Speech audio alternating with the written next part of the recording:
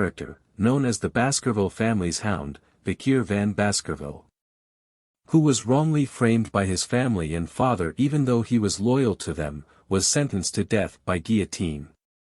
Vikir, at the moment of his death, thought to himself that if he were to ever live again, he would hunt down his prey no longer as a hound again.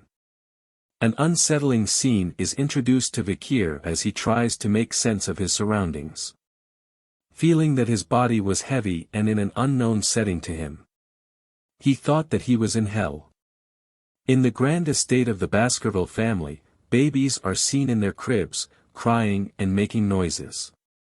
A man is introduced as the patriarch of the Baskerville family. He comments that the babies were insignificant. He walks through the room, commenting that the babies gathered this time were trash. As he walks he notices Vikir being silent as compared to the other babies. He orders the servants to bring the babies to the Cradle of Swords. The servants obey. Vikir recognizes the man as the main culprit behind his death in his previous life. Hugo le Baskerville. Seeing Hugo's younger appearance, the MC concludes that he had regressed to back when he was a baby. Recalling his past life, he was a hound, born from an illegitimate family, while receiving training in a poor environment. Hounds must be devoted to missions that include assassination, intelligence, ambush, and others. A hound simply takes care of dirty work. This was so that the Baskerville could remain the best amongst the 7 families. The MC remained loyal because he wanted to be acknowledged by the family and Hugo. However, 10 years after the gate to the demonic gate was opened, even with the victory of the humans against the demons, the reward our MC was given was being put down like a simple dog. The main reason behind his execution was that he knew too much. MC clenches his fist, swearing to never live that life again. MC wanted to take revenge immediately but was unable due to his baby's body. He rolls around angrily.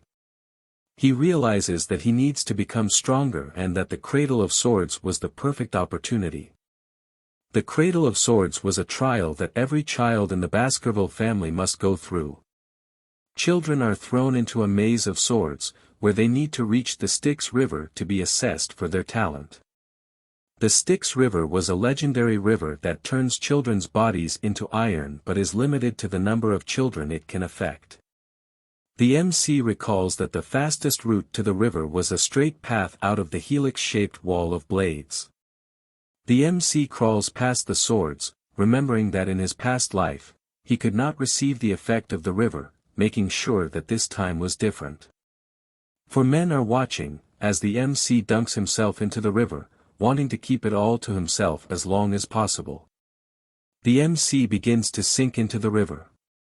The water seeps into his wounds, being first had its advantages. The MC covers his mouth to endure as long as he can regardless of the pain. 2 servants are shouting to the MC to come up of the water else he dies. Hugo simply laughs. He asks Barrymore, the head butler, how much time has passed. Barrymore replied that around 7 minutes have passed.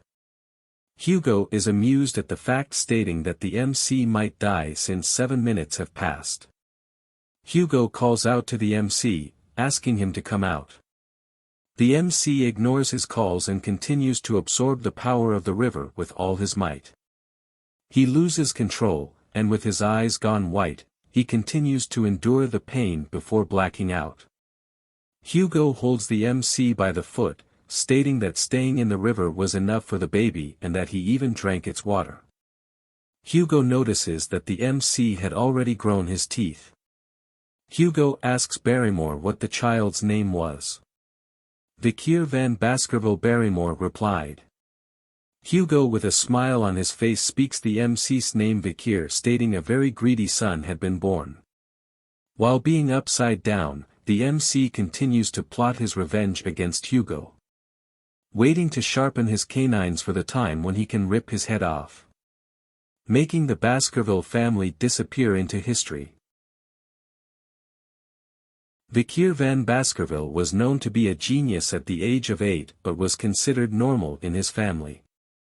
At 20 years old, he took on the assassination, espionage, and conquest-type missions.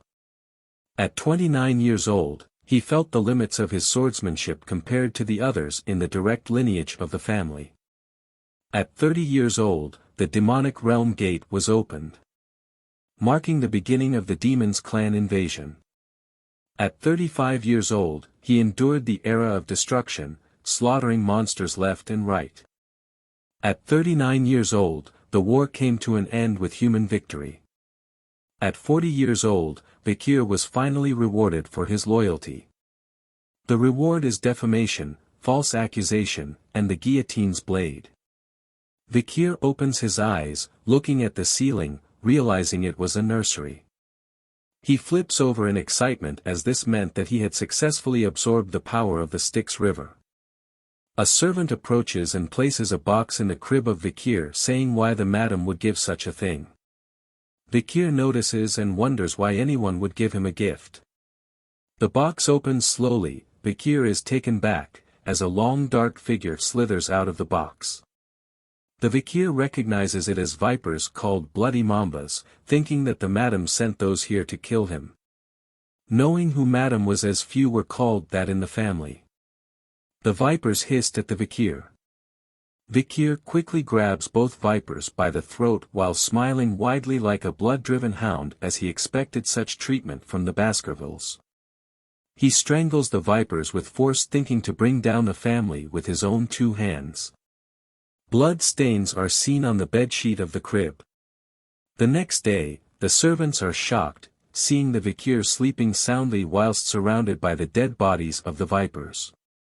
Orders were given to execute the nannies after being tortured, who was on shift the night the vipers came, but the reason for their appearance remained unknown. Only Vikir knew the truth. 8 years later, Vikir is sitting in class, listening to a lecture. The teacher talks about the different levels of swordsmanship. Sword beginners are those unable to use mana. Sword experts were those who could use even a little bit of mana. Sword graduators were those that could emit mana in a liquid-like aura form. The final level, where aura is solid and its form freely changeable, is called the Sword Master. He noted that the strongest member of the Baskervilles, Sir Hugo, was at the Sword Master level. The children are in awe of this fact. Vikir thought to himself that he needed to regain his strength just like in his previous life before his coming-of-age ceremony. The teacher notices Vikir being lost in thoughts and highlights his achievements. Having a strong body due to diving in the Styx River for 7 minutes.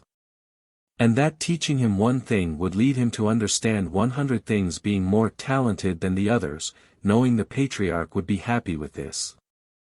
While Vikir thought of how long it would take to kill Hugo at the age of 8, a set of triplets grins widely as they stare at him. A hand shoves Vikir as he is called garbage van. It was the triplets. Having heard the weird rumors about Vikir being in the river for 7 minutes and strangling 2 vipers when he was a baby, they approached him. Vikir remains silent as he recalls his memories of these 3. Knowing that they were the ones to stab him when he was running away due to the defamation in his previous life. They were called the Hugo Baskerville Trident. We'll simply call them high, middle, and low.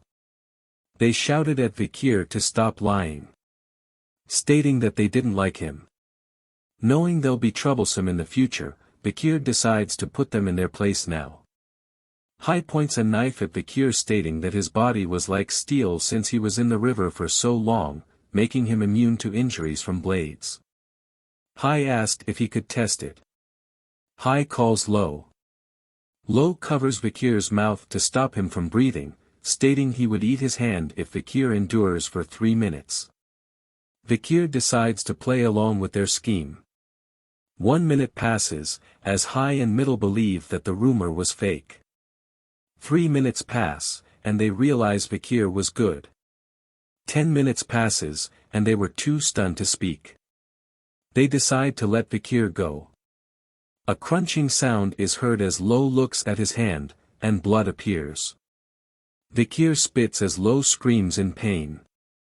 High and middle shout at Vikir asking what he was doing. Vikir, with bright red eyes, as he wiped the blood off his smile repeated that they said they would eat their hand. High and middle refute back by saying they weren't scared of Vikir but Lo was afraid as he held his bleeding hand. High and middle stare at Lo in disbelief. They attempt to leave to find a priest to fix Lo's hand but the Vikir stops them. In anger, High stabs Vikir in the stomach, stating they were older than him. To his surprise, the knife didn't cut him. Vikir reminds them that being in Baskerville meant that power and talent are greater than age.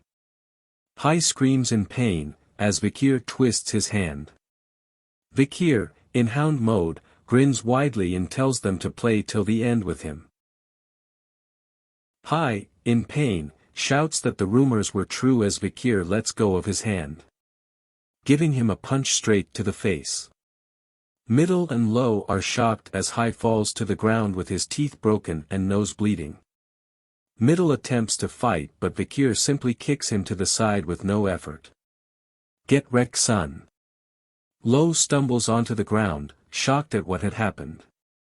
Vikir tells him to not be afraid as he'll get better in no time once treated. But warns him as he picks the knife off the floor, that he won't be leaving the room. And that they had to live with the discomfort of their own bodies at this rate. Vikir offers one of them a chance to leave the room, as he stares at the knife in his hand. Lo asks which of them could leave, as the other two brothers hold their wounds. The knife is tossed to them as Vikir tells them to decide amongst themselves. Vikir slowly exits the room and mentions he can't wait too long and that it should be decided quickly. With blood-red eyes and a grin on his face, Vikir turns to them as the door closes saying at least one of them should live. As the door closes, the triplets are left in shocked, but soon stared at one another. Sounds of fighting and yelling could be heard behind the doors as Vikir stands to listen while smiling. The Triton of Baskerville have began to split. Barrymore reports to Hugo that another bloody situation have occurred with the Morg Clan in regards to the ruby mines, with the Morg Clan stating that it was theirs. Hugo says an opportunity in the future will allow them to discuss it properly and wonders what else was there to report. Barrymore reports that Vikir had scored the highest in the Titan exam. Hugo smiles happily at that fact and wonders when the practical exam will happen. In 5 days, Guardian Knights have left to prepare. Barrymore replies, making the fortress vacant now. Barrymore further reports about the fight between the young masters, stating that there were no deaths but that High's teeth were completely damaged, Middle's jaw was smashed in and Lo's left index finger was amputated. They had recovered from their physical injuries but their mental state was damaged. Hugo is surprised to hear that the triplets were fighting amongst themselves as they were close with one another. Barrymore states that Vikir was involved, causing Hugo to be alarmed. Vikir is seen standing before Hugo and Barrymore. He greets Hugo as the patriarch. Hugo tells Vikir about how he disabled the triplets. Vikir replies that they had received the proper medical treatment since then. Hugo states that their hearts were disabled. The triplets were no longer eating or talking together anymore, making their combination technique completely torn apart. Vikir smiles in silence. Hugo asks if it was wrong that Vikir turned his brothers into a total mess. Vikir replies he was simply stronger and wonders if the stronger person is ever wrong. Hugo shares that his brothers had came before and forgiven him. Vikir recalls a past memory, where the youngest daughter of the family that Baskerville ruined paid Hugo a visit. She had become a nun and told Hugo she forgave him and offered him a mass. Hugo's response was as Vikir speaks it out loud that forgiveness is just an excuse made by the weak who cannot seek revenge due to their lack of strength. Vikir's eyes glow red as he spoke those words. Hugo is elated at what was said as he smiles widely. Hugo recites the family motto, only the strong will reign supreme, weakness is a sin. Hugo rewards Vikir by allowing him to take any snack from the food storage. Just enough for him to carry. Vikir is happy and asks for chocolate as he thanks the patriarch for the reward. As he turns to leave, Hugo calls him his son and to do well on the interim evaluation, not to lose to direct descendants. Vikir is disgusted at what he hears but replies yes my lord anyways. Barrymore introduces the infamous chocolate enjoyed by the gourmands of the Morg clan, saying it's the highest quality which was hard to get. Vikir declines it, saying he needs cacao beans that have a rich aroma. Barrymore and the chefs were confused at the request. Cacao beans colored purple called bloody beans were given to Vikir, each bean being able to produce 100 liters of chocolate. Vikir tastes them and is appalled by their taste. Barrymore wonders to himself, that Vikir must really like chocolate to eat such bitter beans on their own and that he was brilliant for finding a way to get chocolate even with the restrictions placed by the patriarch. The chef asks if he wants to process the beans, Vikir declines and takes them as is. Barrymore wonders if Vikir had such peculiar taste. However, Vikir did not get the chocolate to eat but to use them in the practical exam 5 days later. Up in the mountains, Vikir stands, grinning widely knowing that a huge catastrophe would occur that has never happened in the clan before. Children of the Baskerville family are put through strenuous events and early education from a young age. Being able to take their first steps meant they had to run up a steep mountain. Never allowed to lie down or be on their stomachs. Time to sleep is only ever with a monster corpse to adjust to tough environments. When completed, they turn 8 years old, starting their deadly evaluation. Bringing us to the practical evaluation, which is a survival exam. The young masters are gathered in a territory far end of the Le Rouge-et-Le Noir mountain. Pavlov, the instructor of the exam, instructs the masters on what needs to be done. Survive for 1 month while hunting large and strong monsters. 10 points were given for surviving. 30 if they survive without being disabled. Failing others and surviving 50 points. Surviving after beating a monster, 70 points. If all conditions mentioned were done, 90 points. Stealing badges from others make their points yours. Dying results in 0 points. 100 points do not exist. Pavlov reminds them of Hugo's lesson that a swordsman dies when they become arrogant. He advises them not to leave the designated area as the mountain contains many undiscovered things. During the exam, shadow dogs will hide and grade them. Gossip spreads amongst the candidates as they talk of the rumors about Vikir. Wondering if he was going to be good at the practical as well. Vikir smiles as he remembers the mountain. The triplets avoid looking at him. Pavlov rings the bell, marking the start of the exam, and praying for their fortune. The young masters instantly vanished, each with a plan of their own. The triplets argue with one another. The killing was not prohibited as it resulted in deducting points. Pavlov smokes a cigarette knowing that the shadow dogs will keep casualties to a minimum. A shadow dog is seen following Vikir.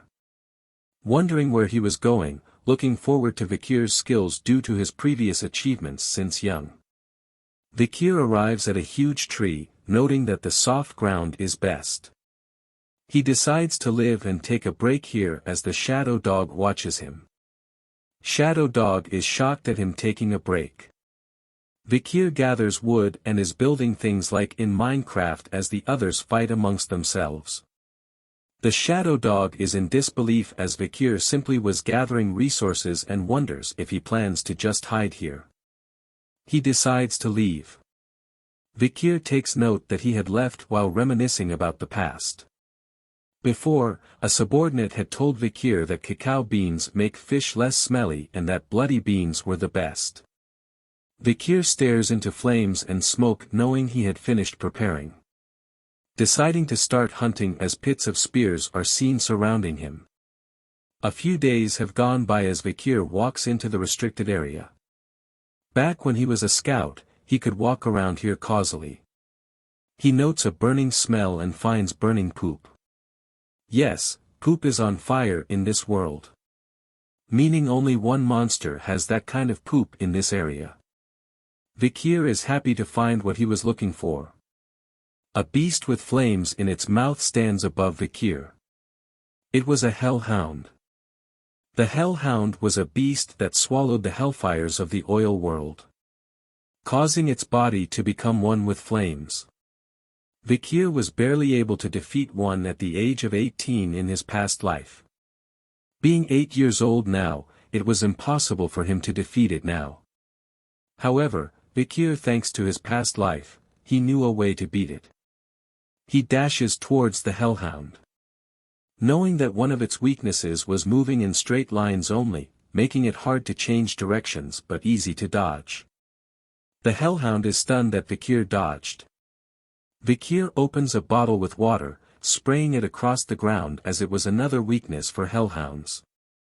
They could not step across any volume of volume. This causes the hellhound to avoid the water on the ground as it runs towards Vikir. Thanks to the water, it exposes another weakness that all canines have, opening its mouth while running. Vikir takes a step back as the hellhound lunges at him with its mouth open, the exact moment Vikir waited for. Vikir flicks something into its mouth, and causally dodges the hellhound as it tries to circle back to Vikir. However, the hellhound feels something was wrong and stumbles to the ground whimpering. Vikir reveals that chocolate was poison to canines, and since one bloody bean could make 100 liters of chocolate, it was the ultimate poison for it. The hellhound lays on the ground whimpering, unable to move. Vikir walks towards it drawing his sword, looking for where the ribs aren't present to target its kidney.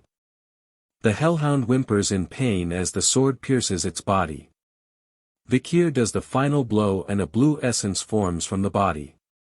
It was called XP or Karma, created when you catch monsters after energy accumulates in their body making them stronger. Vikir absorbs it, making the short sword he wields lighter. Vikir is happy as he'll be able to catch up to his regression state before he is of age. He wonders what Hugo's face would make when finding out that an 8-year-old brought back a monster whose rate is B+. With this monster, Vikir secures first place in the practical test and has decided on what reward to get. The reward is a book that only he knew its true worth. Vikir proceeds to decapitate the head of the hellhound but senses a presence behind him. He turns to see 4 more hellhounds.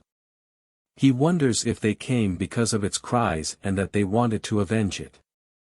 Vikir chops off the head of the dead hellhound, excited at the thought of fighting more of the hellhounds as he had more beans left.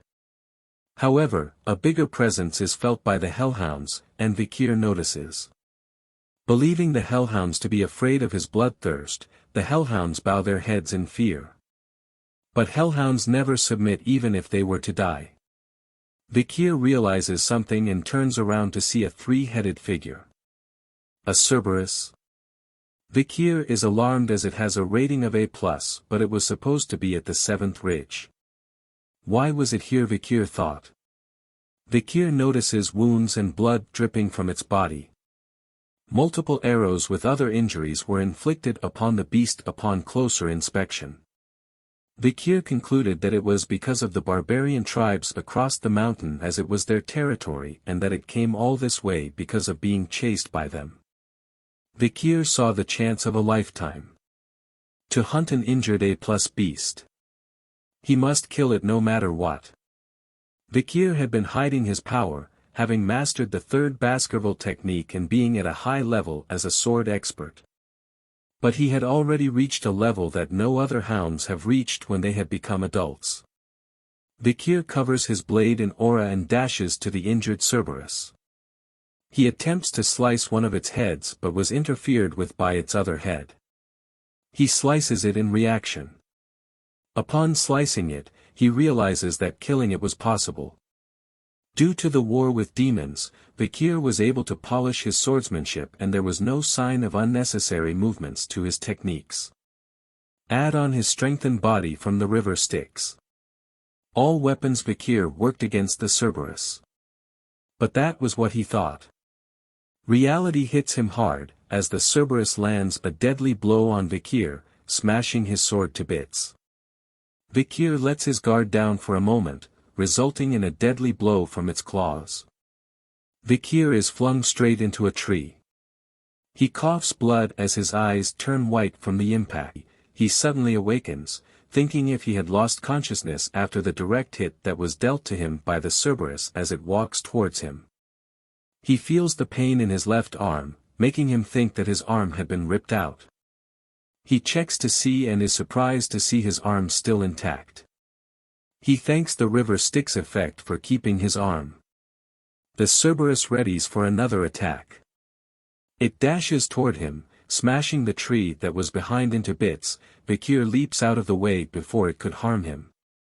He thought to himself, even though his arm was still there, the damage still remained and that wouldn't be able to take a second hit. The Cerberus turns around. With the odds against him, he thought of the situation as a journey that every experienced hunter must find a way out of. He thinks of the best possible action to take and decides to simply just run away as fast as possible. The Cerberus was alarmed seeing him running away. It chases after him. Vikir thinks that he was lucky that the Cerberus was injured, else he would have been torn apart by now as he continues to run away from it. He just has to make it past the iron fence, making him exit the restricted area. Vikir leaps over the iron face and readies himself to reach the place he had prepared beforehand as the Cerberus reaches the iron fence as well. If he was caught before reaching that place, it would be the end for him. The Cerberus rips apart the iron fence with its face, roaring loudly as it continues its chase. Dashing through the trees, he looks around to spot the area. He notices a pile of wood in front of the tree, making it the area where he was supposed to be. He runs with all his might, just a little bit further, he thought to himself. A bit more. He screams as the Cerberus chases right behind him. Realizing it was the perfect moment, he leaps into the air just as the Cerberus opens its mouth to attack. A single step forward onto a marking causes it to sink into the ground. Vikir lands on his back, safe from its attack, breathing heavily. While the Cerberus was met with many spears hidden in the ground below. He welcomes it to the cradle of swords. Wiping the sweat off his face, he was happy that the traps he made for hellhounds were useful against the Cerberus. Bloody beans were spread onto the spears that were in the ground. Being the same species as the hellhounds, the Cerberus was poisoned easily as its two heads cough vomit and are in pain. Its middle head notices Vikir, growling at him. As he holds a spear aimed at it and throws it with all his might. The spear bounces off its body as it growls loudly toward Vikir. Vikir starts to count down from 7. With each step the Cerberus took, a second passed. It slowly reaches Vikir, as the countdown approaches 0. Once it reached 0, it simply fell to the ground. Vikir lets out a sigh of relief as the Cerberus falls to the ground just before him. Happy to know that the rumors were true about the 7 steps. He explains that the spear he threw was different. That it was laced with the poison of the bloody mamba's venomous fang from when he was a baby. He goes on to absorb the mana from the Cerberus, meaning that it was fully dead this time. He stares at its corpse, thinking about how he should bring it back. But before that, he had something else to do. He knew that the presence of a Cerberus meant one thing: dungeon. Since its gatekeeper was dead, the dungeon was free to be explored. Vikir proceeds to cover himself in dried soil, rotten leaves, and moist roots.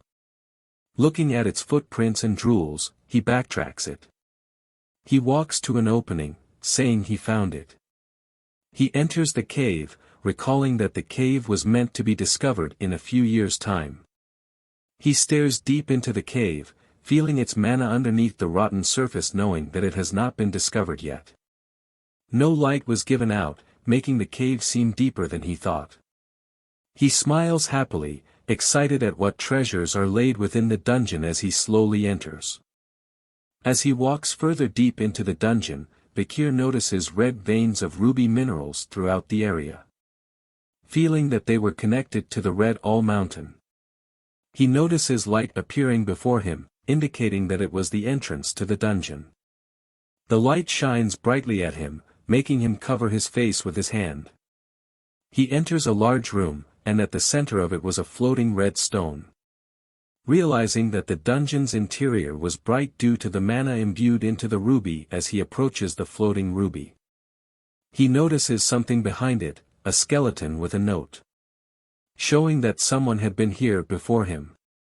He inspects the skeleton, seeing its injuries caused by stabbings and that there were dried brown bloodstains as he picks up the note on the ground. A long time has passed for the skeleton. Vikir reads the note and recognizes it as a Baskerville member's writing. The note reads that the writer did not want to reveal his name, and asks to be called Cain. The reason behind the note was to prevent other generations from doing what he did. Further explaining that the stone chamber was talked about in the family as a legend.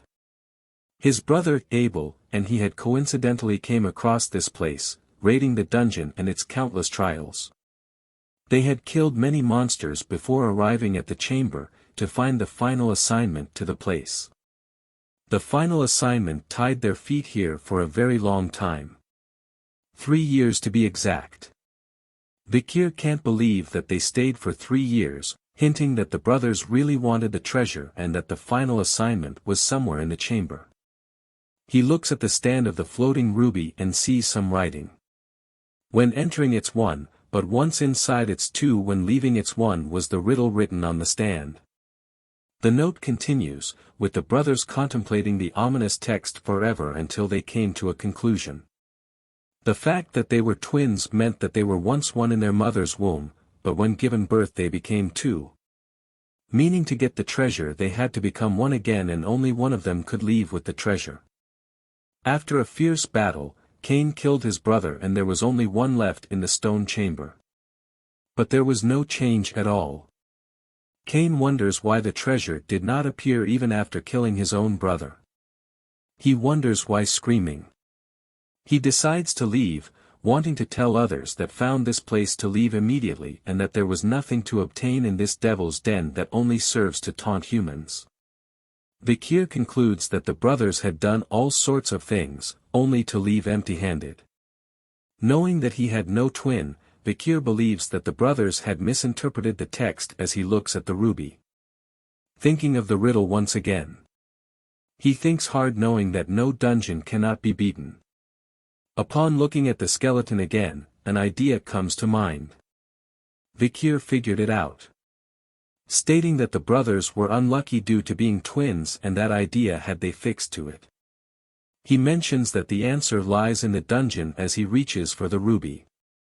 Saying that when he entered the dungeon, he was 1. But as soon as the ruby light was cast upon him, he was 2 due to his shadow. He smashes the ruby into pieces, knowing that without its light, darkness re-enters, making the stone chamber open its final stage. The riddle answer was shadow. Pieces of the ruby that fell to the ground started to rise up, and energy from the rubies opens the passageway in front of Vikir. Vikir smiles happily as the final stage opens. Revealing a sword, the relic of this devil's den, the cause of the brothers' death. The sword glows red with an evil aura. The text below it states that only those with Baskerville's blood can wield Beelzebub. He was shocked to find that the sword was Beelzebub as he stands in front of it. He recalls reading a picture book during his childhood about the gluttonous fly, Beelzebub, who was an unprecedented great monster that invaded the lands in the old legends as part of the devil's holy constellation called the 7 Calamities. To stand up against the 7 calamities, the heads of each of the 7 families took one each. The first patriarch of the Baskerville fought against Beelzebub. Remnants of Beelzebub were stored in the lands of the Baskerville. Its demonic energy was said to lure monsters, an old legend that no one believes now. But the legend was true, as the sword was taken by the demon clans, resulting in countless deaths among the humans on the battlefield. Vikir grabs the sword in excitement, saying that it won't happen again, as the sword was now his. As he holds on to the sword, it lets out a ferocious energy as if it was howling.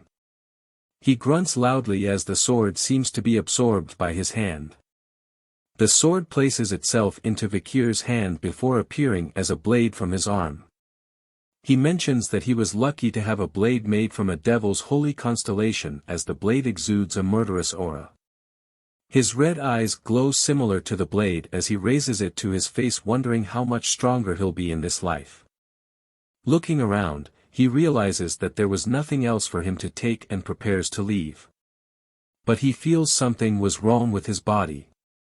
He stumbles onto the ground, wondering what was wrong. Was he dizzy? No, he was hungry. The blade makes noise and Vikir wonders if it wants to eat something. He leaves the dungeon, holding his stomach in hunger. Hunger was ringing inside his stomach. Noting that his sense of smell had improved as he smelled something delicious. The sword pulls him along, much to his surprise, wondering if there was something to eat in the direction it was pulling him to. He reaches the corpse of the hellhound he had killed before. The blade shoots out a tube into the corpse. As it absorbs the blood, Vikir feels his inside were getting back to normal, guessing he was starving for a long time. He hoped that the mountain's dried condition was not due to the sword's hunger and wondered how long it takes to feed it. Beelzebub makes a happy sound as it had eaten well and has absorbed the hellhound's ability, hemorrhage. Vikir wonders if this was Beelzebub's inherent ability. Beelzebub was the glutton of files and was said to possess the power to absorb its enemies' skills as its own. Since its absorption amount was close to infinite, many people lost their abilities and became obsolete. But due to its hazard, Vikir could absorb 3 skills only for now. He describes the hellhound's ability as a skill that constantly pumps out the blood of its opponent even through its smallest wounds. Realizing he could steal abilities, he looks at the Cerberus corpse. Beelzebub grows excited at the thought of feeding on it. Vikir is alarmed and asks it to wait. He explains to it that it can't eat all of it as if it was too damaged. He couldn't explain it during the autopsy. He thinks silently as Beelzebub makes constant noises as it consumes the corpse. He slaps Beelzebub, saying he had enough. Beelzebub was upset but had gotten 2 new skills. He had even absorbed the power of the sewer rat underneath the Cerberus. Vikir picks up the rat, happy that he had absorbed many powerful skills this time. He decides to wait at the practical exam site as he was done preparing the monster. The young hounds had gathered back together, each covered in various injuries. They would receive a shield, sword or necklace as their reward based on the parts produced from the monsters they hunted during the practical exam, as monster parts are laid on the table. The senior members are astonished at what Vikir had hunted. Hugo is alarmed to hear the news. Barrymore reports that Vikir during the practical exam had accidentally crossed over to the restricted area, allowing him to hunt an A+ Cerberus. He further reports that it was wounded by the barbarian clan and that Vikir had applied poison to his wooden spear, as Hugo mentions that a Cerberus was something that even the family's guardians would avoid. Hugo further asks what kind of poison could kill a Cerberus and where Vikir had gotten it. Barrymore mentions that the report did not include such details and wanted to ask Vikir, but Vikir had returned to the dorm as he was too tired. Hugo compliments Vikir, saying he was so sly already and that information was power, and that power is your worth. Barrymore was shocked that a master named Van and not Lo or La was this talented. Hugo replies that he was unlike the previous leaders. He didn't discriminate against a hound based on its bloodline when raising them as long as it had enough talent and spite. Adding on that there were mutts that came from the royal bloodlines, asking if Barrymore understood him. Barrymore is concerned as he ponders whether Hugo was thinking about his second son who was preparing for isolation training as he apologizes to Hugo. Hugo says it's alright and asks for Vikir to be summoned. Vikir stands in front of them with a smile on his face. Hugo asks how he caught the Cerberus during the exam. Vikir says that he placed the chocolate on his wooden spear, saying that it was lethal to canine monsters. Hugo asks if that was the reason why he asked for chocolate before, and Vikir says yes. Barrymore thought to himself if this is how fathers and sons usually talk to one another as they didn't greet each other. Hugo further questions Vikir on why he did not respond, and the butler asked him about the hunt. "He wasn't my master," Vikir replied. "Who is your master?" Hugo asks.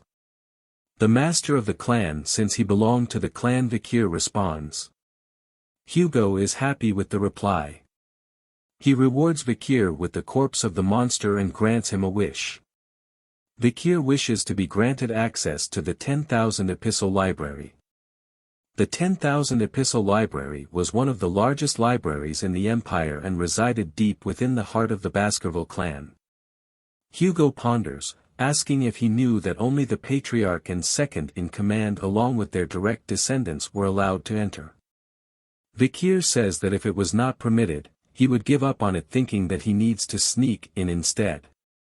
Hugo grants him access, much to Vikir's surprise. He asks him to read the 6th technique of the family located within the 6th restricted zone deep inside the library. Vikir is stunned as he was just given permission to learn a technique that an illegitimate child was not allowed to. Recalling that Hugo's current level was the 7th technique and that in his past life, Hugo had reached the 9th. Remembering the discrimination he faced in his past life, Vikir promises that in this life, he will surpass Hugo. As he will obtain the greatest essence of Baskerville, a textbook containing the teachings of the first patriarch who subjugated the 7 great disasters. Hugo stares at Vikir, looking forwards to his progress, and wishes him luck. He bows his head thanking Hugo and saying he'll surpass his expectations. 2 guards stand in front of a large door. Vikir enters the room, leading to the library. He stands there saying it was the first time he came in person. He searches through the books, seeing the names of the books that he had wanted to learn in his past life. Knowing that any illegitimate child could not learn any of the advanced techniques to ensure that they do not bare their teeth towards their master, this was a defense mechanism the Baskerville family had created. A book is locked with a chain and he wonders if this was the book. Vikir takes out a key, not believing that Hugo would offer him the book on the 6th technique, an opportunity that was never given in his previous life. As he turns the key in the lock, he wonders if Hugo thought that he couldn't memorize the technique in a day. As he reads the book, Vikir recalls that due to his past life, he had memorized the theory behind the 1st to 4th techniques till he was sick of it. He did it so that he could deduce and speculate the theory behind the 5th technique. Believing that he needed to stop the flow of mana after drawing the 4th tooth, he wonders if that was the reason he could not make the 5th tooth.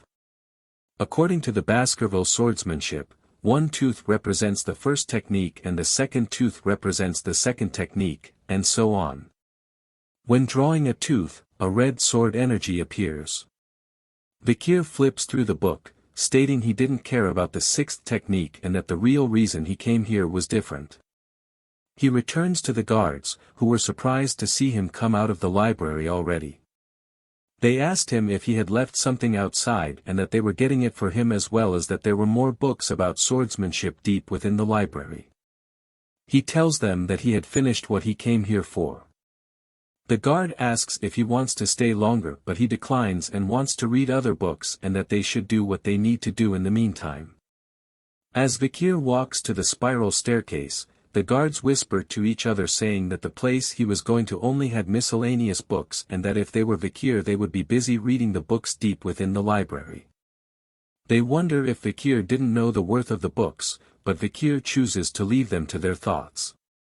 Knowing that they did not realize the true value of the books in the miscellaneous section. He reaches the next floor and looks around the books, noticing one that stood out. He found it, the book called A Lurking Ambush. Vikir is happy to find it. He opens it to see a ripped page and that due to it, it became a useless miscellaneous book. He grins widely as he was the only one that knew its true worth. Recalling a memory from before his regression, Vikir belonged to a squad that had found a strange relic in the dungeon that was on the border of the Le Rouge-et-le-Noir mountain. It contained a page from a swordsmanship book. A single ripped page. Written with Baskerville handwriting, only Hugo found this remarkable, ordering everyone to search through the whole library to find the book that matched the page. The book was A Lurking Ambush. The same one that Vikir was holding. The book contained the 10th technique that the ancestors had written. Further recalling that Hugo had gone crazy for the 10th technique and released the hounds to find the remaining 6 pages that contained the technique. Hugo realized that the pages were hidden in the 7 great families, declaring war on them and sending hounds to those that refused. After sacrificing many hounds, all pages were given to Hugo. The reward for doing so was Vikir's death. Vikir grew angry as he recalled those unpleasant memories as he holds the book, knowing that once Hugo achieved the 9th technique it resulted in piles of hound corpses and blood. He makes sure that it won't happen in this life. The pages that Hugo got were all given by Vikir, allowing him to remember the content that was written on each page and that the reason he could not go past the 4th technique was the lack of access to the original book. Vikir reads the book, realizing that without the other pages, the book made no sense, but the moment you had all the pages, the book would turn into a masterpiece. He reminds himself of his past strengths as he reads the book, knowing that before he turned 15 he had to reclaim the power he had before his regression. Night turns to day as Vikir immerses himself in reading the book. He closes the book, having read enough. Wondering if he had read the whole day, but thanks to that he was able to memorize the book's contents from start to finish. He looks around and does not feel the presence of the guardian knights. He closes his eyes and imagines a figure standing before him. His arm glows with a red aura. He opens his eyes and strikes the figure before him using the 1st technique. Continuing the strikes and moving on from the 1st to the 2nd technique and more. He grits his teeth as he thinks of his past self as pathetic. He worked hard to reach the highest level of graduator aura but was unsuitable to learn a proper sword technique, making the direct bloodline hostile to him. The main reason was that he was an illegitimate child. He dashes to the side of the figure once again, asking if they thought he would live the same way again. As he approaches the figure, it transforms into the older version of Hugo. Vikir slices Hugo relentlessly and exits the imaginary space. Breathing hard, he looks at his hand, thinking he was still weak and if he actually drew out the 5th tooth. He clenches both his fists in victory at the feat he had just done and felt happy to the point that he almost cried. He continues to look around, wondering if a sword was nearby to test the 5th technique again. Breaking records in Baskerville history, a young hound's canine teeth bared towards his master were growing. Finally succeeding in drawing the 5th tooth, Vikir believes that he could reach the level he was at as long as his mana could support it. Smiling happily, he notes that his mana capacity had increased and reached another level. A red liquid aura covers his hand, showing signs of a graduator. Vikir had gone from a high-class sword expert to a low-class graduator. A point that had taken him 30 years to reach, but he reached it at 8 years old now. Graduators are on a whole different level compared to sword experts as their aura turns from solid to liquid, density increases, and allows for it to be used more freely. Knowing his swordsmanship was better now and that he could reach the 10th technique, meant endless possibilities. Piercing Fong was what he learned before, which was able to make him stronger in a short period of time but had limitations.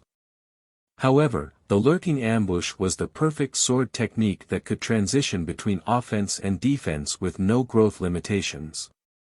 Vikir places the book near the window, thinking that he could challenge a mid-class graduator and has a 100% chance of assassination and about 50% if they faced head-on. The only problem he had now was how much to show Hugo. He couldn't show too much or too little of his strength as he takes out an object from his pocket. He places it in front of the book, using the sunlight to make a small fire on the book itself.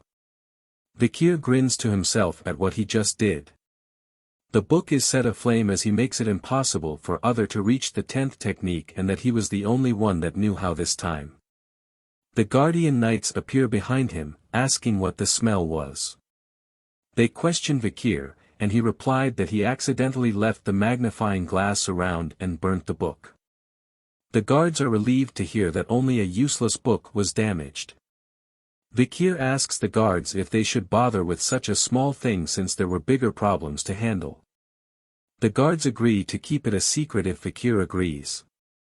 Vikir agrees and proceeds to leave. The guards are happy and think of him as a nice person deserving their respect as he walks away with a smile. Vikir appears before Hugo and Barrymore once again. Hugo asks if he had reached enlightenment. He replies sort of. Hugo asks what he had learned, and Vikir mentions that he felt something warm and sharp yet soft and viscous. Both Barrymore and Hugo are alarmed at hearing this. Barrymore wonders if it was an aura. Aura was something that only 15-year-olds could obtain after years of training. Hugo thinks to himself about why he was getting excited for over an 8-year-old and asks Vikir to show him. He accepts happily. An arena is showcased. Many young masters are confused as Vikir is seen standing with a sword. Barrymore asks Hugo how he intends to test his skills. Hugo replies that a monster will be released. The gate opens and a huge orc exits with chains all over its body. It growls loudly with menacing red eyes. Other young masters in the stand are shocked to see it as they wonder if an 8-year-old could take on an orc by himself. Vikir and the orc are standing face to face. Hugo waves his hand, signaling to the knight to remove the orc's chains. It screams out powerfully and rushes towards Vikir.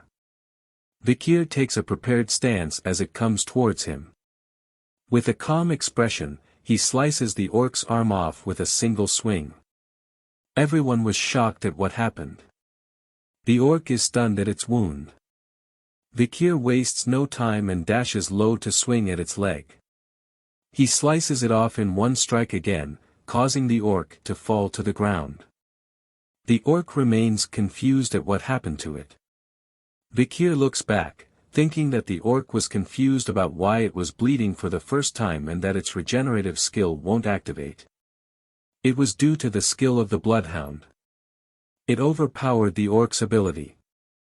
People in the stands are wondering how he was that strong. Hugo stares, thinking deeply. Vikir looks at him, knowing he was trying to determine what he learned in the library, and proceeds to show him what he wants. Hugo and Barrymore looked alarmed. Vikir had revealed Aura Blade as his sword is covered in a strong red aura. The orc tries to get up, but senses a red presence approaching it. Its head was smashed to bits as Vikir slashes through it like butter with a quick dash and his sword was covered in the aura. Hugo is shocked from his seat from seeing that red aura from Vikir. Barrymore congratulates Hugo on witnessing the birth of a genius, making Hugo wonder if that was it. Barrymore further states he had not seen this kind of talent from the other families. Hugo stops him noting that something was wrong with the orc. Seeing its blood not stopping even though orcs were famous for its regeneration. He pushes Vikir's victory as a result of the orc being weakened while Barrymore wonders why he can't express his happiness. Vikir calls out to his father and asks if there was anything stronger with a smile on his face. Surprising Hugo. He tells his father to wait, asking with a smile if there was anything stronger than an orc. This shocks the crowd. He thinks that it would be better to show off his power to a certain degree, hoping that his progress will allow him to be separated from Hugo. Hugo agrees with Vikir and asks for a creature that they captured from the barbarian raid to be released. The beast was starving since then. The crowd is shocked once again. But Vikir looks happy. A troll was his new opponent. It growls at him. Vikir asks Hugo if he could start right away. Hugo says he may. He rushes to the troll. The troll attacks Vikir with a mighty punch. He dodges and is annoyed, and decides to back away from the troll. The crowd is confused by his actions as it was the perfect moment to attack. Hugo agrees with his actions and that it was the right move due to the troll's Regan powers. Vikir continues to dodge its attacks. The troll begins to breath heavy. The crowd calls Vikir a genius at 8 years old and that his plan was to tire the troll out first. Vikir thinks that it's too slow and that he needed to act but is unable to unleash his full power as it would make it troublesome for him. Instead, he decides to use the troll's power against itself as he slices its arm. The troll falls to the ground, holding its bleeding shoulder. The crowd praises Vikir for what he has done. Vikir thinks that the first technique was not enough to slice the troll's thick skin. Hugo asks him to stop as it could become dangerous, but Vikir tells him he was almost done. He realized that he was getting an epiphany and that he'll give up if he can't kill it in the next attack. The troll growls in anger. He releases his red aura, preparing for an attack. The troll yells at him as he stood still. But it realizes something from him. A deadly aura and image was seen as from Vikir. In the next moment, the troll was sliced in half by Vikir as he unleashed the Hound's aura. Everyone is stunned at what happened. Even Vikir was shocked at what he just did. He laughs saying he did it.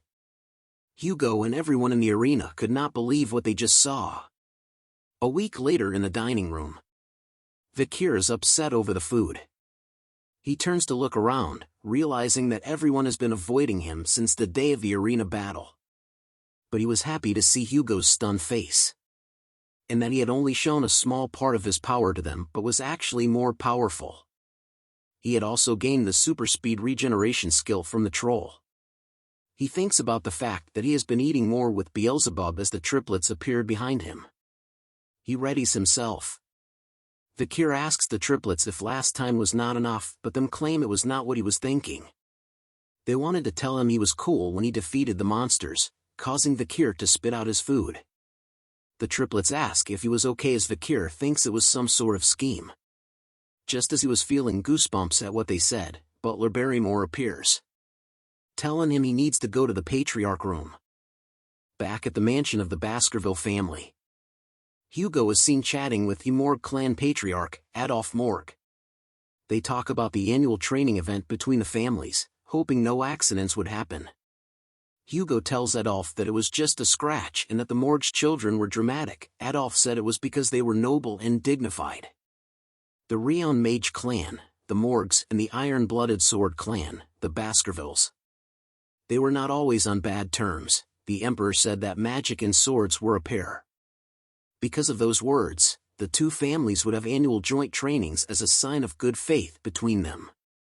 However, a ruby mine between the two families' land was discovered, causing a problem of who owns it. Adolf asks if there was a supernova in the Baskerville family that was born with great blessings and skill, and Hugo brushes it off saying it's not a big deal. Adolf is surprised to see Hugo reacting to a compilment of a child. He then tells him that the Morg family also had a genius. He calls for Camus to come in. The doors open and a little girl walks in. Hugo looks at her. Adolf introduces her as his sister's Respinese daughter, Camus. He tells her to greet Hugo, but she remains silent. Instead of greeting, she calls him a thief that stole the ruby mine and that he should give it back. Hugo was angry to hear the word thief. Adolf is surprised at her words, and she told him that it was what he said in the carriage and that the annoying Chin Beard stole the ruby mine. The words annoying Chin Beard further annoys Hugo. Adolf says it was a misunderstanding and Hugo agrees saying she was just a child. But Camus shouts at Hugo to give back the rubies as she doesn't have enough to do research. Enough! Hugo says as he holds back his anger. Adolf holds Camus tightly, asking what Hugo plans to do to the child, as Hugo states that the Morgs didn't teach manners at all. Adolf asks if he was threatening an 8-year-old girl. "I guess the Morgs didn't teach their children to not envy what is others," said by Vikir as he enters the room. Adolf wonders if Vikir was the supernova and realizes that Camus was missing. Camus appears in front of Vikir asking what he just said. Vikir hears her name and recalls her as the Morg's clan iron-blooded empress, Camus Morg. She was known as the genius among the genius even in the Morg clan that raised countless mages. At her peak she killed all monsters and barbarians in the Lenoir mountain by herself, burning them to death on spears, creating her legend. Vikir also remembered that her beauty was captivating. Camus yells at him, saying that the ruby mines were hers and not his. "You sure came a long way just to throw a tantrum," Vikir replies. The leaders notice something. Flames erupt from Camus due to the word tantrum. She tells him that he'll explain why the ruby mines belong to her so that a stupid dog could understand. Vikir simply smiles, saying that would be fun. A replica of ice is made. Everyone in the room was surprised by this. Camus says she'll explain it. Vikir was upset as he expected them to fight. She explains that the ruby mine was located in the area between the Morg and Baskerville called Joint Security Area, and that the problem was that the entrance was located in the Morg area but the mine runs underneath the Baskerville area. Adolf was happy while Hugo became upset due to the explanation. Vikir adds on saying that the Baskerville doesn't need to mine the rubies as they were meant for magic ingredients. But he calls her an idiot as no one would allow someone to enter their lands based on a few pennies. Hearing this made Camus angry. She points to the sculpture, pointing to which side belongs to each family. She moves her arm across both areas, asking whose arm is this then? Vikir repeats her question back to her and grabs her arm. "Mine, of course," Vikir says, making Camus blush. She stutters, wondering why she was his. Vikir tells her who said you're mine, much to her surprise. He grabs the knife, shocking Adolf and Barrymore. He smiles while showing the knife, saying that only her arm belongs to him. Both Hugo and Camus are shocked at what he said. Vikir holds her arm high, ready to cut it with the knife. Camus tears up and screams for her uncle to help. Adolf appears behind Vikir in an angry state, telling him to get away from his niece now. He lets go of her arm, allowing her to run to her uncle and hug him. Adolf yells at Hugo, saying what the hell is this matter? Hugo remains silent and turns to Vikir. He tells him that he has gone too far with his joke. Vikir apologizes, saying it was a common joke in the family and that the knife was fake. Adolf was shocked to see that toy knives were given to children as Vikir bows down to him, saying he was sorry. Hugo tells Adolf that he was getting too involved in the children's play and that he had some ideas regarding to the ruby mines that he should hear. He tells them that they should compete in friendly duels first, as Camus tells Vikir that he better watch out and she won't forget this. Vikir simply smiles and nods. The friendly duels between the Baskervilles and Morgs had begun. It was an occasion where children ages 8 to 15 gather and battle it out. However, everyone's attention was headed somewhere else this year. It was the Morg's clan Camus Morg against the Baskerville clan Vikir van Baskerville. Using practical training rules was to showcase the duel between the two geniuses of the clans. The bells rings announcing the start of the duel. Camus tells him she won't hold back and begins to cast a spell. Everyone was stunned at this. She was doing quadra-casting. Adolf smiles at Hugo as the crowd were amazed that Camus was doing something that was difficult for a 15-year-old. Camus unleashes her attacks, but Vikir dodges them with ease. He tells her she should focus on one spell, but she calls him an idiot who doesn't understand magic. She summons a stone wall just as Vikir reaches her. He simply smashes through the wall.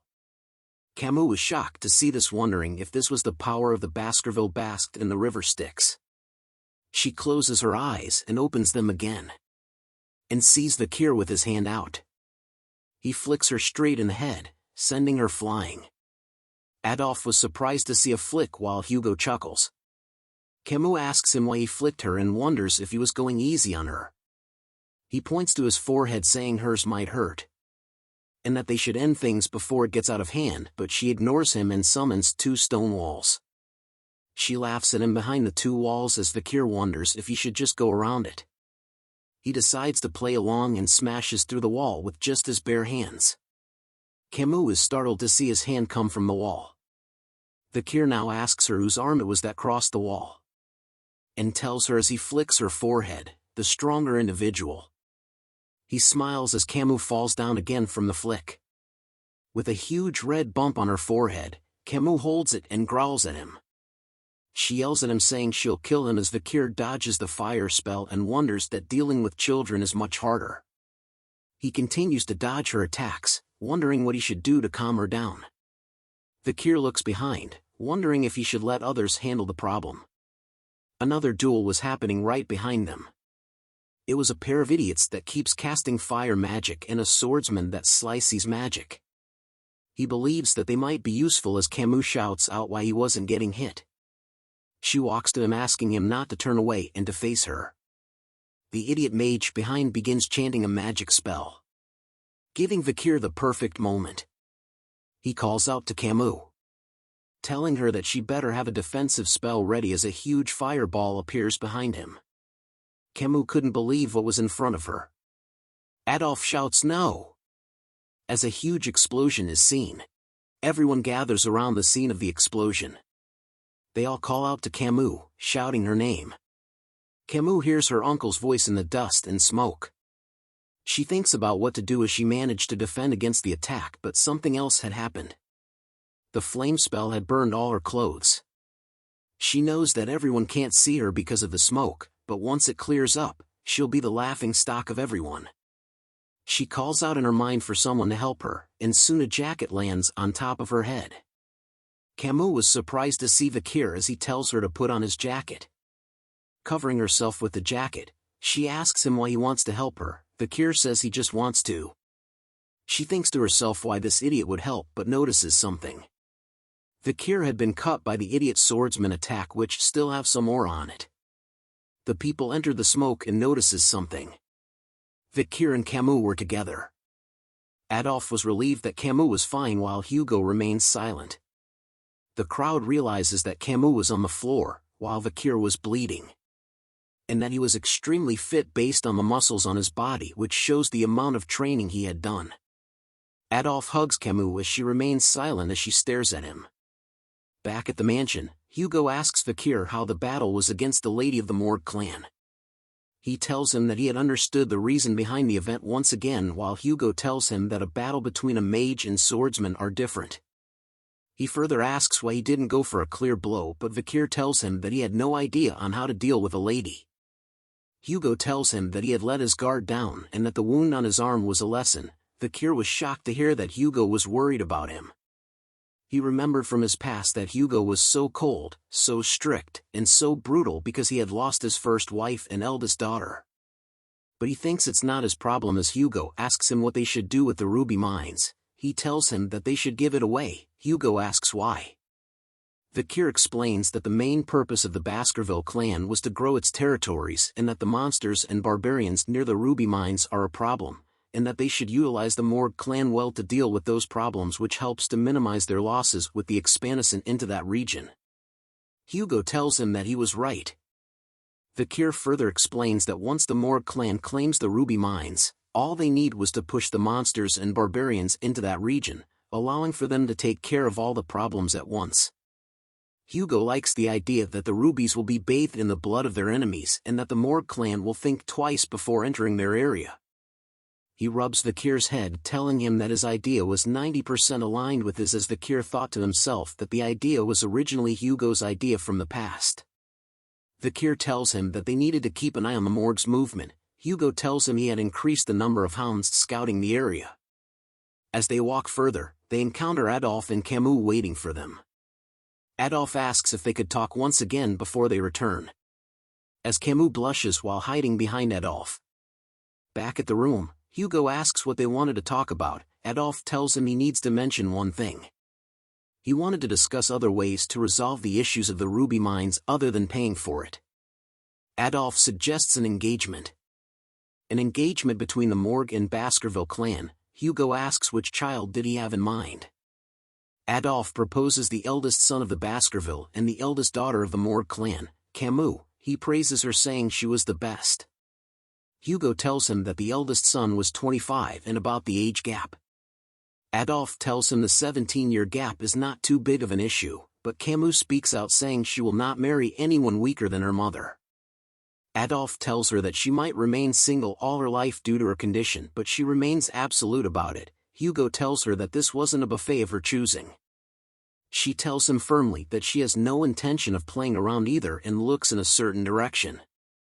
Both Hugo and Adolf look in the same direction. It was Vikir. Adolf couldn't believe what he was seeing.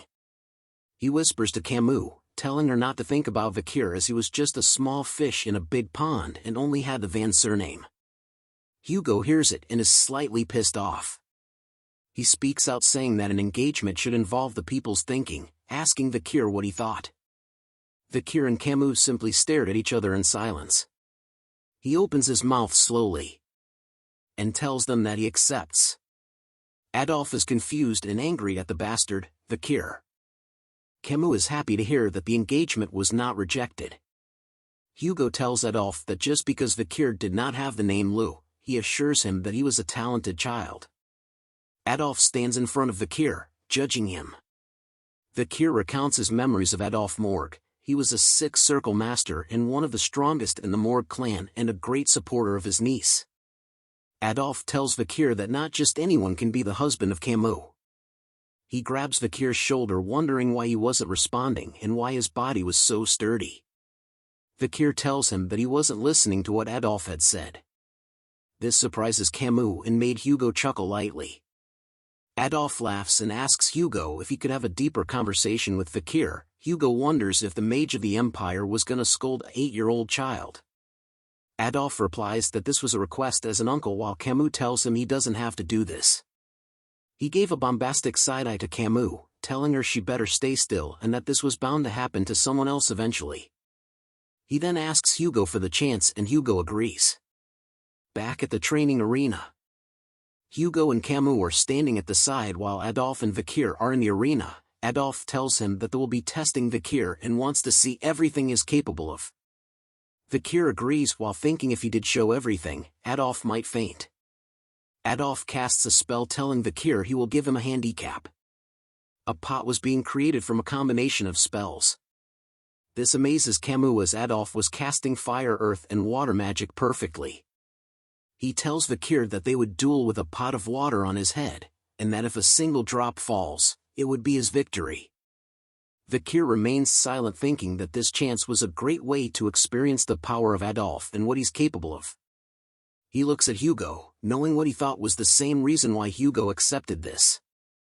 Adolf calls out to Vikir to start the duel, making Vikir rush out. He closes into Adolf, ready to strike with his sword. Camus is surprised at his action and yells out that he can't run straight towards his uncle as a bright light appears on his face. A shield was casted to block the swing of his sword. Adolf calls out to his niece, asking why she told him that and that shield magic was best used against swordsmen. Vikir steps back annoyed. Fireballs are created in the air behind Adolf as he prepares to go on the offense. He sends out the flame magic towards Vikir, making him leap back. Camus tells him that it was unfair he didn't use that magic against her in their duels, while Adolf wonders which side she was on. Hugo thinks of the attack as not something impossible to dodge and decides not to stop them. Vikir thinks that by using his past knowledge and skills, he may cause Adolf to let his guard down, and that he might even be able to kill him. He strikes hard once again against the shield magic, and continuous hits it again and again. Adolf tells him that it'll be the same no matter how many times he hits it, as his sword will never pierce through his shield. But Vikir ignores his words, striking the same place over and over again. Cracks begins to form, making Adolf realize that Vikir's swordsmanship and machine-like movement was impressive. But his sword was chipping away as well. A final swing causes the sword to shatter into pieces. Adolf reminds him that he should have considered the durability of his sword and his shield, and that it's good to focus on a single goal, but that depends on the opponent. While those words were said, Hugo and Camus were shocked by something. Adolphe continues to say that Vikir was too weak, but before he could finish the sentence, he notices something as well. A piece of the sword has pierced the pot on his head, causing water to flow down everywhere. Adolphe was stunned to see a piece of the sword. Vikir flexes on the old man in his fashion. Camus falls for Vikir even harder. She wonders if the victory against his uncle meant their marriage. Hugo was happy to see that Vikir had won. He looks at Vikir van Baskerville, wondering if he had raised a stronger hound than he thought. 7 years later at the Baskerville training grounds.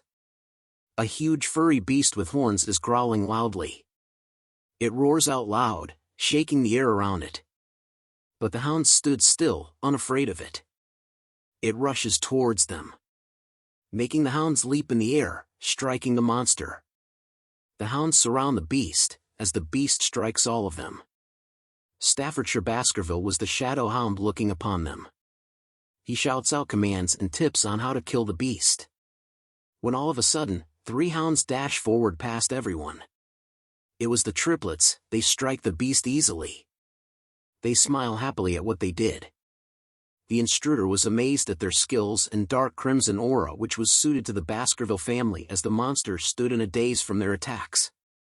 The hounds see the chance and prepare to kill it. Blood is splattered all over the ground.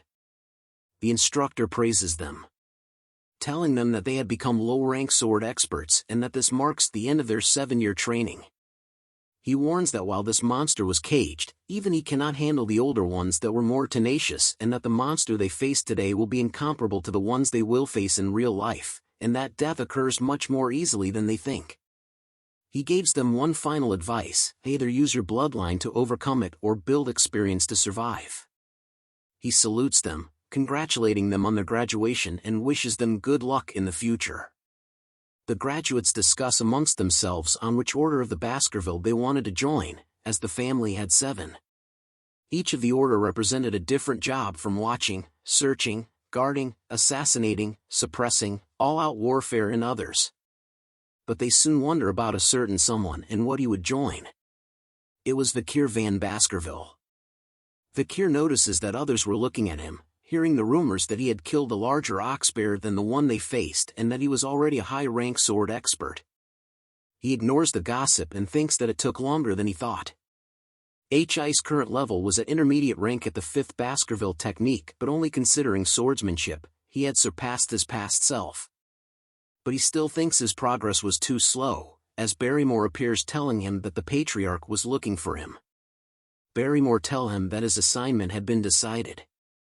Back at Hugo's room, Vikir greets him. He asks how he had been. Vikir notices a scar on his nose and asks what had happened. Hugo tells him he got it from subjugating the barbarians on the mountains and that one of the archers got the better of him. Vikir asks if he had captured them, but Hugo tells him no, instead he gave a similar scar her face. Hugo congratulates Vikir as he wonders if he was going to talk about the assignment. He recalls his past life, that there was part of the Pitbull Order and was sent away for 21 months on the Lenoir Mountain, constantly in battle. And that children in the family were split apart, expendable ones were sent to die in battle, while the important one were taught about politics and administration. That was why the 5th technique exists. It allows for the elite members to catch up to the expendable ones in terms of swordsmanship. Hugo calls out to Vikir, telling him to try the lower house of Parliament, which surprises him. Hugo explains that the lower house was to teach him about the politics and business of the Baskerville family. Vikir couldn't believe that Hugo wanted him to take the elite course. He praises Vikir for his achievements and that he was a genius, and that his position will be the deputy consul of the underdog city, as both consul and deputy consul positions were vacant. He asks if Vikir will accept. He accepts, but says he has to mention one thing. Vikir talks about the incident with the Morg Clan over the ruby mines. And so he requests to borrow something as part of his reward. This shocks Barrymore. He tells Hugo if that his request was too much, he could deny it. But Hugo allows his, with saying he trusts him and that he would not do anything foolish. Vikir tells him he won't do anything to worry him, still not comfortable with him calling Vikir a son. As Barrymore and Vikir leave the room, Barrymore tells something to Vikir. That Hugo treasures him deeply and that was why he did not dispatch him into battle immediately and that this was a form of kinship between them. But Vikir tells him that only happens if he does a good job. He recalls his past memories, where he was betrayed and killed by Hugo, feeling the sensation of when his head had rolled off the guillotine. With deep hatred in his eyes, Vikir promises that Hugo will experience the same sensation in this life. At the Baskerville territory called Underdog, we arrive at a beautiful mansion. A bald man is telling a pair of servants that the mansion and area has to be squeaky clean by tomorrow as the new deputy consult from the Baskerville family will be coming. A servant wonders what kind of person the new deputy would be and hopes that the person would be experienced in business. The servants continue to talk as Vikir walks by, catching their attention. The servant grabs Vikir's shoulder wondering whose kid this belongs to while telling Vikir this was a place you can't just enter. Vikir looks at him and tells him to remove his hand in an instant. He reveals a piece of paper to the servants. Making them realize that he was the new deputy, Vikir tells them to prepare women and drinks to have a party right now as he enters the building. The servants looked at him confused about the party. Drinks and food are seen along with various people drinking and laughing. A man is staring at this scene in disbelief. His name is Chihuahua Baskerville. He was the general secretary of the city of the Underdog and was very upset right now. He stares out the window wondering how ridiculous Vikir was to drink and party on the first day of his assigned job. This was because of the previous deputy who caused him to have a hard time due to the bribes, and now he's holding a party at the workplace. He finally shouts out that Vikir was a troublemaker and that only once the city was in ruins he will get it together. But Vikir appears behind him, asking if he was the general secretary. Chihuahua wonders when Vikir entered the room as they both introduced themselves to one another. Vikir notices something about Chihuahua's name, that he had no middle name. Chihuahua was stunned as he knows that a lack of middle name signifies that he was outside from the family and he was discriminated against because of this. But Vikir tells him that it was nice. This confuses him. Vikir tells him that he had researched him beforehand and knew that he came from Underdog, making he know all the ins and outs of the city. He tells Chihuahua that he knows how hard people like him had worked and that he wouldn't interfere in his work and trust him to do a good job. Chihuahua wonders if this was a new form of harassment, and why Vikir was here when he had asked for a party. Vikir closes the book, stating that the personal laws had no issue but the judicial system had a lot of flaws. This shocked Chihuahua as Vikir read the book extremely fast. He speaks out about the problem was that Underdog had many illegal business owners who were successful, making the underground hold power above the law. But stopping the illegal businesses itself won't solve the problem. Heads of the underground businesses needs to be removed. Hearing this, Chihuahua just remains silent. Vikir continues on as he stares out the window, saying that the job of the deputy consul is to make laws and execute them, and that he respects the laws already in place but wanted to add a new law. Chihuahua asks him why he needed a new law and Vikir replies that he will destroy the underground economy in a week and needed a cause to make and execute this law. Since he was still young and a newly appointed deputy consul, he needs a certain type of performance to make it more convincing. To put it differently, I will lay out the poop for the flies. Chihuahua stares at him wondering what he plans to do in the city. The next day at the Underdog's downtown Dortsmile Street, a crowd was gathered. As Vikir stands in front of them dressed well, the servants and Chihuahua stand behind him, wondering what Vikir was planning to do as he had been standing there since the crack of dawn. Vikir announces himself to the crowd as the newly appointed deputy consul as the crowd wonders what a cute young kid can do. He tells them about the notice behind him and that the laws have been in place for a while, and that even if the deputy changes, the laws will continue to be upheld. The crowd doesn't believe him, thinking that the higher-ups won't do anything and that he was gonna be lobbied pretty soon. Chihuahua yells out at them to mind their manners as Vikir was from the main Baskerville family. Vikir remains silent as the crowd continues to mock him. He grips the stick hard in his hand and raises it up high, grabbing the attention of the crowd. He slams the stick straight into the ground with tremendous power. Everyone around couldn't believe what they saw. He lets go of the stick and announces a special with the authority of the Deputy Consul. Vikir Special Law Section 1 Clause 1, he will reward 100 million hold to whoever removes the stick. Everyone around was still too stunned to speak. They all shout what? Into the air. As the stick remains in the ground. The new law that Vikir had created. Chihuahua and the servants remained silent, where else the crowd was talking about the reward. Vikir calls out to them asking if there was no one that wants to get the money. But still no one came out. So he increased the money amount. He tells them of the increased amount of reward, but someone laughs as he speaks. A man from the crowd calls it ridiculous and that Vikir wanted to make fun of them. The crowd agrees with the man and tells Vikir to stop messing around and go to sleep. Chihuahua wonder why they were the ones embarrassed instead as Vikir remains silent at their remarks. He asks them if there was still no one. And then decides to increase the amount of reward once again. Telling them that whoever pulls out the stick, they will get the new reward. He looks at them wondering if there is still no one. The crowd wonders what the hell was going on and if this was a joke. They talk amongst themselves wondering if they should do it. But they see a sword on Vikir's waist and wondered if they would get executed if he thinks they were being too greedy. They continue to wonder about the stick, if it was too heavy or if there was trick. Vikir is disappointed that there was still no one while Chihuahua whispers to him that the city didn't have that amount of money. A hand was raised in the crowd. A little girl with snot on her nose carrying a basket of flowers asks if she could try. A man tells her not to do it as she could be killed, but she tells him that her mother was sick and that she had to try something. She laughs and smiles, telling the crowd that if something happens to her, they should take good care of her mother. The old man had no words to say. She stands in front of Vikir and the stick. She thinks that Vikir might not kill her and that they would reward her with a few coins as she was volunteering to make herself a fool. Vikir tells her to pull it out as she hopes to be paid for a basket full of flowers. She bends down and holds the stick tightly, pulling with all her might. A surprised look came to her face as the stick came out. The crowd was surprised to see that it was done. The little girl holds the stick and looks up wondering why she pulled it out easily. As Vikir releases a red aura, and appears to be reaching for his sword. She tears up and closes her eyes, thinking that she would be executed, wondering what the reason was for her execution and who was gonna look after her mother. But a bag appears in front of her.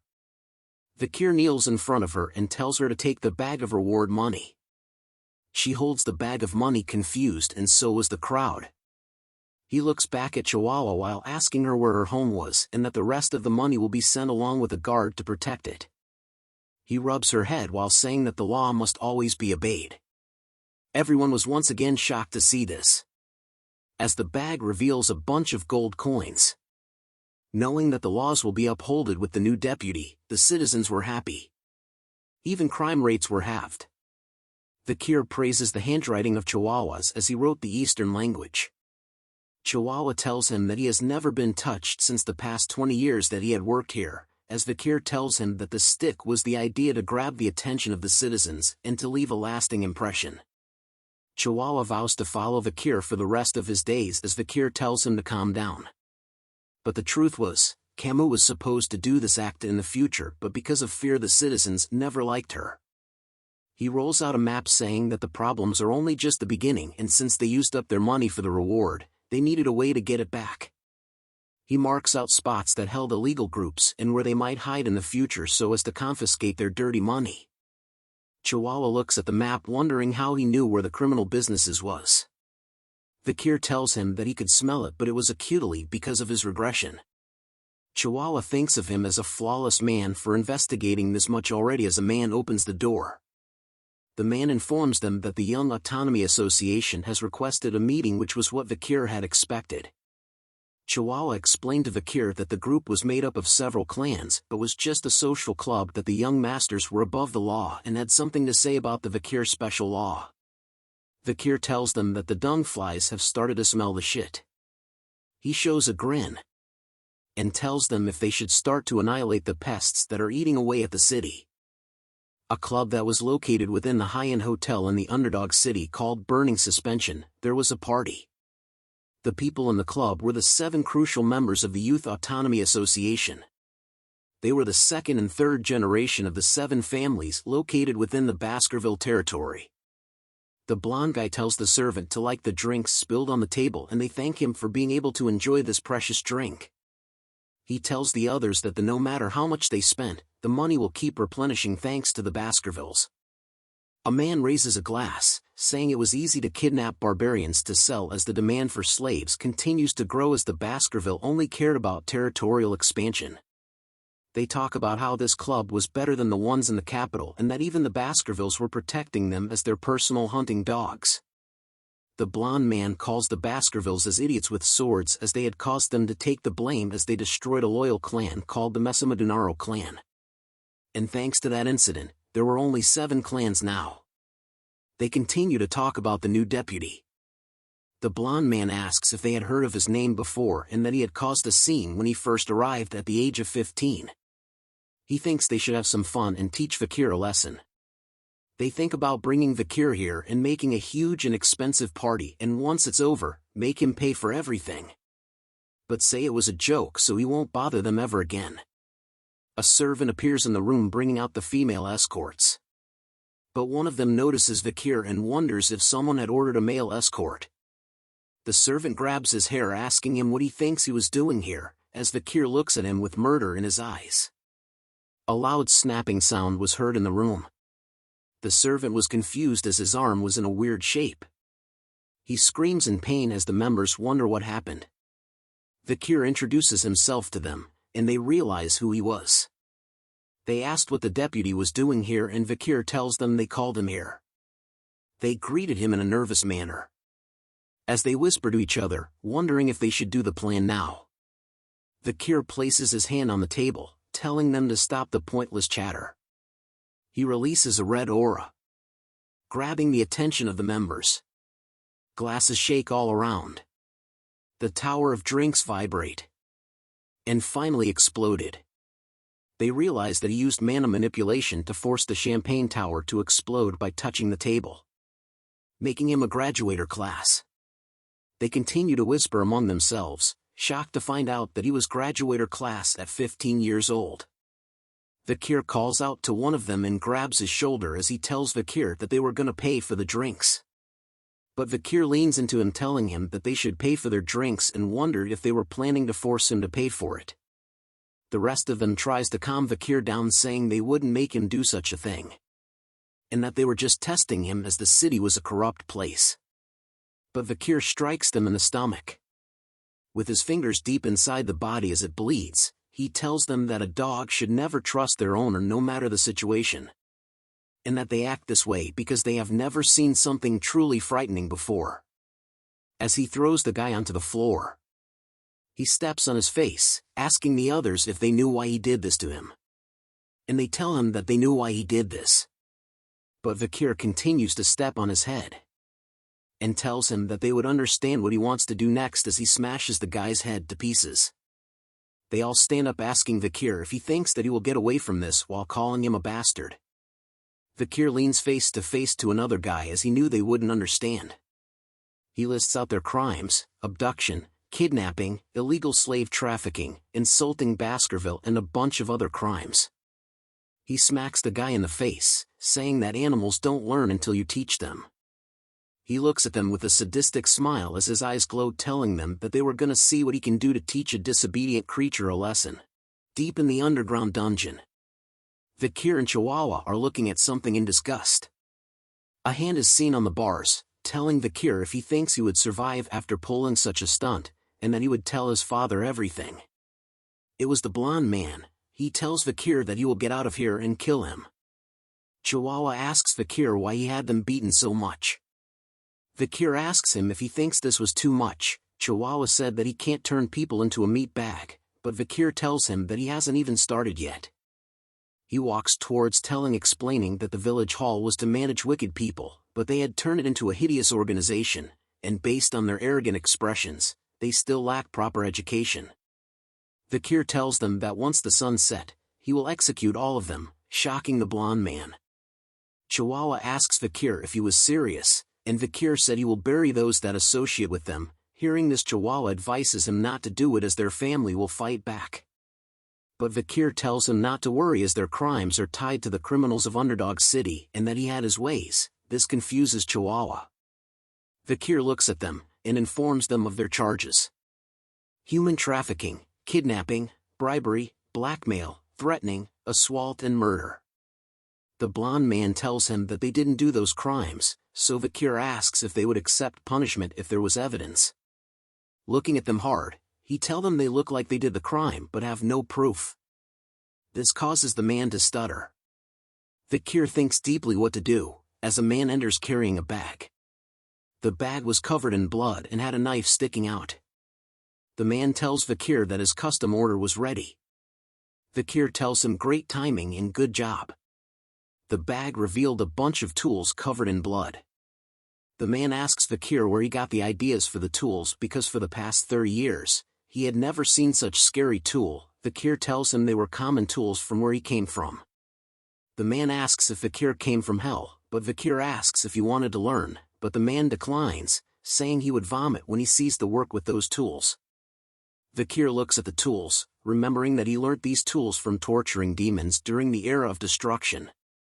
He removes his jacket, frightening the blowed man. He asks them as they stare at him, "Where's that expression of yours that said you won't admit to anything no matter what?" Vikir rolls up his sleeves telling them not to say anything, so he could relieve his cherished memories of his past for once.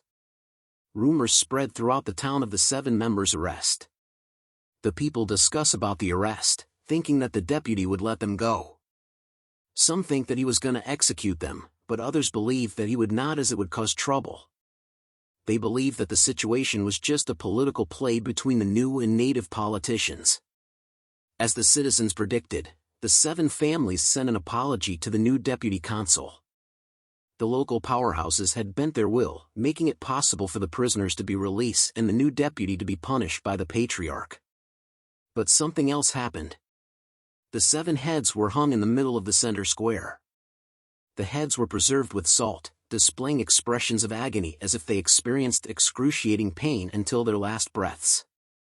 A notice was hung behind the heads, explaining the crimes of the heads and their execution details. The citizens were speechless upon seeing the heads. Vikir tells Chihuahua that this was expected because of the laws, and now new change will come to the city. Seeing this will soon cause a bloodbath in the Underdog City, Vikir tells Chihuahua to brace himself. Chihuahua was confused on how he would play a part, as he was now wearing a mask. He turns around, whispering if this was the right strategy.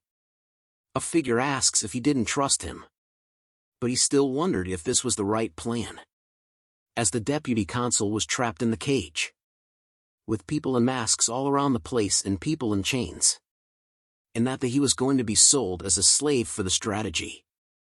They were somewhere on the outskirts of the Underdog City. The slave auction was being conducted, which was an unlawful event that had not been reported.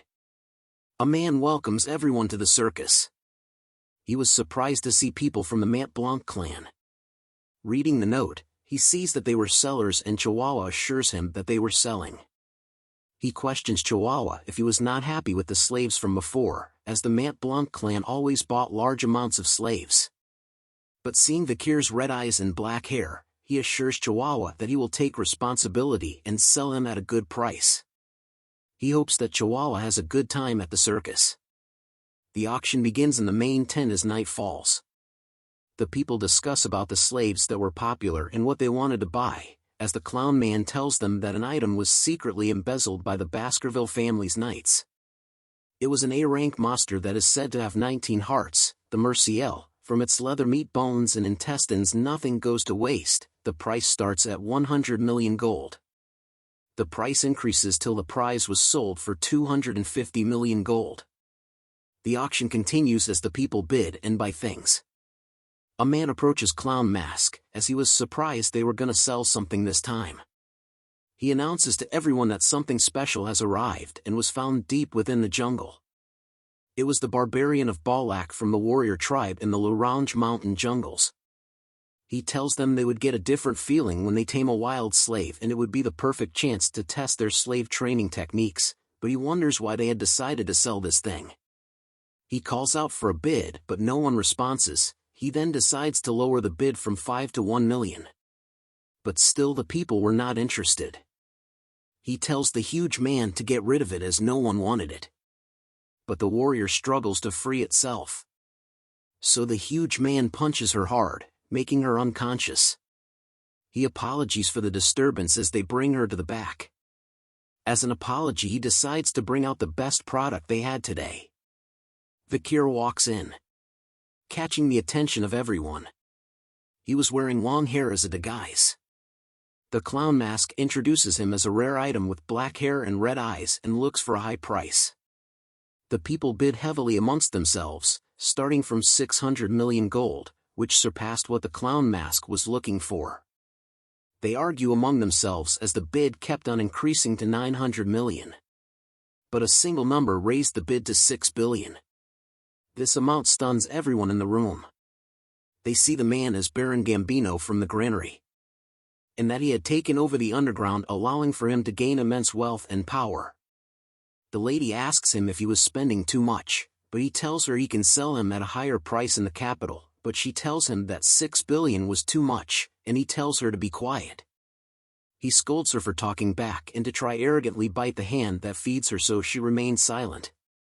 The masked clown asked if there was anyone else that wanted, but no one replied, hence Vikir went to Gambino. Gambino looks at Vikir thinking that he looked better up close. He tells him not to be nervous as he wasn't a bad man. As he pants heavily, telling him that he has thought of many ways to play with Vikir.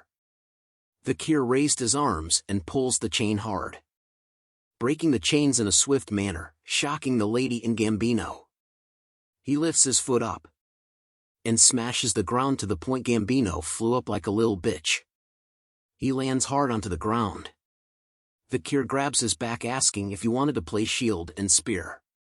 Squeezing hard till he bleeds, Vikir tells him that he should be the shield to see if he can endure. Gambino screams in pain, telling Cindy to get the security. But more blood gushed out, stunning her. Vikir made him faint. As he removes his fake wig, Cindy realizes who he was. He was Vikir van Baskerville. Seeing him shocked everyone in the crowd. Vikir tells him that the name circus fits this place, and tells everyone that they won't return in one piece.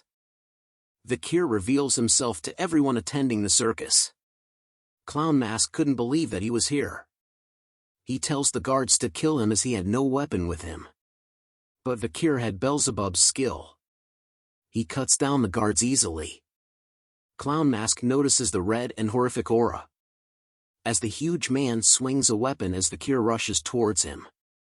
The weapon comes close to Vikir's face, but he simply smiles at it. The guard is surprised at this as blood is seen. Vikir cuts through the weapon and the huge man, as he was a graduator. The huge man wonders how someone at that age was a graduator level. The Clown Mask knew that the graduators were the ultimate weapons and that they had no chance. Chihuahua was also surprised at Vikir's strength, but he notices something. Clown Mask shouts at Vikir to look over here. He tells Vikir to drop his weapon and to surrender so that Chihuahua does not lose his life. But Vikir remains silent, so Clown Mask asks him if he could not understand what he was saying. Chihuahua struggles but yells out to Vikir that he was alright and to look after himself. Clown Mask tells him to stop struggling, but Chihuahua continues to speak out, telling Vikir that things like injustice and compromise does not exist for him, and that he would rather die than be a burden to his superior. Vikir laughs at this, saying his loyalty was great. He tells him not to worry because he had received a trump card from the patriarch, showing them a whistle. Vikir takes a deep breath in and blows hard into the whistle. The sound of the whistle stuns everyone in the room due to the sharp and loud noise. Vikir stops blowing and stares at them. Clown Mask soon chuckles nervously as nothing had happened. He tells him that even a graduator can't do anything here, but something enters his throat as he looks down. A figure appears behind him. As he falls, Chihuahua screams as the man sheathes his blade. A man asks who the figure was as he tries to attack him. But the figure slices the man in three like pie. Blood flies everywhere as the crowd screams, but Vikir simply smiles. Soon a bunch of men enters the room. Wearing hoods and swords, their very presence silenced the room. They stare with an intense look. The guards and Cindy see them, and slowly began to realize who they were. The Empire's most brutal night order known as the Annihilation Experts, who were all graduators.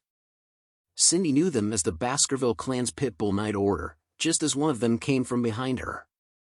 She turns and sees him, thinking that she can't die in a place like this. But Vikir appears, telling the man to leave her alone. He obeys and leaps back to kneel, as Vikir tells them to rip the rest to shreds and kill the ones not lying down obediently. The man obeys Vikir's command and disappears. Vikir recalls that Hugo was sensitive about military power and was relieved he could use the pitbulls without trouble. The pitbulls continue to slaughter the people as one of them thinks to get on the floor and run away once it quietens down, but a pitbull sees him. He tells the pitbull he would wear the handcuffs, but the pitbull tells him that they don't carry handcuffs. Instead, they sliced off the legs of those they capture. A cigar is lit as the man says that those who are to be executed won't need their legs. As a man wearing sunglasses appears beside Vikir, he asks Vikir how it felt to command the Pitbull Knights. The man was the commander of the Pitbull Knights, Boston Terrier Le Baskerville. He looks at Vikir and sees why his brother Hugo was so interested in him, as Vikir was already fierce and cruel at the age of 15, so he rubs his head, telling him to come to the Pitbull Knights so he can raise him properly. Vikir tells him he would think about it.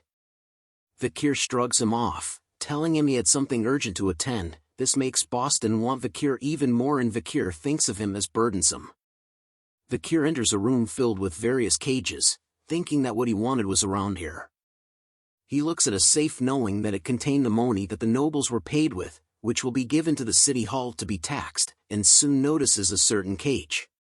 He pulls out the cover and sees something. A voice for moaning in pain. It was the female barbarian that was being auctioned. She moans in pain as tears fall from her face. Vikir took a closer look at the barbarian girl. Seeing that she was tormented before being dragged here, making him angry. He tells her she was lucky as he reveals a red and blue potion on his waist, and that he was giving it to her out of kindness. She drinks the potion and its effects are seen on her body. All of a sudden, she awakens.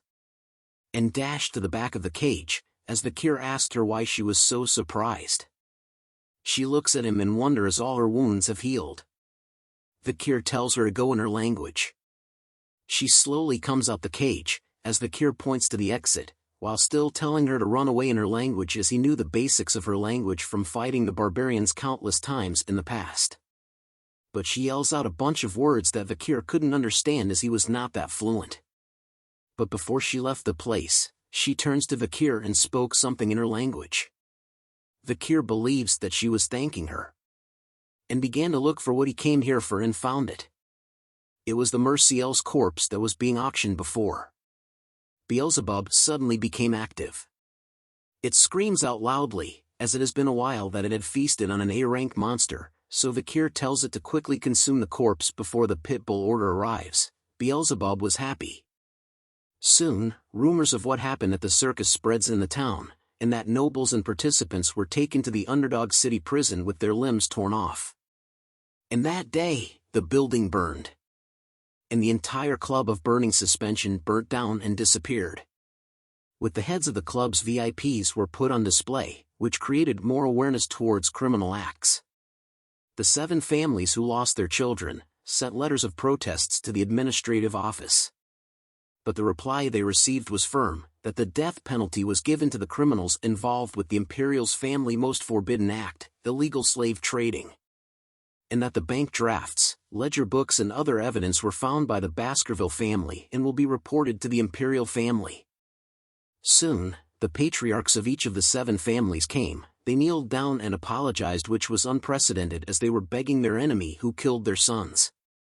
However, Vikir's reply was simply that due to the investigation, the 7 families' assets will be confiscated. And on the charge of treason, 3 generations will be destroyed.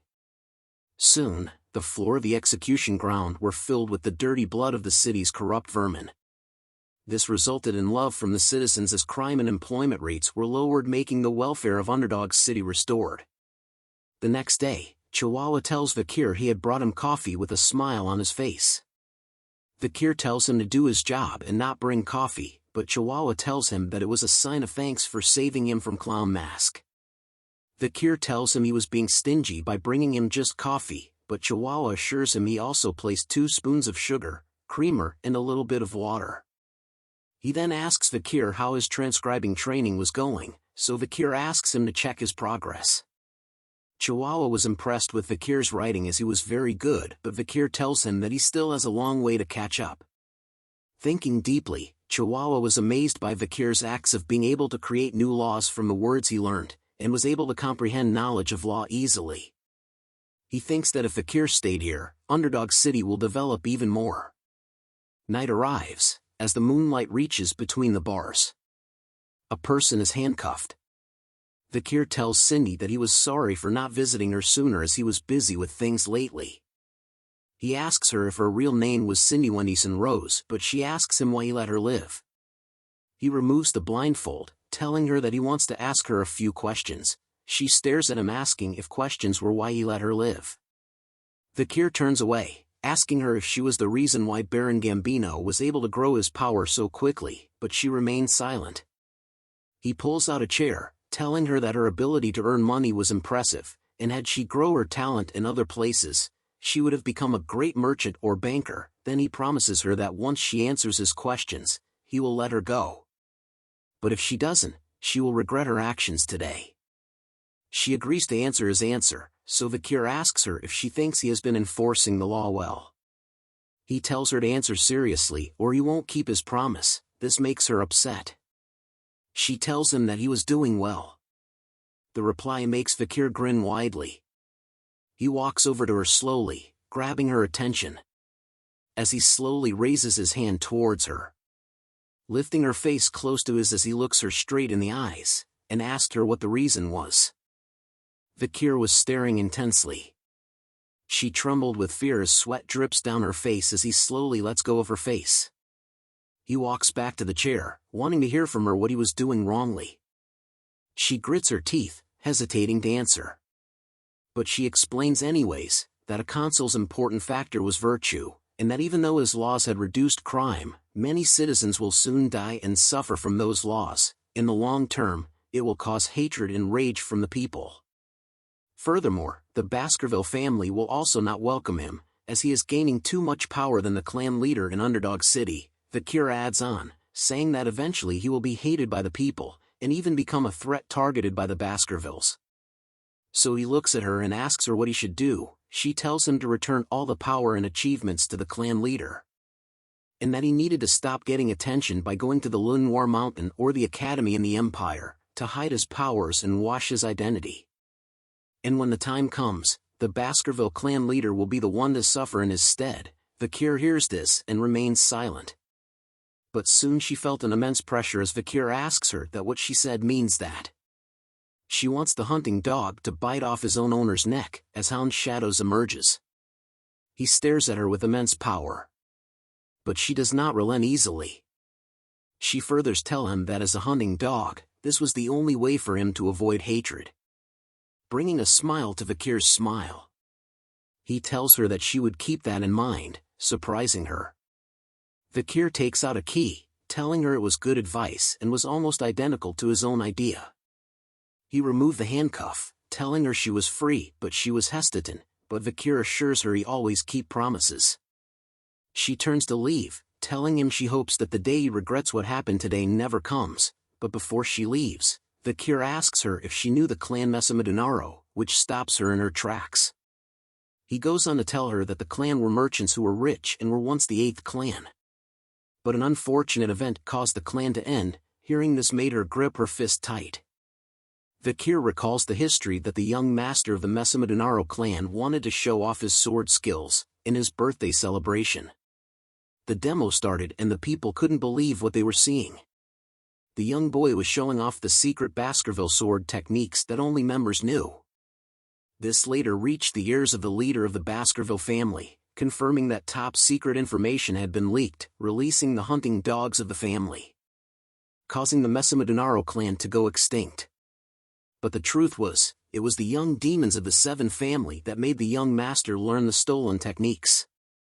Cindy smiles awkwardly, asking Vikir what that story had to do with her. Vikir continues the story, saying that there was a survivor from the clan, that the seven idiots had sneaked out a 1-year-old girl from the devastation. All because the girl was beautiful. She went through cruel and unusual torture, acts so horrible that even Vikir couldn't talk about it. Hearing this made Cindy grit her teeth hard. She turns to leave, telling Vikir she doesn't want to hear anymore, but Vikir tells her there was more to the story. And time passed, and a new deputy came to the city, managing to drag out the old problems out of the city and punish them, as the trigger for everything was the seven idiots. And that the new deputy made sure that the seven idiots were tortured properly and they admitted their crimes as they met their end, making them say their last words. "I'm sorry for committing such a heinous crime," or so they say. Hearing this made Cindy tear up as she turns to look at Vikir. She yells at him, wondering who the hell they were saying sorry towards. And Vikir tells her that the sorry was meant for the young girl using the fake name Cindy Wendyson Rose, the sole survivor of the Manhwa clan, but Cindy could not believe him, telling Vikir how she was supposed to believe him when he tortured them. Vikir grabs a torch, telling her that it would be easier for her to see with her own eyes. They reached a certain cell, where he told her to take a look. Tears fall from her eyes, as she was alarmed from what she saw. Bodies and walls were covered in blood everywhere in the cell she looked in. Words were written on the floor with blood, as the seven idiots confessed, saying they were sorry and begged for forgiveness. The scene before her made Cindy throw up. Vikir walks towards her, saying there was still one clan left to hate, and tells her to hate the Baskerville clan. She had more than enough rights to do so. She wipes her mouth, staring at him. She asks him why he was helping her even though he was part of the Baskerville clan, but Vikir tells her she was asking the wrong question. She pauses for a moment, then tells him she understands what he was trying to say. She stands up, telling him that she will repay this debt. As she makes her exit, she tells him that whatever he does for the rest of his life, he will never worry about money ever again. This brings a smile to Vikir's face, as he tells her that he will remind her of this promise in the future. The next day, back at the mansion, Chihuahua greets Vikir good morning, but was shocked to see blood and dead bodies in the room. Vikir wakes up, rubbing his eyes and saying good morning to Chihuahua. Chihuahua asks him what was with the bodies and blood. Vikir tells him that he killed them in his sleep. They continue the talk as Chihuahua asks Vikir what his childhood was like. But Vikir tells him that a lot of inconveniences were happening in his way lately. There were poison arrows, poison drinks, acid, snipers, arson, getting run over by a cart and many more. Vikir wonders if this meant he was getting more attention as Chihuahua calls him insane. But it was thanks to his 3 skills that he was able to survive all these attacks. And thanks to the river of sticks and tough life enhancing his body, graduator class assassin couldn't pierce his skin. Vikir thinks of all this as annoying and wants to look into it. Chihuahua tells him it was a wise decision. Soon a carriage carrying the Baskerville flag appeared in front of them. Vikir recognizes them were sent by the main family. The carriage door opens, and a pair of feet appears. Chihuahua is shocked to see who came out, as a white head appears. It was Barrymore the butler. He greets Vikir saying it has been a long time. Vikir tells Barrymore that he looks better now. They continue to talk as Chihuahua looks at Barrymore in disbelief. Barrymore was famous as being able to survive in the main family as a single mistake could cost him his life, and that he was the head butler for 4 generations. Chihuahua was happy to see the role model of servants in front of him. Vikir asks Barrymore if the reason he came was for that. Barrymore agrees, saying that Hugo was happy with his results and wants him back at the main residence. Vikir thinks of Hugo, not believing that his face meant being happy. Hugo is seen reading about Vikir in the paper, and that he had achieved first place as the most beloved figure of Underdog City. He reads a quote out loud to Vikir that states, the Baskervilles are only good at using weapons and not their brains, but with Vikir's achievements, they could get rid of that image. Hugo praises Vikir, but Vikir tells him he was doing what he was supposed to, still thinking if Hugo's face is his actually happy face. Hugo then tells him that one must reward and punish according to the situation. He informs Vikir that he was the one to go to the academy this year as Vikir expected. The best academy Colosio was where the Empire's elites gathered. It was the perfect opportunity for Vikir to grow stronger without Hugo's attention. Hugo asks Vikir if he wanted any other siblings to go to the attend with him. Vikir tells him that he was close to the triplets but was actually thinking of using them as sandbags. Hugo tells him he would send them with him and asks if he remembers the plan he thought of when he was 8 years old. Vikir remembers the plan regarding the ruby mines with the Morg Clan to use them to get rid of the barbarians. Hugo smiles, telling him that the plan had worked. Vikir asks what he meant by that and Hugo explained, saying that the Morgs suggested a joint raid and were humble about it. And Vikir should inspect the territory before going GTO the academy, and if the laws he had altered were being upheld. Vikir bows down and tells Hugo he will follow his orders. Back at Underdog City, Chihuahua waves a cloth in the air, calling out to Vikir.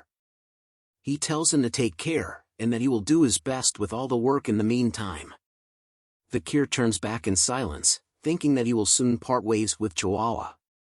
As he continues the march, Vikir speaks out loud, telling someone to show himself. A group of hooded figures appears suddenly behind Vikir's convoy. One appears beside him, as Vikir apologies to the hooded figure for making him wait. The man was Staffordshire Baskerville. He tells Vikir it was okay and that their job was to escort him safely. Vikir asks him if Uncle Boston Terrier was doing well, and Staffordshire tells him that he wanted Vikir to join the pit bulls after the slave auctions. Vikir thinks of his uncle as someone who makes him uncomfortable. They soon reach a mountain. Looking at the mountain, they wonder if this was the region they lent to the Morg Clan. Vikir looks around, noticing that nobody was breaking the laws. Staffordshire tells Vikir that a team was sent to inspect before, but Vikir knew that they were really meant to get rid of the barbarians. He informs Vikir that the Morg Clan had formed a huge group showing that they were serious. On the other hand, the Baskervilles had only sent a small group with Vikir. But Vikir thinks it was a good idea by Hugo to see the barbarians' lifestyle. A fortress is seen deep in the mountain. Skeletons were seen with spikes coming out of it. Vikir sees it as a mage's warning to the barbarians, a very scary message. The act reminds Vikir of the little girl from the Morg's clan. 3 figures stand on top of the fortress. They shout who goes there, catching the attention of Vikir and Stafford. They were girl triplets, who tells them that no one can pass without their permission. Vikir knew who they were. They were the Morg Clan 3 flowers, the triplets, Hysis, Middlesis and Losis. The author is lazy in naming triplets. Each of them were insane. Combined together, their insanity could reach the heavens. Vikir tells them that they were the envoy team from Baskerville. He explains to them that they came to inspect the area and to open the gates, but they wave him off, saying they had to report to the person in charge, and that a reply will come tomorrow. Vikir asks them what rights they had to stop him from entering the land he owns, but the triplets look down on him, asking if he was looking down on them because they were paying rent. The triplets asks Vikir if he knew about the tenant's law, which was his family's law, causing Vikir to have a headache. Red aura glows from his hands as Stafford notices. Vikir tells them that he made changes to that law, so that he could chase tenants he didn't like. "I'll say it for the last time," Vikir said, as the triplets begin to look nervous. "Open the gates," Vikir said with intense pressure as he stares at them with murder in his eyes. The triplets all cower in fear from his words alone. One of them grits her teeth, casting a spell, saying they heard a psycho kid took charge of Underdog City, unleashing the spell towards Vikir, saying they had dealt with such kids before. The spell lands near Vikir, scaring his horse.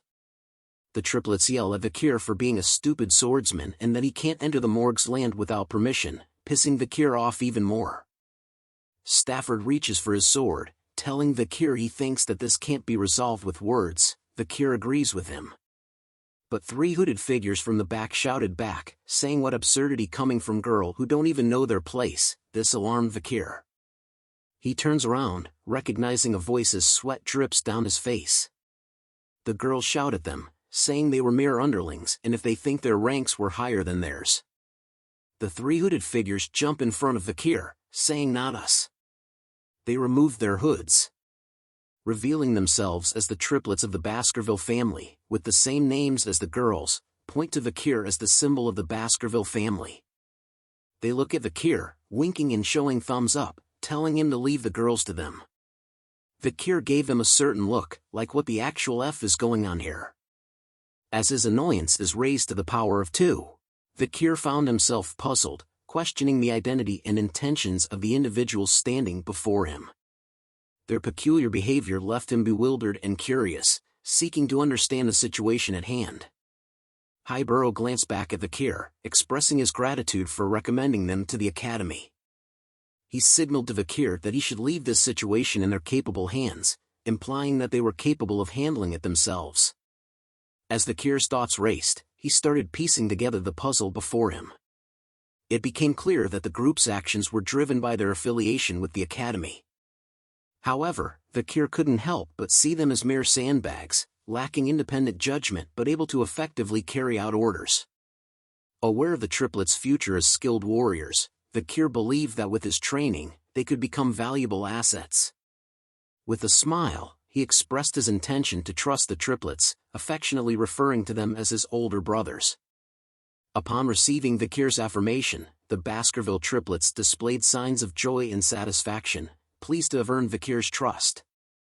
Morg's 3 flowers, who had observed this exchange, expressed disdain for the close bond among the Baskerville triplets, labeling them as ignorant fools who relied solely on each other. Unfazed by the taunts, the Baskerville triplets responded defiantly, raising their middle fingers in a cheeky manner, asserting that it was Morg's 3 flowers who were the true fools. The tension escalated as Morg's 3 flowers, fueled by anger, vowed to discipline the Baskerville triplets for their insolence. Vikir's thoughts shifted as he recalled his past knowledge. Before his regression, he had known the Morg triplets as powerful mages with water, earth, and nature attributes. Their combined magic abilities exponentially enhanced the effects of their spells, earning them the title of the Morg's 3 flowers.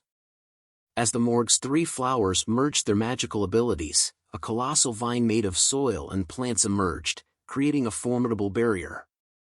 Hysis, positioned atop the wall, burst into laughter, mocking the Baskerville triplets with her taunts. Middleborough and Lowborough turned to their adversaries, questioning if they could overcome the obstacle. Undeterred, Hyborough readied his sword, dismissing the plant barrier as insignificant. With precision and skill, Hyborough executed the Baskerville first technique, effortlessly slicing through the massive vines. Staffordshire marveled at his flawless execution.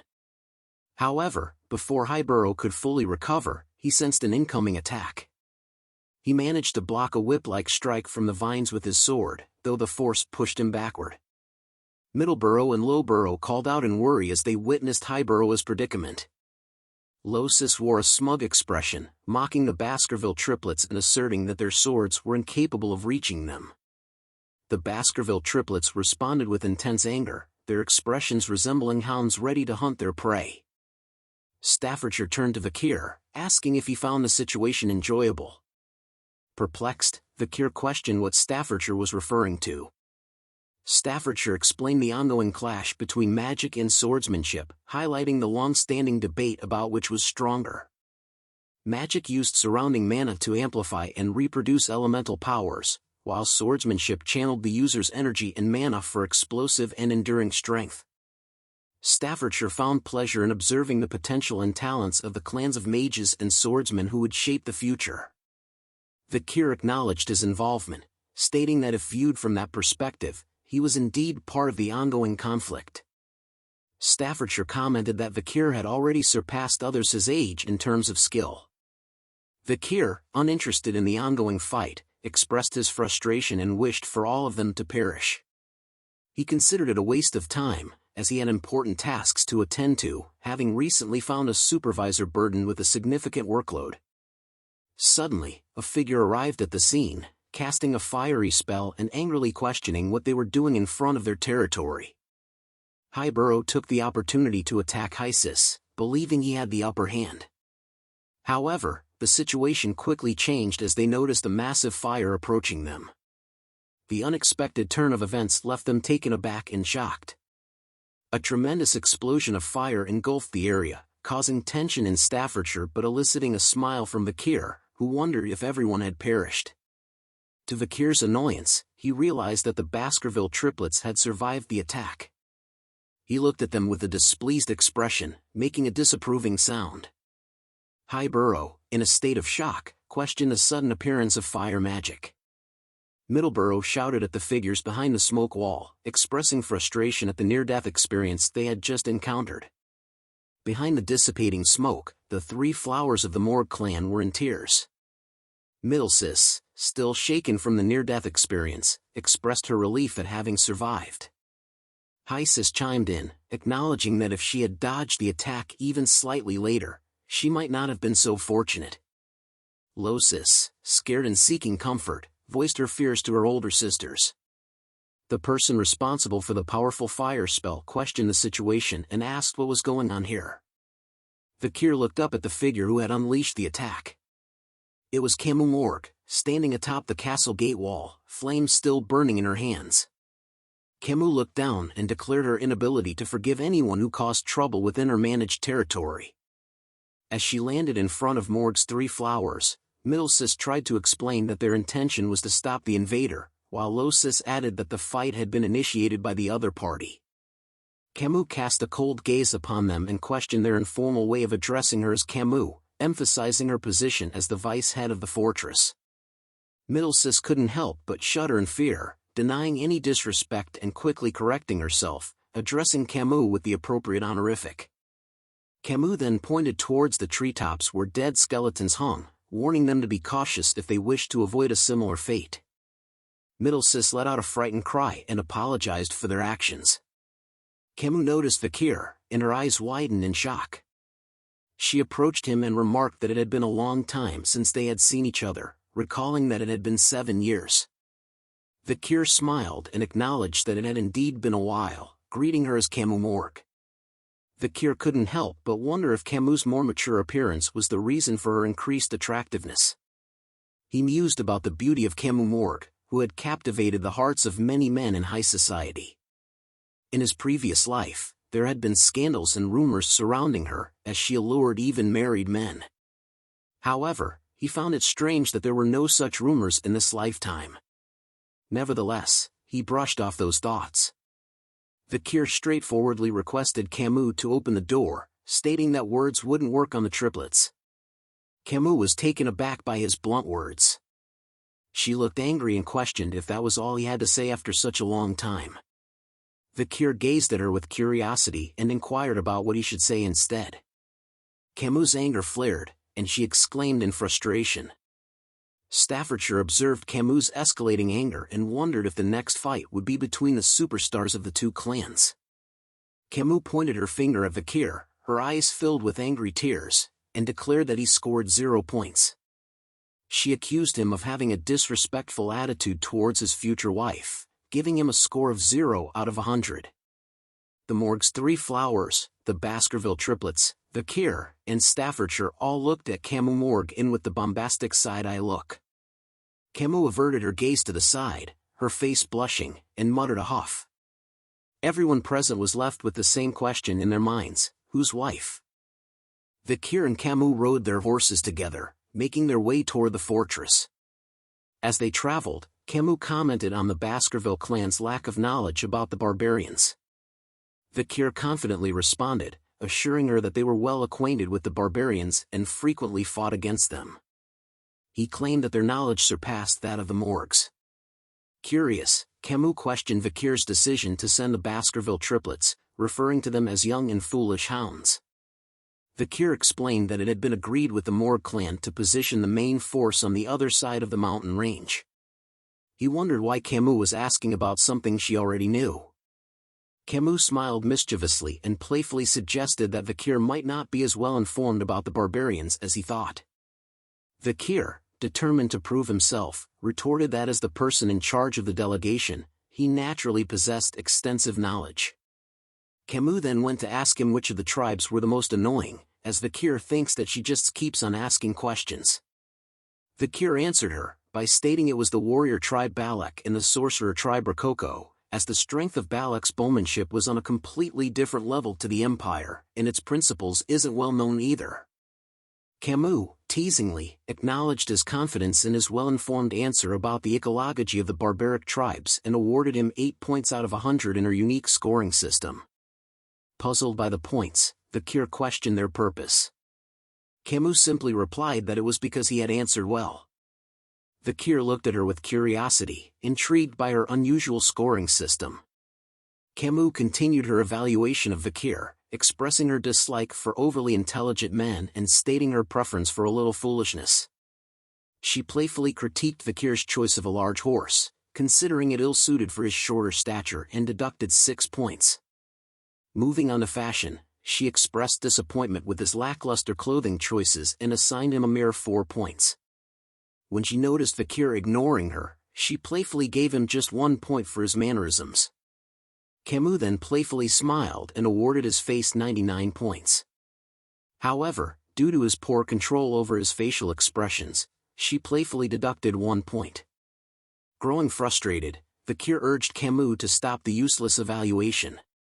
Camus questioned why it was useless, asserting that she needed to be stern with her future husband.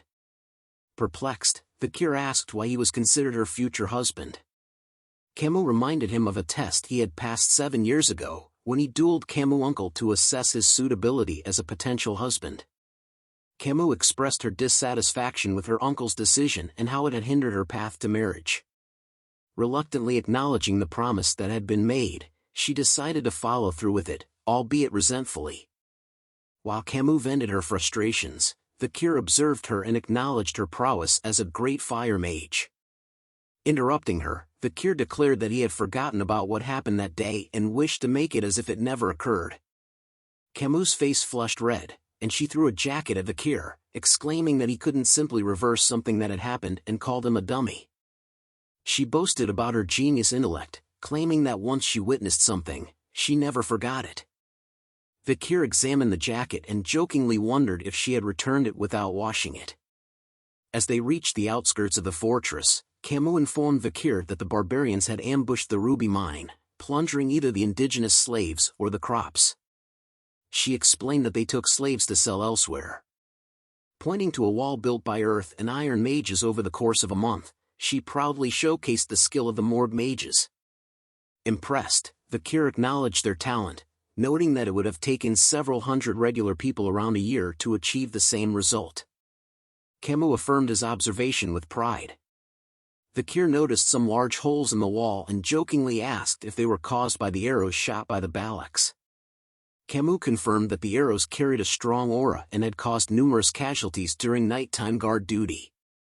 She mentioned that the arrows were capable of breaking through walls 2 to 3 meters thick, emphasizing the exceptional archery skills of the Balaks. She revealed that her uncle had suffered a severe chest injury from one of these arrows but had luckily survived, albeit with wounded pride. Recalling a similar experience from his own clan, Vikir mentioned that his patriarch had injured his nose bridge. Curious, Vikir inquired about the talented individuals among the barbarians, and Camus responded that she believed there was a skilled female among them. Due to their black-painted faces, it was challenging to discern their physical traits. As they turned around, a mage approached them, addressing Camus as the vice-head of the fortress. The mage reported that a recon member of the barbarians had been captured and urged them to come quickly. Curious and concerned, Camus and Vikir followed the mage to a tent where the captive barbarian was being held. Vikir observed the barbarian and identified him as a member of the Rococo sorcerer tribe. Camus inquired if any information had been extracted from him. The mage informed them that the barbarian remained uncooperative and resistant to psychic magic due to his strong sorcery, making it impossible to read his mind. Camus then questioned the barbarian about the recent ambush on the Morg Clan's fortress, specifically asking about her cousin, Rose, who had been kidnapped. The barbarian responded with a smile and spoke in his native barbarian language. Camus turned to the mage, requesting a translation to learn about the whereabouts of the barbarian who rebelled. The mage reported that when the barbarians attacked, everyone at the fortress had either died or been taken away. He informed her that, at that moment, there was no one available to translate the barbarian's words. Suddenly, Vikir spoke up, revealing that he knew a little of the Rococo language.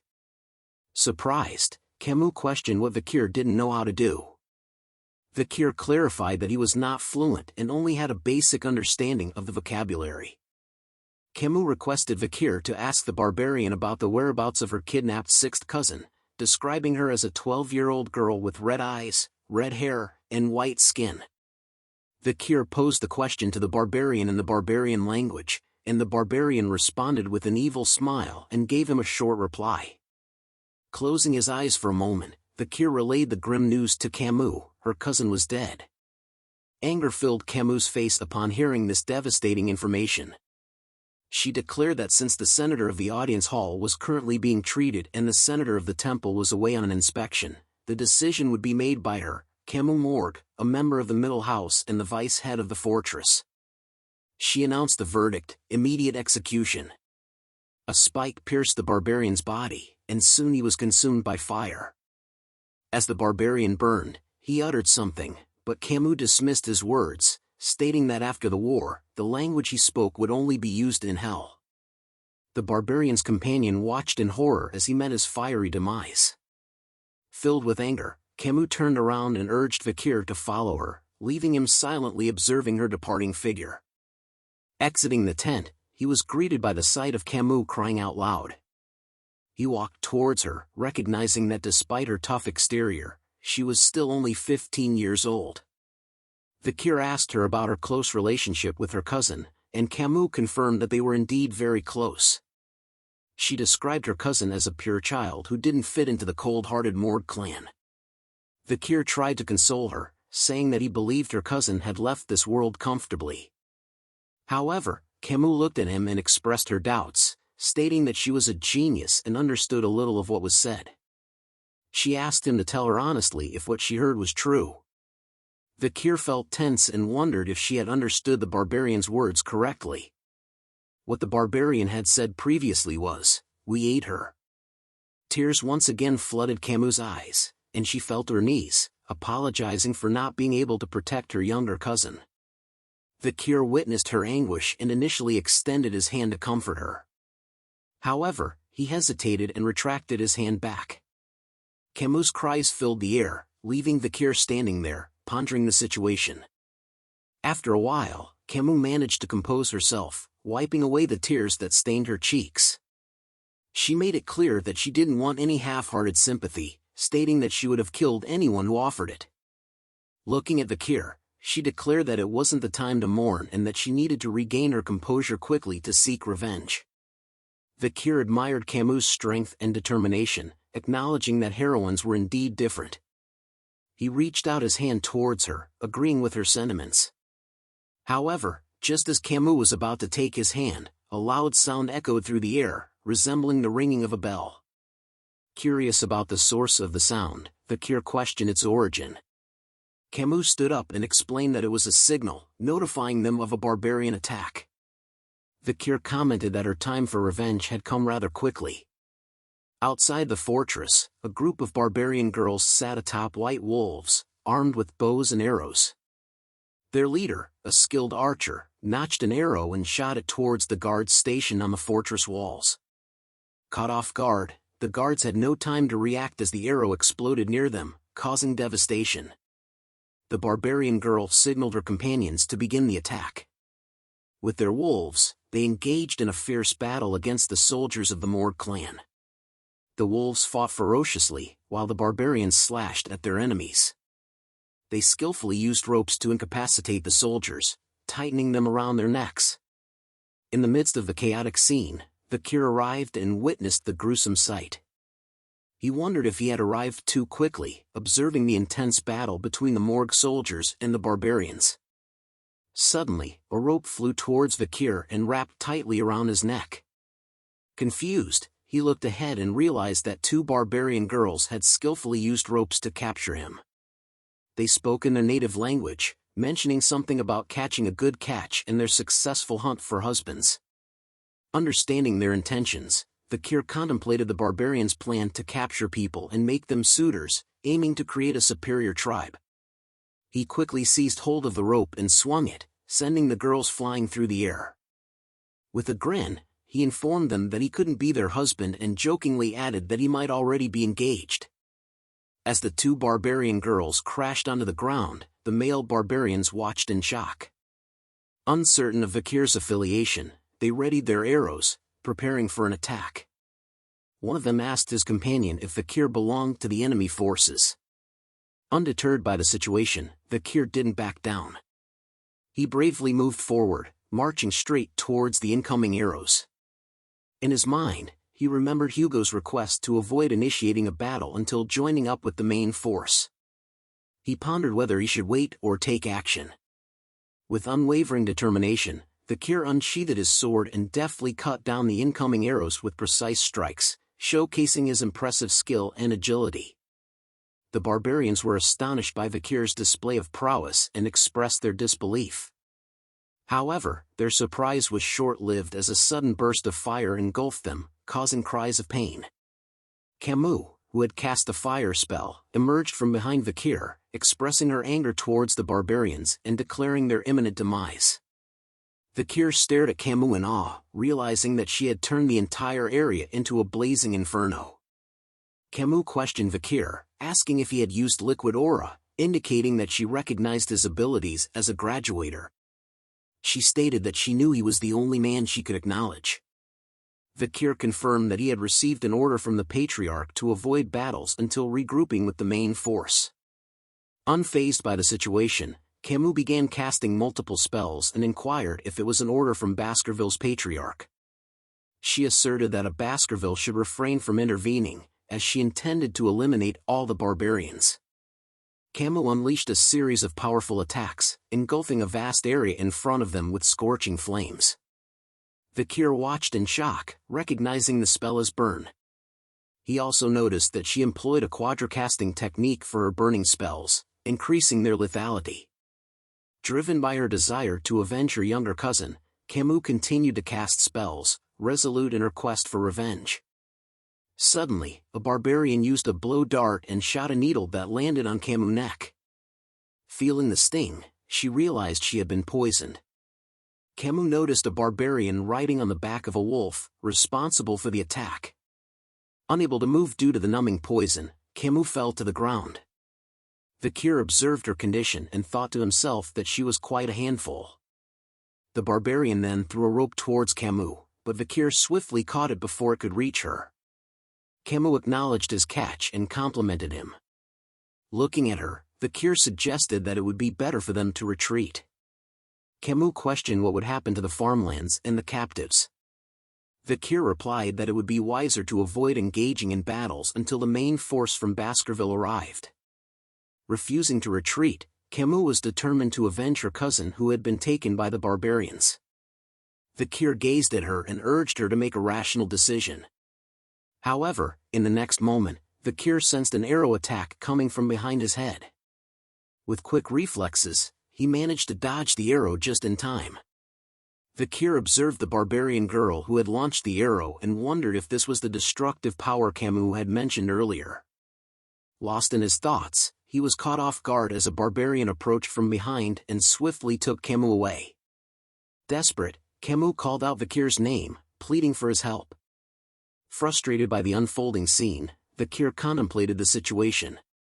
He recalled a past incident when Camus Morg, still an adolescent, had been held captive but returned after annihilating the barbarians. Despite her reputation as the Queen of Le Rouge et Le Noir, Vikir realized that he needed to take action. Suddenly, the barbarian girl lunged at Vikir, launching an attack. With remarkable agility, he evaded her strike, his senses heightened. To his surprise, he noticed that she had used a bow to attack him. The barbarian girl then attempted to speak in his language. "You, me. We meet again," she said. Vikir looked at her and recognized her as the barbarian girl he had freed during the slave auctions. In his mind, he couldn't help but label her as a troublemaker. Vikir notices who the barbarian was. He recalls seeing her at the slave auction as the one that he had let go. Vikir asks her if she was repaying his kindness with revenge, but she tells him that she was a slave, and needed to take revenge for her capture, and that it has nothing to do with him, just the Morg family. She leaps onto her pet wolf. As she turns to leave with her group, she tells Vikir that she had repaid what she got, and that they had taken the next leader of the Morg family, Camus, and that if he wanted her back, he needed to follow them. Vikir thinks about revealing his power here, but Uncle Adolf had arrived. He was shouting after Camus while bringing the reinforcement. Vikir sees him and thinks that he had run all the way here after hearing about the ambush. Just as Adolf prepares a blue spell in his hand, he calls the barbarians bastards. He unleashes the spell into the group, sending shockwaves that appear to chase after the barbarians, as he shouts at them to return back Camus to him, but the barbarians were unaffected by the shockwaves from the ground. As they easily rode their wolves, dodging the attack and making a swift exit, they leaped through the rubble that the spell had caused that slowly disappeared from the base. Vikir and Adolf along with the reinforcements could only curse and stare at the barbarians as they easily left them behind. Vikir thinks about the Balak's ambush. Seeing that they had finished the ambush just 3 minutes after the warning bell had been rung, things became worse because it overlapped with Camus' carelessness and lack of practical experience. Vikir notices that a subordinate was telling Adolf that they believed that the Balaks had run off to the restricted area of the Le Rouge et Le Noir mountain. Adolf couldn't believe that the Balaks had gone into the restricted area of the mountain with Camus. Adolf thinks about the restricted area, knowing that it was undiscovered and a dangerous place. Heading there at night was going to be too dangerous, he thinks about Camus and wondered if there was nothing he could do now, but Vikir joins into their talk, telling them that they could still pursue the Balaks, catching Adolf's and his men attention. He tells them that he had been in the dense forest before in his childhood, but deep down in his thoughts, Vikir knew about the forest because of his past regression, and that he had recon and subjugation experience as he went through most of the dense forest. Adolf grabs Vikir's shoulder because of what he just said, asking Vikir if he was actually serious. The man behind Adolf informs him that going into the Le Rouge mountain itself was a suicide mission, but Adolf tells him that he will only bring those that want to go, and wouldn't make an issue out of it later. As Vikir nervously looks at Adolf's hand on his shoulder, Adolf thought to himself that he already knew that Vikir was extraordinary but had no other choice than to rely on him. The moonlight pierces the skies as Adolf tells Vikir that he will leave it to him to save his niece Camus. A metal fence is seen with a skull sign. It was the booty of the dense forest on the Le Rouge mountain residing on the Baskerville territory. Inside the dense forest, there were many creatures such as the bone-sucking mosquitoes, poisonous thorny vines, silent spiders and other dangerous creatures. A normal human being would never last for more than an hour in there, which was why it was called the life-engulfing forest. Something bounces off a tree branch. Adolf and his men are seen following a red streak of light bouncing side to side. Adolf asks Staffordshire if all the kids from the Baskerville clan were like Vikir, but he tells him of course not as the triplets follow them from behind. Yellow hornets with red glowing eyes appears.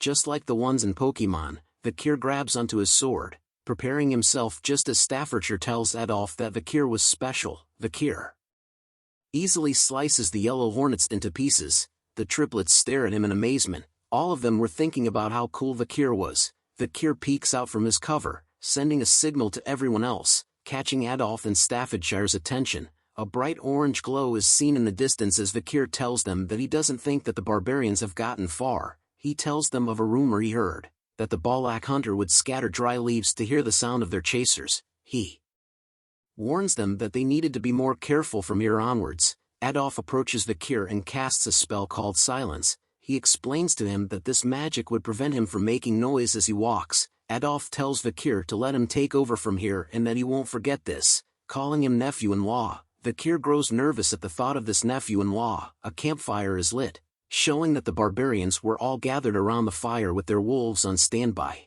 Camus was tied to a string, shouting at them, calling them bitches, and that once she was free, she will burn them all to death. She continues to yell at them, telling them that she'll show them the horror of her special fireball and that they should prepare themselves, but they ignored her, Two females were talking about how they liked the guy they saw before and that they failed in husband hunting.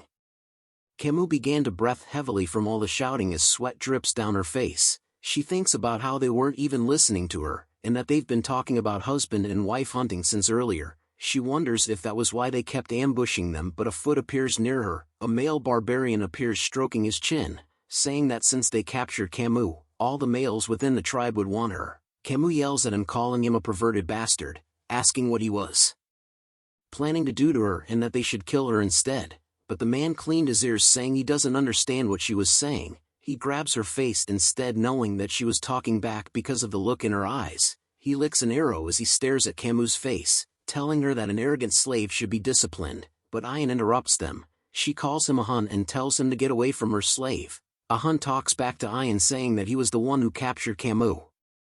But Ayan tells him that it was bullshit and to keep his voice down. But a Hun continues to argue, saying he was the one that shot the paralyzing arrow and set up the trap. But Ayan tells him that she made it possible because she stopped Vikir, who was good with the sword, or else he would be dead. Camus stares at them arguing and wonders if an internal argument was breaking out. She looks at Ayan and assumes she was the commander. She thinks deeply about how Ayan had the skill to go against Vikir, who was a low-ranking graduator, and that if she wanted to escape, Camus needed to do something about Ayan first. A Hun continues to shout at Ayan, telling her that he won't let her stubbornness slide just because she was the commander. But Ayan's hand began to glow blue. She lets out an intense glare at a Hun, revealing a horrifying blue aura, as she tells him that if he was angry, he could come at her any time, and she would turn him into a bloody mess. Seeing Ayan this way sent an overwhelming sense of fear into a Hun. He then decides to give up and back off as Ayan continued to stare at him intensely. Camus sees a Hun leaving angrily and thought that Ayan had won. Ayan praises Camus' eyes and physique as she came from a good bloodline, but she kicks into Camus' shoulder hard, telling Camus that she was captured by the Morg Clan bastards and sold into slavery. As Camus lets out a painful grunt, Ayan recalls her meeting with Vikir, and that she was lucky to receive some kindness that allowed for her to escape from the fate of a slave. But her eyes were filled with anger as she tells Camus that she won't be as lucky, and that she'll take her time to tame Camus so much that she would feel it in her bones and soul, making licking the spaces between her toes a daily routine for Camus. But an explosion erupts all of a sudden behind Ayan. Ayan turns around and both her and Camus were shocked to see the explosion. The barbarians shouted out that it was an ambush, as some of them were set on fire, screaming in pain. Footsteps are seen walking through the fire. Adolf appears among the flames, calling out to barbarians that he had come to repay them for what they did. Camus was happy to recognize that voice. She sees that it was her uncle, with fire in his hand. Adolf shouts to them to return his niece back to him this instant. The barbarians could only stare as everything was set ablaze in front of them. They see that the Morg and Baskerville clan members were easily killing each of the barbarians. Vikir was sitting on a branch of a tree, witnessing how everything was unfolding. He looks at the scene before him, thinking that something was strange. He wondered why the Balax who ambushed them before so perfectly was now panicking this easily from an attack. The barbarians turned to run away from the attack on their wolves, calling the Morg and Baskerville clans crazy bastards for causing such an uproar inside the forest in the middle of the night. But Adolf shouts at his members, telling them to not let a single barbarian run away alive. Just as two Morg members chased after the barbarians, Camus laughs at the barbarians and tells them they were getting what they deserved, but a sound rustles behind her, causing her to sit upright. Her face grew nervous as she slowly turns around to see what it was. It was Vikir. He signals to her to be quiet as she yells out his name. He cuts the ropes that were tying Camus to the tree with ease. Camus is happy to see him as he lifts her up, asking if he came to save her. Vikir replies back to her if she doesn't understand what hand gesture was used for keeping quiet, but their chat was cut off as Ayan appears before them, telling Vikir that she knew that the boy who uses knives well would come. She tells him that his strong physique that made it possible to cover a long distance within a short period of time, and his level-headedness that made it possible for him to get through the darkness of the forest, adding on his passionate and pure love that made him put his life on the line for his girl. All these conditions were perfect. As Ayan tells Vikir that she won't ask about his past and that he had passed, Vikir looks at her and wondered what he had passed. But Camus and Ayan send lightning stares at one another as they both know what each of them wanted. Vikir is a ladies' man. Vikir pulls Camus closer to him, causing her to blush slightly, as he thinks about not being able to hide his powers in this situation, and that he couldn't recall anything about Ayan from his past life. Ayan seemed pissed that Camus was close to Vikir, as he wonders if she was the one that gave the nose bridge scar to Hugo's face, and if she was the Black Archer Night Fox, but he changes his thought as he realizes that she was too young and unskilled to be the Night Fox, but was probably someone who had the same bloodline. But as they were talking, a blow dart is seen pointing at them. Vikir sees the attack going to Camus and easily blocks it with his hand. Ahun was shocked to see this and wondered how Vikir knew as he was hiding in the bushes. Vikir decides to pick up Camus, causing her to scream a bit as he realized that things had become bothersome. He tells Camus to bear it with him for a little, and that he will return her to his uncle. Camus agrees shyly, thinking that he was still out of it as he was using formal language, which might be because of the poison. Vikir and Camus quickly leap away, leaving Ayan to stand alone in silence. She scratches her head, saying that she wanted Vikir to return with her obediently. As Vikir and Camus escape, he asks her if she was severely poisoned. Camus replies shly while blushing that she thinks so. All of a sudden 2 barbarians appear and shoot arrows at them. Vikir manages to block their attacks with his sword as Camus shrieks from fear. Ayan then prepares her arrow, lightly releasing a blue aura that covered the arrow. She stretches the bowstring and prepares her shot, with her arrow glowing blue intensely, her gaze filled with focus as she prepares to get rid of Camus. She lets go of the arrow, which unleashes a powerful blue streak of light. The arrow soon reaches the back of Vikir as he carries Camus. He turns his head in a swift motion and sees the powerful arrow reaching them. Camus turns as well due to Vikir and sees the arrow just inches away from her eye. Huge pillars of ice suddenly erupt throughout the forest following the attack of the arrow. Sweat drips down Camus' face as she spots the arrow standing still just inches from her face. Adolf appears and had used ice magic to freeze the arrow from attack Vikir and Camus.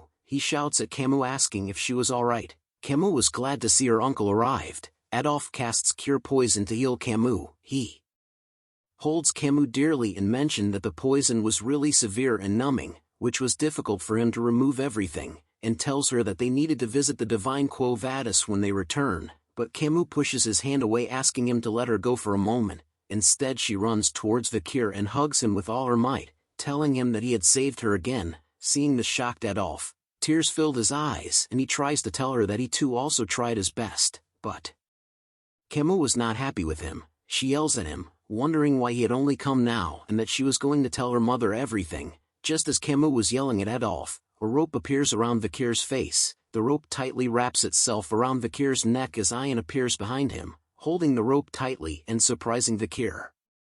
She tries her best to pull Vikir but couldn't. She wondered why he was so strong and why he wasn't moving backwards. She tells Vikir to be obedient and to let himself be captured as she was running out of time. Vikir easily snaps the rope into pieces, thinking why was there no time. Camus yells at her, saying it was you again. Vikir thought deeply about the reason why the Balak were in a hurry. Soon enough a demonic being gaze was felt. An ominous deadly aura was felt throughout the forest.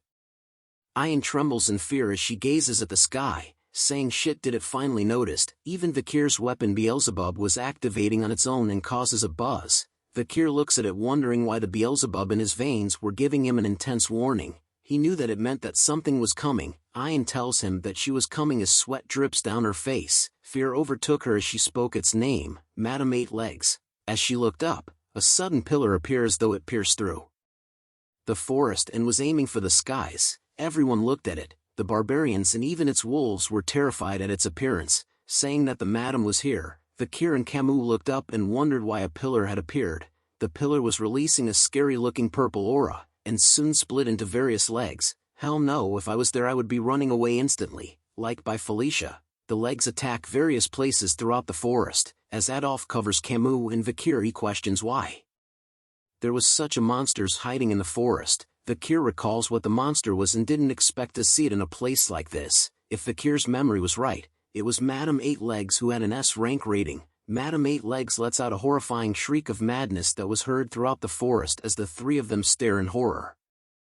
As Camus tries to shout out what that was, Vikir quickly covers her mouth, telling her that she can't make loud noises. He explains to her that even though Madam Eight Leg has poor sight, it has sensitive touch and hearing. Vikir recalls an old native prior to his regression, about the incidents seen and heard about at the Le Rouge et Le Noir mountain. The legend the elder told seemed like a horror story. It was a horror story about the madam with 8 legs which inhabited in the depths of the forest, according to the Empire's Monster Dictionary, which was finalized after 7 revisions. There were written records of Madam 8 Legs, that its risk ranking was S, and was a monster capable of destroying a nation within a single day, making it a disaster rank. Madam 8 Legs lets out a horrible shriek, causing green slime to spread all around from its mouth, as though it was part of Nickelodeon's slime show. The green slime melts the branches of the tree. Vikir dodges the green slime with ease while Adolf protects Camus from the slime using a spell shield, but Hans lets out a scream like a little girl. He shouts out as Madam's poison had landed on his hair. No more man buns for him. The hair covered with poison was quickly cut off. Ian had cut it off, whispering to him that he was an idiot for screaming in front of the madam. Just as Hun kneels down on the ground, Ian couldn't believe what happened and looked up. She sees that Madam 8 Legs was looking right at her. She tells Hun that she would have killed him, but he was lucky that he was the grandchild of the shaman. She whispers to the others to quickly retreat. On the other side, Vikir and others were making a run for it too, as Adolf whispers to them that they needed to get away. But Madam 8 Legs had spotted both groups and slowly senses their movements with her. I don't know what this is, man. Is this a tongue?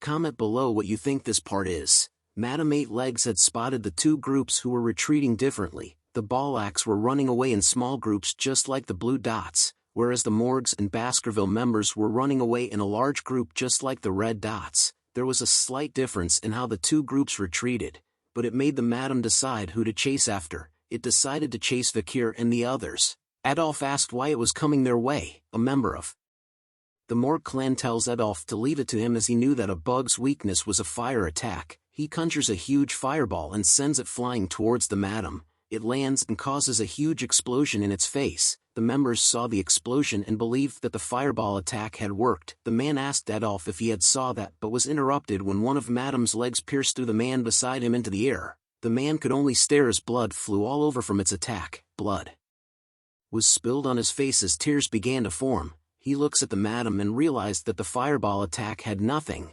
Adolf was panicking as he was running away, wondering what the hell was that. But Vikir was deep in thought. He decided that this was it. As the others continued to run away, Vikir had turned around, surprising them. Staffordshire sees this and asks what Vikir was doing.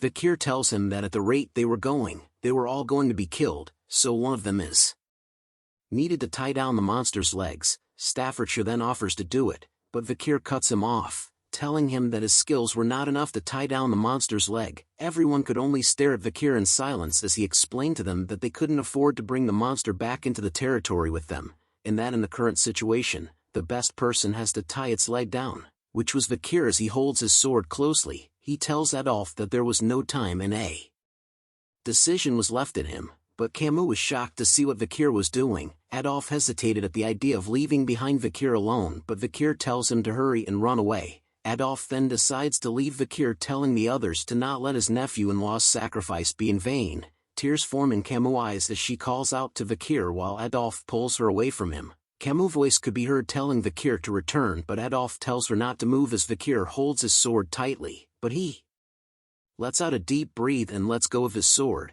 He looks ahead and thinks that he has no intention in the destruction of the Baskerville territory, and that the Allied forces could not stop the madam who was still growing. However, this was a good opportunity for Vikir, as he plans to fake his death in order to get away from Hugo. To buy enough time for him to learn the 10th technique in his head, he decides to return to the clan, only when he was skilled enough to not be pushed around by Hugo, or when he had perfect control over his skill. Being able to hide and control it was when he will return. Vikir unleashes the full power of Beelzebub in his arm, revealing its demonic energy blade. Knowing that if he doesn't go all out, he would die, Madam 8 Legs stares at Vikir as Vikir stares back at it, preparing himself for his hardest fight yet. The Baskervilles and Beelzebub's demonic energy surrounds Vikir's body as he slowly unleashes all his skills. The large amount of mana he received from the river Styx as blessing, the aura that was more worldly and used for high-ranking Baskerville swordsmanship techniques, and finally, the demonic sword Beelzebub. Vikir's eyes were filled with intense focus as he tells the monster that he was going to use everything he has to attack it. Vikir leaps forward with crazy speed in a zigzag motion, and leaps through all the trees in the forest into the night sky. The red aura follows him as he makes his way into the clouds. his demonic sword glowed red as he sees Madame Eight Legs right in front of him. Madame Eight Legs lets out a shriek as it spots Vikir in the air. Vikir gives it a bombastic side-eye while raising his sword up in the air, unleashing an immensely powerful attack that turned the pages black and white and the drawer colorblind, revealing a bright red attack from him that strikes Madame Eight Leg head-on. It was the Baskerville's fifth technique. Fury rose in Vikir's face as he attacks with all his soul and strength. Madame Eight Legs soon began to tremble from the power of Vikir's strike, causing it to slam into Mother Earth as Vikir's attack was powerful enough to force it to the ground. The attack caused a bright red glow to appear in the forest, which began to shine like a diamond in the sky. Soon a huge crimson-red glow appears in the forest and reaches for the sky. Just as Adolf and the others made it out of the forest, Camus sees the intense glow unveiling right before her eyes. Tears fall from her face as she witnesses what happens next. The red glow slowly begins to die down as Camus screams out, "Vikir!" Vikir is seen tied to a guillotine, awaiting his death as two bloodhound guards stood by his sides holding their swords up high. Vikir wore an expressionless face as he thinks about his final moments. But even in his final moments, his eyes were filled with an intense red glow as he stares at something in front of him. Hugo was standing proud and tall as the moonlight casts light on him, as a platoon of bloodhounds stood behind him. Hugo slowly raises his hand in the air while his eyes glowed bright red in the night. His eyes released an intense glow and glare as he pushes his hand in a downward motion. The sound of a sharp blade meeting flesh and bone was heard in the night as blood was seen splattered in the sky. Vikir's vision of Hugo and the others were now at a low viewpoint as everything started to look hazy. Blood soon filled his vision as he looks at the numerous red stares from his once former family members. Hugo slowly walks away from Vikir as his vision was almost filled with blood. But his eyes were still focused on Hugo's head as he left Vikir alone. "Hugo, so in the end you," muttered Vikir as his vision fades to black. Vikir then slowly opens his eyes after awakening from his dream. He stares at the ceiling and saw that he was in some sort of cottage. Bandages covered his face and body as he lay on a bed made of something while his neck was tied to a rope. He wonders what this place is. He thinks about how he didn't know how many days had passed, or how he had survived the battle against Madame Eight Legs. He recalls back to the moment when he had unleashed his most powerful attack on Madame Eight Leg, realizing that during that crucial moment, if Madame hadn't stopped in her tracks upon receiving a shock from the explosion's light, Vikir would have lost his life. Vikir slowly sits upright while holding his injured shoulder. He thinks about how his muscles, veins, and even bones were all injured. There wasn't a place in his body where he felt uninjured. Vikir didn't think this would be the extent of his injuries after receiving a hit head-on. He realizes that he had misjudged Madame's attack power so bad that he could even feel it in his bones. Vikir then holds onto the rope around his neck, wondering if it was because of this that caused him to have a neck ache that he was feeling now after the battle against Madame, but it was because of it that he was saved. Vikir started to think about the others, and wondered if he could consider it as going according to plan. His plan of escaping Hugo's watch was a success as, besides Adolf and Camus, many other witnesses could prove his death, allowing Vikir to not worry about his death being proven. Vikir exits the cottage tent and notices something. He sees barbarians of different ages and genders walking around. He recognizes it as the Balak's camp called Bulak, and he wonders if he was being held captive in their camp. Vikir thinks about how he was in the midst of the camp that belongs to the natural enemies of the Baskerville clan, which was bad for him as he couldn't run away with his ruined body. A voice shouts out saying, "Hurry up! Walk," just as a group of prisoners appeared behind Vikir with their hands bound together. A female barbarian was holding the rope attached to 4 of the men's necks as prisoners while shouting at them that if they don't move quickly they would die from the wolf's bite. Vikir watches them from a distance and was surprised as he recognizes their faces as people who were soldiers from the Baskerville and Morg clans. He watches them leave thinking about why he was not being executed. A foot appears behind him saying that he was up. Vikir looks back and sees a punk rock hairstyle barbarian male asking him if he could speak Balak. Vikir recognizes the barbarian as Ahun, the barbarian holding the dart blower who tried to attack him from the bushes a few days ago. Ahun tells Vikir that he should be thankful that he wasn't going to end up with the same fate as the prisoners he had just seen. Ahun then smirks right in the face of Vikir's, asking him how he felt watching his comrades walk towards their death, and that he must be in despair since he could not do anything with that crippled body. With an evil smile on his face, Ahun tells Vikir that if he weren't the commander's pet dog, he would have boiled Vikir right away. Hearing the words pet dog triggered something deep within Vikir's soul. He visualizes Hugo's face with his hands filled with chains and a dark aura. The chains were slowly suffocating Vikir as his body was slowly being covered by the chains and dark aura. Ahun suddenly felt an immense pressure, wondering what it was. He looks at Vikir and sees that his eyes were filled with murderous intent and that his haki was extremely strong. One Piece reference. Ahu responded with a punch to Vikir's face, calling him an arrogant bastard. The punch left Vikir on the ground trembling slightly as he didn't respond back. Ahun leaves him alone, telling Vikir that he should stop standing there and go find his owner, who was at the end of the rope. Vikir slowly got up and looked at Ahun walking away. His eyes were filled with revenge as he had memorized Ahun's face and swore to get his revenge once his body recovers. Vikir walks past a few more cottage tents in the camp. He slowly pulls onto the rope inch by inch as he made his way out of the camp, wondering how the rope was this long. He walks a bit further but soon notices that he had walked quite a fair bit but still couldn't see the end of the rope, which causes him to wonder if his owner was actually at the end of the rope. All of a sudden the rope tightens itself. Vikir notices that the rope was being pulled in a certain direction. He sees that the end of the rope was leading into a pool of water, where Ayan was seen submerged inside.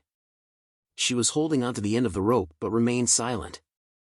Vikir and Ayan were soon entering an awkward staring contest with one another, as Vikir stood on land while Ayan was submerged in the waters. She gives him a wide smile before telling him to lie down. Vikir was suddenly pulled forward by her. As his head was pulled forward by Ayan, a certain object went through the spot where his head was originally. An arrow lands on a tree. Ayan came out of the water and shouted at a group of children, calling them brats and telling them to go practice somewhere else. Meanwhile, Vikir was just laying on the ground motionless.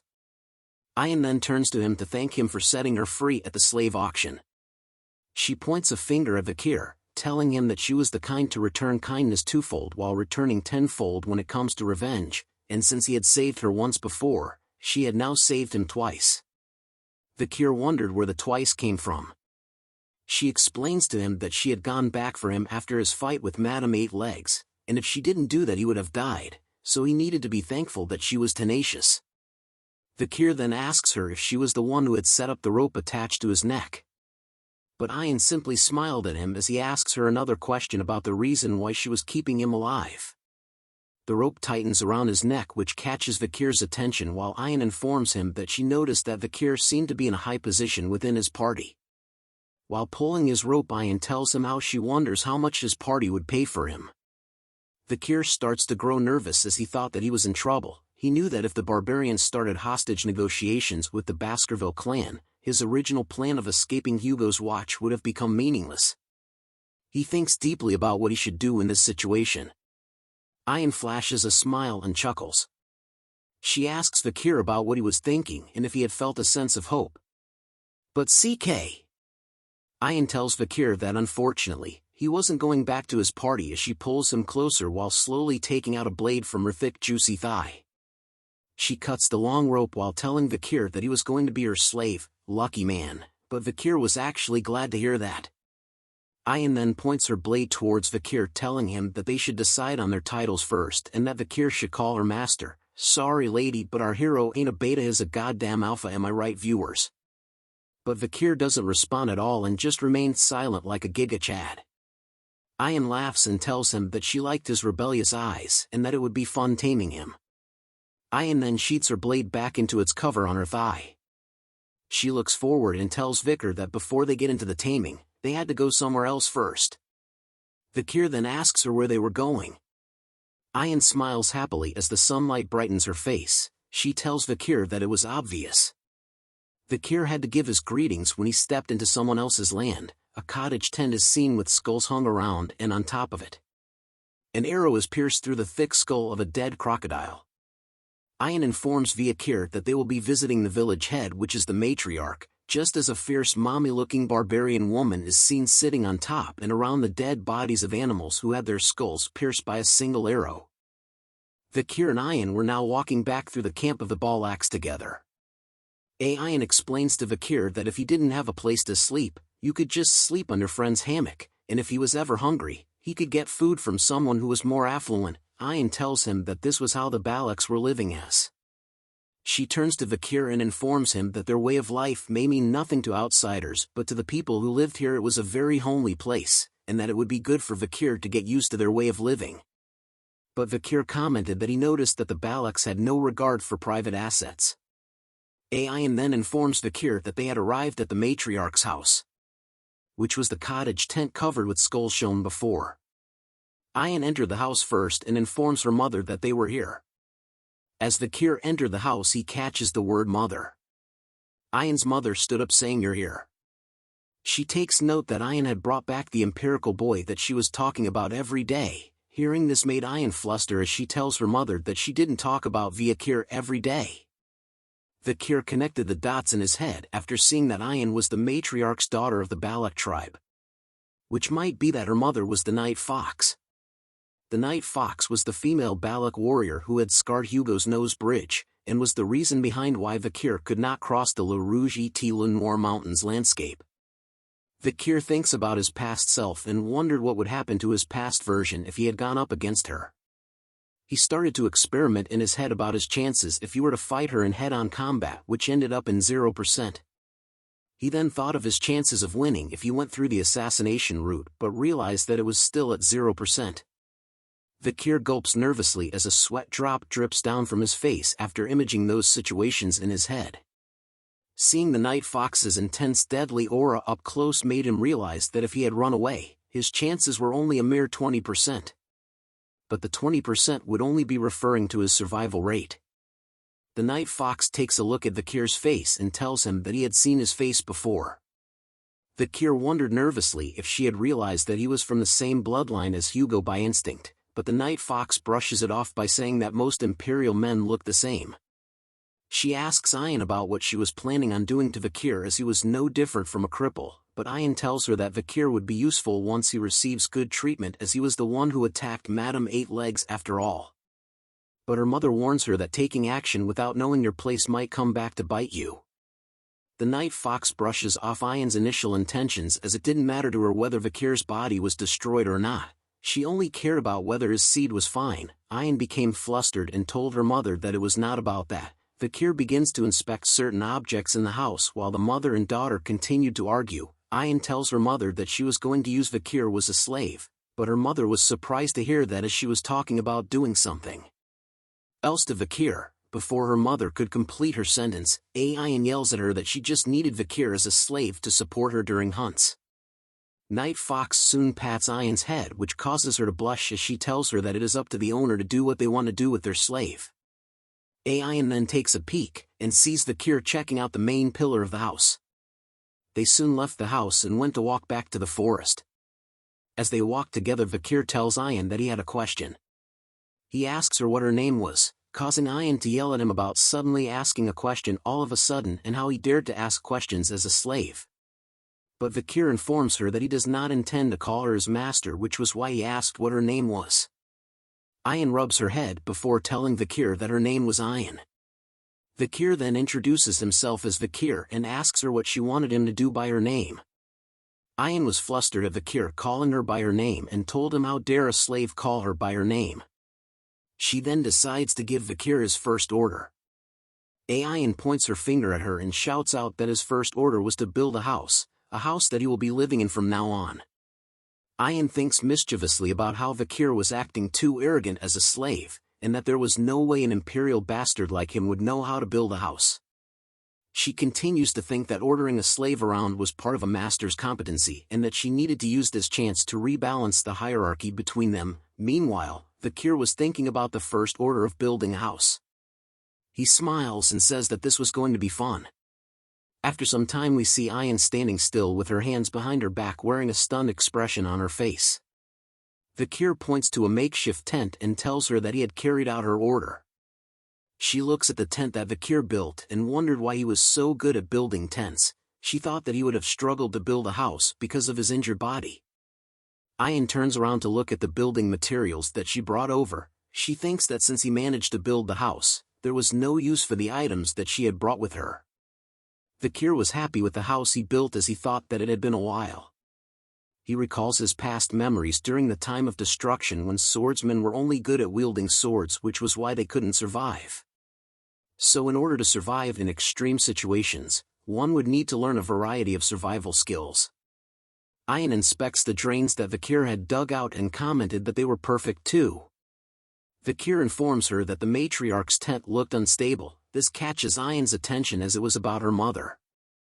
Vikir explained to her in detail in regards to her mother's tent problems, stating that in its current state, during the rainy seasons the ground around the central pillar will shake, which might cause water to leak through. If she orders him to, Vikir was willing to mix slimy dirt and gravel on the opposite hill to create bricks, which he will reinforce the bricks by spreading oil and burning it.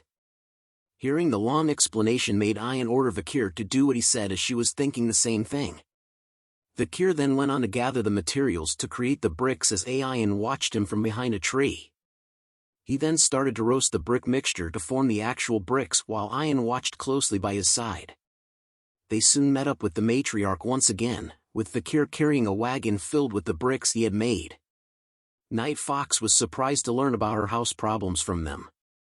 After a while, Vikir had created a solution made up of bricks to help resolve the issues the matriarch's house was having.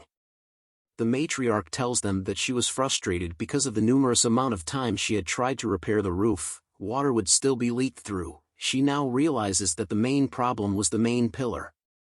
She tells Vikir that he had done a good job while informing her daughter that she had picked up quite a useful mail. She then instructs Vikir to go around the barracks to take care of tedious matters such as this. Ayan remains silent while looking concerned at Vikir nods his head upon hearing her mother's command. Vikir was seen washing the rags at a nearby river when Ayan calls out to him, catching his attention. She asks him if it was exhausting to just slave away and wonders if he wants to be an official member of their tribe.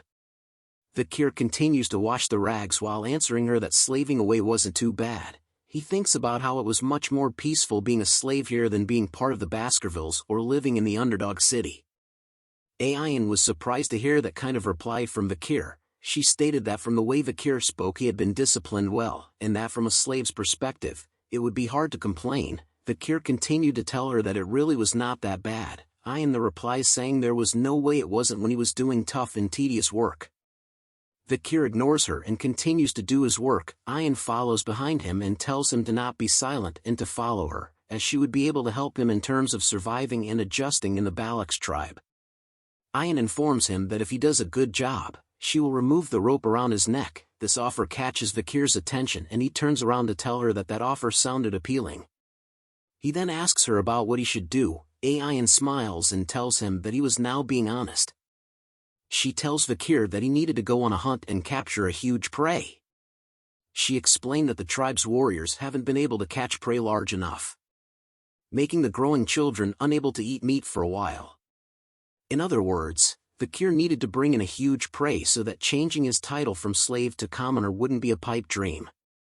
Ayan then smacks the back of Vikir's heart, causing him to flinch. With a smile on her face she tells Vikir that he had no problem moving light objects and that all he needed to do was just assist her. Vikir was showing an annoyed expression after being smacked on the back, just as Ayan tells him about how lucky he was to be the slave of the Balak's hunting commander. Vikir thought about the job of hunting for a moment and then agreed to join Ayan in hunting. Hearing this brought joy to Ayan as she smiles widely while blushing a bit. She tells Vikir that they would be leaving tomorrow, but Vikir was curious about why she was smiling like that. Ayan tells him she wasn't, just as a foot appears behind a tree. Ahun was glaring angrily upon hearing the conversation between Ayan and Vikir.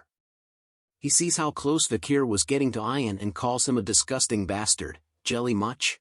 An arm covered in bandages is seen placing his hand inside a jar. When the hand is removed from the jar, some sort of grayish mud is seen coming out of the jar. A man wearing a skull headpiece with crazy eyebrows tells the hunters it's time to gather around and it was time to start the hazing ceremony. His hand is covered in the mud that was in the jar. This was a human, the Balak shaman. A human is seen down on a tree stump with a hunter kneeling before him and with other hunters forming a line to see him. He tells the hunter that was kneeling to take his blessing. If he doesn't take it, it would mean that the hunter would have a hard time later on. Ayan explains to Vikir that the Balak hunters feel guilty when they kill their prey, so before they kill, they spread charcoal on their faces to hide themselves from the god of death. Vikir, after hearing the explanation from Ayan, thought about how even the Balaks, which was a warrior tribe, had a shaman as well. The hunters in front of him were complaining about the fact that a human, the shaman, was nagging again, and the male hunter tells the female hunter to let a human be, as he was a shaman that needed to establish his position in the tribe as well. Looking at a human spreading his blessing and writing on the faces of the hunter with charcoal made the hunters question the fact that the shaman's blessings usually fail a lot, and that the hunters were only just seeking his blessings whenever there was an occasion. Vikir overheard the hunters talking and thought about if it meant that a human's position as a shaman was meaningless, and realized that the Balak tribe place was not that much different from other places. Ayan had received the blessing from a human and her face was covered in charcoal markings. She kinda looks like a joke. Vikir points to her and tells her that it was quite a sight to see. Ayan attempts to wipe off the charcoal markings on her face, telling Vikir to shut up and that her markings were funny as she didn't get along with the shaman. While blushing hard, she hands over a collar that has spikes all over it and tells Vikir to wear it.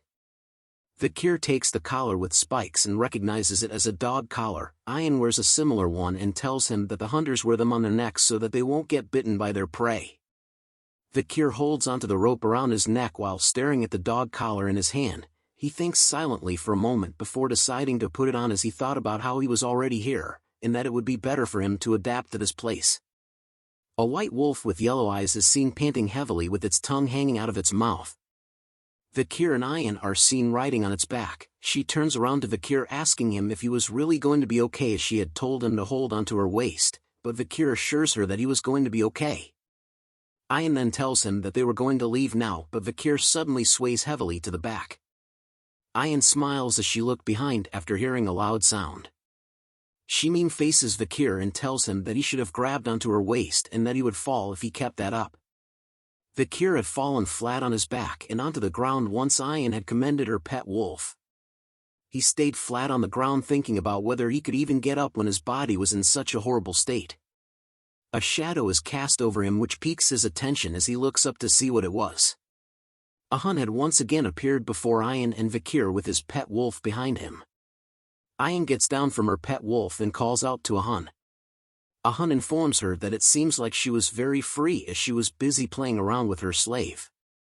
He continues to tell her that he was going to catch a bigger prey this time, so that in the next joint hunt, he would become the captain of the hunting group. He was even going to place his grandfather's honor on the line. Ayan questions him about why he was willing to put his grandfather's honor on the line when his grandfather only knew about shamanism.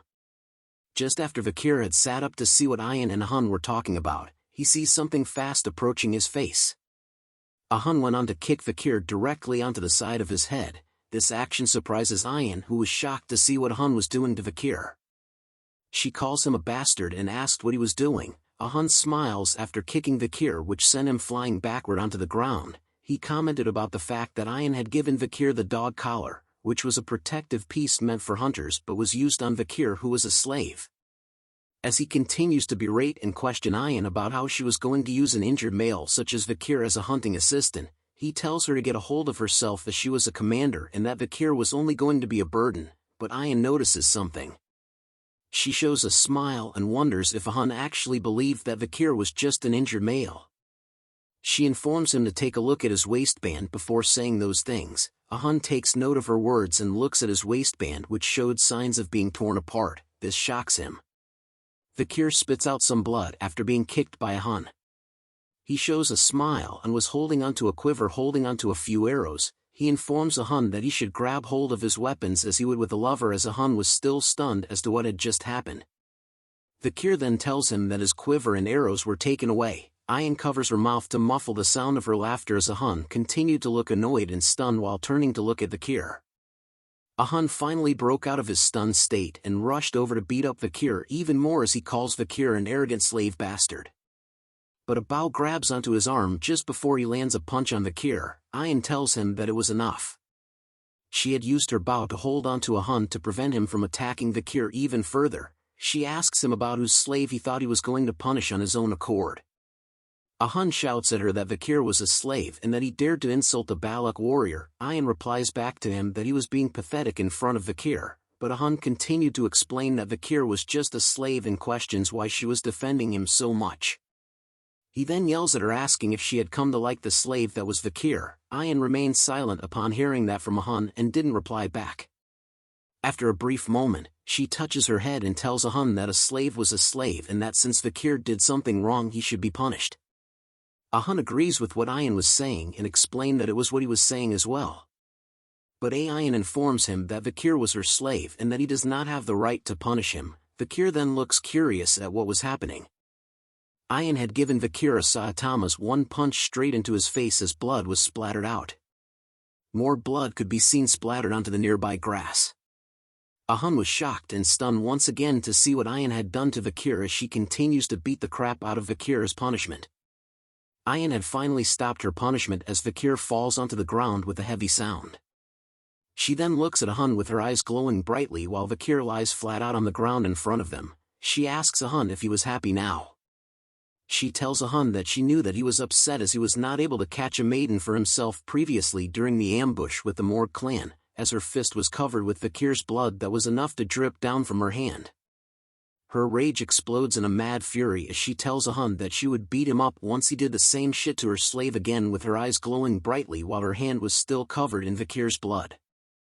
Ahun was too stunned to speak as Ayan asked if he got it. He tells her that he got it as Vikir continued to lie on the ground without even a single muscle moving. Some time had passed after the incident with Ahun. Ayan peeks behind with a sad and nervous look on her face.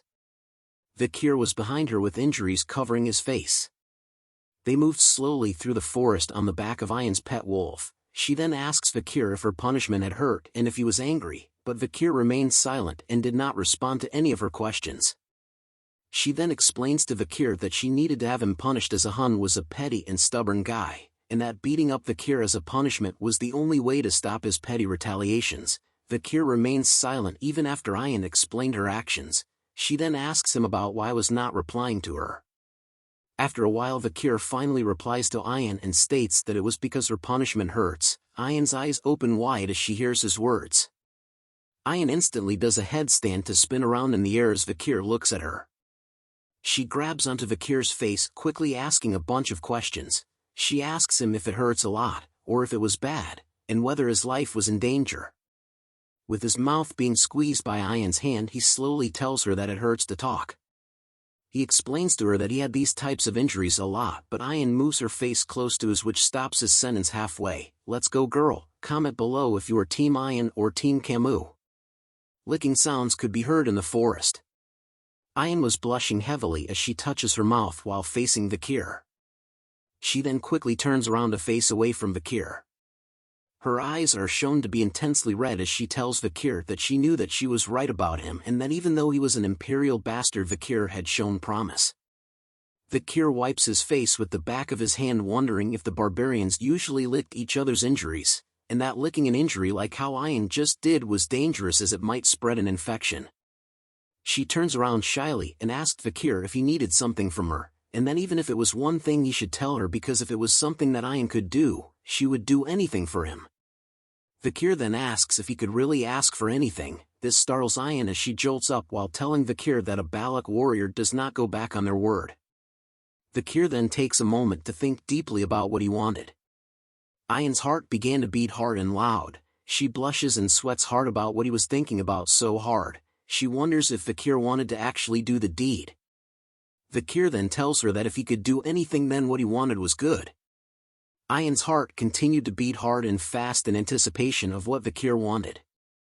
Vikir then tells her that he wanted her to teach him how to shoot arrows. Ayan was extremely disappointed in hearing his request and tells him that since it's about arrows it was fine. They continued to travel through the forest on the back of Ayan's pet wolf as she raises her arm, telling Vikir that from tomorrow onwards they would be doing special training. Vikir agrees with her suggestion.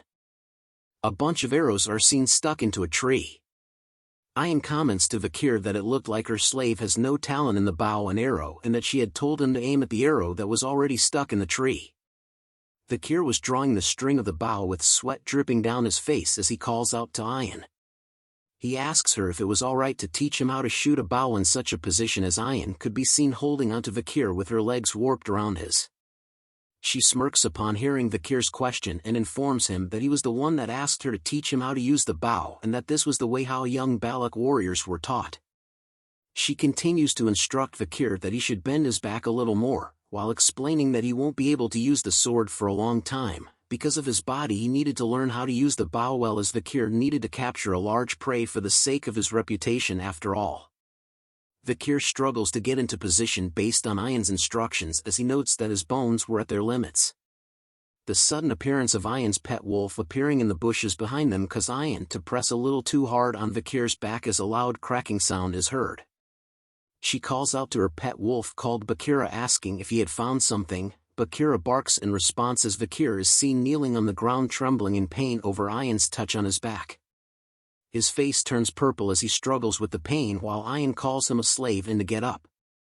She smiles widely at him and informs him that from here onwards they would be moving quickly.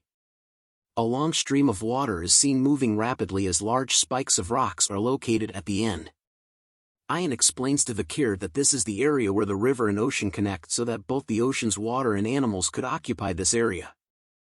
Ian informs him that her grandmother told her about this, that a salmon believes that if it successfully swims up the waterfall, it could evolve into a huge beast, as large numbers of salmon fishes could be seen swimming in the waters and jumping into the air. However, Ian continues her story about how most salmons fail to rise above the waterfall and fall. Eventually, they would be punished when they fall onto the sharp rocks.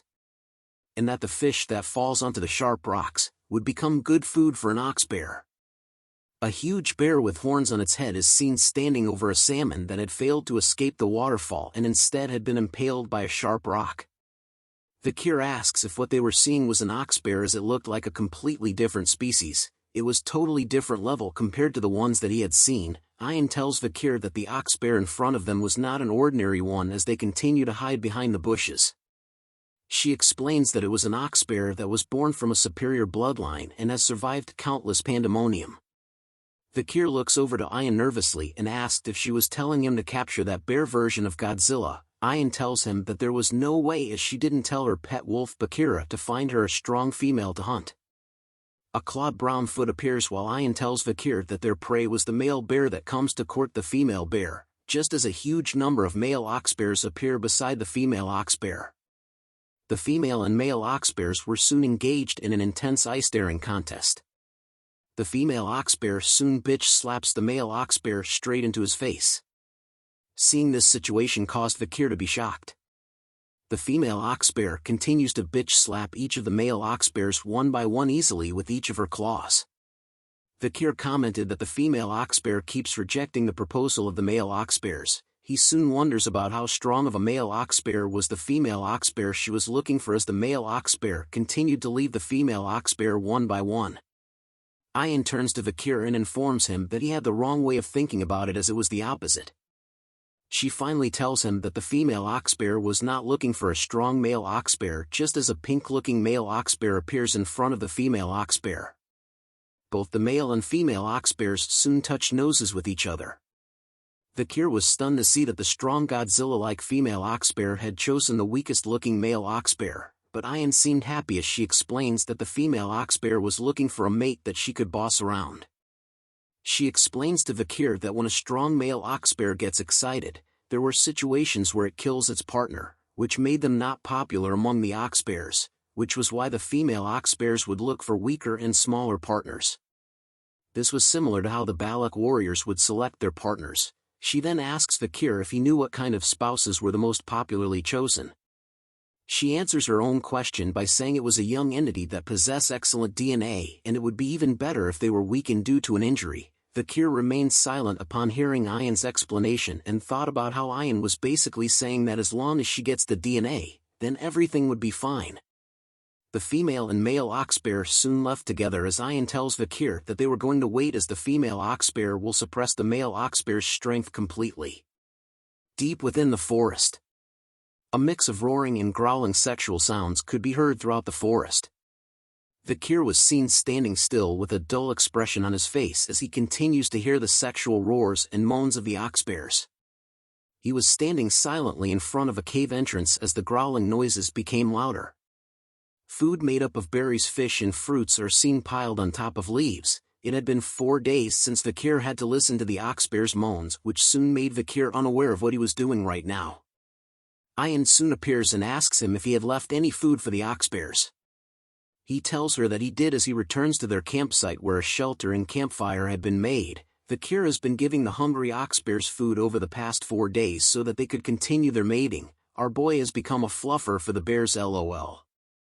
Ayan picks up a pinkish berry in her hand and explains to him that the fruit has an effect where it boosts one's strength temporarily, but in the end, it was harmful as it consumes one's lifespan instead.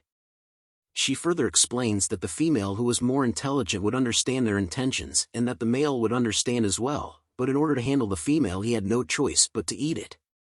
Vikir thought of the scenario where the male oxbear was attempting to escape from the female oxbear. He now understood the reason why Ayan had chosen a big and strong female as their target. Her plan was to deplete the male's strength. 2 bowls of soup are seen on the ground which Ayan had made. She tells Vikir to eat up so he could heal. Vikir accepts the meal and commented that the oxbears were really mating like crazy. Isn't that normal? Ayan tells Vikir, which causes him to spit out the bowl of soup. She giggles at Vikir's reaction and tells him that all male Balaks were like that, but guessed that imperial males like Vikir weren't, and then she guessed that since he came from a geeky country, it meant that Vikir couldn't mate as the crazy oxbears could. Ayan continues to taunt Vikir, asking him if he could do it like the oxbears as he wipes the soup off his face. She leans closer to Vikir, playfully teasing him and asking if he could. A fierce loud roar soon catches Ayan's attention. Vikir was alarmed to see Ayan's reaction as she quickly grabs onto her bow, telling Vikir to get ready as the fierce roar continues to be heard. She noted that the female oxbear had finally been impregnated as the female oxbear is seen towering over the collapsed body of the male oxbear. Good job bro, you tried your hardest. The female oxbear lets out one more loud and fierce roar into the air that causes it to shake. The fierce roar causes the male oxbear to run away from the cave in a hurry. Vikir and Ayan are seen sitting on the branches of the tree. Vikir then asks Ayan about why the female oxbear was chasing the male oxbear away. She explains that an oxbear that has finished mating is no different from a competitive predator who has intruded a territory and that it was a warning to the male oxbear to never come back. Vikir understands and commented that the female oxbear wants to sleep since she had used her strength and has not slept for the past 4 days as he looks at Ayan. Ayan looks at him and tells him that the female oxbear would hide herself in a safe and remote place and that from here onwards they would find her traces and chase after her quietly. As Ayan prepares her bow and arrows, she tells Vikir that once the female oxbear starts to go to sleep, that was when they would start their hunt. Up in the snowy mountains, Vikir's legs could be seen walking through the mountains. Ayan and Vikir are seen riding on Vikir's back between 2 large pillars of stone. Vikir commented that the female oxbear would be tired but is moving so far away. Ayan tells him that she was finding a place that has the least number of threats that the forest possesses, and that the place where they were was cold, making sure that mosquitoes that suck bones or blood could not live here. Vikir then asks Ayan if the female oxbear knew about those facts and came here knowing that. Ayan tells him that the female oxbear's intelligence is quite high and that its acquired knowledge is better than its instincts. As they continued to follow the trail of the female oxbear, Vikir could start to feel the coldness of the area due to his body's condition as he covers his body with his arms. Ayan turns around to ask if Vikir was feeling cold and that if he was, he could put his body closer to hers, but Vikir tells her that he was fine. Ayan warns him that his body temperature could decrease, making his body become stiff, and when his body becomes stiff it might get in their way when they start hunting. She then asks if he plans on getting in her way. Vikir thinks deeply about the facts Ayan had stated, thinking that it was a rational reason, and wonders if she was capable of making such rational decisions. He soon agrees and hugs tightly onto Ayan's body, causing her to jolt up and blush heavily. Ayan soon grew nervous and thought to herself that she was only doing this because she was concerned for her slave's health and that it was the duty of a master to look after their slave. Vikir soon notices something up ahead. He lets out a fierce growl which catches both Ayan's and Vikir's attention. They soon noticed that the female oxbear footprints on the ground soon disappeared halfway. Ayan shouted out that the female oxbear's trace had disappeared. She turns to look around and wondered where the female oxbear had disappeared to, just as a pair of red eyes appear in the shadows right behind Ayan. Something fast was approaching Ayan at a high speed. She soon realizes it and turns to see what it was. It was the female oxbear. She launches straight towards Ayan at full speed with her claws close to Ayan while letting out a devastating roar. A group of hunters was seen looking happy and amazed at something. "Wow, look at that boar," they shouted as they gathered around the boar that had been tied onto a wagon. They commented that with the amount of meat they could get from the boar, the whole tribe would be able to eat their fill. A female hunter tells the hunter who caught the boar that she had only managed to catch 3 rabbits, while another male hunter guessed that the hunter who caught the boar was the best hunter amongst them now. They asked the Hun who was the hunter that caught the boar if it was true that he was the best hunter now as he smiles in front of the prey that he had caught. A Hun continued to smile and bask in the compliments that the other hunters were giving him. The hunters asked him if it meant that he was going to be the hunting commander from here on out, and the other hunters agrees with that comment based on the rules. Even Commander Ayan could not hunt as good as him since there was a limit to what she could hunt by herself. But another hunter wondered about the fact that Ayan had brought a slave out with her to hunt.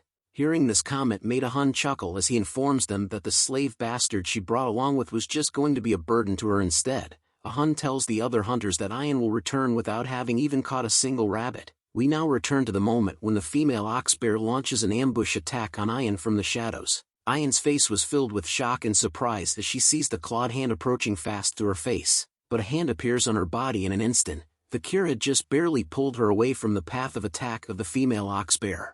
Pieces of her hair were blasted away as a nervous sweat drop drips down her face. Both Vikir and Ayan fell to the ground with a heavy sound which surprises Bakira, her pet wolf, even more. Bakira growls fiercely at the female oxbear that had ambushed its master. Bakira lets out one final woof and leaps onto the female oxbear.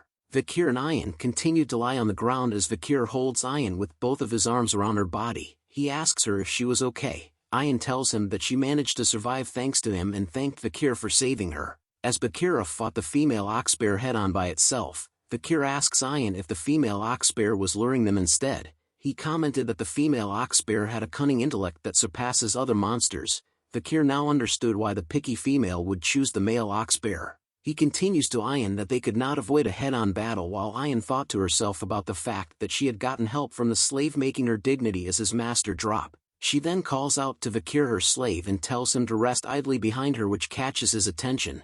She prepares her bow and arrow with a determined look on her face, and she tells Vikir that she was going to show him the dignity of his master. Some time has passed as Vikir is seen with a dull expression on his face. He looks up to see that Ayan and Bakira were both leaping between the 2 walls of ice and commented that he was a slave that was lazing around while the master was working. But he was impressed with the way of the Balak slaves as they were quite unique, as Ayan could be seen sending 2 arrows towards the female oxbear. Her attacks were successful as more arrows could be seen on the back of the female oxbear as it tries its best to run away from her with its mouth dripping with saliva. "The sin of acting indecent before my slave you'll pay, oxbear," Ayan shouts as she chases after the female oxbear. Just as she was about to send another arrow towards the female oxbear, it retreats into the stone wall. But Ayan's eyes were still filled with focuses as she tells the female oxbear if it thinks that it will be able to avoid her attack by hiding behind an object. As she draws the string of her bow, Ayan's arrow began to flash bright blue with an intense aura. A good arrow would pierce through steel, but if it doesn't want to pierce through anything, it wouldn't even pierce through a leaf, she says. She unleashes her attack towards the boulder, but the arrow deflects upon hitting it. But the aura that was inside of the arrow was able to pierce through the boulder and through the female oxbear that had went inside to hide. It coughs out blood as the aura hits its body. Vikir was alarmed to see that the oxbear that was hiding behind the rock was actually attacked by Ayan's arrow. He speculates that the wave of aura from the arrow had passed through the boulder precisely and pierced through its target. He stares at the back of Ayan's while thinking about the archery skills that you could call an art form and the hunting skills that can strangle one's prey without any flaws. Vikir continues to comment that Ayan, when judged by her skills, she might surpass Morg, just as Ayan turns around with a smile on her face asking Vikir if he had seen what she had done. A massive amount of blood is seen dripping onto the ground, causing a pool of blood to appear. The female oxbear continues to breath heavily with blood still dripping off its mouth. The female oxbear decides to come out from its hiding place and rushed fiercely towards Ayan and Bakira in a mad frenzy, but Ayan simply sent even more arrows straight into its face. With one of its eye pierced by Ayan's arrow, it still continues to charge towards Ayan without stopping as Ayan tells it if it thinks whether it could go up against her arrows. Ayan then pulls back the string of her bow with an arrow filled with her aura. She tells the female oxbear that an arrow filled with her sincerity could even break a castle wall, she says, as her blue aura filled everything from her body to her arrow. She finally unleashes the Giga Chad arrow that looked Goku's Kamehameha. The female oxbear finally stood still with fear in its face as Ayan's bright light is shown on its face, but with its remaining eye still filled with determination, it bends its head, like Beckham, to dodge Ayan's powerful arrow attack. Ayan was too stunned to speak after witnessing the female oxbear dodge her attack. The female oxbear slams hard enough Ayan and Bakira, causing both of them to be flung up high in the air. After being smashed by the oxbear, Ayan rolls and tumbles away on the ground.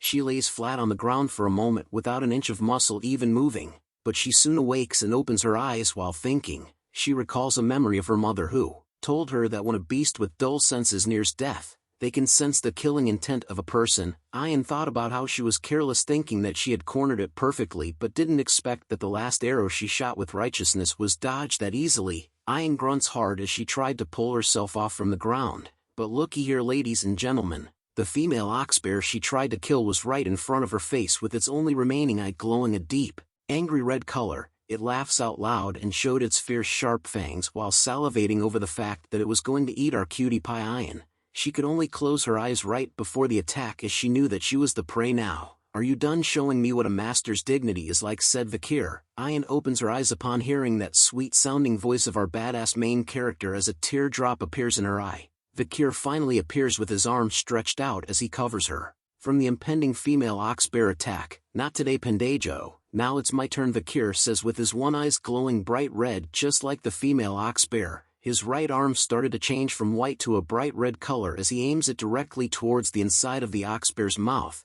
With his hand covered in bandages and a red aura, it slowly rips apart as his sword skill Beelzebub reveals itself along with a tattoo. Vikir lets out a huge scale of flames that toasts the female oxbear right in its face. It's epic mealtime, everyone. Even Ayan was surprised to see that Vikir had managed to use a fire skill. The female oxbear was totally knocked out as it lets out a quiet growl after being toasted from Vikir's hot flames. Bandages could be seen burned apart in the air. Vikir's bandages that wrapped around his face and body were slowly burned away from his body. "Our boy is back, guys." Ayan could only blushed upon seeing Vikir's glorious body that was hidden by the bandages, but Vikir spoke out that he knew it. Using that skill was too much for his body as a dizzy and hazy feeling came over his body as his eyes turn white. He falls forward flat on the ground, which shocks Ayan, while the female oxbear was also laying on the ground completely toasted. "Vikir!" Ayan shouts with concern after seeing him drop flat on the ground.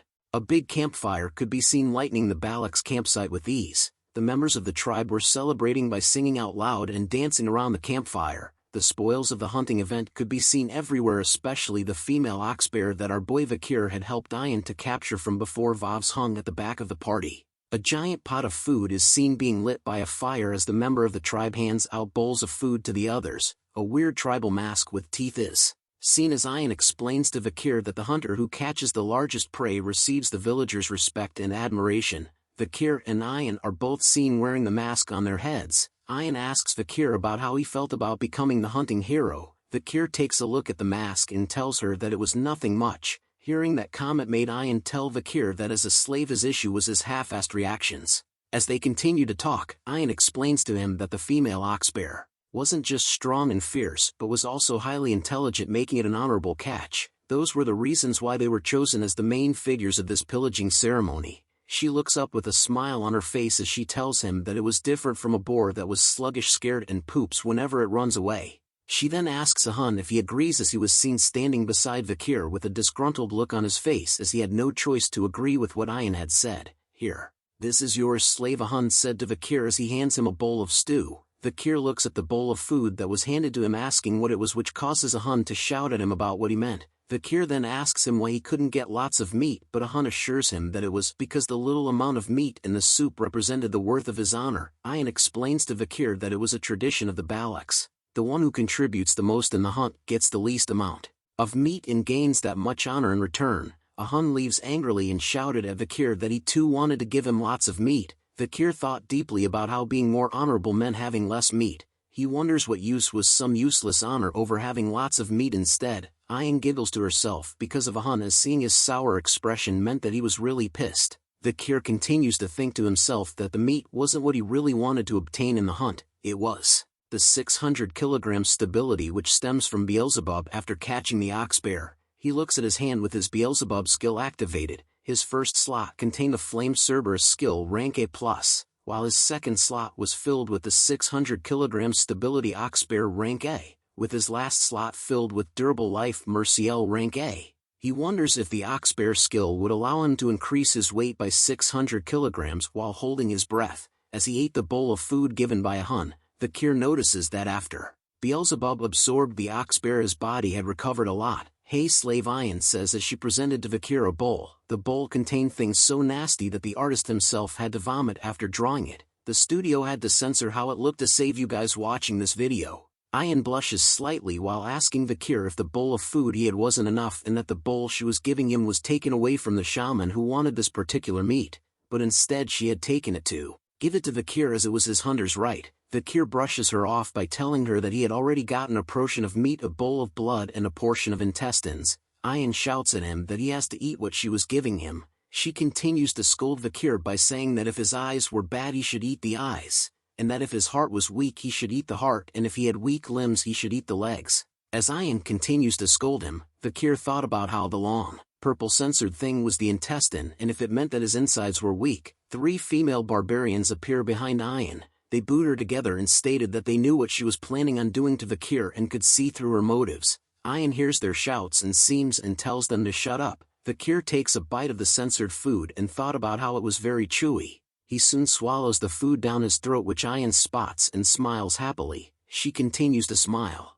and giggle while telling Vikir that since he ate the food he would be able to fulfill his duty. Vikir continues to chew on the food while thinking about how he was done with his part of the hunt and wondered what else she wanted from him. Comment below what you think Ayan wants from Vikir. The sun shines brightly in the morning. Vikir takes a few steps before stopping in front of a massive stump. Smoke was coming out of it along with a long scratch mark. Vikir continues to stare at the smoke. As he thought about what Ayan had told him yesterday was true, a flashback is seen where large amounts of meat are piled on top of one another. Vikir asks why Ayan was placing so much good meat over here. He tells her that the village was going through a food shortage, but Ayan tells him that they were doing this as an offering, as a sacrifice, to Madame Eight Legs, to whom the Balak tribes were asking for permission to live in the dense forest. Vikir thought about how Madame Eight Legs was the horror of the dense forest where you couldn't survive after running into it. A flashback to when Vikir unleashed his most powerful attack on Madame Eight Legs' body run through his mind, as he knew that after seeing the Balak's villagers' behavior towards the Madame he understood how reckless his actions were.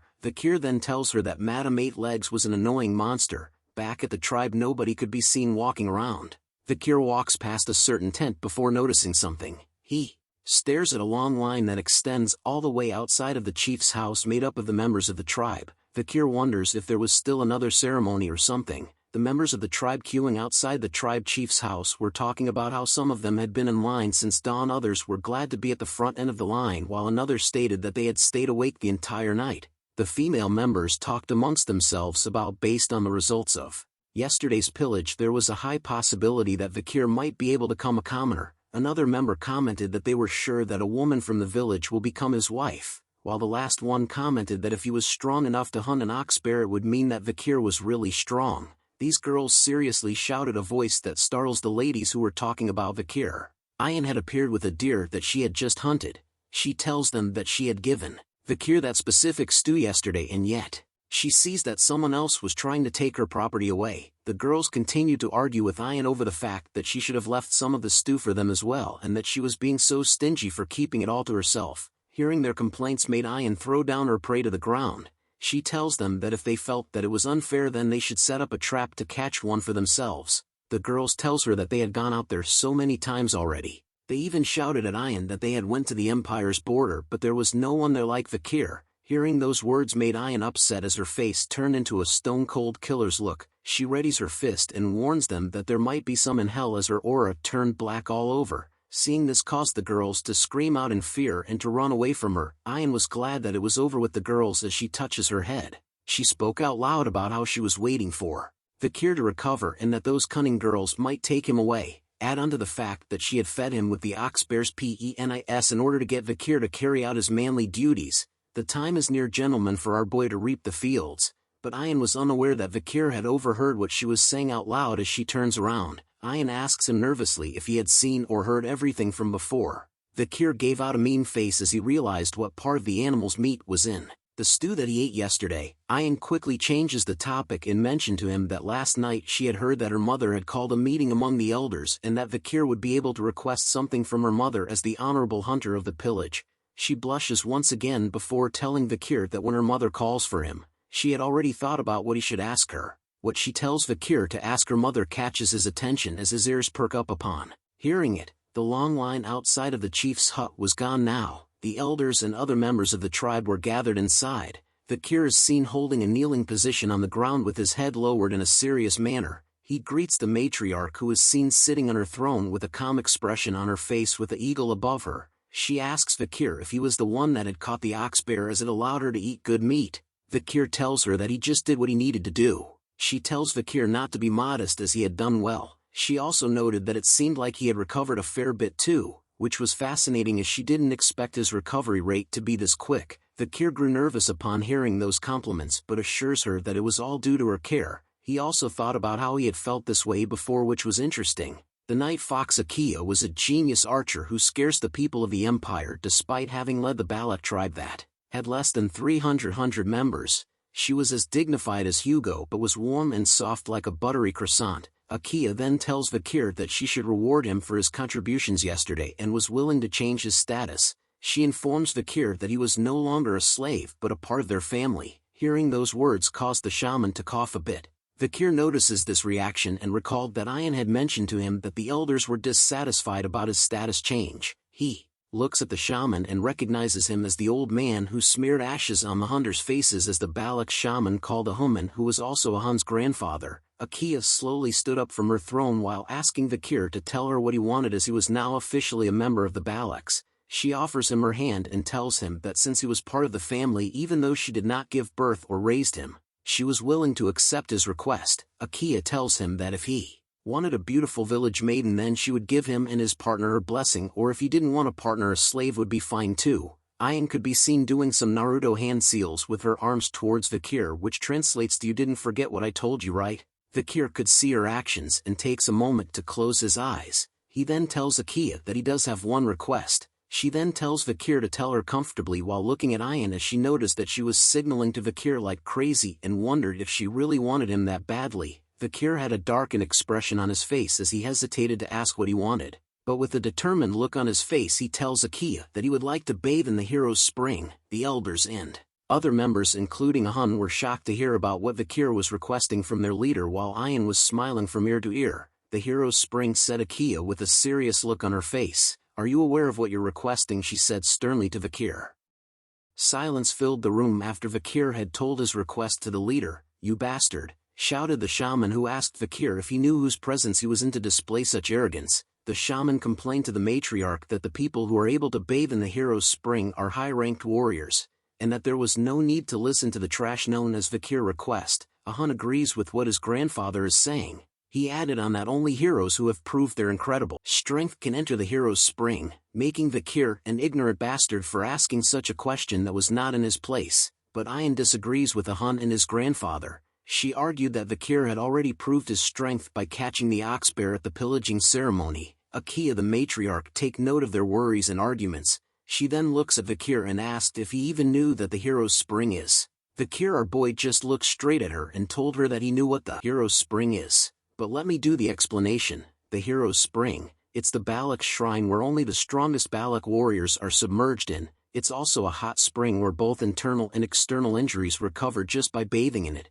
Vikir knew some other facts from what Ian told him. It takes a long time for the water in the hero's spring to accumulate, and only warriors who have made a special contribution can go there. Akia continues to stare at our handsome boy in silence. An elder with a mohawk haircut spoke out. He tells Akia that they couldn't send an outsider who just became a commoner to the shrine. An elder dressed like a mage beside him spoke out as well. He notes that Vikir has a promising future and that it wouldn't be such a bad idea to send him to the hero's spring once to motivate him. Another elder burst out in anger. "Wondering when was the hero's spring a waterhole that anyone can enter?" Another elder states that since Vikir's body was in a rough shape and also a part of the family, then they should treat him well too. Akia overhears the various arguments and statements made about whether Vikir should be allowed into the hero's spring. Deep in her thoughts, she wanted to agree with Vikir's request, but it's also true that there wasn't a good enough reason to, and that it can't be helped since the shaman and guards were so against it. But a constant bell ringing soon catches her attention.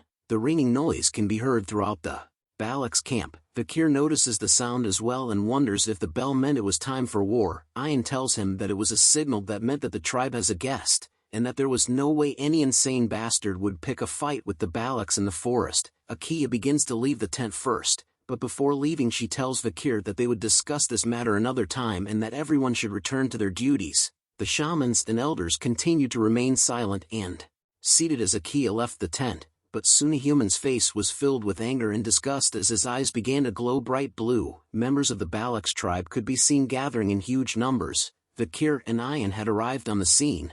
Vikir asks Ian if that was their guest, to which she says yes. Human beings were everywhere carrying crates of goods with horses bringing more into the tribe area. Ian explains to Vikir that the humans were merchants that could bring the Balaks things that couldn't be found in the forest. The Balaks would then anticipate and count down the days until the merchants comes. Vikir was not listening to what Ian was saying as his attention was drawn to a certain symbol. He recognizes it as one of the 7 merchant families, called the bourgeois family. Vikir thought deeply about how the bourgeois family had to come here from the imperial capital, which meant that they had to cross either the Baskerville or Morg family's territory. But how did they get here was the question that stuck in his mind, as Vikir knew that there was no way either of those families would permit their crossing. Vikir then thought that the bourgeois family had smuggled themselves in. A man with a huge mustache arrives and announces to everyone in the tribe that the 5-day market has arrived. He tells the tribe members that if there was anything they wished to barter, then please bring it here. The tribe members could be seen happily bringing over various things to barter with.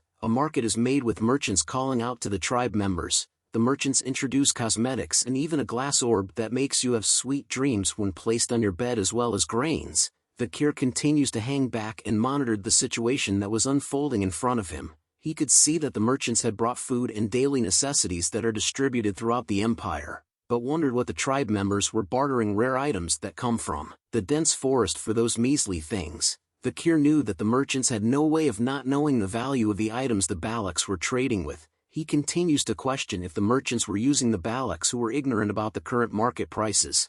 Vikir turns around from this sight and continued to think that this was something the Balaks had to figure out themselves, as things would get annoying for Vikir if he steps in and someone recognizes him. Ian could be seen shouting at the top of her lungs, stating that the deal was unfair as she holds onto a piece of corn. Vikir watches from the background as Ian continues to argue with the merchant that it made no sense for her to trade a single diamond for a corn. Vikir was relieved to see that there was at least one normal person in the Balak tribe, but Ian destroys his thoughts, but shouting that she at least deserved to get 2 corns for 1 diamond. She then poses in a victory stance as if she was in Fortnite and had won the 2 corns for 1 diamond, worst trade in history. Vikir could only stare away as he thought of Ian as being hopeless after seeing her trade. 3 other tribe members could be seen arguing with the merchants. They complained about how the bar value of a pearl clam for today's radish isn't equal, and that they should get at least 2 radishes, while another yells at them for claiming something as a cabbage. The last member wouldn't give the merchants another deer antler. The merchant with the mustache could feel that he was losing the trade,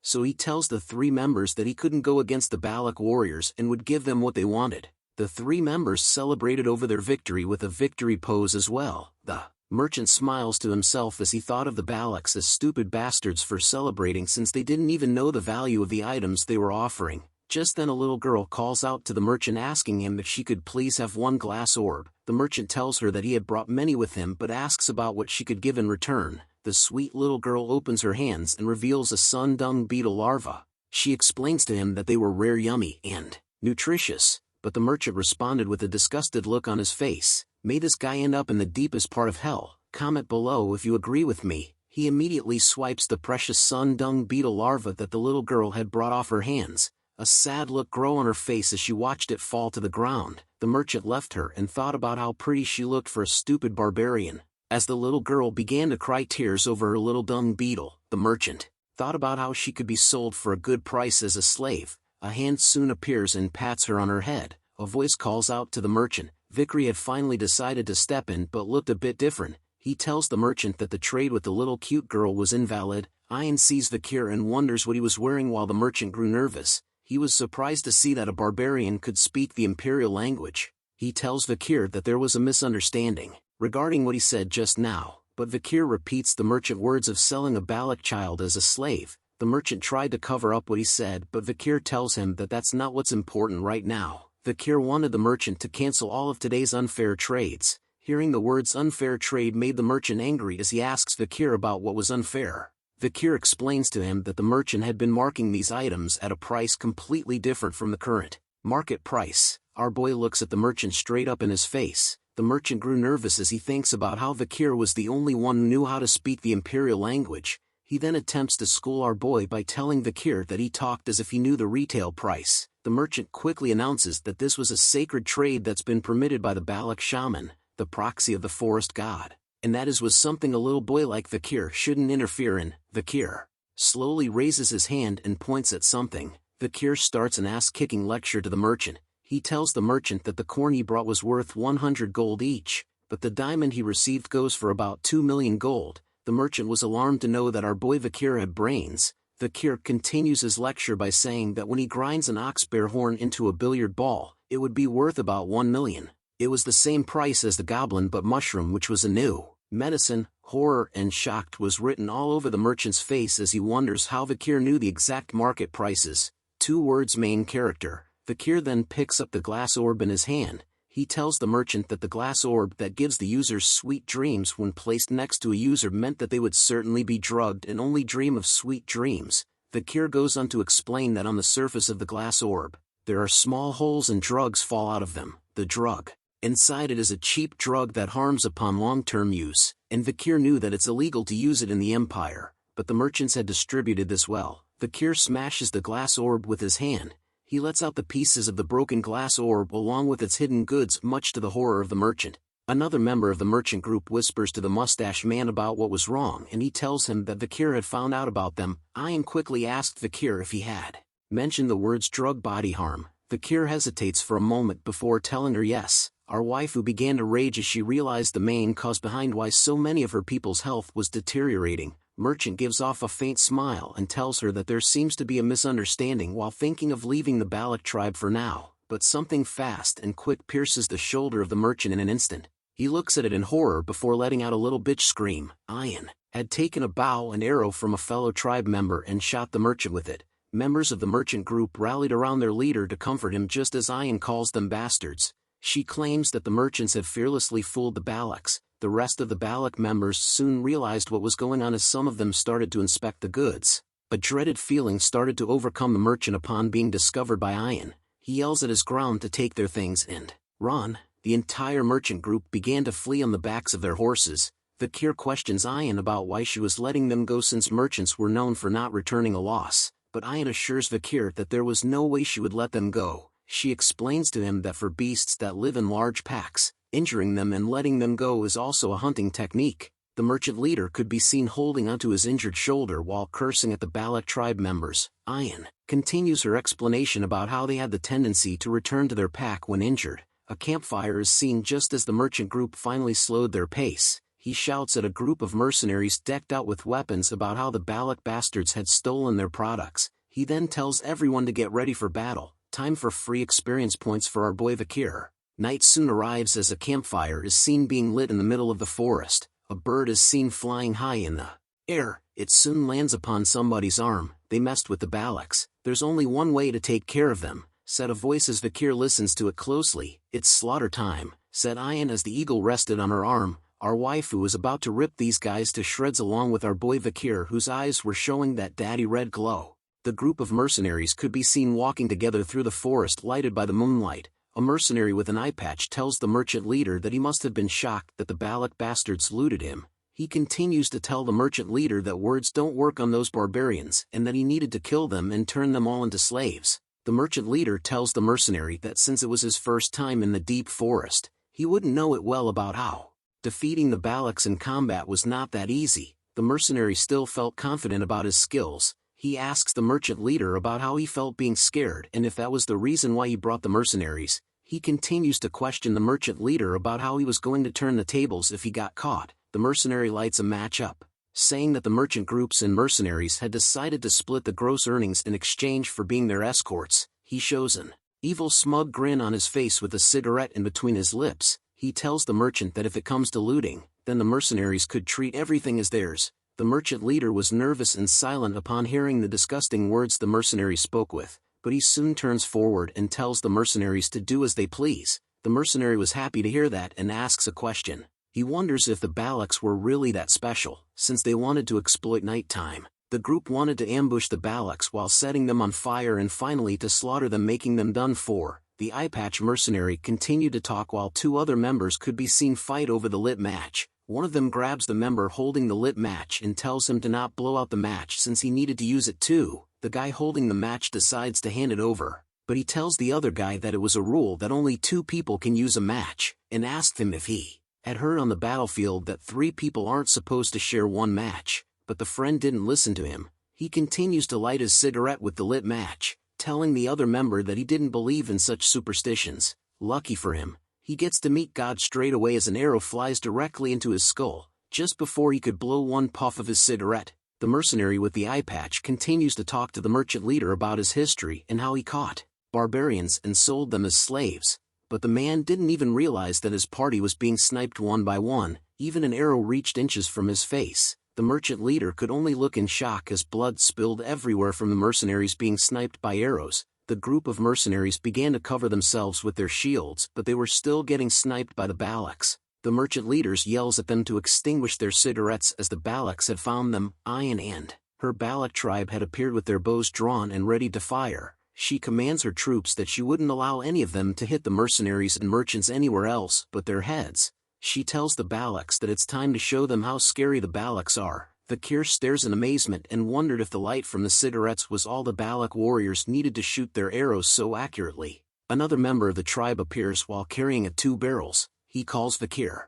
a slave and tells him that Tay had finished preparing what he asked for. Vikir reminds him that he was a commoner and no longer a slave. The tribe member laughs and tells Vikir that he was being timid for fussing over something like that. The group of mercenaries could be seen cowering behind their shields to block the hail of arrows coming from the Balaks. A bald man orders mages to gather up, to block the arrows with the shields while the aura users prepare to counterattack. An arrow, covered in blue arrow, is seen flying through the air with a rope attached to it. The mercenaries could only stare as the arrows landed on the trees above them. Carrying between the 2 arrows a barrel, more arrows attached with ropes are sent flying into the trees. The space above the mercenary group were soon filled with barrels hanging above them. The bald man was alarmed to see that the Balaks had launched alcohol barrels. He looks at the barrels that began to leak a dark fluid and mutter the words, "No way." Flaming arrows were then sent flying into the alcohol barrels in the trees. It caused an explosion in front of the mercenaries which lighted the whole place as if it was the 4th of July. Yeehaw! The merchant leader had hid himself behind a tree. He watches the mercenaries being burned alive and hears their screams of pain.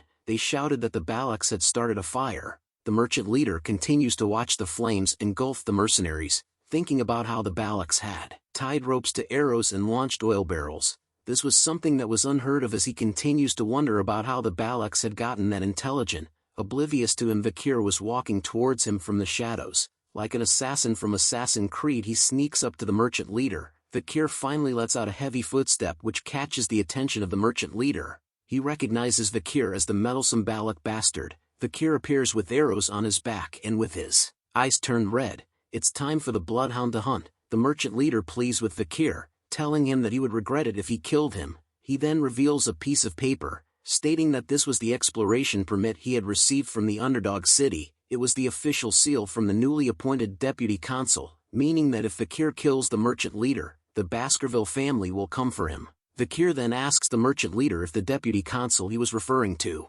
was named Vikir. The merchant leader immediately tells him that he was right. It was that infamous Vikir. Let's say a small prayer for the merchant leader, guys. How strange. I don't remember permitting that, said Vikir as flames grew around him. His disguise was removed and his eyes turned a bloody red. The merchant leader was horrified to see that Vikir's skin looks different from before, but he soon realizes something.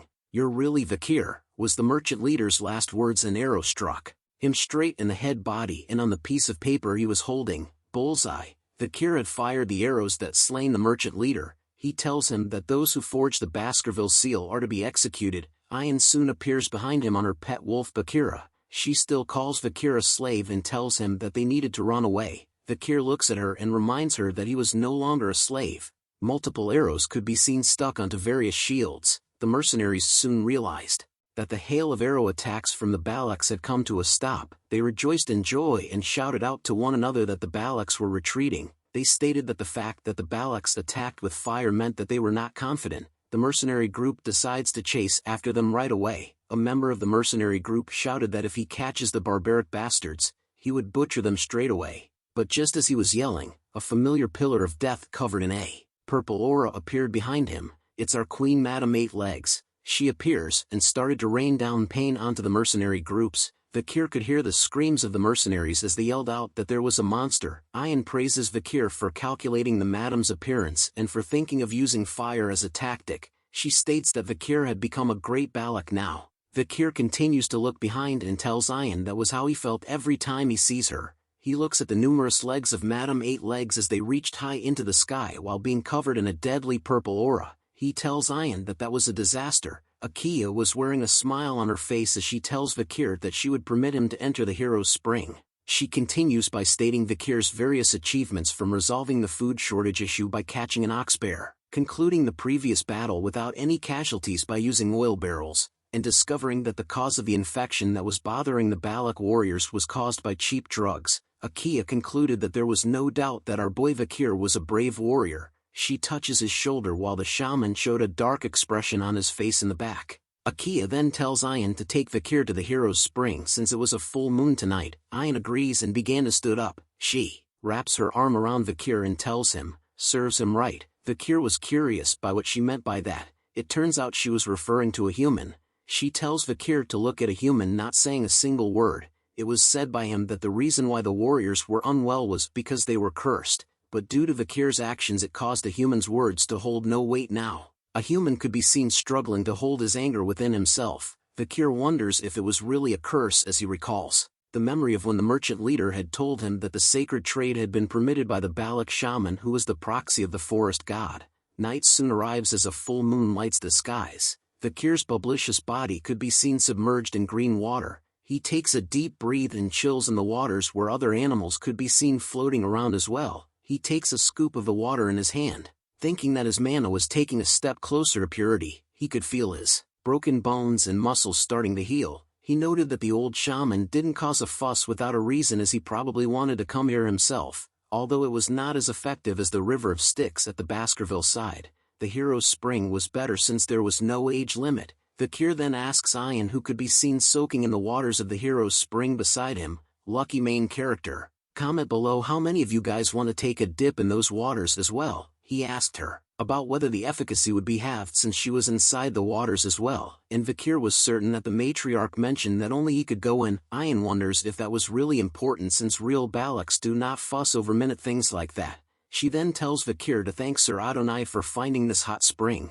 Vikir wondered who Sir Adonai was. Ayan explains to him that Sir Adonai was the only person who can fight against the madam that lies within the deep forest. He was the best warrior among the Balak legends. She teases Vikir that since he had become a dignified Balak, he needed to make sure to respect Sir Adonai, but Vicky was reluctant as he tells Ayan that he would respect Sir Adonai only if he fought against the madam head-to-head. Ayan screams him that it was true. She shakes her head in disappointment over the fact that it was hard to communicate with outsiders, but her face started to blush as she remained silent while thinking deeply about something. She recalls her mother's face, who tells her that since Vikir had become a commoner and has a good reputation within the village, she notes that when Vikir recovers with the hero's spring and can become the man he should be, he wouldn't be that bad of a husband. Can anyone else hear the wedding bells ringing? Ayan ends her flashback and glances over to her side. She sees Vikir's sexy, hot, delicious body with his hair pulled back. Ayan decides that today was the day. She was going to make Vikir hers. Guess someone wants that Baskerville D.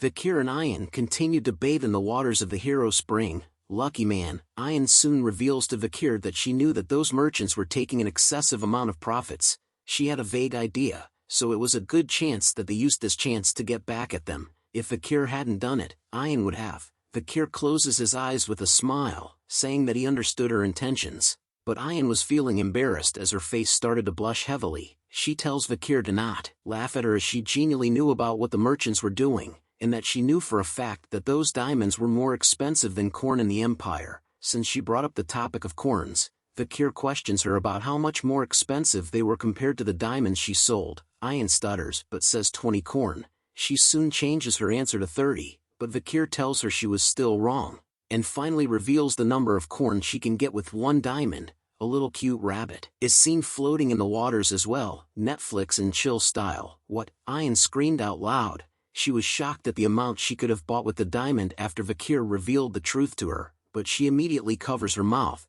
still calling Vikir a slave, and told him that she knew that. She says that the login within the Empire is strange. Where would they even use that stone? She questioned Vikir.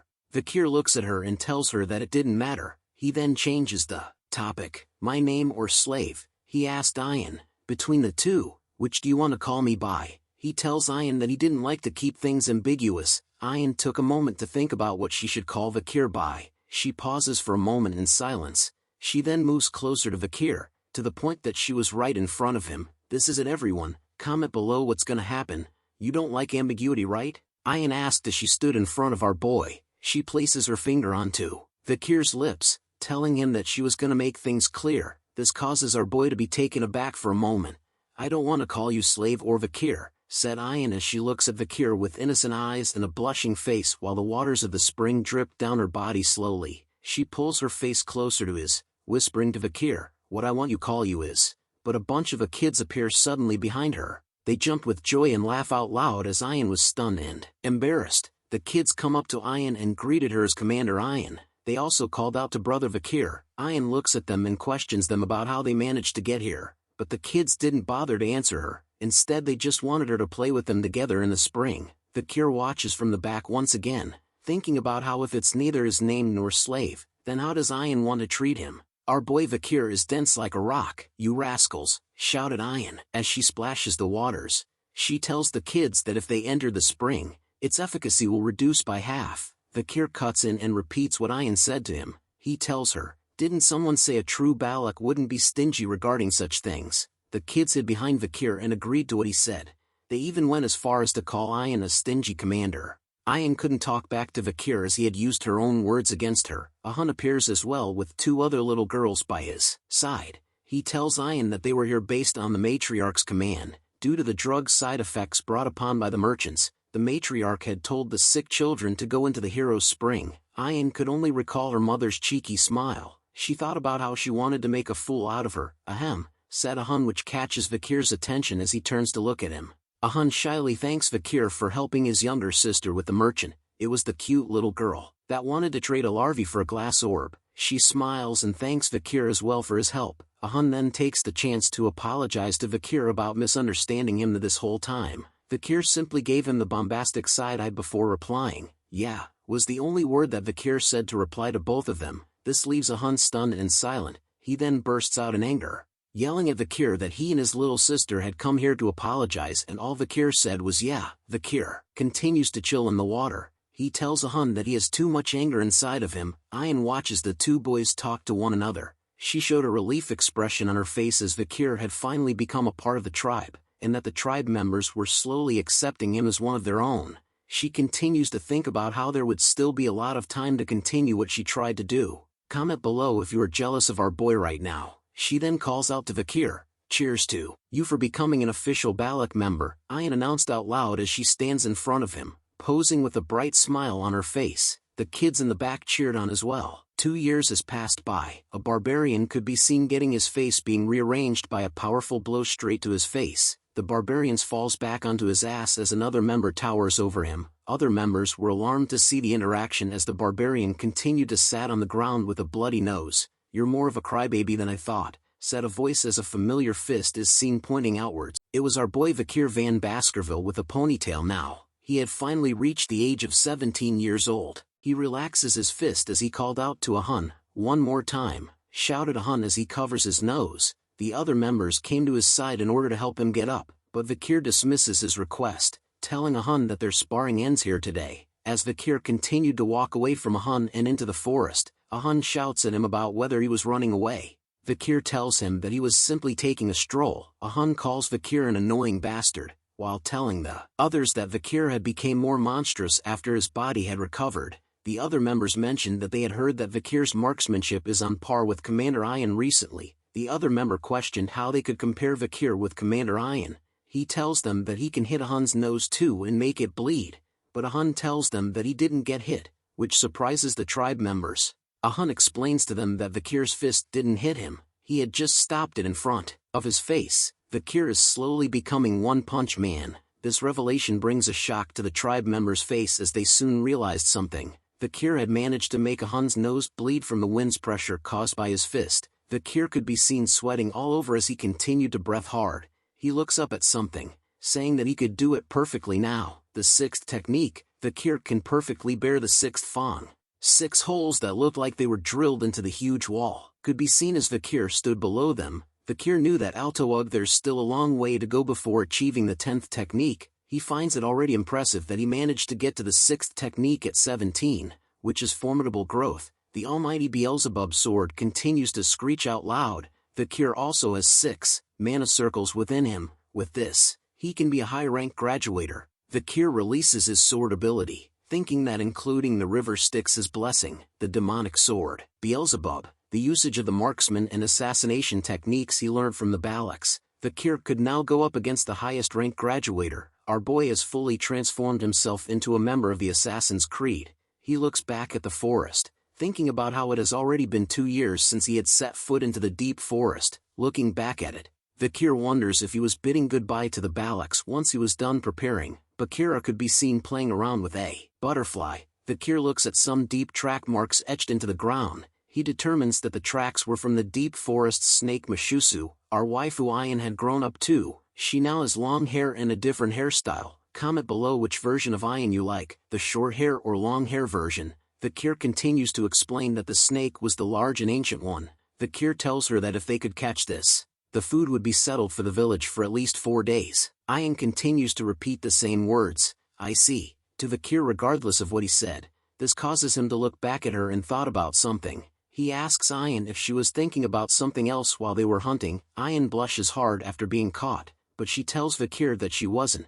She quickly changes the topic, telling Vikir that another hunting group wanted her to ask him about something. As she reached for that something from Bakira's saddle, Vikir continued to think that she was definitely hiding something from him. Ayan reveals a dagger in her hand that had a certain symbol on it. She tells Vikir that the hunting group brought a dagger from an imperialist who trespassed the deep forest. She then asks if he knew anything about this emblem. Vikir looks at the dagger and tells her that he does know it. It was a famous emblem. The emblem belongs to an extremely famous clan, called Leviathan, a significant clan that is part of the 7 imperial clans along with the Baskerville clan, the iron-blooded sword clan. Ayan explains to Vikir that the hunting group thought it might have been someone's dagger from the mercenary group they massacred 2 years ago, but thankfully, it wasn't. But one thing was bugging Ayan. It was that in various places around the headwaters, they poured a red liquid from a glass bottle and retreated. The hunting group caught someone, but they had ingested a hidden poison in their mouth and died.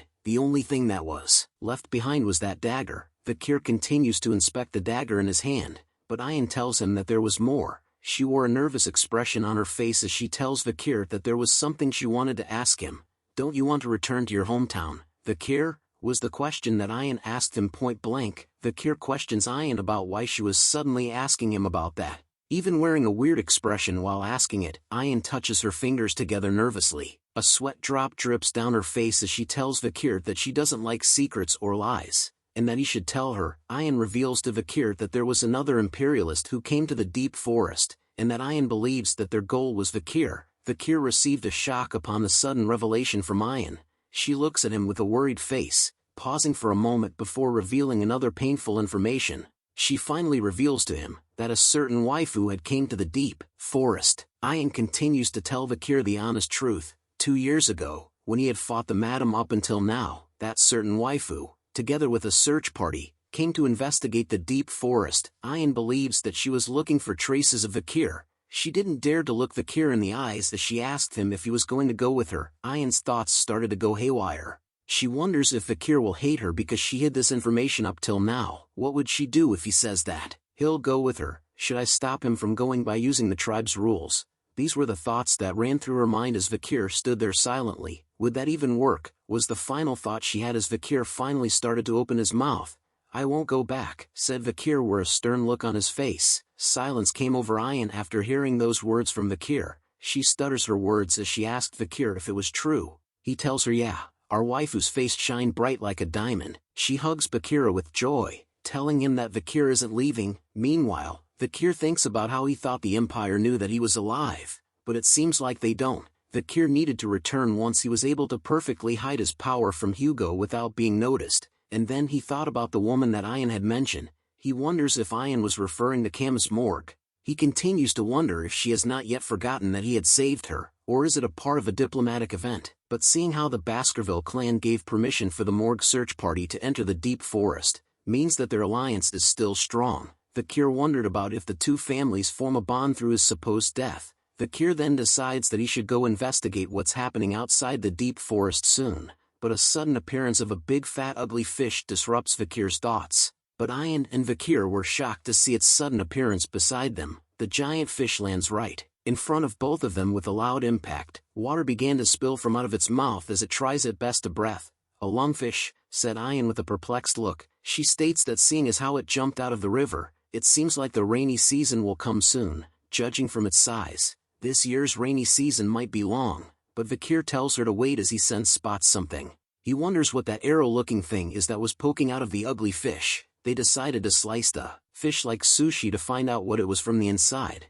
They were surprised to see a skeleton holding what looks like a spear from inside of the fish. Ayan looks at the skeleton and figured that it was a Lococo bastard based on the clothing. Since he stabbed the fish with an arrow and there are traces of resistance, it seems that the Lococo bastard was quite surprised after being eaten. She explains to Vikir that a lungfish was a stupid beast that eats dead things, but this was a little strange to her. Vikir states that the Lococo bastard might have been very weakened to the point where the lungfish thought it was a corpse. Ayan then questions why would such a weak person be hunting. Vikir looks at her and answers her question with a question. What if their tribe's situation is that bad? He continues to tell her that something might have happened within the deep forest, and that it was not a bad idea to investigate. After walking a far bit distance, Vikir and Ayan were taken back as they witnessed something that causes Ayan to shriek. The scene before them was like from hell. Dead bodies covered with red marks could be seen around the Lococo village that Vikir and Ayan had stumbled across. They wondered if all the Lococo warriors were dead. Vikir inspects the dead Lococo warriors. He sees that they had signs of vomiting and diarrhea, along with red spots, which he soon realizes what it was. Ayan then calls out to Vikir and tells him to look over there. She explains to Vikir that it was way past the time to eat, but there were no signs of fire towards Te Lococo's village. Human skeletons could be seen being hanged around the trees as if it was a Halloween decoration. The Lococo village could now be seen, but it was filled with dead silence with no signs of life. Vikir and Ayan along with Bakira were now strolling through the deserted village. Vikir notes that it was strange. There were no signs of life here. Vikir notices that based on the number of weeds, it's been a while since this place has been looked after. Ayan questions whether the Lococo tribe had moved somewhere else just as she opens the curtains to one of the tents, but as soon as she does, a whole bunch of flies came swarming out of it. A small dead body is seen hugging the bigger body deep within the tent. Ayan shouts at Vikir that there was a corpse inside the tent. Vikir tells her that there was also one over here. He looks at all the dead bodies that were scattered around the village. The corpses in the village and the red spots seemed familiar to him. Before he had regressed, there was an epidemic that spread throughout the deep forest around this time. It was called the Red Death. It was a first-class infectious disease that killed almost all the barbarians and species alike. Red spots appeared all over one's body along with vomiting and diarrhea, and due to the lethargy and pain, they become a cripple and die slowly. The infection spread so unusually quickly that it spread past the Empire's border. Ayan tells Vikir that they need to quickly leave this place. She tells him that this was a curse, a god's curse. Vikir tells her not to worry since it was an infectious disease. Ayan becomes more alarmed after hearing that as she tells Vikir that it meant that this was more serious. The two of them continue to argue throughout the village. Vikir tells her to calm down since it wasn't that contagious. Ayan continues to wonder if it really wasn't a curse. Vikir then tells her that if she was scared she could go back first. but Ayan was worried about him about dying after being cursed. Then I die, said Vikir. Ayan screams at him after hearing that reply. Who said you can go ahead and die? Her face was pissed off. A true waifu. Vikir thought that it was him obviously. Vikir went on to state that from the number of corpses, it seems like the whole Lokoko tribe wasn't annihilated. They had probably moved somewhere else, leaving the dead and sick here. He then tells Ayan that he was going to take some of the usual things in their barracks, so Ayan could go first and rest somewhere. She looks at him with concern while thinking that Vikir really isn't sensitive at all, but a chill went down her spine. She turns to see what it was that sent shivers down her spine. She lets out a horrifying scream that even caused Vikir to sweat a bit as he turned to see what had happened. What is it, Ayan? Said Vikir as he walks over to her. Ayan had dropped to the ground out of fear. She tells him with tears in her eyes that it was the curse. She points her trembling finger towards a certain direction in the village. She turns to Vikir and tells him that here was a cursed child. We need to run away, Vikir, shouted Ayan. She tells him to go first and that she would follow right after, but all of a sudden, Ayan yells out that her legs got a cramp. But our boy isn't a simp. He ignores her and moves towards the so-called cursed child. He kneels in front of her to inspect her. Judging from the child's appearance, Vikir noted that she didn't look like she's from the Lokoko tribe. She's about 5 years old too. The cursed child was startled to see Vikir up close. Vikir then notices that there was a pile of rocks with a flower near it. He deduces that she was mourning someone's death. Who are you? Asked Vikir to the cursed child. But the child remained silent for a moment before answering. Lokoko, slave, kitchen maid, the cursed child said. Vikir figured that she was a slave of the Lokoko tribe. What's your name? Vikir continued to ask. Pomerian, she answered, based from her reply. Vikir figured that her name was an imperial name, and wondered if she was an imperial child who was captured by the Lokokos. But her answer wasn't complete. La Baskerville was the word she intended to end her sentence with when she told Vikir her name. Those 2 words alone set Vikir spiraling. His entire world had turned upside down as horror filled his very soul. Unable to believe what she had just said, Vikir questions her about what she just said. With her cute little finger pointed upwards, she points back to herself. Pomerian, La Baskerville, was her name as her red eyes were revealed amongst her messy hair. Did we all just get a little sister? Comment below what you think of our new family member.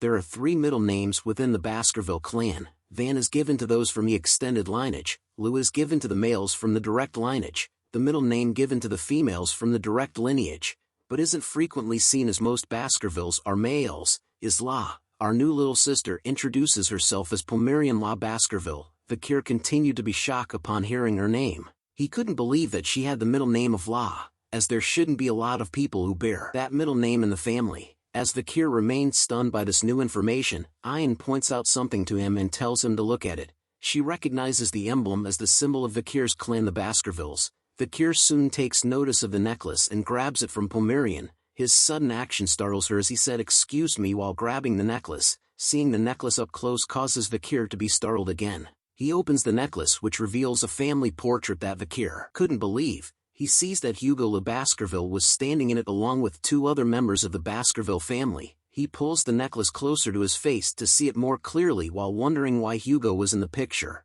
but he soon realizes something as he pulls the necklace closer. Pomerian was shaking in fear due to his sudden actions, but this doesn't stop our boy as he begins to interrogate the sweet little girl. He lets out his bloodthirst, asking Pomerian about who the people were in the picture as well as her connection to them. Ayan cuts in and asks Vikir how he expects to get an answer from a kid when he responds like that.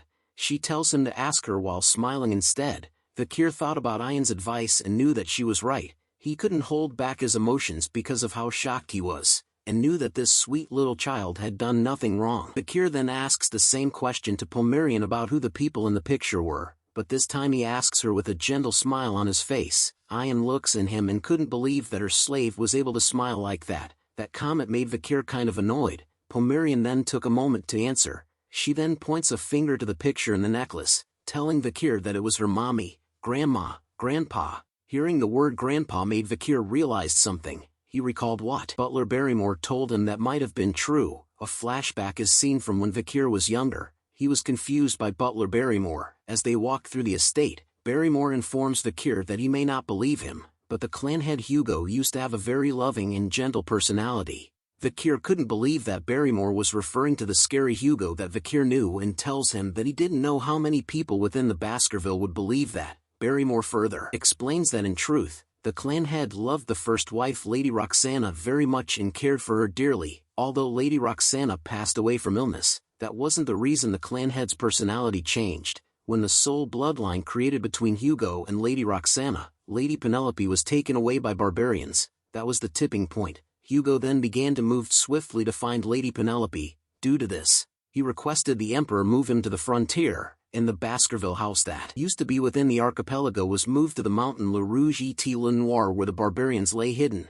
But no matter how many hunting dogs he sent, he wasn't able to find any traces of Lady Penelope. As time passed, without being able to even confirm the life or death of Lady Penelope, the clan head ended up being filled with rage and sadness that caused him to cry tears of blood over the loss of his precious daughter. After that incident, Hugo's rage against the barbarians neared madness, and he became a cold, calculating killing machine that lived only to destroy barbarians and demonic creatures. Vikir thought about how he ignored Barrymore's story of Hugo because he just couldn't believe it due to its absurdity, but upon seeing the appearance of Pomerian in front of him, she was the living proof. Penelope is the daughter of Lady Roxana, the only woman that Hugo loved, and the daughter of that Penelope is Pomerian. If Vikir had to guess if he was correct, then it meant that this girl here was Hugo's direct granddaughter. If Hugo, who currently treats our own children as tools while raging against the barbarians, saw his granddaughter who has barbarian blood mixed into her, what expression would he make? Wondered Vikir.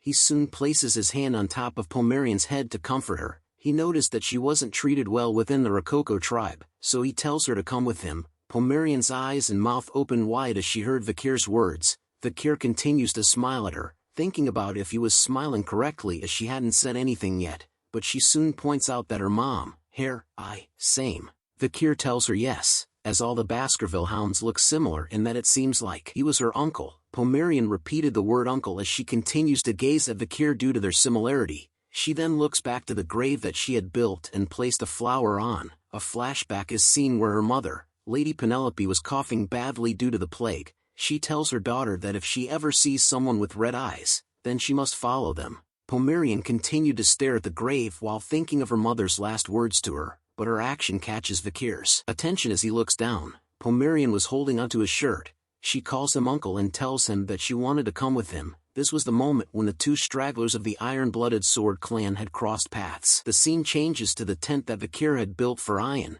A cutie pie pops her head out from the tent, asking her uncle about where he was going. Lads, we must protect her at all cost. Comment below if you wish to protect this sweet thing. Vikir tells her that he needed to go since he had a meeting to attend to as the matriarch had called for him. Pomerian wails out loud as she chases after Vikir, telling him that they should go together. Vikir agrees to her request and carries her up with his arm while thinking if she was scared of being alone. He thought about how it was great that she opened up, but looking after a child was harder than he thought. But there was nothing he can do. Vikir looks back at Pomerian who had nested herself onto his back. Her face was filled with joy as she hugged Vikir as he carried her. As Vikir walked through the village to the meeting, he thought about how he couldn't raise her in the Balak's village. He needed to raise her somewhere Hugo's eyes can't reach, in a place where the Empire's civilization grazes. He looks back at her and could see that she was sleeping and snoring peacefully. This made he think about Chihuahua and to ask him for a favor. Vikir also noted that he needed to leave the forest and stop by the city later. We soon arrived at the matriarch's tent. She was alarmed to find out that there was an infectious disease going around. She tells the people who had gathered in her tent that it was bad, since the rainy season was approaching. If the disease is still present during the rainy season, the damage done would be even more lethal. But the shaman elder shouted out to her that it was not a disease but a curse instead. The elders on his side agrees with what he said. They continued to tell the matriarch that lifting the curse would solve it and that they needed to perform a large ritual, but Ian argues back to them, telling them that it couldn't be a curse and that they needed to leave the village and relocate immediately. But the elders on the shaman's side didn't budge from their argument. They questioned Ian about how they could dare to abandon the scared place where the ashes of their ancestors rest, so it made relocation out of the question. They further argued that this was Balak's land, and that it was where they have lived for 200 years. The younger generation of leaders on Ian's side pushed back against the elders. They argued about the chance of the disease spreading all over and killing the children, and further states about their future. saying that their future generations will disappear if they continue to try looking after their ancestors' graves. The two sides continued to argue. The elders on the shaman's side continued to state that it was a curse and that it happens when you eat a strange mushroom, adding on that the ancestors were enraged because they had been neglecting their graves. Another elder was convinced that it was bug that was spreading the disease. The elders soon asked the matriarch to choose, but all she could do was remain silent as the two sides continued to battle against one another. Vikir sat at the back of the meeting with Pomerian sleeping peacefully on his lap, so freaking cute. He thought about the Red Death. He knew that the infectious Red Death was comparable to the Black Death that had spread throughout the Empire. This formidable disease was rampant and had spread to the Empire's border. The reason why the Empire was safe was due to Camus from the Morg Clan. She had casted a firewall to stop the spreading of the disease. It was also thanks to Dollars, the dispatched female saint from Quo Vadis. With the help of her powerful divine power, they purified the disease. However, that treatment method was only restricted to the Empire. Most barbarians who lived in the Le Rouge et Le Noir mountain would die, but that was favorable for the Baskerville clan, since the barbarians who played an important part of the forest's ecosystem disappeared. A monster wave occurred due to the influx of low-ranked monsters.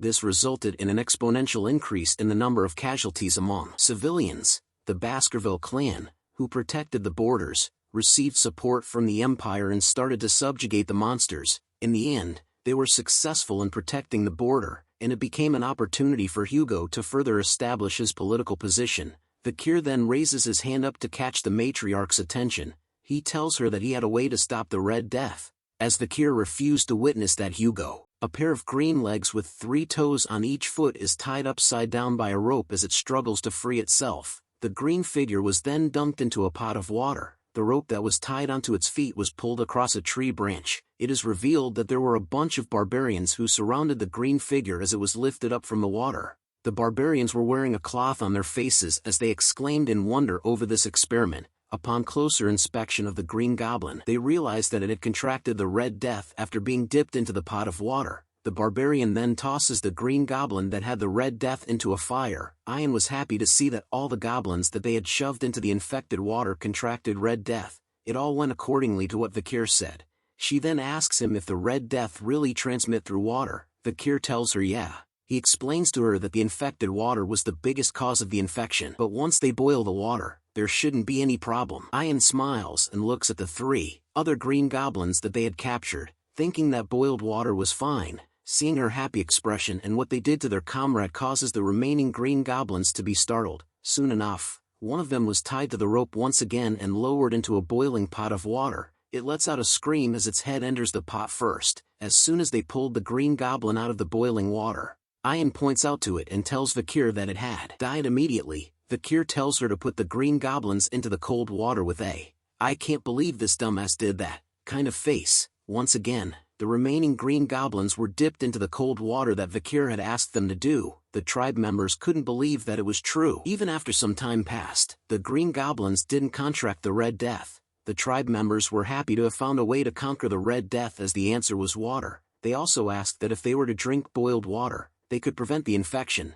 The matriarch appears with a smile on her face as she tells Vikir that he had done a good job. She informs him that it was thanks to him that they were able to see the light at the end of the tunnel, and for that she was grateful, but Vikir warns her that they couldn't let their guards down yet. He explains to her that the water cannot enter their eyes or any mucous membranes, as the Red Death can be transmitted through the respiratory system, so the tribe needed to be careful when the fog is present at dawn. Ian could be seen teasing the shaman over what he said about how the Red Death was supposedly a curse. All the shaman could do was grunt as he did nothing to help, but he soon questions Vikir on whether the solution to the Red Death was just to avoid water, as the rainy season would soon arrive. He then asks about how they should avoid the waters when it happens. Vikir tells the shaman that what he said was true, that when the rain comes, there will be an overflow of water from the river and the air will become humid. There will be limitations to the methods of how they could boil water and wash up as they go according to the preventative measures.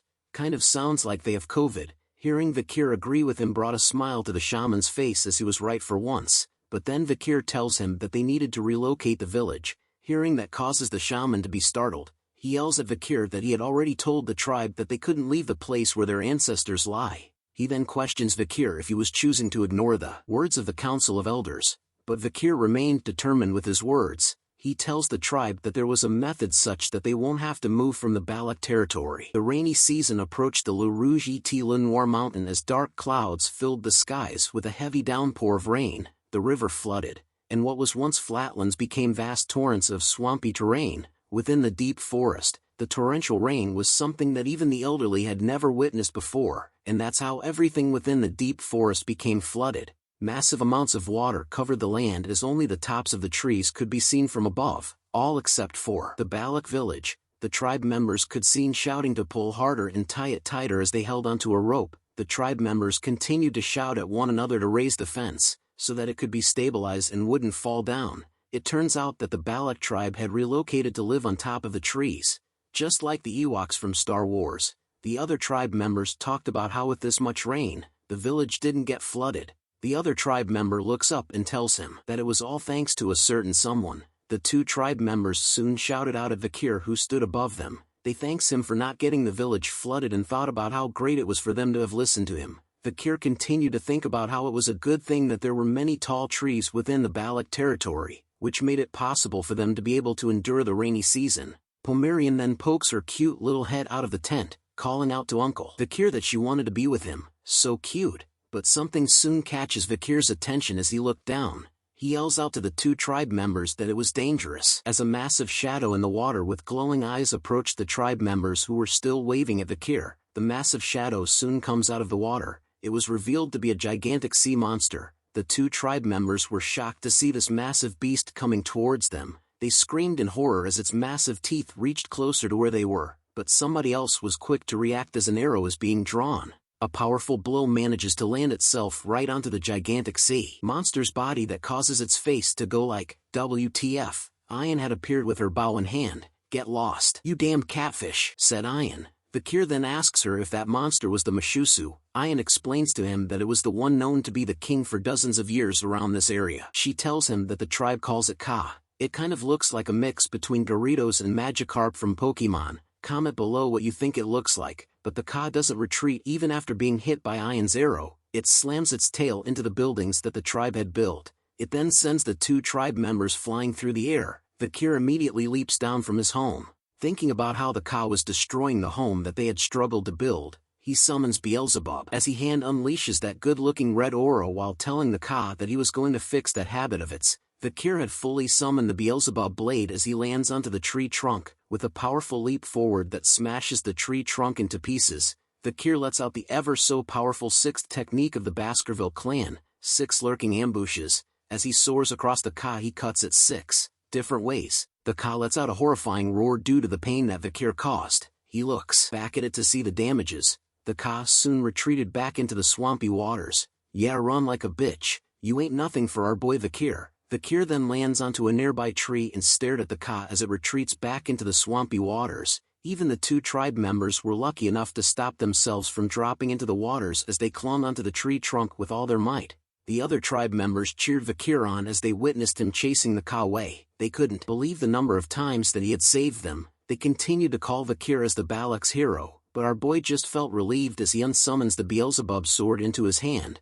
Only the shaman felt annoyed over the heroic feat that Vikir had achieved, but Ahun wore a troubled expression on his face as he thought about something deeply. Ayan, our waifu, was simply starstruck and had fallen even deeper for Vikir's riz as she gave him a thumbs up while thinking that he had passed. She did. All this while her mother was watching her from the side. The scene then changes to a tent that had light and smoke coming from out of it. A plate filled with some delicious-looking food was placed on the carpet. Yummy. Our cutie pie Pomerian takes a bite onto one of the food that was on the plate. Her face along with Ayan's face were both filled with joy over the wonderful flavor that the food had. Pomerian gives her Uncle Vikir a thumbs up and tells him that it was yummy. Ayan tells her that Vikir was good at cooking, but our boy could only stare at them with a troubled look on his face. He then tells Ayan that he couldn't remember inviting her into his house. She tells him that she couldn't just walk past a place where she could smell something yummy. Vikir then tells her that he didn't prepare her share of the food, but Ayan replies back that whatever belongs to the slave, belongs to the master. So what was Vikir's was also hers. Vikir continues to argue with Ayan about her calling him a slave as he had told him many times not to, but Ayan continues to remind him to not pay attention to the fine print. As they argued with one another, Pomerian started to think deeply about something. She looks at both Ayan and Vikir, telling them both that it felt like they were a married couple. Hearing those words made Ayan smile and blush. She then grabs onto Pomerian to hug her while rubbing their faces together. She tells Pomerian that she was so cute. Pomerian felt happy with her embrace and could only smile happily. Vikir looks at them and wonders when they had become so close. But a brief breeze of wind enters his tent, which causes him to turn around. It turns out that there was someone who had opened the curtain to his tent even though it was raining heavily outside. As Ayan held onto Pomerian in her arms, she questions the person who stood at the entrance of their tent about their reason for coming here. It turns out to be a Hun. He could be seen breathing heavily as the rain continued to pour heavily onto his body. He then calls out to Vikir in a low voice which startles Ayan and made Vikir nervous as a sweat drop appears onto his face. Tears flowed heavily from Hun's eyes as he tells Vikir that he came here because he thought that it might be possible if it was him. Since Vikir had saved the village multiple times after all, a Hun then starts to beg Vikir, telling him please, please. The scene then changes to a Hun's little sister who was gasping for air as she laid on the ground. A Hun finally begs Vikir to please save his little sister. It turns out that she had contracted the Red Death as its red markings appeared on her face and neck.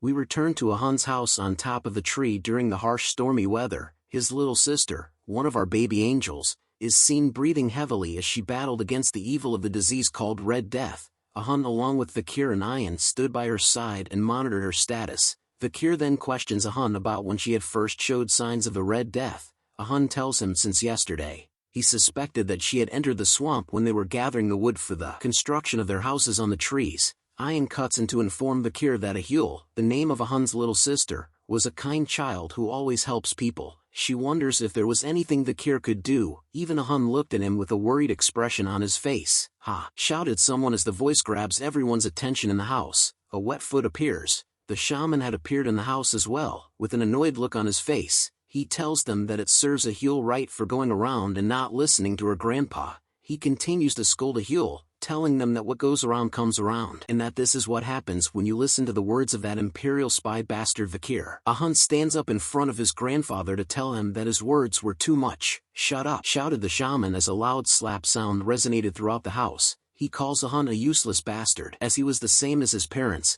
a Hun could not talk back to the shaman as he held his cheek which had gotten slapped by him. The shaman then opens his umbrella as he exits from the house. Turning back to the group once again, he tells them that he had mentioned this repeatedly, that this disease was a curse from God and that the answer to it was to carry out an ancestral rite. The shaman then warns them to not dirty the Balak's name by succumbing to the imperialist Vikir. Since things have come to this, the shaman was confident that the matriarch will surely permit it. Ayan and a Hun could not refute the shaman's claims as he walked away from them. Ayan could only scold him under her breath while a Hun stood silently even after being hit and insulted. He then started to cry over the fact that he was a useless older brother that could do nothing to save his own little sister, but Vikir spoke out to them, telling them that if they were referring to treatment, he knew of one such method. He then orders a Hun to sanitize the furniture that Yahello uses with boiling water, then to burn charcoal in the bonfire to chase out all of the bugs and bats that are around the house. They also needed to create an environment for Yahello to combat the disease in order for them to buy some time. "Can you do that?" asked Vikir to a Hun as he looked at Vikir with tears in his eyes. He quickly rubs the tears away, telling Vikir that he could do it as he turned around. Ayan was surprised to hear that from Vikir. She walks over to his side to question him if he really knew about a way to save Yahello. Vikir replies that he did, but he needed her to do something for him. Ayan was glad to hear that she could help, so she tells him to ask her for anything. "Bring me out of the deep forest," was Vikir's request to Ayan, who then wore a shocked expression on her face after she heard that. He looks at her with a serious look on his face, telling her that by doing that for him, Vikir would be able to get the medicine for the infection. "Don't say such things," shouted Ayan all of a sudden, which startles a Hun who was outside the house doing what Vikir wanted him to do. Ayan proceeds to scold and lecture Vikir, stating that even though he was acknowledged as a member of the Balaks, there is a condition for going out into a foreign land and that there was no way her principled mother would allow that. Vikir simply replied that he agrees that the principled matriarch would most likely give up on Yahello, but he continues to tell her that if the people here keep it a secret, Vikir could sneak out and return without anyone knowing that he had left. "Will you let me go, Ayan?" said Vikir with his riz level going off the charts as he looked at her with his devious red eyes. But Ayan couldn't reply to him straight away. His riz powers had her stuttering as she gripped her body tightly. The scene changes to the deep forest being flooded with massive amounts of water, but something quick was bouncing off the logs that floated in the waters. Our boy Vikir is seen hopping with ease onto the various logs in the river, carrying something on his back as well, but then something was pulling his attention as he held a troubled expression. Vikir then comes to a screeching halt. He turns around to ask someone about why they were following him. "Didn't you let me go?" questioned Vikir, as it is revealed to be our waifu Ayan who was following him from the start.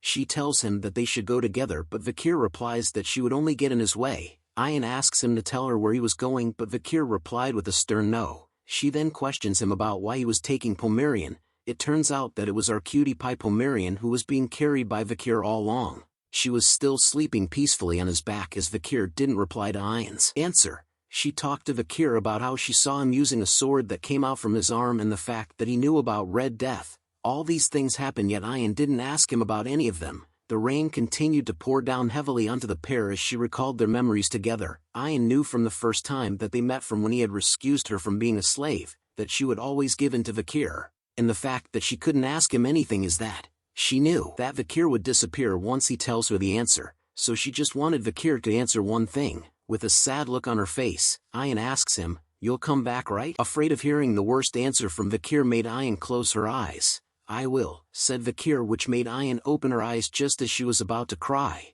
but as she looked up to see him, her face changes expressions. Vikir had disappeared from her sight, leaving her to mutter the words, "You better keep your promise." The scene changes to a mansion. Chihuahua could be seen touching his nose as he lets out a deep sigh. He noticed that it was getting dark already and that no matter how much paperwork he had done, the numbers don't seem to decrease. The moonlight then pours inside the room where he sat. He walks over to the window to gaze at the moonlit skies, thinking about how nice it was back when the deputy consul was here. The work may have been tiring, but it was fun. Chihuahua still couldn't believe the fact that the deputy consul was dead as he watches over the city. "I miss him," said Chihuahua with a saddened expression on his face as he gazes up to the moon.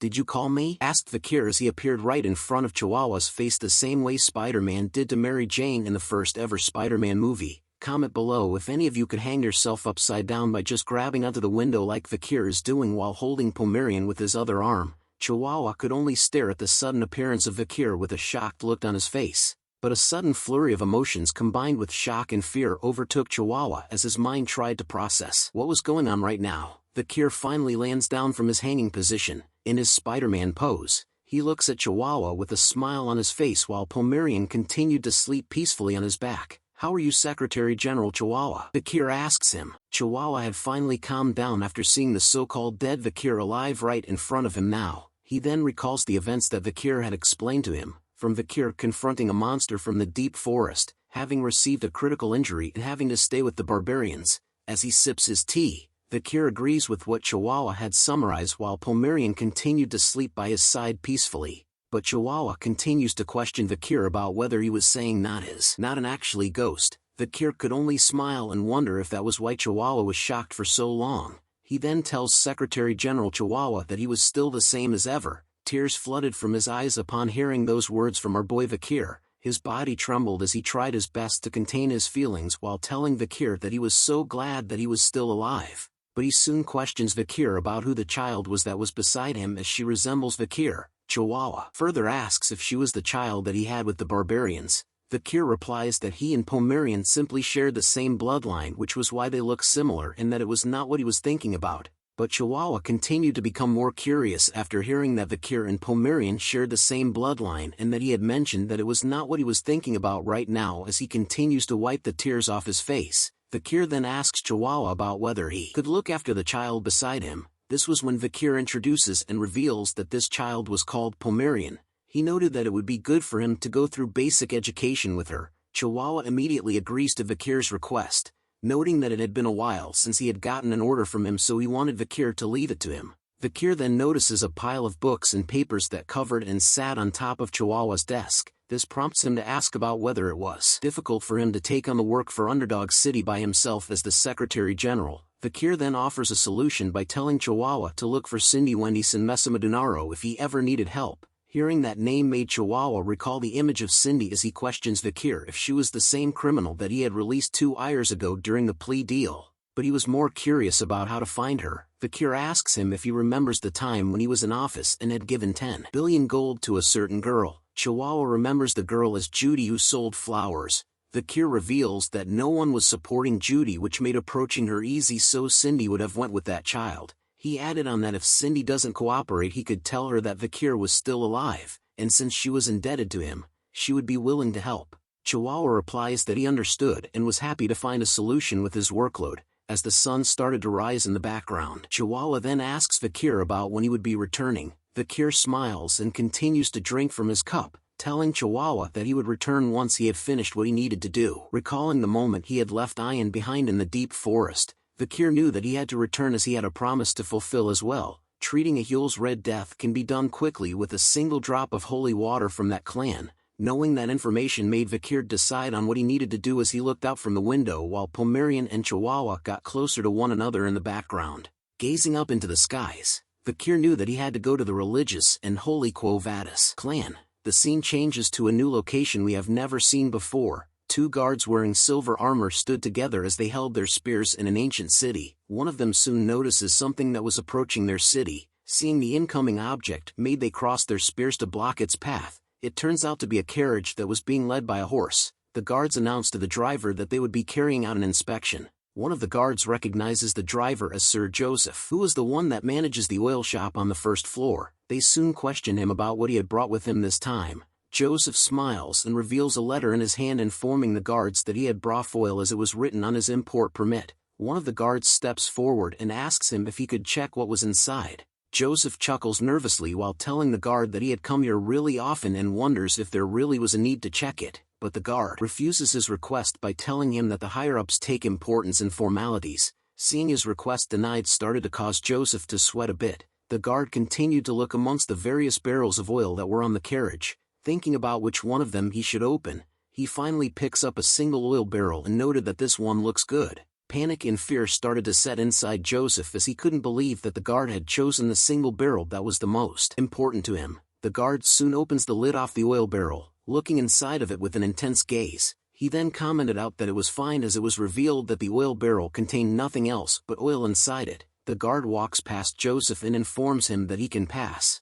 Joseph lets out a sigh of relief after seeing that nothing had happened. The guards then welcomed him to St. Mecca. The carriage that Joseph drove soon reached the end of an alleyway inside the city. "You can come out now," said Joseph as he looked back at the oil barrels with a nervous aura surrounding him, but the oil barrels simply remained silent for a moment, before a handprint appeared from within one of the oil barrels with tremendous strength. Joseph watched in horror as the sounds of the oil barrel lid echoed through the air as it continued to be hammered by the hand. A figure soon emerges from inside the oil barrel covered in the oil, wearing a costume as if he was a plague doctor from Assassin's Creed. The figure soon walks out from the oil barrel. Joseph approaches the figure and nervously asks that since he had fulfilled his promise of getting the figure inside St. Mecca, then it meant that he could go now, but the figure tells Joseph to wait, which startles him. The figure hands over a pouch to Joseph, telling him that it was the ox-bear canine which was promised to him. Joseph nervously accepts the reward and thanks the figure for it. He stood still as he watched the figure walk away.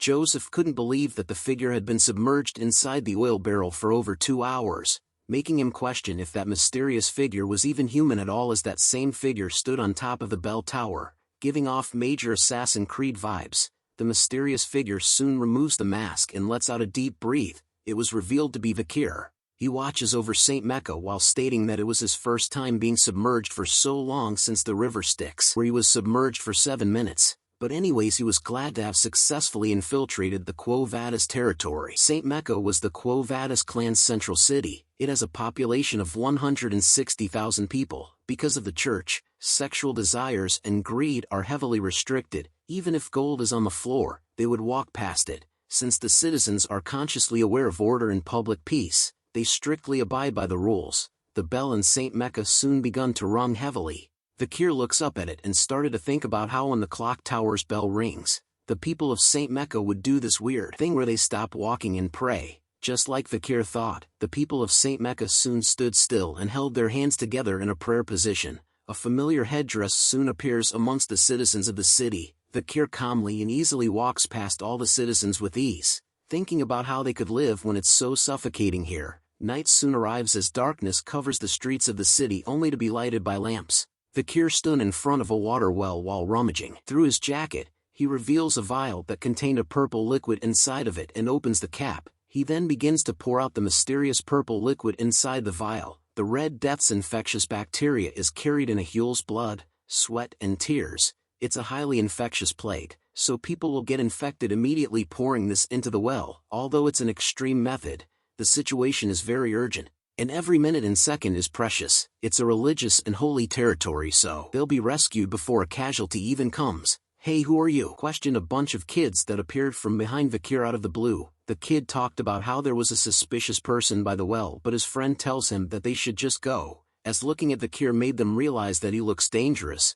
Vikir lets out his bloodhound Rizora, which envelopes the entire area around him in a red murderous color. He calls out to the children and tells them to listen carefully. He warns them that this well was cursed, and that those who drink the water from this well will not be spared by death. "Heed my words well," warned Vikir. The kids immediately tried to get the F out of there as they screamed out in horror. They shouted out that there was a ghost and that the ghost had placed a curse on the well. Another kid began to cry as he shouts that he would never drink from that well. As the ball that the kids dropped rolled over to Vikir, he was glad that with this, the children wouldn't drink from the well. Such a nice guy. A dagger soon appears and stabs itself deep into the ground. Vikir had placed the dagger near the water well, noting that a dagger left by the Leviathan clan, a clan famous for its deadly poisons, and that judging from the situation, the ones who spread the Red Death in the deep forest were none other than the Leviathan clan. Vikir smiles deviously over his mastermind plan, knowing that since the religiously holy clan and the deadly poison clan hadn't had a good relationship since long before, he knew that a huge fight will probably break out with his actions,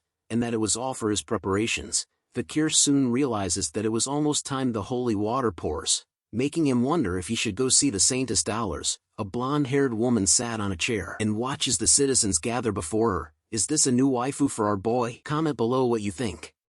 Numerous citizens of the city had gathered before the saint's massive mansion where she stays. The crowd of citizens continued to shout out to her, exclaiming that they had heard that the saint rests here and that they wanted her to open the door so that they could give their blessings. The crowd continues to call out to the saints by asking her to please take a look at their illness, while some of them simply wanted to see her face. A voice started to appear in the air, wondering why they had all come to see her at such a late hour. The citizens recognizes that the voice belongs to the saints. A man appears and announces to her that he would like to introduce himself as the Lord of the Dortsmile region. He was also the eldest son of the Jonathan clan, the clan that dispatches soldiers often, and that he was also the son-in-law of the Alphonse clan. Another man appears to introduce himself as well. He was the one that was in charge of the Ibsen Guild Association, the association that oversees the bourgeois family's exports. He was also an honorable knight who served Count Boston Terrier Le Baskerville as his squire for 2 years. An older gentleman introduces himself this time, telling the saints that if she heals his personal illness, then he would be willing to reward her with the entire productive granary. He would also reward her with a villa that sits on the beachfront villa on the warm southern shore and exclusive carriages. Even after hearing all those numerous titles of prestigious men and their rewards for her powers, the saint simply replies to them to stop. She informs them that she was uncertain if the identity or wealth they presented was enough of a reason for her to open her gates at such a late hour. She then tells everyone to return to where they came from. The citizens hear this and none of them argued back, they simply left her gates. Vikir stood among the citizens as everyone went their separate ways to return home. He held a curious look on his face as he recalled his past memories. Before Vikir had regressed, he often saw the saints on the front lines of the battlefield. He saw her covered in blood desperately treating the injured. Her white clothes were stained in a bloody red and her white divine power never stopped glowing. The saints that Vikir knew of dislikes money and power as he recalled while staring at her gates. As he stood alone in front of her gate, the saints soon asks Vikir about who he was to come and look for her. Vikir kneeled down before the gates upon hearing her voice, telling the saints that he was just a young lamp that had lost its way. Vikir continued to kneel down in front of the gate for a while as there was no reply to his answer, but the gates soon opened to reveal the holy light that poured out of it with immense glare. The holy light shined brightly onto his mask as the saints tells him to please come in. Entering the gates changes the scene as holy relics decorated the walls and ceilings. Vikir continued to walk towards the angel statue that stood above a pool of water that sparkled brightly. The saints continued to question Vikir about how he had lost his way, but before he answers her, Vikir thought about how she was not going to personally meet her and figured that she had no reason to meet someone who's wearing such suspicious clothing. Throwing a bag onto the fountain, Vikir reveals to the saints that he had come to report that there was an epidemic spreading throughout the slums. He had brought the water from their well through the pouch that was on the fountain, telling the saints that since she possesses divinity, Vikir was sure that she would be able to detect the wicked energy that was exuding from the water that he had brought to her. The saints remained silent upon hearing that horrible information from Vikir, but she soon replies to him that he had lied to her. Upon hearing those words, the gates behind Vikir immediately shut itself closed in an instant. Troops covered in metal armor soon appeared and gathered around Vikir on the second floor, but Vikir simply showed no reaction to the events that had just occurred around him. A lone man stood in front of the others and exclaimed that for a young lamb who has its ways, Vikir's way of speech was rather aggressive. The man soon questions Vikir about who he is. Vikir's eyes began to glow bright red as he thought about how the man who stood in front of him belonged to a face that he hasn't seen for a while. Vikir knew the man as Pietro Quo Vadis. Before he had regressed, Pietro was someone whom Vikir entrusted his back to in the battlefield. Pietro was the type of man who never compromises with injustice, and if it's for the name of justice, he was a man that can be more cruel than demons. Vikir had also learnt the interrogation techniques he used on the 7 young masters in Underdog City from him. Vikir then spoke out loud to Pietro that it was quite refreshing to see him here, but all it did was confuse Pietro. He soon informs Vikir that he had heard that he came here to report about an epidemic, but due to the attire he was wearing, it made Vikir quite suspicious. So until he takes off the mask and displays some courtesy, Vikir cannot meet the saints. Vikir replies back to him that there was a reason why he was wearing this gag mask and that he couldn't take it off, and since he had reported whatever he needed to, Vikir's job was done, and so he decided to take his leave first. But a blue object speeds past his face at an incredible speed which causes Vikir to stop in his tracks. Pietro shouts out that he couldn't allow a suspicious person like him to return as he held open a book that shined brightly in his hand. Vikir took a look at the object that was revealed to be a piece of paper. He speculated whether Pietro had thrown the paper after infusing it with divine power. Vikir noted that Pietro still uses such interesting weapons, reminds anyone of Gambit's powers from X-Men. Pietro then lands right in front of him, telling him that he could sense the wicked energy coming from that water pouch that Vikir had brought to them. Pietro then concluded that if there really was an epidemic, then it must have been Vikir who spread it. Vikir then questions his logic on whether he was the culprit. If so, then why would he come here to report it? Pietro further deduces that it might be according to Vikir's tactics to bait the saints out. Hearing that made Vikir thought about how Pietro's every word was right, summoning and casting even more of the blue pages imbued with holy powers to Vikir. Pietro announces that he would hear his confession later when he was in prison. Seeing the attack coming made Vikir immediately dodge the blue papers as they flew all around him, as he continued to run from Pietro's attacks. He knew that if he uses aura, then everyone here would figure out that he was a Baskerville member. He soon spots the place where he needed to be at.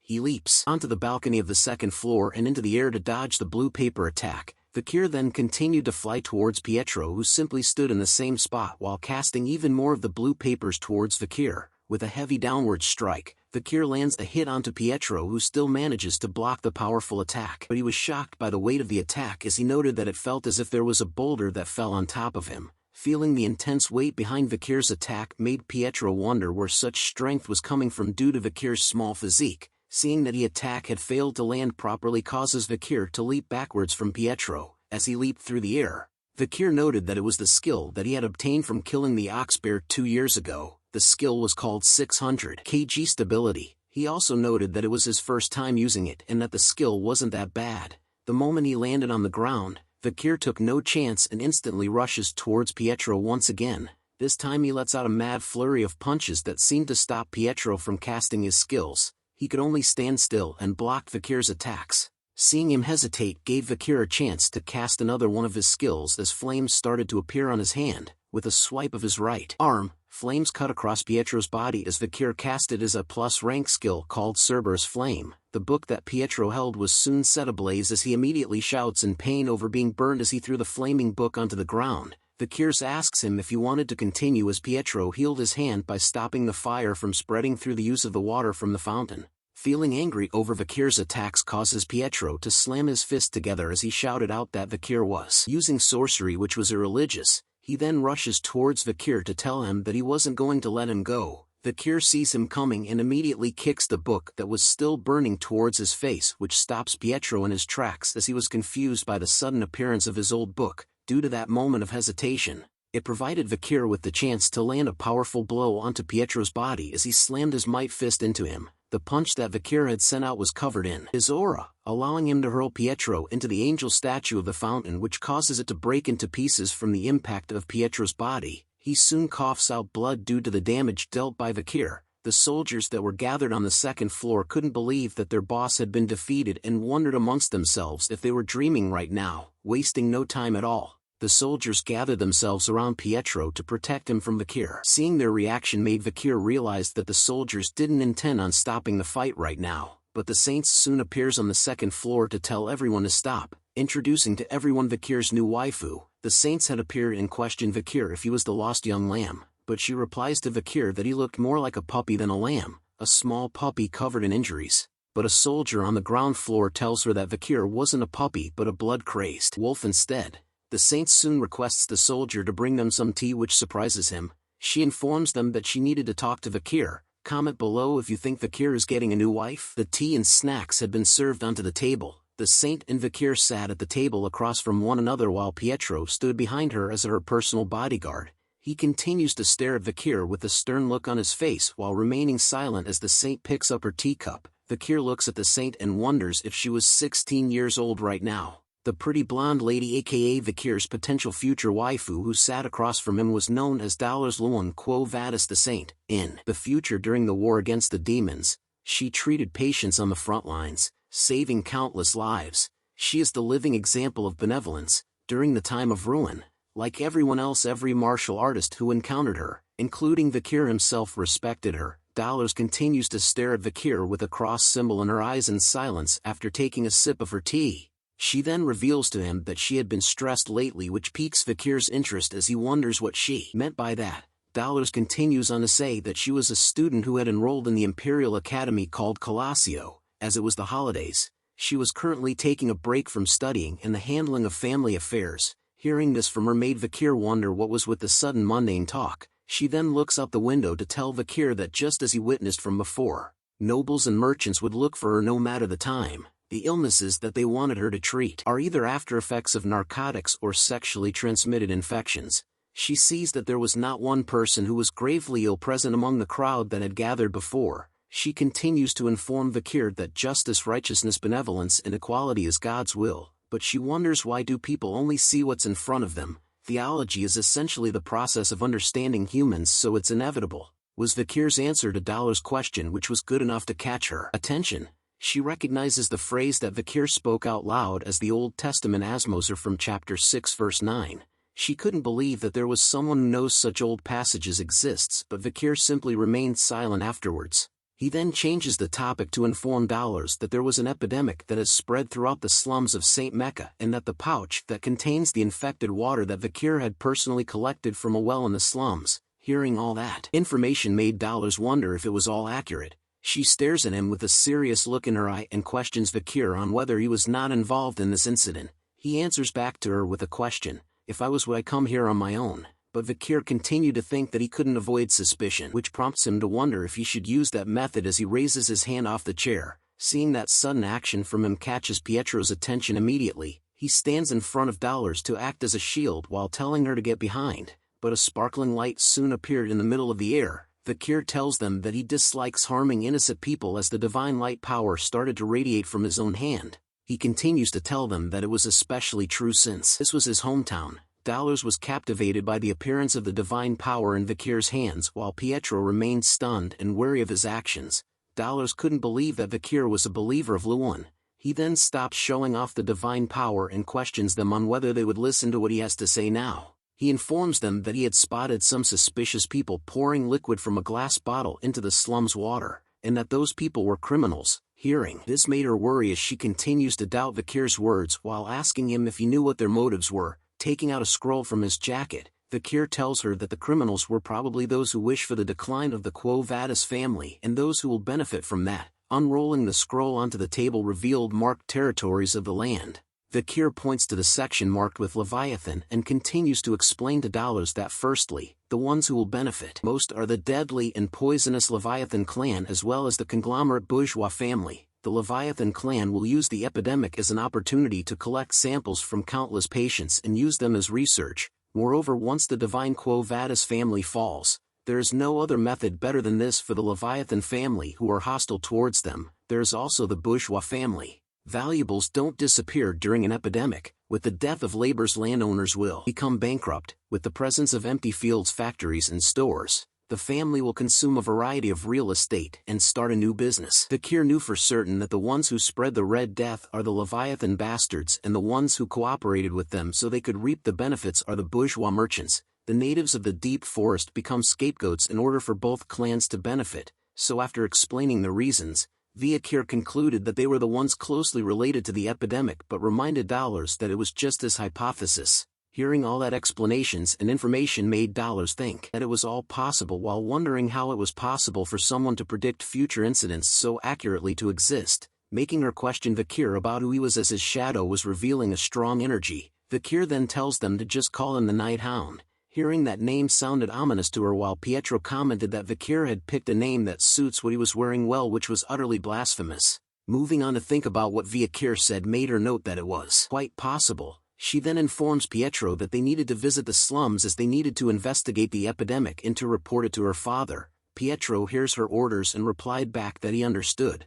Seeing her take action made Vikir realize that he was lucky to meet the saint and that with this, things will be able to progress much faster. Dollars continues to look at Vikir and wondered what it was. Why does the man who defeated the unrivaled Sir Pietro and the Holy Knights look so small and pitiful? Staring deeper into our boy's soul with her crossed pupils, Dollars could sense the smell of a beast exuding from his soul, the smell of blood oil and stell as well as violence and pent-up anger, the color of hatred. In deep whirlpool of numerous emotions within that lies immense sadness. Who is this person was the question that continued to linger in her mind. The scene then changes back to the slums where Vikir had poured the infected water into the well. We arrive at a rundown church whose lights were turned on. A group of nuns were alarmed by something as they appeared with masks covering their faces. They couldn't believe that the saint herself had arrived to their church. One of the nuns began to cry as she begged Dollars to please save them from the horrific epidemic as numerous people laid on the ground covered in blankets. Seeing this sight made her realize that what the Night Hound had said was all true.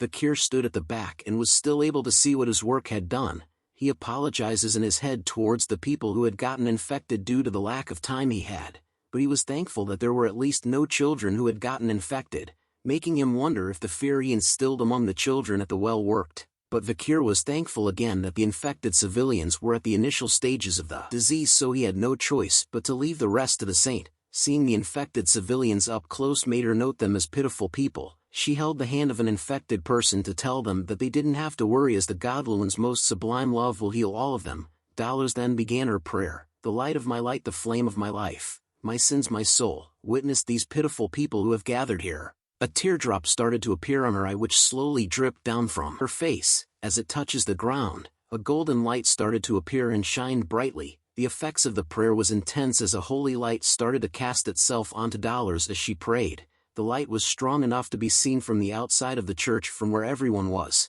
The light continued to shine upon the infected civilian whose infection soon disappears as the light began to die down. The nuns were impressed by the miracle that they had just witnessed from the saint. They couldn't believe that the infection people were all healed at once. They began to thank the saint for her work and praised their god Lumen as their savior. Vikir looks intensely and noted that it was that power. He needed to bring the miracle of holy water to the forest as Dollars continued to pray for everyone with tears in her eyes.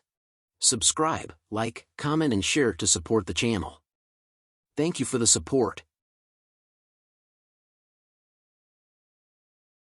We now turn to Dollars, who was by herself in a room that was lighted by a single candle flame on her table. She appears to be writing something down. Her face was filled with a look of focus as she crosses out certain areas on a map that was laid on the table. She thought deeply about how treating patients with divine power was just a temporary measure and knew that she couldn't stop new patients from arising. But seeing the number of crosses on the map made her realize the fact that more cases are appearing, which meant that there was an infected well somewhere within the slums. She then turns her attention to a vial of green liquid that glowed slightly in the dark. Looking at the bodily fluid from an infected person, she noted that it has a very short incubation period, and that it takes a very long time for an infected person to die. It's malignity which causes the infected person to be in pain for a very long time. In order to stop the infected completely, Dollars needed to focus and purify the deepest well, hoping to do so by create a single drop by concentrating her divine power. But as she lets out a deep sigh, Dolores understood that now wasn't the time for her to be lost in her thoughts and she needed to go and treat one more person, but a feeling of uneasiness took over her body, causing her to drop to her knees as she held onto the table for support. She recognizes the feeling as anemia, which made her wonder if this was the repercussion for using too much divine power, but she decided to swallow her fears instead and stood up to leave the room as she knew that she could still do it, if it's to alleviate the pain the patients experience as soon as possible. As soon as she left her room, Dolores was greeted by somebody shouted out that the saint has arrived. It turns out to be the three nobles who were waiting for her with the crowd late at night. They informed Dolores that they would go with her too and not worry anymore, but she questions them about why they were here. The nobles reply that they had come here to help her as they couldn't leave such a noble lady alone in a low and dirty place. They inform her that they had brought 3 wagons filled with donations and emergency relief, so that people from the slums had won the jackpot today, but as they told her this, Dolores' face was filled with a dead stare. Her vision of them was muddied with a purple blur as she sees them for what they were. The nobles continued to tell her that they thought the people of the slums would be skinny and live in filth but discovered that they were quite humane. One of them wonders if they may have gone overboard with the donations, as another was worried that if they give the slum people the donation, then they will lose their will of self-sufficiency. The nobles soon cut to the chase and informed the saint that it was also a gentleman's duty to protect the lady, which was why they wanted to follow along with her. Dolores then replied back to them, saying that she thought they had delivered their intentions well, with a holy aura surrounding her. She tells them that she would leave it them with a smile on her face. Just those words and look on her face was enough to capture the hearts of the 3 nobles as they blushed heavily while gripping their chests tightly. We soon returned to the tents that held the infected patients of the slums. The 3 noble men all held disgusted looks on their faces even though they had a mask on. They complained about the smell of the place while shouting out that one of them had stepped on trash, complaining to the others that his shoes were expensive and was limited edition. All while the clergy and doctors were trying to heal the infected patients. The noblemen then began to beg the priest to treat them first as they held themselves back from vomiting. They even argued to the priest that they believed that they were going to get infected as well, even going so far as to command the priest to move everything so that they could get out of here. All them complained as Dolores stood in the back. She knew that this would happen as it was blasphemous to come to a relief area with ulterior motives. She continues to wonder if the noblemen did not know that the only thing they needed was empathy for the sick. Absolute and pure altruism, dogmatic sacrifice, a sense to volunteer kindness and tenderness. These are the closest things to God's grace and love. As she continued to walk through the relief area, Dolores's face changes to something more serious. A dark aura began to seep out from behind the curtains of the tent that stood before her. She knew that from here onwards, it was more horrific and that the critical patients were all gathered here, the sick and the clergy. Everyone here will be in pain. As she made her way towards the sickest area, Dolores apologizes to everyone in her mind for not being here with them. With each step she took, she lighted the way with holy aura that brightens everything in its path. She opens the curtains to the area, knowing that she was now present with them here, but something stuns her the moment she saw what was happening in this area as a voice shouts out to quickly bring more saline. A scalpel was then seen being pointed towards the chest of one of the infected patients. The priest and nun were standing by the side, alarmed to be witnessing something that made them question if divine power was the only thing that would work on the infected patients. The clergy even questions just how many hours has our boy been with these patients by himself. As soon as there was cut made by the scalpel on the infected area, Vikir places his hand over with divine power covering it. Sliding his fingers along the cut made it disappear along with the infected areas of the body. The clergy sees his actions and speculates that Vikir wasn't blessing the skin but was instead letting the blessing flow into the infected area. He then realized if that was what Vikir was doing, then he himself might be able to focus and use divine power. The clergy continued to be amazed as he didn't think that a method like that would work. Dolores on the other hand was still stunned by our boy as she recognizes him as the Night Hound. All she could think of was amazing, as she didn't expect him to be this skilled when it comes to medicine and divine power. Vikir then went on to try his best in healing the other infected patients. His face underneath the mask was filled with sweat dripping down as he focuses on healing as much as possible. In general, divine power is a cleric's prayer reaching God, which God then accepts and gives the cleric power. The amount of divine power given depends on how devoted you are to God, and the amount of divine power is proportional to the amount needed to perform a miracle. 1 divine power is equal to 1 miracle, and 10 divine power can create 10 miracles. However, Vikir knew of the method on how to perform 10 miracles with 1 divine power and 100 miracles with 10 divine power. During the time of the fall, the monsters that mobbed them and the number of patients lying in front of the clerics, which outnumbered the monsters, knew that the amount of divine power they possessed couldn't stop the disaster. The decision made by God is because of the desperation and wavering faith of the clerics, so they changed the equation to perform miracles. Take measure now, and face what happens after. Perform miracles first and deal with what happens later. Even if the divine power they needed to recover came with interest, it was a strange phenomenon where they used all the divine power they could muster. People called this phenomenon as advanced divine power, and because it was a time where killing monsters was regarded to be an act of faith, even if you weren't a cleric, if you killed a monster, you would be able to use advanced divine power. Because of that, Vikir, who has a soul which accumulated karma from the past, can use divine power if it's within a divine region. A young girl started to cry out loud as she screams for her mother who had been infected by the virus.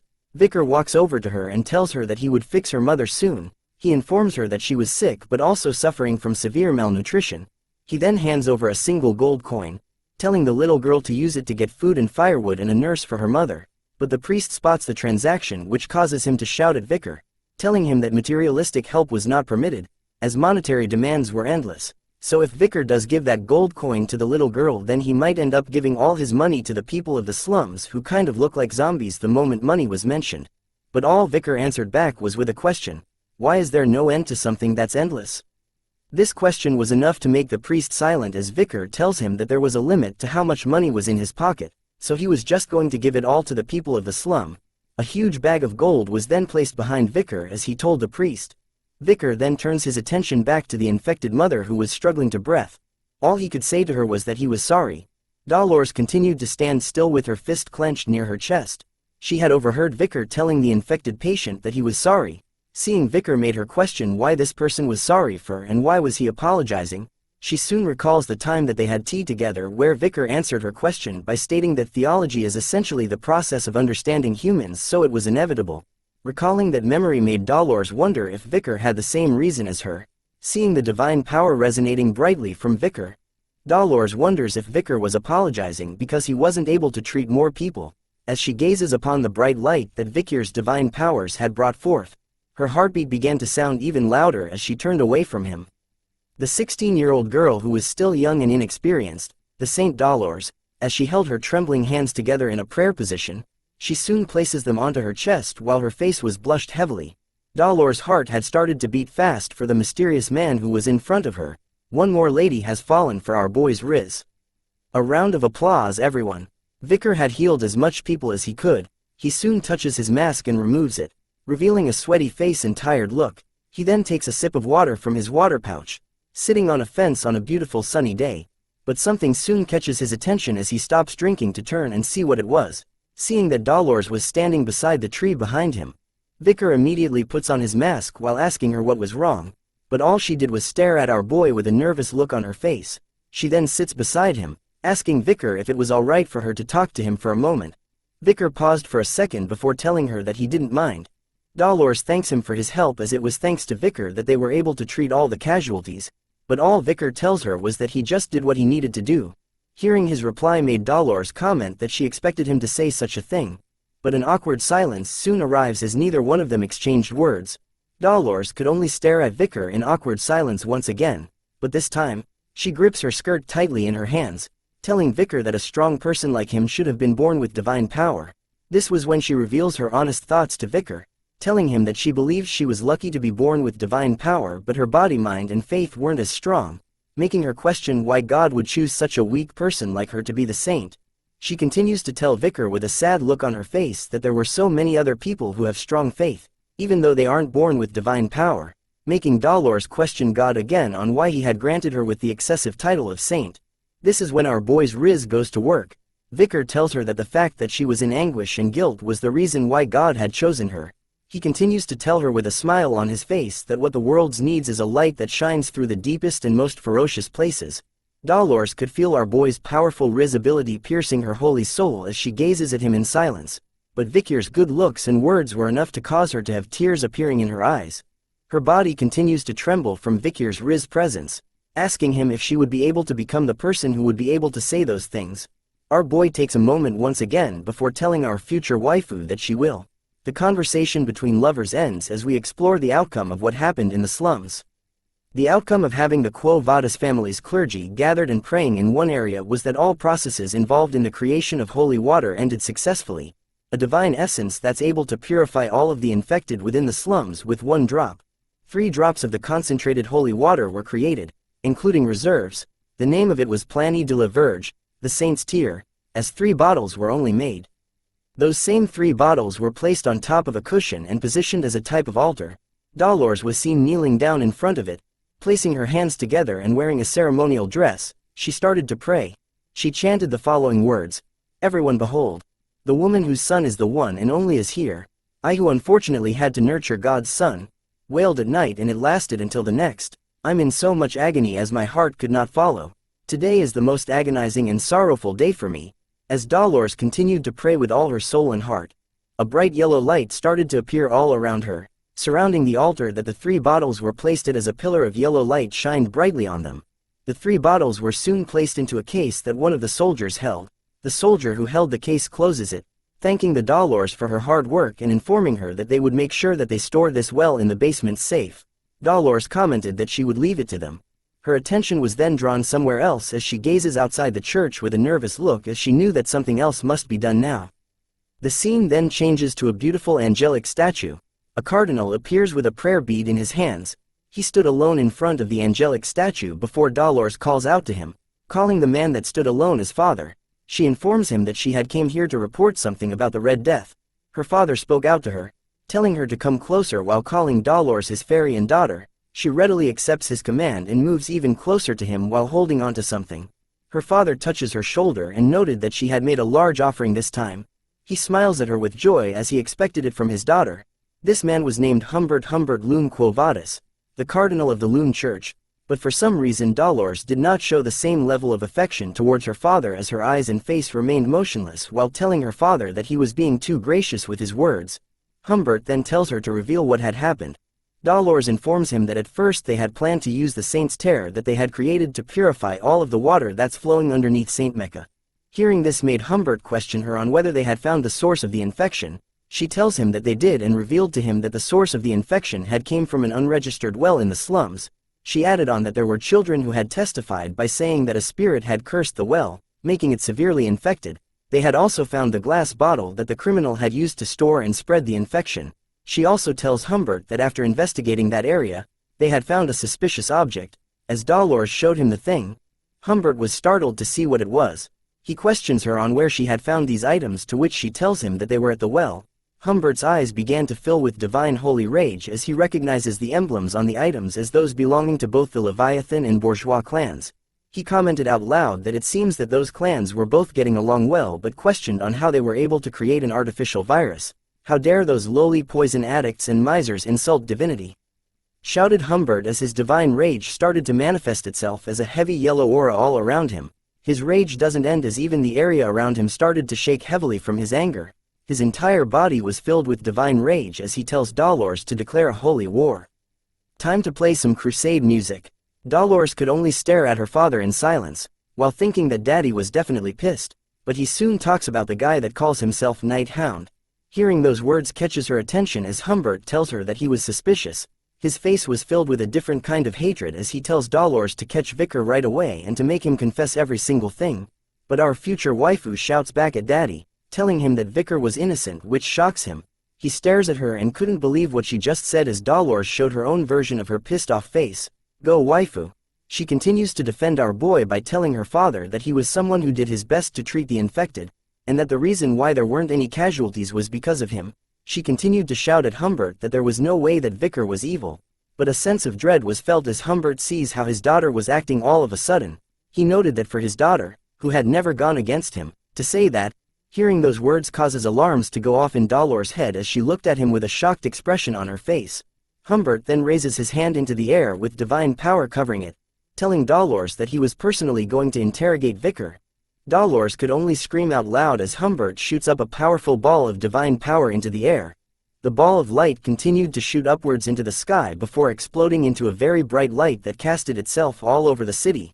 He then tells Dolores that it was meaningless for her to go against him as guards were seen located right outside of where Vikir was staying at. This was when Humbert reveals to Dolores that he had already sent the paladins to go after Vikir. The paladins started to make their way quickly up the stairs. They then positioned themselves right outside Vikir's door like a SWAT team. One of the paladins soon kicks the door wide open as another one of them announces that the night hound was a suspect of causing the Red Death. But all that was left in the room was empty air as the paladins were shocked to see that there was no one here. Only a single window remained open. The scene then changes back to Daddy and Dolores where another clergy member is seen running towards them.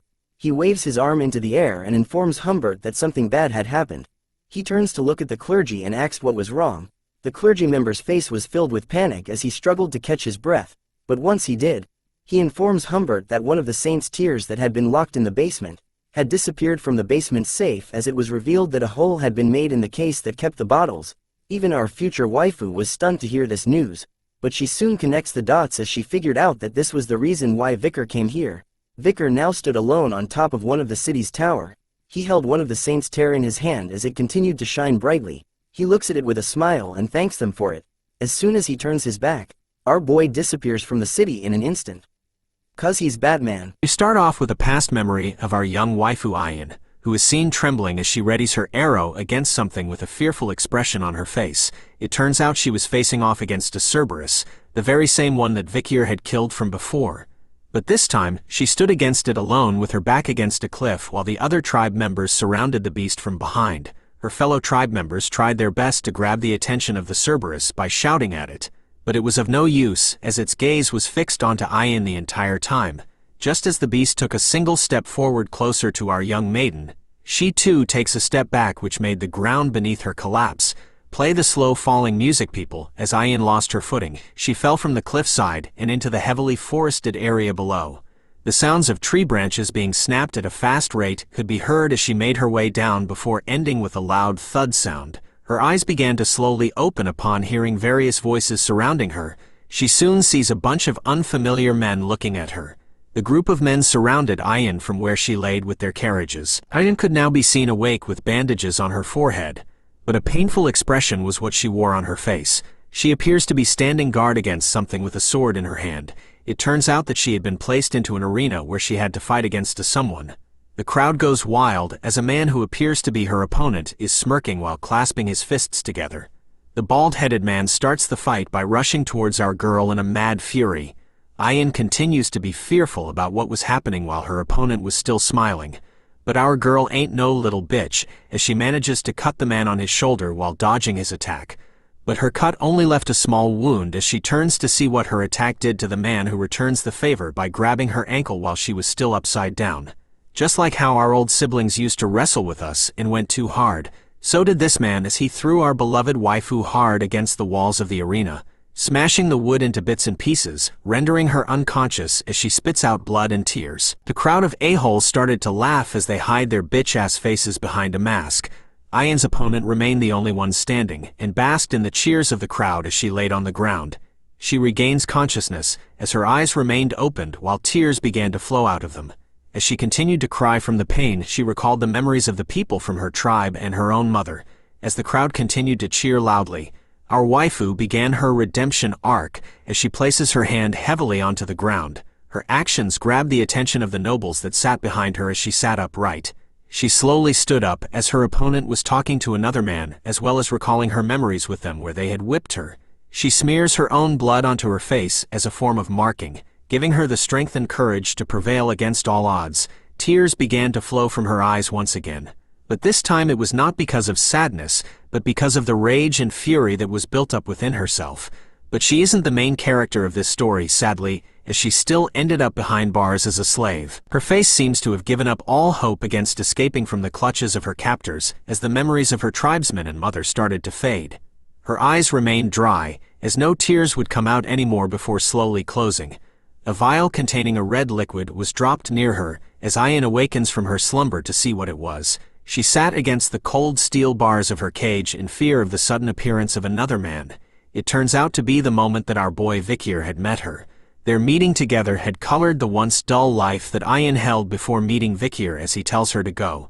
We soon return to the present where she awakens from another slumber with tears in her eyes, probably due to her memories of the past events. As she laid on her mother's lap, her mother asks her if she was had a nightmare, but Ayan didn't reply and remained silent. This prompts her mother to reveal that Ayin kept looking for Vikir in her sleep. She finally speaks with a flustered look on her face, telling her mother that the pain she was feeling was getting worse, her chest hurts, and her body was burning up, and it made her heart feel as though it was dried up. All these symptoms made her wonder if she had contracted the Red Death. She continues to tell her mother that she couldn't have it, and that what she was feeling right now was so painful that she regretted being born. Her mother started to comfort Ayin by telling her a story about how her father and her had buried a small seed in the ground. Her father had planted the seed while she was watered that seed every day. Not long after, the seed sprouted, and after several months it became a healthy and beautiful flower. Hearing that story brought more tears to Ayin's eyes, but here's a plot twist, everyone. Her mother then tells her that after they cut the flowers they extracted the sap and smoked it. They had gotten high and had some fun, which was how Ayin came to be. As her father had committed a bad deed, he ended up being executed by her grandfather. Such a sweet story to tell your kids, everyone. Ayin could only tell her that her body was getting worse after hearing the end of the story, but her mother gave her a piece of advice. You don't know what life will throw at you, you just need to live it. She continues to tell Ayin to wait a little, and that when Vikir returns after finding a way to treat the infection, but Ayin replies that she didn't need to comfort her. Ayin tells her that he wouldn't come back after recalling their last meeting with one another, but a member of the tribe shouts out that Vikir had returned. The announcement of Vikir's return continued on as they shouted that he had returned with the medicine. But just before Ayin's mother could tell her that she was right, our waifu instantly leaps out from her lap and runs towards where the shouts were coming from. This sudden reaction from her daughter kind of makes her angry as she watches her run at full speed, making her wonder if she had really contracted the Red Death like she said just now. As Ayin made her way at full speed, she recalled the past where she revealed that she was very scared back then.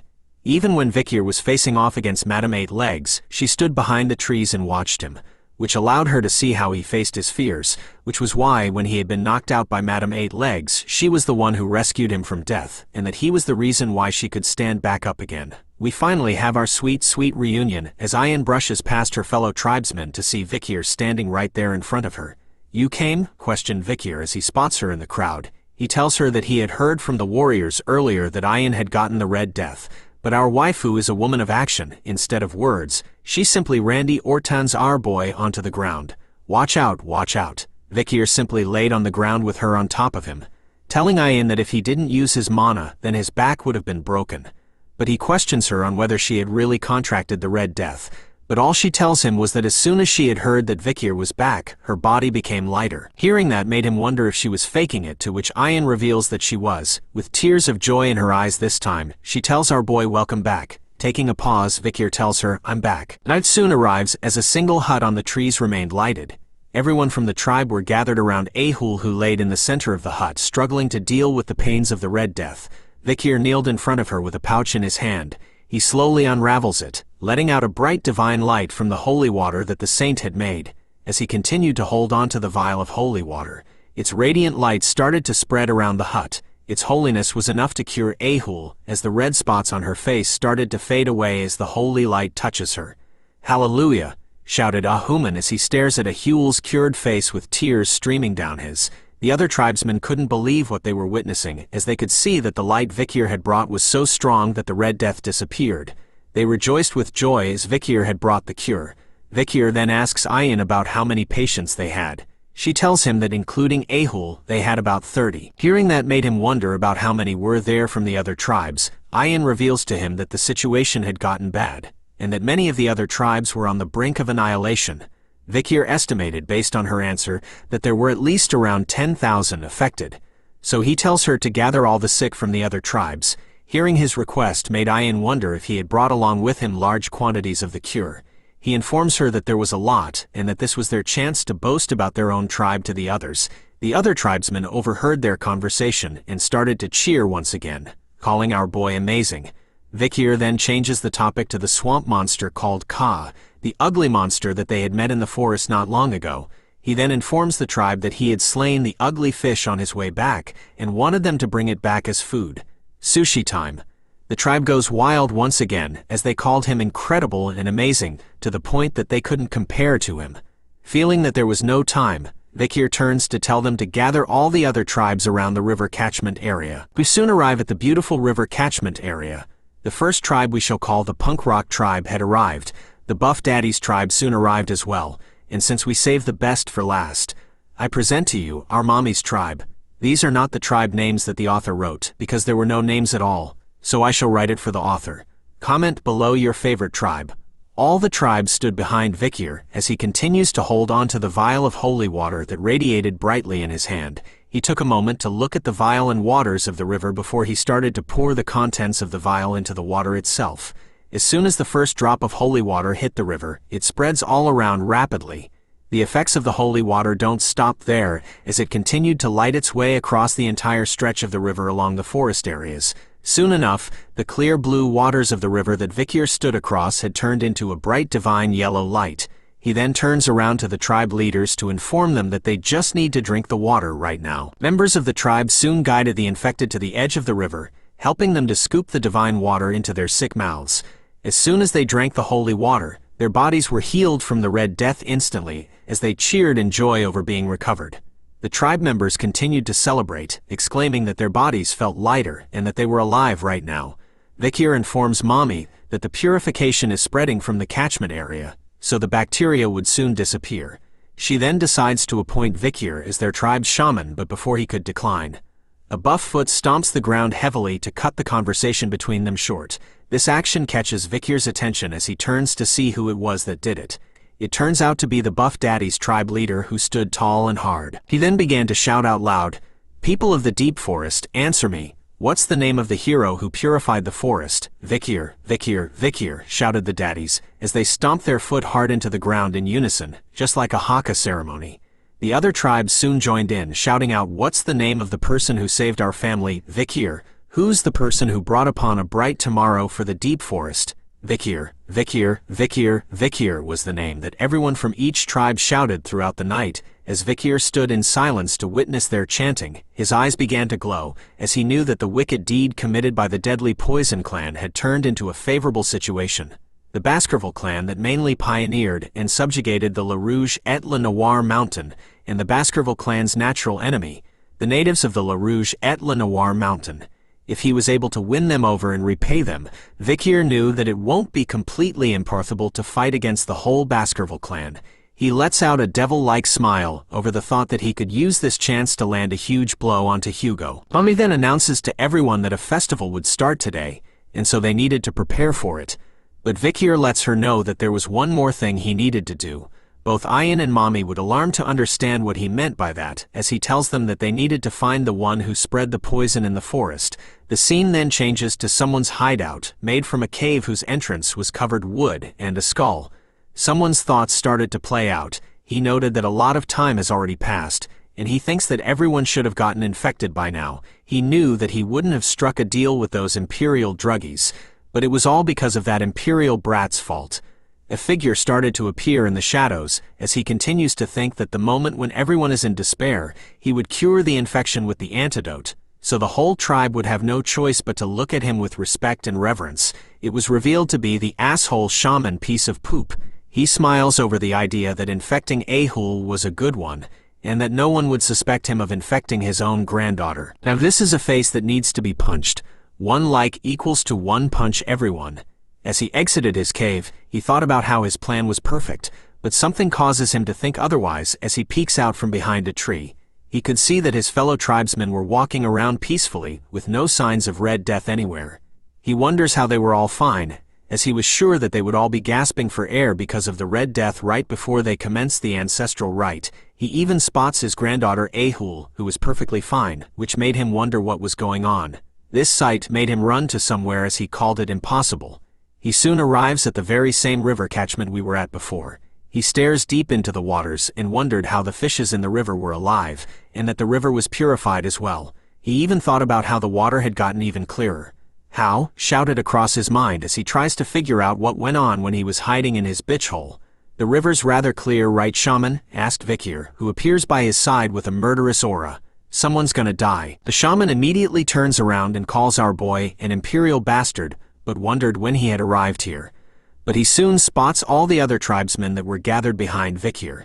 Their faces were not filled with joy, but with a look that says someone has messed with the main character. Vikir looks at the shaman and recalled that the person who had spread the Red Death in the forest was just as he expected. It was the shaman. Before he had regressed, there was a time where stories about an old man living in the forest and his misdeeds were trending. It was a horrible story of a man who had spread an infection within his tribe due to his desire to become a hero. In turn, he couldn't cure it and killed most of his tribe's people. Based on what he recalled, Vikir concluded that it was this a-hole that stood in front of him. But the shaman still thought that there was no way Vikir knew that it was him.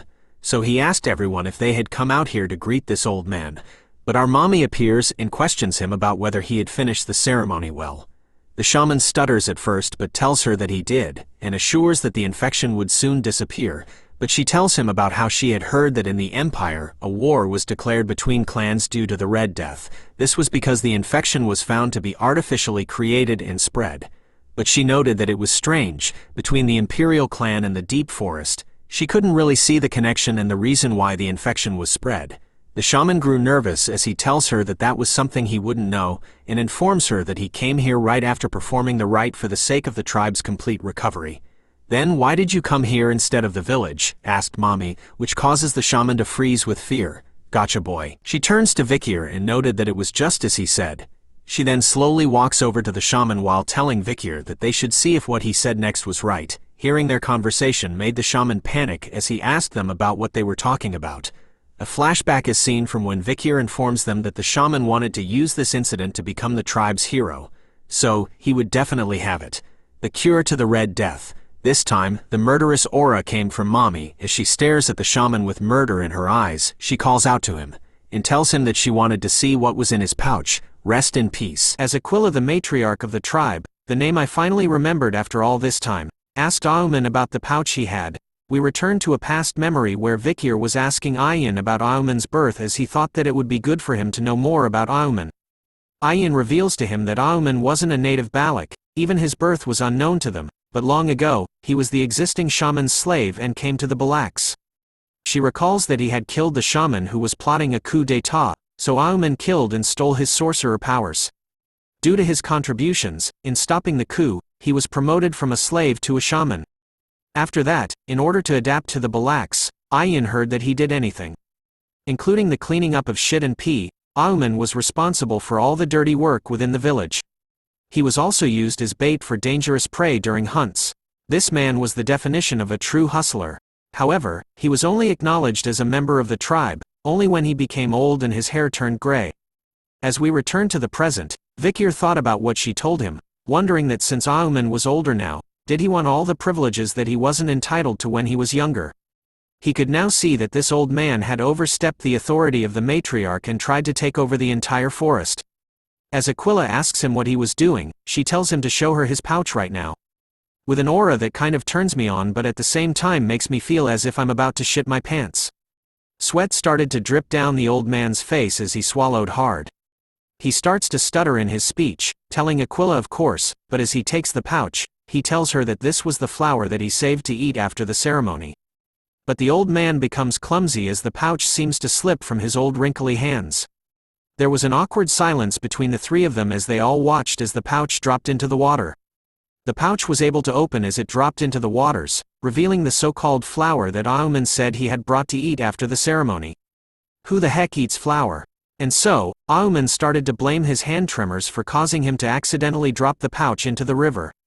But Aquila wore an expression of disappointment, a look that our parents often give us as she tells Vikir that he was right again. She looks at him, reminded over the fact that he had told her that Auman would throw the pouch into the river. But our boy was concerned with the fact that they could no longer reveal the contents of Auman's pouch with the same method. Taking this chance, Auman tries to refute Vikir's claim of him having the antidote and making the accusation that he was the one that had spread the poison throughout the forest. Even going so far as to point a finger at Vikir, telling Aquila to punish the wicked bastard, as Vikir had framed Auman who considered himself a righteous self and whose honor as a shaman has been spoiled. She agrees with the old man, telling everyone that you couldn't frame someone without evidence. And since Auman mentioned he was innocent, Aquila was willing to help him protect his honor and pride. Auman starts to smile, thinking that as the matriarch, she couldn't punish him without any evidence. Aquila then orders for an Iliad. What she orders sends chills down the old man's spine as he heard what she said. An Iliad is conducted when conflicts of opinions cannot be resolved. The Balaks side with the victor of the Iliad as the loser is deemed incompetent. A Hun appears, reminding his grandfather that he had always said that tradition is important. So he reminds him that Iliad is a tradition of the Balaks, so he wanted the old man to show them how he protects their tradition. His own grandson's words cut the old man deep, so he agrees with what they want, telling Vikir that the Iliad will happen 4 days from now, during the night of the full moon, making it official. Flexing his beautiful hard-toned abs, Vikir walks to the old man, telling him 4 days my ass. He explains that he knew that the one who receives the Iliad request was the one to decide the day, according to tradition. But honestly, Vikir knew that evidence and verification were all meaningless to Auman, since cornering him into a situation where he had no choice but to request an Iliad was all a part of Vikir's plan. Vikir was on the hunt again, as he tells Auman that they should do it right now. As the sun began to set in the tribe, everyone gathers together. Even Aquila wore her equipment, as she announces that the Iliad will begin now. She continues to tell the tribe that the Iliad will proceed within the circle made by warriors. She orders them to mercilessly execute cowards who try to leave the circle. Everyone agrees with the command as they chanted in unison together. She informs them that behind her was the warriors' mountain where their ancestors' grave resides. As their ancestors are watching, she won't forgive indecency. As Vikir and Auman hid behind their respective trees, Aquila tells them that their forefathers judge what is right and wrong, so they will decide the victor. And as a Balak warrior, they needed to prove that they're right. As the warriors and Ayin hid in the trees, they started to chant Vikir's name to show their support. Seeing their reaction annoyed Auman as he bit his finger, thinking that no one was on his side. But he knew that they'll stop chanting Vikir's name once he won, since weapons weren't the only thing you can use in an Iliad, just as he spills his own blood onto the ground. A skull started to emerge from where the blood was spilled, and soon enough, Auman had 3 weird-looking skeletons to support him. He orders the skeletons to watch his blind spots and to notify him once they see Vikir. Seeing that his preparations were complete, Auman readies his bow and arrow. Smiling over the fact that he knew that this was impossible for Vikir, who has only been here for 2 years, against someone like him who had spent 7 years in the forest, so there was no way for him to be familiar with the terrain. Just as he wanted Vikir to show himself in order for him to shoot an arrow right through his soul, our boy appears upside down right beside Auman, without him even noticing. I'm telling you, Vikir is Batman. As Vikir hung upside down like a bat, he thought about the silent heal skill that he had gotten from killing the master of the swamp, the Magikarp gone wrong. He knew that it was a Mishusu skill that allows you to silently target your prey's opening. What he liked about it was that it gets rid of the surrounding sounds, which is useful for assassins like him. Seeing Dumb, Dumber and Dumbest, Vikir knew that Auman wasn't a shaman just by name. Seeing how he could let the dead arise, Vikir concluded that he must have been from Lokoko, a tribe of shamans. But all that didn't matter to the main character of this story. As Vikir casually drops in between the 3 idiots without anyone noticing at all. And just like how fast you last in bed, Vikir was done with them within seconds. Simply by swinging his sword around, he slices and dices them into pieces. Auman still doesn't sense Vikir's presence, as he thought that Vikir was probably too scared and haven't even moved at all. Ka-chow, went Vikir as he simply stabs the old man in the back, silent but deadly. Sensing nothing at all but the sharp pain in his chest, Auman coughs blood. As tears started to flood his eyes, he panics, wondering when Vikir had arrived as he couldn't even hear him step on the fallen leaves. Like a piece of trash, Vikir simply tosses the old man back onto the ground, wiping away the blood from his sword at the same time. Seeing that the job was done, Vikir absorbs his sword back. The moment he does, Ayin comes running and calling out to him. The tribe members couldn't believe that the winner was decided in an instant. Some believed that it was because the ancestors decided that what Auman was saying wasn't worth listening to. But the old man isn't done yet. While Vikir was talking to Ayin, his body was barely still moving. He could feel that it hurts, as though his wound was burning. This made him realize that he didn't want to die.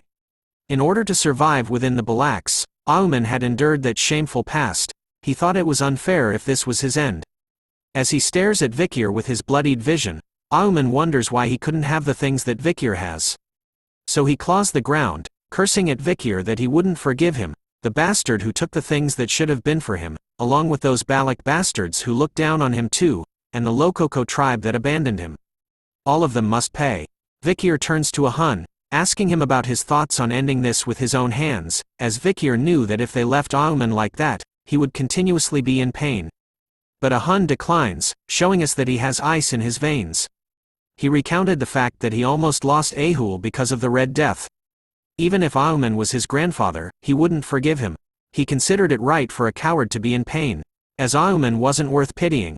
Play the final boss music as Auman appears to still be alive as blood started to flow from his eyes that were shining brightly. While everyone was talking, he had drawn a magic circle made of his own blood. With his finger trembling, he finishes the final stroke of the blood circle. It appears to work as a purple light starts to appear on a tomb. The lid of the tomb slowly opens up, as a bright light appears from within the ancestors' graves. A dark and evil atmosphere could be seen as the skies turned purple while the forest was covered with a black deathly aura. Aquila and Ayan appeared shocked as they could feel the ominous energy coming from their ancestors' grave. Soon enough, even Ahun notices something as a cold drip of sweat makes its way down his face. Auman had started to move his body just as Vikir notices Ahun's expression and reaction to something. Even Vikir was shocked by what was happening as he knew that he had stabbed Auman in the lungs, talking about taking his breath away. The tribesmen could see that this was Auman's doing, angered that he had messed with their ancestors' graves. "Aren't you afraid of the ancestors' wrath?" shouted the tribesmen at Auman, whose figure started to change. But as he mutters the word ancestors, he reveals his demonic face. Asking the tribe if he was the one who should be afraid of the ancestors. Vikir couldn't believe it. He immediately leaps forward, telling everyone that they needed to kill Auman right now. But an arrow filled with that deathly aura was sent flying, landing and exploding between Auman and Vikir, who manages to dodge the attack. Ayan was stunned to see that there was an arrow with a massive crater around it, whereas Vikir was wondering if he was too late. A single light was seen on the mountain as Auman tells them that the ancestors were the one to decide what was right. As a lone figure stood on the mountain with a bow readied, Auman tells the tribe that it was time for the great ancestors' judgment. "It's MILF time." Ayan couldn't believe that one of their ancestors was back from the dead, while Vikir couldn't believe that Auman had used resurrection sorcery on a Balak ancestor, as he knew that there was no way that was possible for a shaman like Auman. But seeing his weird look, Vikir questions whether Auman had turned himself into an undead as well. Auman then starts to summon even more of the undead, asking the tribe if they thought he was just a shaman living among the Balaks without any countermeasures. But he warns them that it was too early to be surprised as even more ancestors started to appear. It turns out that there wasn't only one grave here on the Warriors' Mountain. Using the skeletons as a ride, Auman quickly escaped using the undead car, telling the tribe to do their best fighting against their ancestors. Ahun spots the old man leaving, and immediately draws his bow and arrow while calling out to him. Asking Auman about how low he was going to go, but just as he did, something dark sped fast and cut his arrow in half. Ahun could spot where the attack came from. It was the first ancestor that had awakened. Her eyes were soulless as she growled at the tribe. "So we answer back with our attack as something blue and fast hits the ancestor right into her undead face." The attack came from Aquila, who ordered her tribe to get ready for battle. She informs them that the people in front of them were just Auman's puppets, and that they could send their formalities to their ancestors after they send them off. So they just needed to prioritize their survival, but her tribe seems nervous as they hesitated to go against their ancestors in combat. The battle between the living and the dead rages on as the tribe battled it out throughout the forest.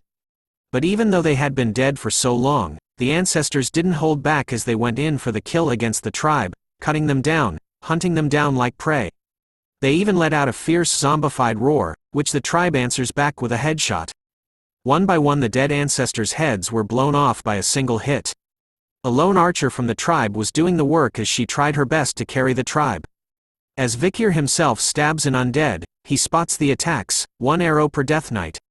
He could see that she was killing Death Knights that are on par with a high-ranked graduator. It turns out to be our mommy, the Night Fox Aquila. The rumor about her protecting the forest from the Empire wasn't just a rumor. Seeing that the matriarch Aquila was here, Vikir knew that there wouldn't be a problem, so he told Ayan to follow him. Informing her that they would be following Auman, who could be seen speeding through the forest on his undead car, shouting out loud that the Balak bastards would regret kicking him out. But as he rides, he tells one of his undead that he needed it to take care of something. As the undead went to follow its orders, Auman took a second to pause and think about something. He knew that even though he had resurrected the ancestors, as long as Aquila was here, he couldn't act carelessly. Since she was known as a genius who has been the strongest village head in history. But he smirks at the thought of genius, as he knew that even if she was one, she wouldn't be able to handle what's about to happen. The skies continue to darken as the battle against the undead ancestors rages on. Vikir and Ayan are hiding themselves behind some trees, waiting for an opportunity, as they spotted Auman, who was casting another evil spell. Vikir wonders why he had escaped to this place over here, where it was just an area with pillars, and even started to chant in a place like this. But Ayan was certain that they couldn't allow Auman to act suspiciously any further. With murder in her eyes, she tells Vikir that she was going to kill Auman right here right now.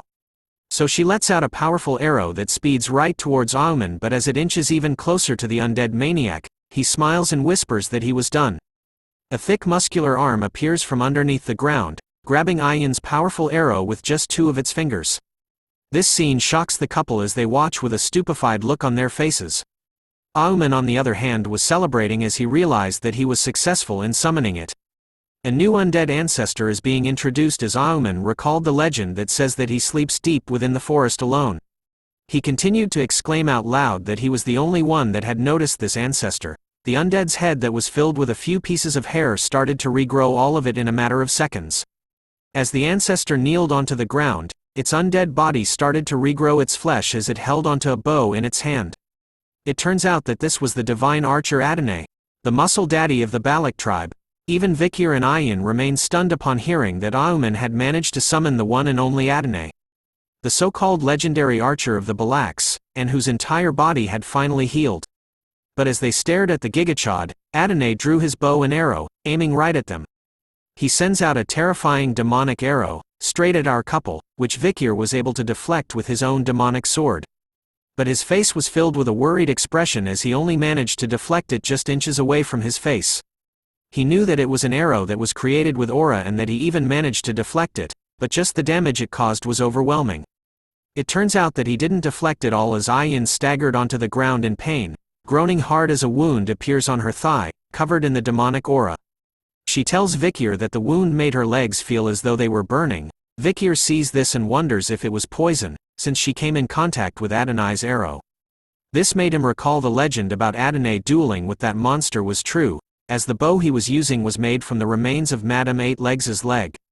Adonai doesn't know the word relax as he bombards Vikir and Ayan with an endless wave of poison arrow attacks onto them, all of which Vikir deflects, sending them flying towards various parts of the forest. Their battle of attacking and deflecting resulted in the trees and ground around them being blown away, leaving the land barren. Ayan calls out to Vikir, who wore a painful expression on his face. She tells him to stop protecting her so that he could run away and leave her, but our boy wasn't listening as he held his trembling arm. Even Beelzebub was feeling the pain. Auman started to laugh, telling Vikir and Ayan that he wasn't going to let them live. So he orders Adonai to kill them both. He obeys the order without hesitation, sending out another powerful attack filled with aura and poison. Vikir and Ayan could only stare at the powerful attack as it made its way towards them. Just as Vikir was bracing himself for the attack, our holy savior appears and snatches the arrow made of aura with her bare hands. This action shocks everyone in the vicinity who witnessed it. As the arrow continued to rage within her hand, she easily suppressed it by squeezing on it hard. Before smashing it into powder, with a look on her face that screams, "Someone's about to get a spanking." As she stares at Auman, she tells him that they were going to have a talk. Vikir and Ayan were surprised to see that Aquila had arrived after saving their asses. She explains to them that she came here because she had sensed a powerful aura. As her hand was covered in blood, she was glad that she had come. Even the old man was surprised to see her here as he hides behind Adonai. Ayan quickly tells her mother about the poison from Adonai's arrow, telling her that she needed to treat herself right away, but Aquila simply stares at her hand, covered in a black substance, while thinking about the poison. Like an absolute boss, she simply flexes her arm, causing mini explosions to travel through it as blood spilled everywhere. Vikir was watching her with a stunned face, wondering if she had exploded the aura inside of her to expel the poison and deceased blood. He couldn't believe that there was someone who would do such a thing. After cleansing the poison from her blood, Aquila's eyes looked forward, staring at Auman before calling his name, which sent shivers down his spine. He started to blame her for all of this happening, telling Aquila that it was all her fault for pushing him into a corner, but she simply tells him that she didn't care about his betrayal, and just wanted him to answer one thing. She looks at Adon, asking Auman if this purple zombie-like man is actually the divine archer, Sir Adon. Auman was happy to tell her that he is the legendary Adon, someone whom she couldn't dare to fight against. But his words had no effect as Aquila smiles after hearing his answer. She then tells Vikir and Ayin that they had done a good job and to stay behind. She calls out to the divine archer, Sir Adon, telling him with a smile on her face that it was an honor to meet him, even though it had to be this way. Aquila wanted to see who was the best warrior between them. The winds continued to blow heavily as the two strongest archers in history faced off against one another. They simply stared at one another. Before Aquila made the first move, she immediately leapt to his side, preparing to fire 5 arrows directly at him all at once. The moment she fired, her arrows turned into a blue light covered by her aura, but Adon ain't weak. He simply sidesteps her arrows, dodging them by inches before pulling back his own bow and unleashing his powerful poisonous arrow right back at her. She sees this coming and does a handstand to dodge his attack. The moment she landed on her feet, Aquila drew her next arrow and so did Adon. A mixture of blue and purple arrow attacks rained throughout the forest, followed by explosions as they continued to battle it out against one another. A pair of feet came to a stop. It turns out to be Vikir who was carrying Ayin. He turns around, knowing that this is a fight between those who possess master-grade aura, which was a rare sight during the time of the fall, while Ayin was concerned about her mother. Using Gaara's move, Auman covers one of his eyes with his fingers, summoning a purple eye on top of a tree branch. He was using it to watch the battle and could see that going against Sir Adon was no easy feat, even for Aquila. But his face was filled with joy, as he believes that she could never defeat Sir Adon as he was dead and could infinitely use Hell's dimensional aura. But as he asks Aquila about whether she knew about the strength of a boundless arrow, she was thinking that she would be at a disadvantage in a range fight as a wound appears on her shoulder. She continues to monitor the situation, seeing that he had speed, power and mobility. Adon was a perfect archer with no flaws. But as she drew another arrow, she knew that he lacked something very important. As both of their arrows were sent flying at the same time, they met each other head-on, causing a massive explosion in the middle of the forest, resulting in smoke covering the entire land. Aquila appears from within the smoke, trying to land a kick onto Adonai's face, but he simply tilts his head to dodge. Before summoning a sword made out of his poisonous aura, he takes a single swing at her, cutting all the trees that were around them but still missed. Aquila wasted no time at all as she grabbed onto her own sword, throwing it at Adon and managing to knock his sword out of his hand. Her attack doesn't end there as she kicks him hard at his knee, causing him to fall back slightly before a bright blue light is reflected in his eyes. Aquila had drawn her bow, aiming right at his face, this time at point-blank range. She unleashes a devastating aura-filled arrow attack. That was powerful enough to send shockwaves into the skies. She backs away instantly after ending her attack. She looks at Adon with a serious face as pieces of him start to break away. As he slowly starts to fade, just like everyone in Avengers Infinity War after Thanos snaps his fingers, Aquila asks him if the reason he didn't want to fight was because he was dead or if it was because of his desire to not hurt his descendant. But all she knew for sure was that she needed to free him from his current state. And so, she lets out another powerful attack, intending to give Adon some peace. Which he wanted, as he simply stood still as the attack came even closer to him. But as he closes his eyes to accept his fate, a purple hand appears to stop the arrow from landing, surprising Aquila, who clearly sees it. The parts of Adon that had been blown away had started to form a demonic purple aura, which seems to be causing some pain to Adon. Another demonic figure made of the poisonous aura started to rip itself from the hole that Adon had. It started to reach over his hand, before fully consuming Adon. Auman couldn't believe that he would reject the necromancy spell. With his hands in ninjutsu summoning pose, Auman now sees that legends were different, but he didn't tolerate things that are done half-heartedly, so he tells Sir Adon to fight with all he has now, until everything that is threatening him is dead. Seeing Adonai's change angered Aquila as she witnessed everything. Sir Adon lets out a demonic roar, as he is now an undead with something crazy inside of him. He continues to scream as the demonic energy takes a hold of him, sending shrieks of evil energy throughout the air. Aquila could only stare in silence as the transformation takes hold of Adon. Looking at his new transformation, she knew that the thing standing in front of her was no longer Sir Adon anymore.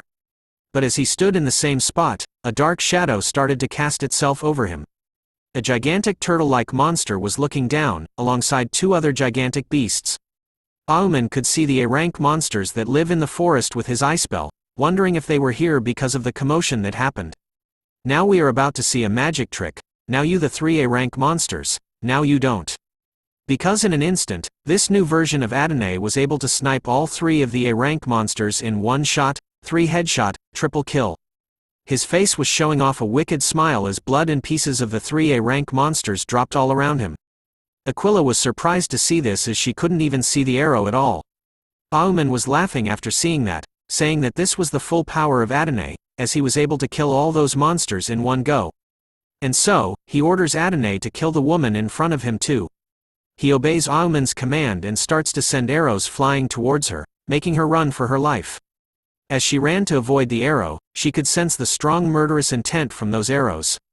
Every time she was hit by an attack, the madam's poison spreads and makes her body feel sluggish. As she drew her bow for a counterattack, she knew she had to finish this fight quickly. Drawing 2 arrows at once, she sends an attack that splits and targets the sides of Adon. As he dodges one of them, the other arrow is sent flying directly towards him. As the arrow was just barely inches away from him, he raised a single finger, creating a small demonic shield in front of the arrow. It started to spin, grinding the arrow into pieces until there was nothing left. As Aquila stares at him, she starts to smile as her attack doesn't end there as more arrows appear in the sky. Her attacks finally work as one of the arrows pierces through his neck. Aquila quotes a phrase, "The first arrow misses but the second one hits the target." However, the moment your opponent blocks the second arrow, the first missed arrow returns and penetrates the back of their head. She tells him that this was a skill where the arrow is at maximum rotation and flies in midair. Upon reaching its peak, it returns and hits the opponent. This was Aquila's personal arrow skill that she created after hearing about Adonai's fight against an Imperial Knight. The arrow continues to linger in his throat before he pulls it swiftly. Much to the surprise of Aquila, who expected him to die after being shot in the throat. Auman continues to laugh at her, telling her that no matter how strong she is, she had never fought against a corpse before.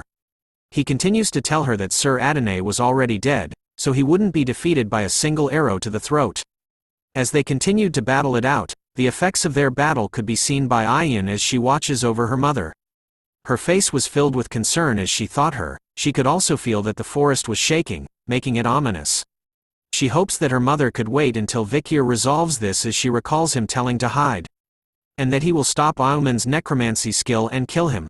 As Vikir runs through the forest, he knows that Auman feared Aquila very much. So it was highly likely that he was hiding behind Adon in order to go against Aquila. Soon enough, his red eye catches something. Vikir had finally found Auman, hiding behind a tree like the sneaky bastard he is. So our boy immediately makes his way over to the coward's side as he plans on killing him in one hit. As he closes in onto the coward, a wild ancestor appears by his side, aiming to kick Vikir. Her attack lands but not before Vikir was able to leap away safely. Auman spots him and curses at him, revealing to Vikir that he had already predicted that someone would come after him, so he had already summoned his Death Knights. He informs Vikir that these Death Knights were skilled enough that they could have been buried at the warrior's grave. As Vikir stood in the same spot, all 3 of the Death Knights lunged towards him from all sides. We now turn back to Aquila, who had been shot by an arrow that completely obliterated her side, causing her face to wince in pain as she finally falls and kneels in front of Adon. Seeing her this way, Auman started to laugh like a maniac, happy to see that she had finally kneeled. He continues to rejoice over the fact that soon, the guardian of the forest, Aquila, will die. And that he will rule the forest, as this was his reward for the unfair treatment that he had received in his life. He declares that his first step is to kill all the clan members who look down on him, but then the Hound of Baskerville appears, telling him in a deadly voice that what he plans on doing would be troublesome. Vikir has finally unleashed the Baskerville 6th technique as he slices the 3 Death Knights while telling Auman that the people of this forest will become his support system. Auman's mouth was left wide open as he saw that Vikir had killed 3 of the Death Knights, who surpassed the level of a high-ranked graduator, making him realize that Vikir was stronger than a high-ranked graduator. As Vikir looks at the dead man, he questions Auman if he had dreamt of everything he desired at that moment. Feeling that death was close, Auman started to call out to Sir Adon to rescue him. Adon hears his call for help and immediately turns around, preparing to unleash a powerful attack towards Vikir's location. But Aquila isn't an NPC, so she immediately kicks him as he prepares the attack. causing the arrow that Adon had just sent flying to misfire as the arrow narrowly misses Vikir. Play the funeral music as someone is about to die as our boy's face starts to change into the demonic Hound, making us know why he is called the Hound of Baskerville. Auman could see death coming to him in the shape of Vikir, so he calls out to Adon to fire again, but the moment those words left his mouth, so did his arms as they were cut off in an instant. It happened so fast that Auman took a moment before realizing what happened. Even I didn't realize that Vikir had cut off the panel as well. But his attacks don't stop as he finally cuts off Auman's head, along with the panel as well. As his head was sent flying, Auman could only show a confused face with the word "huh?" written all over it. Time to celebrate as the asshole is finally dead. The members of the Balak tribe continued their battle against their own undead ancestors throughout the forest. One of the female members was knocked back, losing her own bow in the process. As she fell to the ground, a shadow was casted over her, sending fear into her soul as she looked up all afraid. An undead ancestor with a mighty blade was about to send her to the other side, with no remorse. But then the undead ancestor's arms started to disappear into a black smoke, much to the surprise of the female barbarian, who watches on as the undead ancestor disappears right in front of her eyes. It was happening to all the undead ancestors around the remaining Balak warriors. It was as though Thanos had appeared in the Manhwa and snapped his fingers with the Infinity Gauntlet on. Aquila was now breathing heavily as she stood in front of the demonic version of Adon. His demonic aura started to disappear as well, showing the calmer side of him after Vikir had slain Auman. His hand was still trembling as he held onto his bow, made up of Madame Eight Leg's own leg.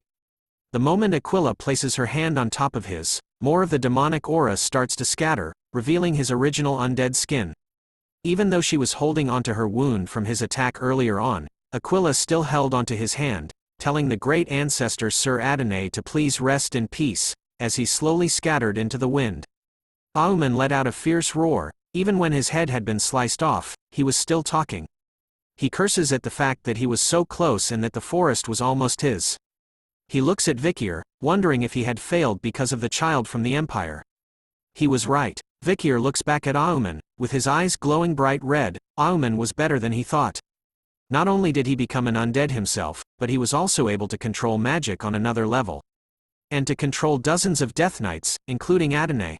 Vikir could only imagine what would happen if Auman had strived to go down the path of a shaman. The old man was still laughing like a maniac, telling Vikir that this wasn't the end to everything. As he swears to our boy that he was going to regret driving him out of the tribe. He continues to spit shit about Vikir and the Balak tribe, promising to curse everyone even if he dies, but all Auman got for a reply was a headshot, right in the center of his skull. It turns out that the final attack came from his own grandson as Vikir turns around to see that a Hun was the one to shoot the shot. The first thing he did was to apologize to Vikir, as he regretted not listening to him when he said to kill Auman. But as Vikir walked by him, he noticed something. A Hun's entire body was trembling, so to comfort him, Vikir places his hand onto his shoulder, telling a Hun that what happened wasn't his fault and that he did a good job with Auman, whose body started to scatter into the wind, just like the rest of the undead ancestors. And so, the aftermath of the deathmatch between the living Balaks and the undead Balak ancestors came to an end, leaving the living descendants with mixed feelings. The members of the tribe were happy to be alive while Aquila held a somber expression on her face as she held onto the bow of the great Sir Adon. Ayan's tears were now filled with joy while Vikir finally got to rest as he told everyone that it was time for them to go back to the village. As the Balak tribe made their way to the village through the forest, they were led by Ayan, who wore a nervous expression on her face as she spotted something in the distance. Their village was completely destroyed, as though Pain from Naruto had used the almighty push in their village, leaving only destruction behind. Ayan was alarmed to see this sight, wondering what happened to their home. Aquila was concerned about the people who stayed behind in the village during the Iliad. Ahul appears in front of them, holding her injured arm with bruises around her body. She tells them that it was Madame Eight Legs who did this to their village. Ayan was shocked to learn that the madam had come to their village, while a Hun rushed to Ahul's side, worried about her and asking if she had any injuries. Vikir was looking around and could spot the damages and dead bodies that the madam had left behind. He couldn't believe that she came to the village when they were fighting Aheuma. Which made him wonder why a monster who didn't do anything until now would come here and do this all of a sudden. As she cried in a Hun's arms, Ahul points to something in the distance. She tells everyone that before the madam came to the village, a smoke came from Aomen's ceremonial tent. After that, the madam appeared and went on full rampage mode. Vikir was on the scene and analyzing what looks like leaves of a plant on the ground of the ceremonial tent site. The other members of the tribe could spot the corpse of the orangutan that Aomen had summoned before. Vikir picks out a piece of the plant, thinking that Aomen had burned a plant that lures bugs. He couldn't believe that Aomen would prepare for something like this. "Aomen!" shouted Aquila as she slams her fist against the stone wall, smashing it into pieces while others watch her. They could also see the injury that Adon had given her, which was slowly spreading across her sides. But she ignores the pain, telling everyone that they can rebuild their village and gather their food again. She even orders the warriors who are injured to go clean up those who had passed on to the afterlife and to save the remaining survivors. Ayin, on the other hand, was dealing with her own problem. Get some tissues now, people, because her precious Bakira, her pet wolf, had been injured and was trembling in pain while on the ground. Her leg had turned all black from poison. Ayin immediately comforts her, with tears flowing down her face. She tells Bakira that she was sorry for leaving her alone. We now talk about Madame Eight Legs, the forest's evil goddess. The horror of all tribes in the forest. Its existence is catastrophic and undeniable. The source of darkness. Vikir could only hide behind a tree while Ayin comforts Bakira. After all, the Balak had deemed the madam's existence as a natural disaster and were not even able to take revenge. But Vikir was on a different level from them. Night soon arrives in the forest as an opening to a cave in the wall was lighted by a campfire inside.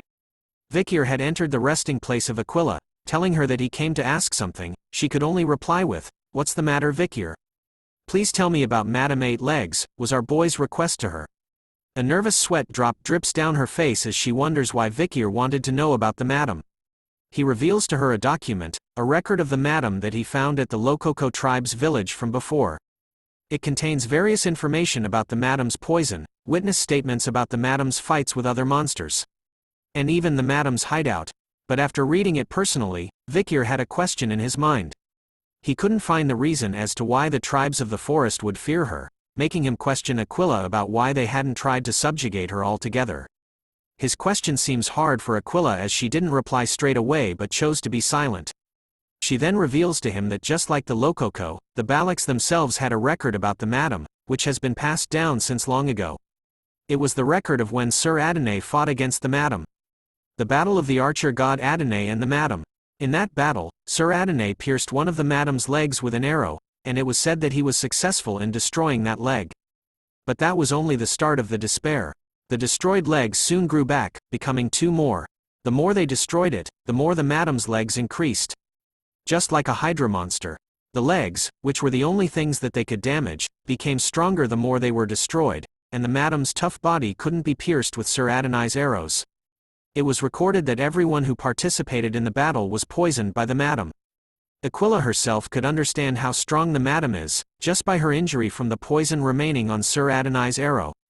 She continues to tell Vikir that the madam is the evil goddess that was created by the efforts of countless warriors in this forest. She warns Vikir that even though he might be planning to attack the madam, don't. As Aquila didn't want to lose any more of her family, Vikir knew for himself that the chances of him winning against Aquila and Adon right now was very low. But if it's a strong monster, then things are different. Although the madam is a rare monster right now, in the world of the fall, back in Vikir's previous life, where demonic monsters invaded the human world, Vikir saw many demonic monsters on the same level as the madam. He has the experience of fighting against those demonic monsters. No matter how strong the madam is, she was still only a monster. And monsters have habits and weaknesses. Vikir was determined to find out what her weaknesses are as he left Aquila's cave. As he ventures into the darkness of the forest, he wears his hood back on. With his eyes glowing bright red, he knew that he could kill the madam. We now turn to a peaceful viewing of a mountain top until something pointy pokes out of the top. Dear Lord, is that what I think it is? Yes, it's the madam. She appears out from the mountain, spewing her green venom everywhere as it screams loudly. She then started to make her way somewhere else. Vikir could be spotted directly below her, hiding amongst the trees, in a new outfit. Vikir stares at the madam as she leaves her home, thinking that she was pretty noisy when she wakes up. After conducting a stake out at the madam's lair for several days, Vikir discovered that the madam looks for food at a designated time. Judging from her movements, Vikir concluded that it would take 2 hours for her to return. So he instantly leaps across the mountaintops to reach her lair while she was gone. With a superhero landing, Vikir had finally reached the entrance to Madame Eight-Legs' lair, which was covered with spiderwebs. From the outside, it looks like a stone mountain, but it's actually empty inside. Summoning his good old Beelzebub blade, Vikir started to cut a piece of the mountain that had spiderwebs on it. On close inspection of it, the cross-section of the spiderweb is rough, so it will be difficult to cut through it with a graduator's mana. Knowing this, Vikir thought that the spiderweb would be good for him to use when he goes down. As he leaps down into the lair, he jumps across the bigger spiderwebs. He sees that the entrance was just barely enough for the madam to squeeze through, but it gradually gets wider the deeper it gets. Considering the madam's size, this is perfect for a lair. Upon landing inside, Vikir could spot various things glued to the walls of the lair. It seems to be the madam's prey. Both humans and monsters have been caught. Seeing as several bodies haven't been touched and have decomposed, Vikir wondered if she wanted to make an example out of them or if she brought them here for fun. Vikir concluded that the madam knew that she was the top bitch in the food chain in the forest. But looking at the dead bodies, Vikir knew that there wasn't any time for him to be interested in these things, since before the madam returned, he needed to look into as many things as he could. As he explored the lair, he came across something else that was glued onto the wall. Looking at it closely, Vikir grabs it in a hurry. The thing he was holding in his hand was the madam's eggs, which explains the reason why there were so many spider demons when the world fell to ruin. He thought that it would be worthwhile to take it and analyze the egg later on, but as he thought about it, Vikir's body shuddered as the madam made an appearance from above. Madame Eight-Legs' multiple eggs started to scan her lair, like the predator, hoping to find some prey, but then it senses nothing at all, and started to go back outside to hunt for food instead. Vikir had hidden himself below one of the bigger spider webs the moment he had sensed her. He started to breathe heavily, thinking that the madam came back purely on instinct. He was lucky that he had the Mishusu's skill that eliminates sound, or else the manhwa would have ended here. After this, Vikir decided to finish things quickly and return home. Back in the Balak's tribe, the tribe members were busy rebuilding their village, gathering wood and building their homes. They soon started to talk about Vikir and how he hasn't left his house in several days, while others saw him visiting another tribe at dawn and even smelled something burning at his place before. The tribe members were curious about what he was doing, but knowing Vikir, they believed that he had planned and thought things through. The main problem, however, is that he hasn't been meeting his barbarian waifu, Commander Ayan, who is currently standing outside of his home. With a worried expression on her face and her hands held tightly together, Ayan begins to speak to Vikir's home, telling him that she heard from her mother about how he asked about the madam. She tells him that the madam is a monster that no warrior can defeat, which made her wonder if Vikir was planning to fight it. She even tells him that she had to cut off Bakira's leg yesterday, and that she believes Bakira could never run the same as before. Tears started to flow down her face over imagining what would happen to Vikir if he follows through with his plan. But then he calls out to her, telling Ayan to come in as he had something to say. Upon entering his home, Ayan could see that Vikir was standing before a board filled with papers. With a stunned impression on her face, Ayan asks Vikir about what all these things were. He reveals that these were the records of the madam that he had gathered from all the tribes in the forest. Vikir was doing research about the web and skin that he brought from the madam's cave, along with the egg that she laid. Ayan was instantly shocked to learn that Vikir had ventured into the madam's lair, which meant that he was really going to fight her. So she tells him that if he does, she is willing to join him. But he denies her request, stating that Ayan was still limping from the injury she got from Adon, which only made her a burden. In a serious tone, Vikir reveals to her that he was going to leave the forest soon, as there was something that he must do, so he needed to return to the Baskerville clan. Ayan was saddened to hear that, as she already knew that, but Vikir activates his riz, telling her that after he finished everything he needed to do, he was thinking of coming back here. Comment below if you believe that Ayan is the one true waifu. But in order to do that, Vikir needed to protect the place he wanted to return to, revealing a giant research plan of the madam written on the walls. As Ayan scans his work, he tells her that he had finished planning how he was going to hunt the madam, and assures her that the thing that happened to Bakira wouldn't happen to him. Ayan couldn't believe that Vikir would use the hunt for the madam, which seems reckless to her. She started to recount the times he had helped the village when the poison spread throughout the forest, even the incident involving Auman. Every time Vikir faced a problem that couldn't be solved, he always brought back positive results. Even though tears started to flow from her eyes, Ayin wore a bright smile on her face as she held his hand, telling him that his words always make her expect things. So as they held their hands together above a warm bright lamp, Ayin asked him if it was all right for her to look forward to the result. Vikir took a moment before telling her, of course. We now turn to a rainy forest, where Vikir was spotted facing off against a gigantic green lizard monster with bright yellow eyes. The lizard monster made the first move by striking at Vikir with its sharp claw, but our boy easily cut off its arm with a single swing of his Beelzebub's sword. Vikir's eyes were drawn to its open wound after having its arm sliced off. He could see that it was true, that if its head was still attached, then it would still continue to regenerate itself. This was the final thing Vikir needed in order to hunt the madam. With his eyes glowing bright red, he tells the salamander to give him that ability, making Beelzebub scream for joy.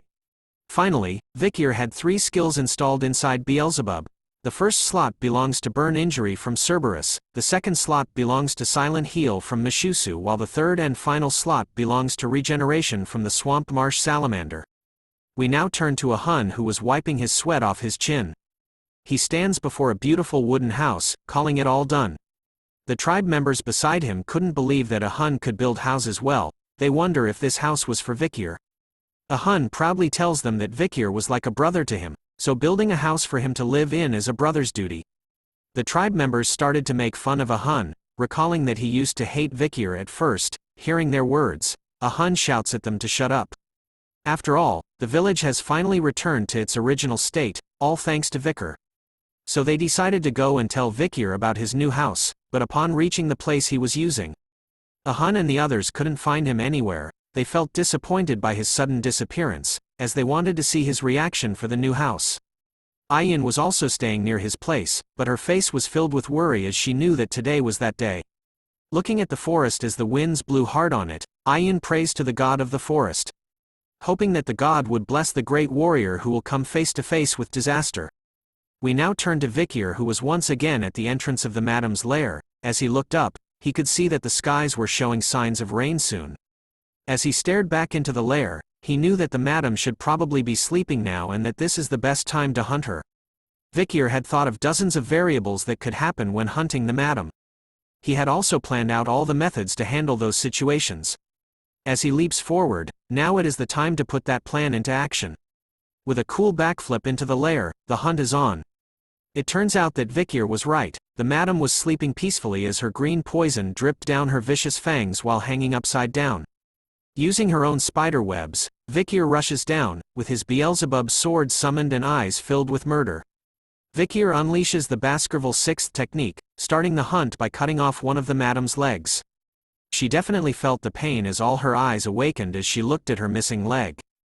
Vikir was keeping a close eye on the situation. He could see that as per Adonai's records, the leg he cut off had doubled. The madam wasted no time at all, screeching at Vikir as she tried to stab him with her other legs. Seeing her reaction and dodging her attack, Vikir decided to go with Plan A, channeling the inner Beyblade inside of him. Vikir started to zig and zag, cutting the bitch up. He was so fast with his attacks that the madam couldn't even react to them at all. So she does the only thing she could, just vomit a ton of green poison everywhere. The spray and pray method. It seems to work as it stopped Vikir's attacks as he had to focus on dodging the multiple puddles of poison. Unfortunately, a single drop of the green poison manages to find its way onto his left arm. He could instantly feel the pain as he watches the madam's poison spreading instantly throughout his hand. Taking a deep breath, Vikir thought about how he didn't want to do this, but as a Giga Chad, he had no choice, so Vikir simply sliced his own hand off in a single strike. Just like Deadpool and the salamander monster, Vikir's arm started to heal, which surprised the madam. He tells her that there was no need to be surprised, since he was in the same position as her now. And so, the battle between the two titans started once again. Vikir continues to slice off every leg of hers while dodging every attack that was sent his way. He uses the spider webs and the environment to his advantage, dodging and striking with every chance he gets. But then, the madam manages to land a devastating blow to Vikir, ripping his right arm and leg to nothing. His face was filled with pain as he tumbles across the madam's leg. Luckily, he manages to prevent himself from falling completely by gripping onto the madam's leg with his remaining arm, waiting until his right side had healed from her attack. Once he was healed, Vikir disappeared from her leg and started his rampage attack against her once again. Once again, this was the clash between titans. Soon enough, pieces of the madam's legs were scattered across the ground along with her poison. Even Vikir's own hand was spotted. This time, his left side was recovering as he started to breathe even harder. How many times have I regenerated? Wondered Vikir as he notices that it takes a lot of stamina to regenerate. But on the other hand, he sees that the madam had doubled the number of her legs like nothing. But as he continued to breathe heavily, Vikir started to smile. He then leaps onto a spider web, but this time, instead of fighting the madam, he races to the entrance of the lair above. Seeing where he was going, the madam started to move her many legs, in hopes of chasing after Vikir. But then she stops in her tracks. Vikir tells the madam that he knew that he wouldn't be able to catch up to her, but it was all a part of his plan for her to double the number of legs she had. Although, the fact that she could double the number of legs she has when it gets cut makes it seem like a godlike skill, but it can become a curse if she keeps doubling the same leg as it becomes difficult to move. With a simple side step, Vikir dodges a string of webs coming his way. He already knew that she would use her web when it came to this. After looking at the madam's web, he found that it had a very critical weakness, although her web doesn't burn from normal fire. Vikir knew with a sinister smile on his face, that her web burns like wood when it comes to the purple hellfires from the underworld, and since this place was filled with gas from all the corpses. Vikir questions the madam if she knew that it was the best condition for a fire to spread, as he lands on top of a dead ox bear. You stacked up too much karma because you were drunk on power. And now, it's time for you to receive that karma. And so, Vikir stabs his Beelzebub sword covered in the hellfire straight into the dead ox bear's skull, causing it to expand with hellfire. Soon enough, a purple hellfire explosion occurs everywhere inside the lair, hopefully killing the madam once and for all. We now return to a past memory of when Vikir was preparing and studying for his upcoming battle with Madam Eight Legs. As his eyes remained focused throughout the late night, he recalled from his practical evaluation that he had a suspicion when he crossed paths with the Cerberus that was chased out of the territory. A question came across his mind: why did the barbarians need to chase away dangerous monsters from the La Rouge-et-Le Noir mountain? The reason behind it was due to territorial expansion. The barbarians were chased into the La Rouge-Le Noir mountain due to the madam. With that, Vikir was able to find the madam's lair, which was hidden at the back. The true reason behind why the madam used the barbarians in the forest to drive out the Cerberus and hell monsters, was so that she could distance herself from her weakness, which was hellfire. Vikir couldn't believe that the madam's weakness had been right under his nose this entire time. Now, we return to the moment that Vikir was aiming his sword directly at the ox bear dead corpse. As he inserted his blade deep into the dead body of the ox bear, he unleashed a small spark made up of the hellfire that the madam was afraid of, causing a chain reaction to occur. As the gases in the dead body started to ignite from the hellfire that Vikir had brought, the purple hellfire continued to spread all throughout the cave. Using the dead bodies that the madam had kept on the walls with her web, Vikir's hellfire explosion was only made bigger. The madam could do nothing but watch in horror with her multiple eyes as the purple hellfire reached even closer to her. It was time for her to receive the karma that she had accumulated after killing so many. Even the purple hellfire turned into deathly skulls, representing her many victims as the purple hellfire finally engulfs her completely. Vikir easily made his way down the outside of the madam's lair, watching its entrance be covered in smoke and purple embers. He went on to explain that since he found the madam's weakness of hellfire, he needed to make sure that she doesn't escape from the lair, which was filled with webs.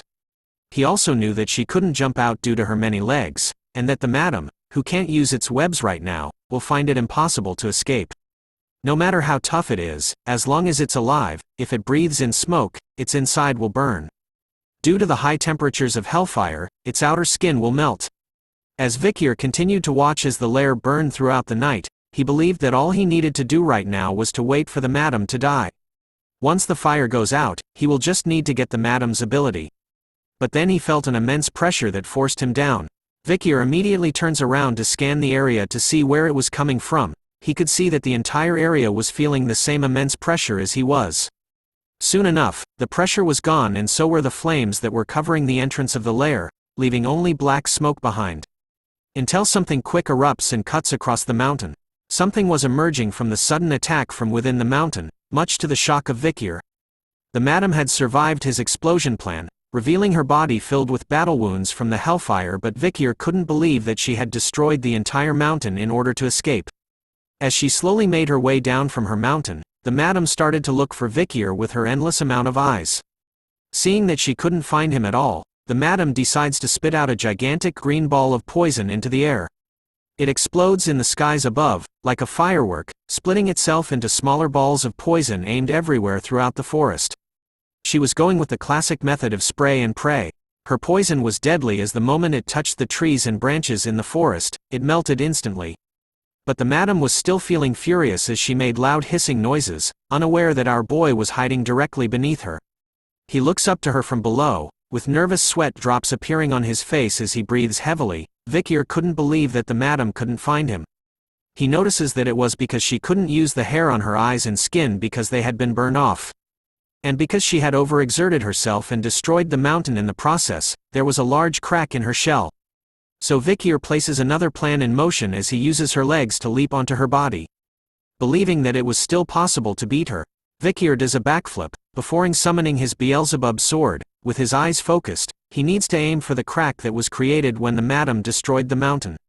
And so, he does as he planned to, landing a powerful attack using the Baskerville 6th technique. But the madam was a tough bitch as his attack simply bounced off her body. She definitely felt the pain as she hissed even louder. Vikir immediately retreated back onto the top of a nearby tree, thinking that he needed to hit the crack a few more times. And so, he went back into focused mode, hoping to land another attack on her. But before he could, something started to happen with the madam. Her eyes started to shed its skin, revealing fully healed and operationally eyes that clearly spotted Vikir right in front of her. Our boy could only stare in awe before being greeted by an attack from one of her legs, sending him flying across the forest, leaving destruction behind. Vikir finally came to a stop after being sent flying. Looking back to where the madam was, he knew that he had made a mistake. He didn't think that she was able to regenerate by shedding parts of her skin. With both his legs blown away, it might be because he was tired, but Vikir's regeneration speed was slow right now. Our boy started to breathe even more heavily as the madam made her way towards him. But as he tried to get up right away, a voice asked him a question. So why are you fighting a monster like that? A figure appeared beside him as he laid on the ground, telling Vikir that if it's for his goal, then he should have left the forest already. Vikir's eyes started to widen as his breathing became unstable, the voice reminding him that to take revenge on Hugo, he should have only thought about killing him. Vikir finally looked up to see who it was. It was him, from the past, in the form of a ghost. The past Vikir reminds him that killing Hugo was his only desire. His past self head reappears on the ground beside him, telling Vikir that he had become dull and slow since he came to the forest. With tears of blood dripping down his eyes, Vikir's past self shouts at him to remember his hatred for Hugo. And the feeling he experienced when Hugo had sliced his throat. We now turn to the original Vikir van Baskerville, who explains that his only reason for existing was to do the missions given to him by his master Hugo. No matter what the situation was, the mission was more important than his life. The moment he was born, that was what he was taught, that was how things were, and that was the only way he felt fulfilled. But sadly, he realized it too late that all those things aren't what he believed in.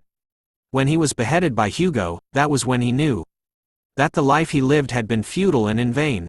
And so, we return to the present where the original Vikir reminded his current self that those were the reasons why he wanted to make Hugo feel the same thing he did. The despair from back then. The beheaded Vikir shouts at our boy, telling him that he messed everything up. The head continues to remind Vikir that killing Hugo and destroying Baskerville was the sole reason behind his existence now. Chains started to appear around Vikir's neck as he recalled his purpose of killing Hugo. Looking back at his life, he wonders if there was ever a time he had gone against Hugo's will in his past life. There was one moment in his life, the moment he thought of deserting the group as they made their way back after a mission. As the others continued to walk back, Vikir stood alone, staring at the empty forest. But then he changed his mind and followed the others back. Because he chose the path that his chain was leading him. Deep down, Vikir knew that he was just another one of Hugo's well-trained bloodhounds. But the current Vikir gritted his teeth hard after being reminded of his past. He tells his past self to not tie him down, with either Hugo's commands or his sense of duty for revenge. Vikir declares loudly that he will no longer give him the right to do anything.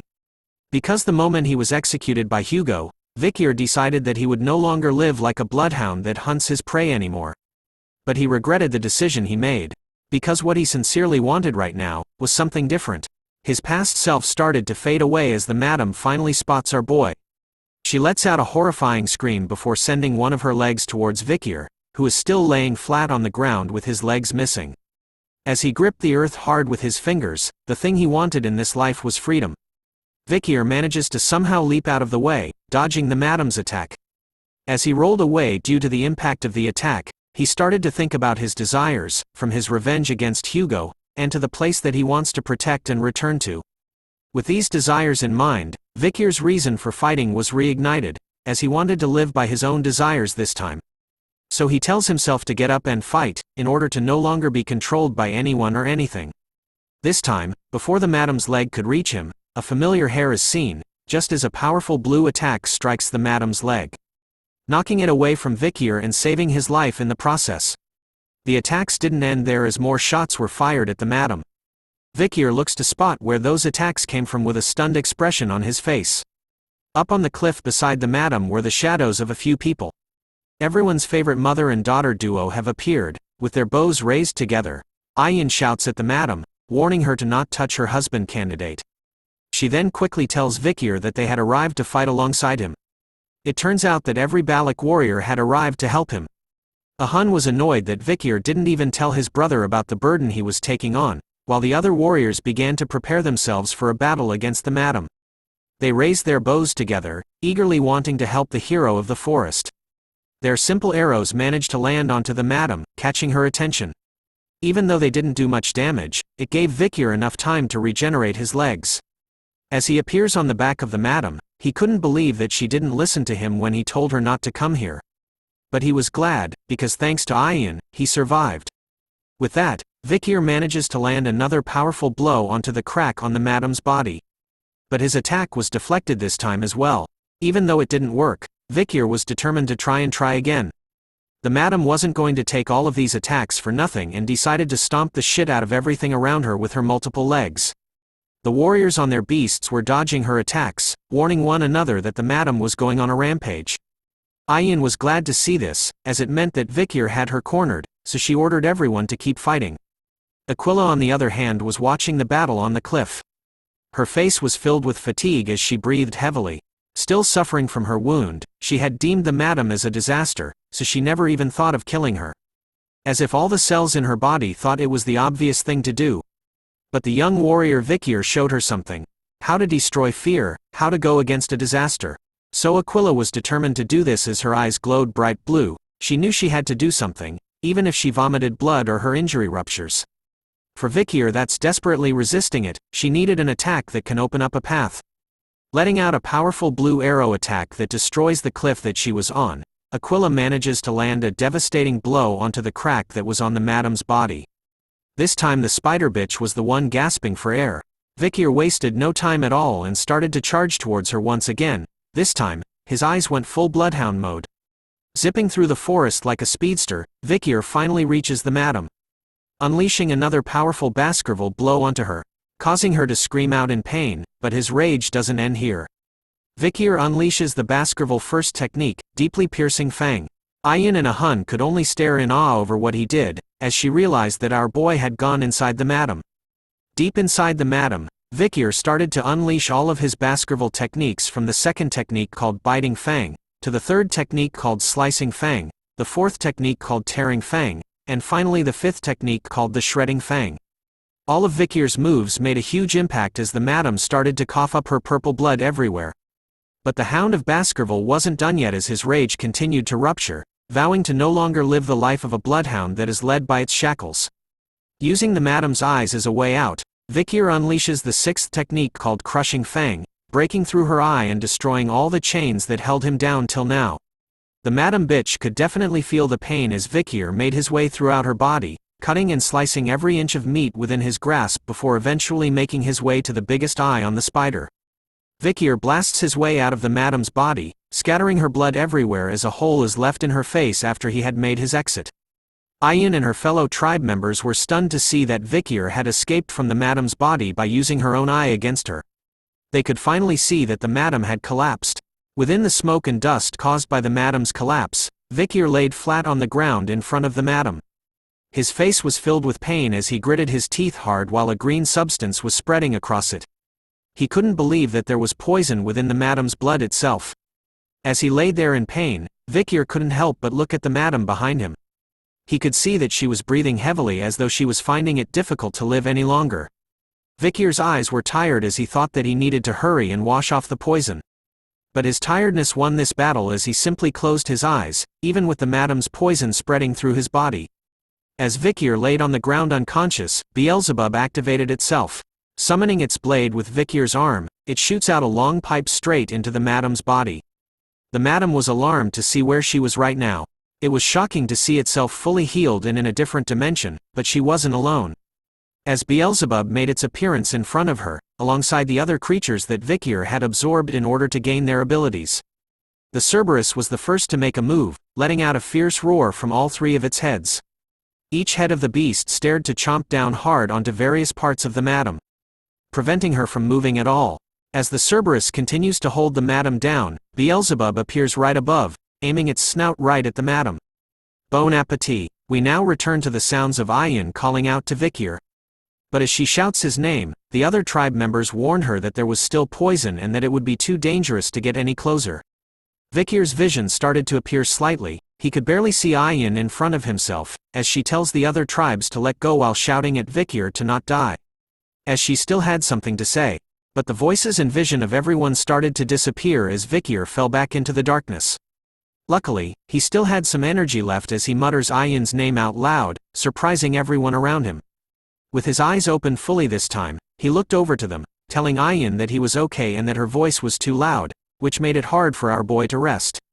Ayin's eyes were immediately filled with tears as she heard his voice while the other tribe members were happy to hear him. Ayin continues to shout loudly throughout the forest, shouting at Vikir that she was worried about him, and that he was a dummy. Our wonderful cute little Beelzebub on the other hand was overjoyed.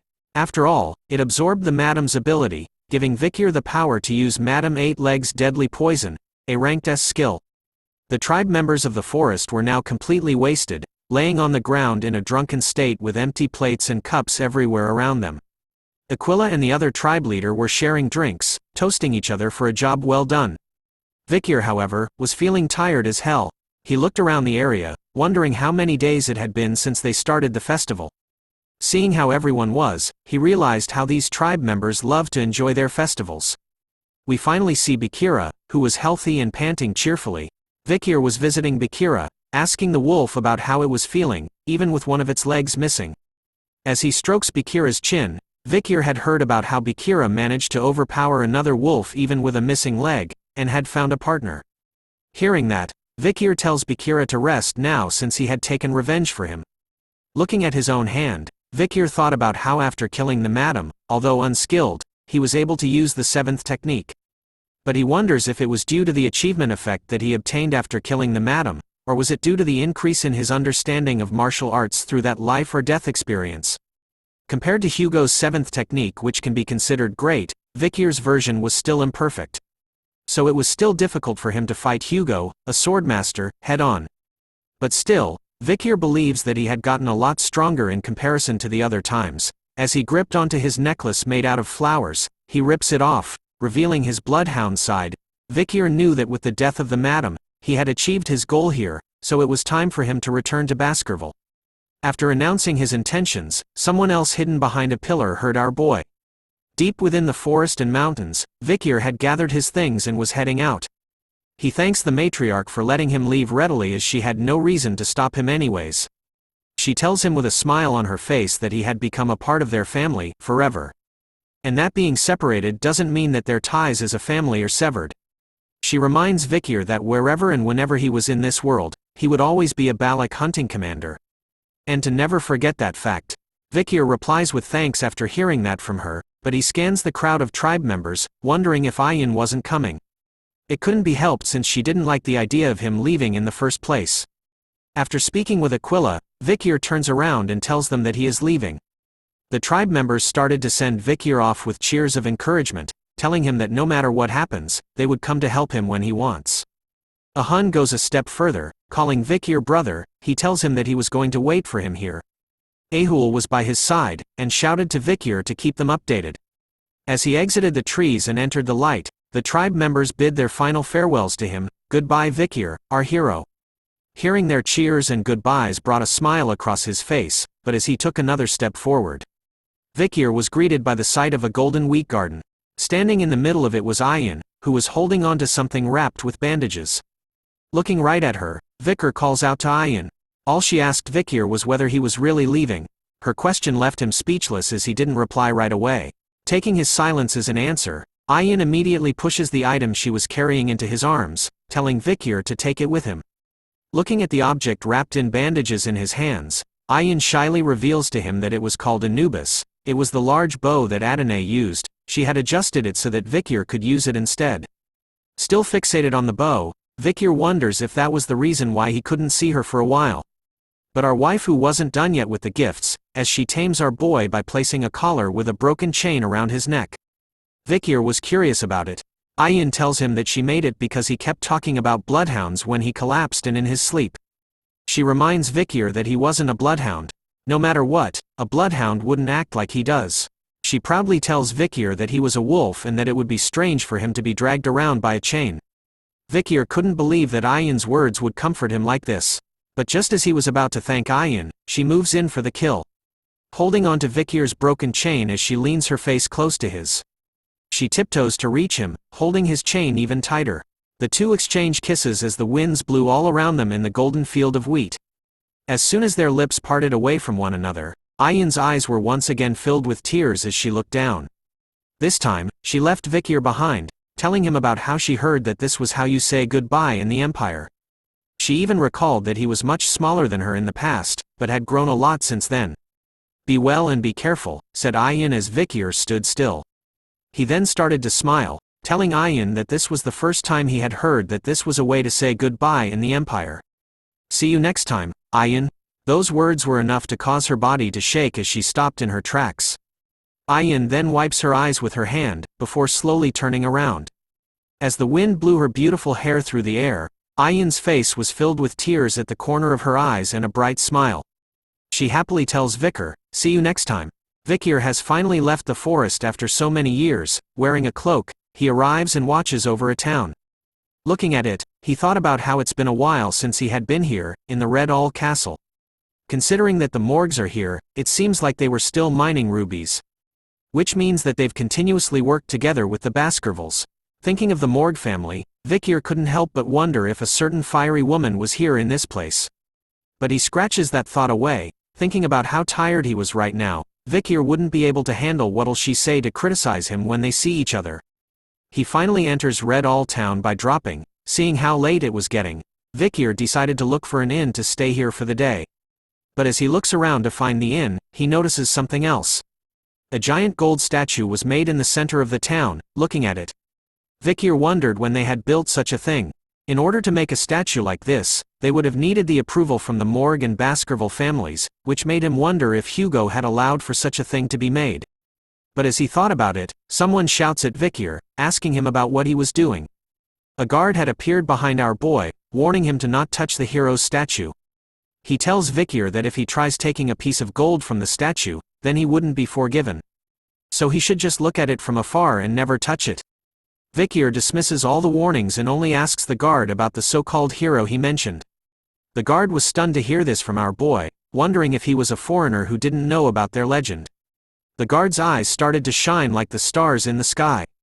He was excited to recite the story of the legend to someone who didn't know about him. He even reveals that he was there when it all happened, so he couldn't hold back. He starts to tell the story of the legend who had the power to kill countless barbarians with a mere sword. Not to mention his chivalry and mentality when he dove into a deadly situation, resulting in him saving the weak and beloved daughter of the Morg family. And his sacred sacrifice to buy time for the joined forces to run away while he bravely fought against the large monster, also known as the now dead Madam Eight Legs. The guard continues to excitedly explain to Vikir that the legend's story gives off so many emotions that it made him tremble. Because of that, the Morg family carved a gold statue of him out of gratitude. After listening to the guard this entire time, Vikir started to piece everything together. making him realize that the great hero who lived here just 2 years ago was him. Vikir van Baskerville. After the guard had revealed his name, Vikir immediately turned into JoJo's style face while the guard was shining even more brightly as he stared at the golden statue. After the story time, we find ourselves at the town's inn, where mugs of beer are slammed hard onto the table. The triplets of the Morg family were drinking in the inn, talking about how they still hadn't forgotten the way their heart skipped when they first saw Sir Vikir. They even mentioned that they thought of him as just a pretty boy when they first met. But the girls told the guards in the inn that they knew Vikir's worth the first time they saw him. Seeing the 3 ladies here, the guards were excited to hear the story from the heads of the fortress about Sir Vikir. The first triplet told everyone that Vikir had charisma, and that she wanted to get close to him, but it wasn't that easy. Then the second triplet revealed that they had talked with Vikir a lot the first time they met, although they were disturbed by the 3 mutts from the Baskerville family. The last triplet recalled that the last time she saw Vikir, all the exhaustion from her body disappeared in those few moments. They continued to praise Vikir loudly in the inn, telling everyone that the gold statue in the square over there doesn't even contain half of Sir Vikir's true beauty. It turns out that our boy had been listening to them talk this entire time, but he was thinking that what they said was a lot different from how he remembered the past to be. But after listening to their stories, Vikir wondered if the outcomes accomplished by Adolf Morg and the joined forces ended up being credited to him instead? The only true part of the story the triplets told was that Vikir did fight against the madam at the end. Through the chatty triplets, Vikir was able to listen in on some unexpected information. 2 years ago, after he had gone missing, Hugo Le Baskerville was furious and went to the Morg family multiple times and caused a scene. His actions resulted in the Morg family giving a huge compensation to the Baskerville family. But it seemed like Hugo's rage didn't end there. Taking a sip from his drink, Vikir thought that the reason was because Hugo had lost a useful bloodhound, which of course would make him angry, and that the compensation he received from the Morg family probably wasn't good enough. We returned to the triplets who were still being delusional, thinking that if Vikir was still alive, then they would have made a great couple. The 2 sisters began to fight over one another over who would have won Vikir's heart, but the last sister was different. With a smile on her face, she happily tells her sisters to not fight and that they could all date him together. Luckily, the triplets believed that Vikir was gone, so they decided to end their own fights. Vikir decided that he couldn't listen to them anymore and started to leave. But just as he was about to pick his stuff up, one of the triplets noticed him at the bar. She immediately points her finger at Vikir's direction, shouting at him, "Hey you! Suspicious-looking guy, come here." Her words and actions caught everyone's attention as they stared at where she pointed at. Vikir didn't listen to her words at all as the sisters began to fight one another, claiming that the barbarians have been quiet recently. They could see that she was drunk again and making a fuss. But the triplet who shouted at Vikir was adamant that her female senses were telling her that our boy was suspicious, so she repeated her words at Vikir, telling him to hurry up and come over to their side. But he didn't listen to her commands, which pissed her off. The triplet uses her spell called Binding to summon tree vines from beneath the ground, causing them to wrap themselves around Vikir's feet. But the spell fails to catch our boy as he simply jumps into the air, while doing a somersault. His quick reaction to the spell catches everyone off guard, and leaves the triplets and guards stunned. But the moment he landed back onto the ground, Vikir was surrounded by everyone. All 3 triplets had casted their own spells using the water, earth and wood style. While the guards pointed their spears at him, they immediately ordered Vikir to remove his hood and revealed who he was. Seeing how surrounded he was, Vikir thought that things were getting a bit crazy. So he decides to remove his hood, believing that it didn't matter since he was going to tell the Baskerville family that he was back. The moment the hood was gone, Vikir's riz was unleashed, captivating all 3 of the triplets, as they stared at him with heavily blushed faces. Our boy just got a triple kill. Looking at Vikir's current appearance, the words that came across their mind was haughty. But then, one of the guards beside the sisters realizes something about Vikir's face. Looking closer this time, he could see that the expression he had was kinda off but was also similar to the statue, including his red eyes and black hair. After hearing this, the triplets started to pay closer attention to Vikir's looks. And then it hit all 3 of them at the same time, causing their faces to change into disgust once they realized that the hottie in front of them was the real-life living Vikir van Baskerville. The night soon turned into day as we turned to the triplets and Vikir on a bridge. The triplets reminded Vikir that he could have stayed in the fortress VIP room, but he had declined their offer last night. Stating that the accommodation fee would have gone to waste, The girls started to fall for Vikir's riz, believing that he was interested in them since he first came to see them. They also notified him that, as requested by him yesterday, they had sent valuable news through the owl. But what Vikir wanted was for them to contact the Baskerville family. The sisters tried to make an excuse that they thought his return was great news, but all they did was make Vikir think of them as annoying. As Vikir started to leave, the girls asked him if he really didn't need them to escort him. He tells them it was fine since they must be busy, but the girls revealed to him that they weren't. Since they didn't have any work to do here, all they did was just sleep. After hearing them say that, Vikir decided that when he heads back, the first thing he was going to do was report that the people whom the Morg family deployed were actually lazy. But before he left, Vikir turns around to ask them about Camus Morg since he didn't see her, which made him wonder how she was. The triplets revealed to Vikir that Camus was doing her closed-door training right now, and that she had suddenly withdrawn from her uncle Adolf's Hall of Light, then entered the Hall of Darkness and is currently putting all her efforts into magic research. Vikir couldn't believe that she had joined the Hall of Darkness, because before he regressed, Camus Morg had a really bad relationship with the head of the Hall of Darkness, called Snake. Preparing to ride off, Vikir wondered if this was another portion of the future he had altered.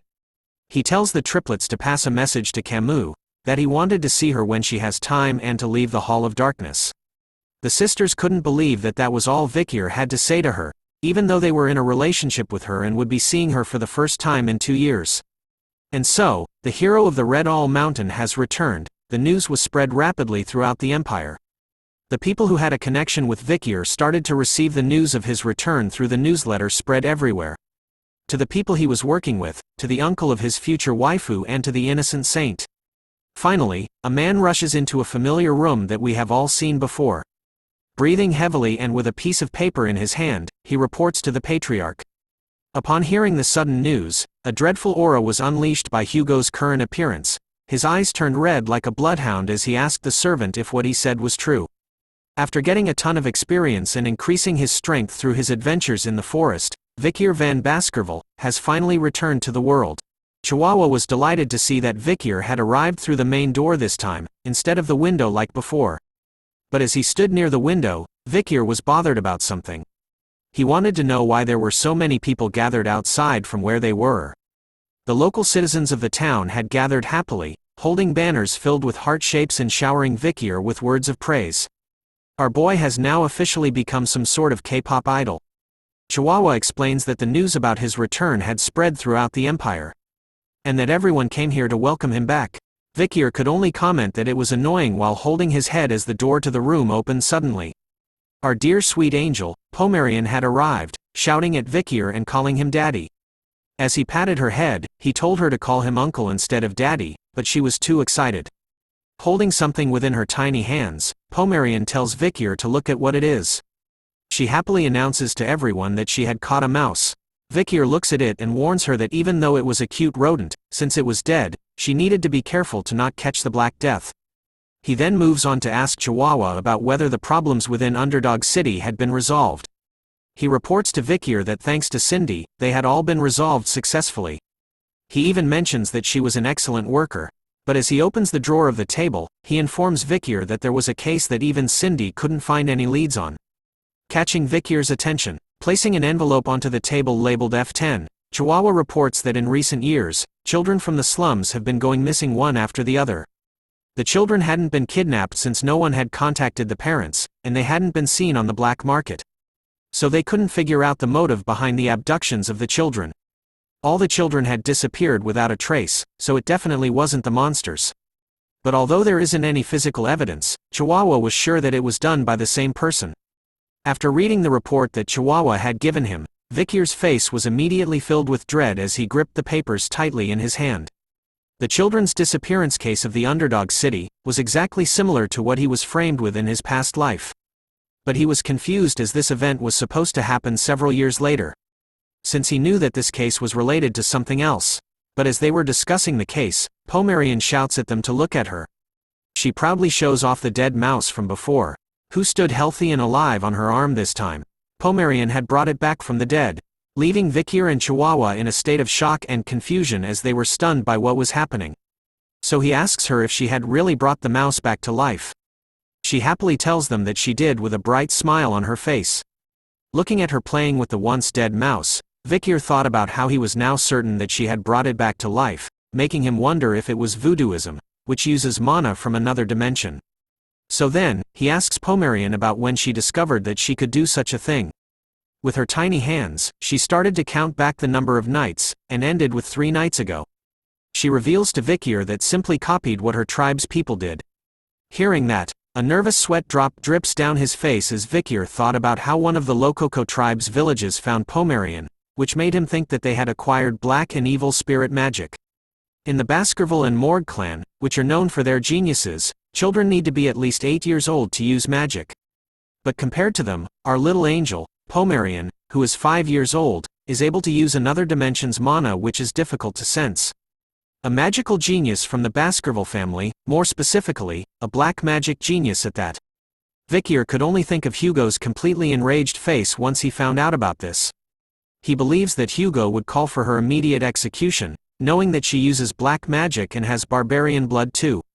Thinking that he knew Hugo well, Vikir believed that it would be best for Pomerian and Hugo to never meet one another. As he thought about it, Chihuahua appeared near the window just as a pigeon arrived. Turns out, the pigeon was used to deliver a message on a note. Looking at it instantly brought shock to Chihuahua's face as he read it. He immediately calls out to Vikir, telling him that it was bad. Chihuahua's words started to come out in pieces as he read out the contents of the letter, revealing something from the main house. Unable to understand his words, Vikir tells Chihuahua to speak slowly and calmly. After catching his breath, Chihuahua reveals that the patriarch was coming here in person. And so, Hugo makes his appearance. The scene changes to cups of tea placed on the table. Chihuahua stood behind Vikir as Barrymore does the same but behind Hugo. Father and son continued to simply stare at one another as time went by while the room was dead silent. Hugo was the first to speak, stating the fact that Vikir had returned. Chihuahua was glad that they had finally spoken. Looking around, Vikir thought about how sudden it was for Hugo to come here, and that luckily, he hid Pomerian in the next room so hopefully nothing happens. Hugo was glad to see that Vikir had returned, so he wanted to know what he had been up to till now.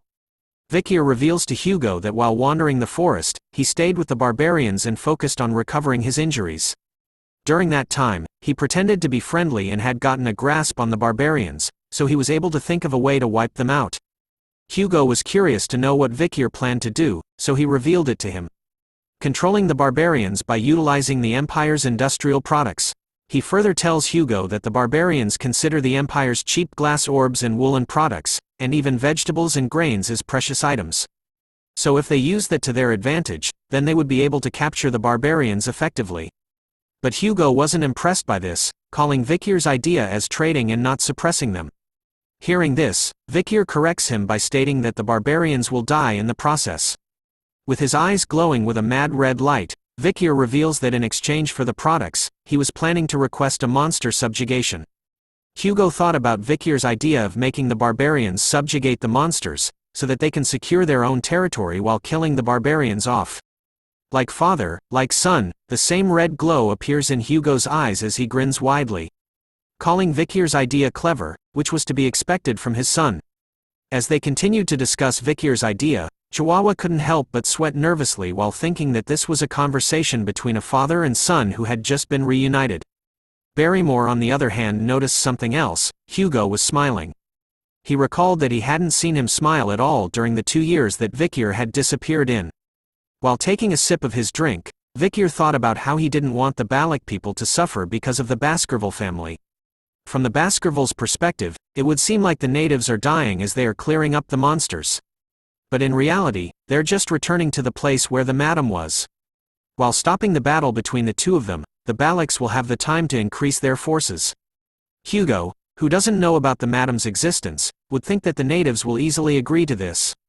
Without realizing that his enemy, the natives of the forest, are increasing their powers. But Hugo was pissed off by something all of a sudden, catching Vikir's attention. The liquid inside the cup started to boil suddenly, as Hugo unleashed a powerfully aura filled with hatred. Announcing to everyone that they will not trade with the Lococo tribe. As he reveals that he was going to annihilate that tribe, Vikir agreed to Hugo's intentions, while being taken back by his rageful aura from earlier, as he didn't expect Hugo to still have a grudge against the Lococo tribe. which is more of the reason why he shouldn't let him meet Pomerian. Hugo had finally regained his composure after a while, realizing that he had only been talking about the barbarians since meeting his son that he lost contact with for a long time. He then tells Vikir to not go overboard in the front lines again. Revealing that after he had saved the Morg's daughter and went missing, the Baskervilles were able to obtain a great diplomatic benefit from the Morgs. Even the imperial family had heard about this moving story, and have come to think highly of the Baskerville Knights. However, to Hugo, who saw himself as Vikir's father, had lost his son, making all of that meaningless. He continues to lecture Vikir that obtaining things in exchange for losing a child is worthless, so he shouldn't overdo it from now on. Hearing those kind words, Vikir could only think of them as a pretense. Before his regression, the night he escaped after being framed, the feeling of being stabbed in the back, literally, and the cold stares from the bloodhounds whom he shared joys and sorrows with, Vikir could tell in an instant that he was abandoned by his master. Hugo didn't even give him a chance to explain himself, so Vikir was sure that his fangs wouldn't become dull because of his pretense. As lightning strikes the land, Vikir thanks Hugo for his worries while wearing a cold look on his face. A loud wailing sound is heard as Pomerian's voice rings throughout the room, calling out for Uncle. Her sudden appearance instantly casted fear into Vikir's and Chihuahua's faces as they realized. Pomerian casually runs past Hugo and Barrymore, complaining to Vikir about the rain and the loudness of the thunder and how it went bang bang. She quickly hugs Vikir, telling him about how scary it was. Vikir started to panic as he shifted his gaze from Pomerian to Hugo, knowing that he couldn't let the both of them meet. But as he stares at Hugo, his eyes widen at a shocking scene in front of them. Hugo was standing up straight with a darkened expression on his face. As he looked closely at Pomerian, his face was filled with confusion over how she looked. The master of the iron-blooded Baskerville family, one of the 7 families of the Great Rock Empire, Hugo le Baskerville. He chased the barbarians far away from the border. He is also the Empire's strongest sword saint, who has killed hundreds of monsters. Once he makes a decision, he doesn't change his mind, and he is known to be a man with iron blood. But right now, the man who has iron, Hugo, his emotions had begun to fluctuate for the first time in a long time. As Pomerian continued to hold tightly onto Vikir's shirt, screaming out that the thunder was scary, Hugo could see the reflection of her daughter's face within her. As he called out the name Penelope, Pomerian finally looked up to Hugo, only to be frightened even more as she hid her face in Vikir's chest. Shouting out loud that the mustache man was scary. Seeing Hugo's reaction to Pomerian, Vikir tells him to calm down. He explained to Hugo that he had brought Pomerian here so that he could order her around. He reveals that he saw her red eyes and thought she was one of them, but after looking into it, she was from one of the tribes at the borders. So he didn't believe that she was a family member. Hearing that, Hugo started to regain his composure. He felt a bit off and agreed that he was mistaken for a moment. As there was no way that his daughter, Penelope, would be that young if she were alive. Hugo decided to leave first, informing Vikir that he was tired. A nervous sweat drop drips down Vikir's face as he tells Hugo to have a safe journey back. But deep within his mind, Vikir couldn't believe that Hugo, who possesses the soul of a swordmaster, was that shaken up, which meant that Vikir was right that something was up. Before leaving, Hugo calls out to Vikir as his son, telling him to attend tomorrow's grand banquet. Chihuahua hears that and knows that Hugo was referring to the dinner where only a select few of his closest descendants gather. It was the dream of all Baskerville members to attend that banquet. Vikir agrees to Hugo's request, and tells him that he would see him tomorrow night. But before leaving, Hugo couldn't help himself and stole one final look towards Pomerian, who was crying within Chihuahua's arms. We now turn to Vikir resting back at home. Instead of sleeping on his comfortable bed, he chose the floor. Late in the night, he was still wide awake, thinking that even after taking a hot shower and laying on a soft bed, it all felt so foreign to him that he couldn't sleep. He wonders if this was the effect of living with the Balak warriors for 2 years, as it seems like his body won't get used to this for a while. As he thought about today's events, he found Hugo's reaction to be quite unexpected. He even thought about whether to report to him about Pomerian and the pendant or not, but after seeing his reaction today, Vikir had made his decision. After tomorrow's grand banquet, he was going to feel Hugo out, as Pomerian might become a good trump card which will lead to Hugo's downfall. But no matter what happens, Vikir needs to make sure that Pomerian doesn't get affected. Vikir's eyes were finally closed after a while as a light breeze entered his room. Followed by a dark figure standing near the window. Vikir immediately sensed its presence as his eyes opened wide. The dark figure took out a blade and stood in front of Vikir's bed. But before the figure could do anything, Vikir commented out loud that it hasn't even been a day, and yet the information has already spread so fast, alarming the intruder. Our boy immediately leaps onto the bed with one arm while priming himself to kick the shit out of the intruder. Vikir manages to leg sweep the knife out of the intruder's hand, sending it flying into the nearby wall. But before he could end the intruder's life with his fingers, the intruder shouts at him to wait. Damn, let's all take a moment to look at our boy's veins. Now back to the story. The intruder continues to tell Vikir that it was a joke, looking closer to the masked figure. Vikir realizes who it was. He informs the friend that next time, come after requesting an audience, otherwise it would have been bad if he killed by mistake. The masked figure still found Vikir's strange habit of disguising his pillow as himself and sleeping on the floor, kind of weird. As the masked figure removed their mask, they commented that Vikir still hasn't changed even after coming back from the dead. Whoa, it turns out to be Cindy. After revealing herself, Vikir warns him to not make a scene, but she simply sticks her tongue out as a reply. As she walked towards the bed, she asked Vikir if the reason why he sent Chihuahua after her was to check whether she had taken the $10 billion. Vikir revealed that he knew of her ability to increase the wealth of capitalist and build trust and to eventually waste it all. Which he took account of. But as she sat down on the bed, Cindy called him rude for thinking that way about her, since she was only a financial planner who receives commissions. She even claims that without her, then Judy would have lost the $10 billion he had given her. This was when Vikir revealed that he had assigned bodyguards to Judy to prevent such a thing from happening. And amongst the bodyguards he assigned, one of them was a finance expert, whose job was to filter out the bad guys. Hearing about this, Cindy was surprised to see that those bodyguards didn't mess with her at all. Vikir tells her that it was because he ordered them not to approach her at all. Cindy couldn't believe that she had been dancing in Vikir's palm from the beginning. But as Vikir wore his shirt back on, he wanted to know if she had the information he requested.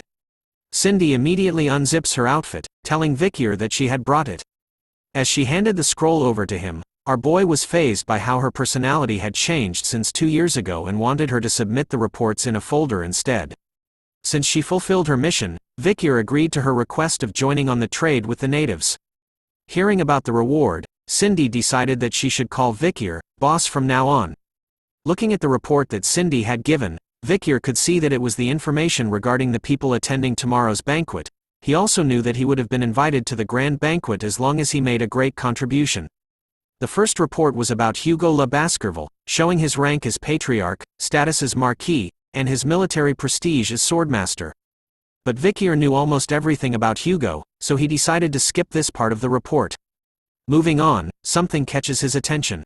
He could see that Boston Terrier and Great Dane were attending the banquet as well. Boston Terrier Baskerville, rank as the commander of the Pitbull Order Senator. Status as Count and military prestige as the highest-ranked graduator. A side note about him is that he is Hugo Baskerville's half-brother. Does not like to be restrained and is quite aggressive and short-tempered. Next up is Great Dame Baskerville, who holds the rank of commander of the Mastiff Order Senator. Status as Count and military prestige as the highest-ranked graduator. A side note about him is that he is also Hugo Baskerville's half-brother. Although he tries not to get involved with others, he is on bad terms with Count Boston Terrier. Looking at the report, Vikir wonders why these two people who don't attend internal house events would be attending this one. Cindy replies that it was probably because they wanted to meet the young legend of the Baskerville clan who came back from the dead. And they probably wanted to take Vikir into their own orders. Hearing that from her, Vikir could sense that it was going to be an exhausting day for him tomorrow. Next on the report is Osiris Baskerville, ranked as a member of the lower house. His status is Viscount with the military prestige as the highest-ranked graduator. A side note is that he is Hugo Baskerville's eldest son and is currently ranked first in line for succession. Cindy reveals more information that the eldest son, who is growing up to become the spitting image of Hugo ever since he was younger, has obtained the swordsmanship at the level of the 7 counts. He had also been evaluated to reach the level of swordmaster soon. Vikir thought about the time before he regressed. He had seen Osiris from afar a few times. He was a cold and reserved person who doesn't even greet his own subordinates, let alone his younger siblings of the direct bloodline. Knowing this, Cindy was curious about who was stronger, Osiris, who's the strongest within the Baskerville clan excluding the patriarch and the 7 counts, or the main character Vikir? We all know the answer to that, right? But instead of answering her, Vikir warns her to not try and grasp their combat abilities. Next on the list was someone who Vikir thought was in the middle of isolation training, but instead was coming back to attend the grand banquet. It was someone named Seth Le Baskerville, ranked as the underdog city's consul, member of the lower house. He holds the status of Shadow Count and has the military prestige mid-ranked graduator. A side note is that he is Hugo Le Baskerville's second son and is currently second in line for succession. Compared to his older brother, his talent in swordsmanship is lacking and he was rather weak from a young age.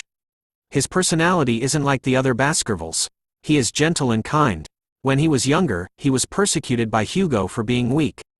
The bloodhounds who were dying as though they were trash. He was the only one who cried for them. He was also the only person that Vikir respected in the Baskerville family. Vikir couldn't believe that he was able to meet him at this time. As he looked through the remaining reports, he could see a few familiar faces and immediately placed them down. Surprising Cindy, who wondered why he read through the remaining reports briefly as she did her best to investigate them. Vikir tells her it's because he knew who these guys were very well. It's our favorite triplets. With his sinister bloodhound aura activated, Vikir smiles while looking at the reports of everyone. Knowing that with these people around tomorrow at the grand banquet, a lot of interesting things will definitely happen. The day has finally arrived. Vikir stood in front of a massive door, decorated with symbols as two guards stood by its side. As he slowly opened the doors to the room, he was greeted by a bright light. The people seated at the table in front of him were the ones that were inside of Cindy's report. Each person at the table took a quick look at Vikir as he announced his arrival as per the patriarch's orders. Some were smiling with joy while others showed no emotion to his arrival. With his head down and his arm across his chest, Vikir thanks the patriarch for inviting him to the grand banquet. With his eyes bright red, Hugo tells his son to come and take a seat. Soon enough, the dining room was filled with the sound of cutlery being used. Everyone who sat at the table were silently eating their food. No one spoke as the servants stood behind. The first to break the silence in the room was Boston Terrier, asking out loud if anyone else thought that the meat was a little undercooked. Hugo took note of his question, making him ask if the food wasn't to his liking. But Boston corrects Hugo, his older brother, saying that he wasn't referring to his own meal, but instead, was referring to the meat on the plate beside him. It turns out that the food he was talking about belongs to Great Dane, who gives Boston the side eye, asking him if he has a problem.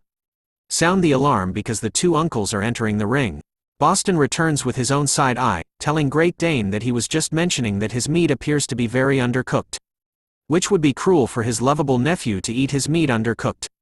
Great Dane fires back, telling Boston that he acknowledges his lovable nature, reminding him that Vikir was also his nephew. And as his uncle, he would want his nephew to walk on the right path. Boston argued why it was considered right for Vikir to be placed in the Mastiff Order under Great Dane, while Great Dane argued that it would be far better for Vikir than him joining the slow and foolish Pitbull Order. As they continued to argue amongst themselves in front of everyone, Vikir started to wonder if the reason he was invited to the grand banquet was for them to recruit him. 2 of the 7 orders that represent Baskerville, an offer from the Pitbull Order and the Mastiff Order. If it was before Vikir had regressed, then he would have liked it as it was a great offer that guaranteed his success, but right now, our boy was different, so he viewed them simply as mutts. Damn that ice-cold stare. As Barrymore poured wine into Hugo's cup, he commented out loud that the patriarch was in a good mood, considering that his usually silent and aloof younger brothers were now showing affection to the young master. As he takes a sip of the wine, Vikir looks at Hugo while thinking that Barrymore always interprets things in a positive way. And how Hugo finds it amusing when his brothers are fighting. Boston finally turns his attention to Vikir, asking about the 2 years he had spent in the La Rouge et La Noire mountains, as he wanted to know how many barbarians and monsters he had killed, and to share his experience in the forest with his uncle. Even Great Dane expressed his concern about how his lovable nephew spent his time in the dangerous forest, but he was also interested about his nephew's growth. Hugo cuts in between their conversation, telling his younger brothers to let Vikir eat first and to not pester him too much. But the younger brothers were still curious about Vikir's time in the forest, asking Hugo himself if he wasn't curious himself. Seeing that they weren't listening to his command, Hugo tells them to stop. A single word from him this time was enough for the younger brothers to activate their bloodhound eyes from the fear and feeling of Hugo's immense powers. Hugo unleashes his powerful aura all around, reminding everyone why he was the biggest daddy of the Baskerville clan and reminding his younger brothers about how much he hated to repeat himself. Sensing that they had pushed things too far, both Boston and Great Dane immediately apologized to Hugo for their actions. Vikir, however, stood up from his seat, telling his uncles that it wasn't difficult for him to prove his achievements from the past 2 years in the forest. Hugo was concerned about Vikir since he had traveled quite a distance and that visiting the drill hall will make him even more fatigued. But our boy was fine. He taps his finger onto the table once, telling Hugo that skill can be displayed anywhere, at any time. As one's daily life is an extension of training, Vikir could see that Boston had poured too much wine into his glass while Great Dane's steak seems to be slightly undercooked.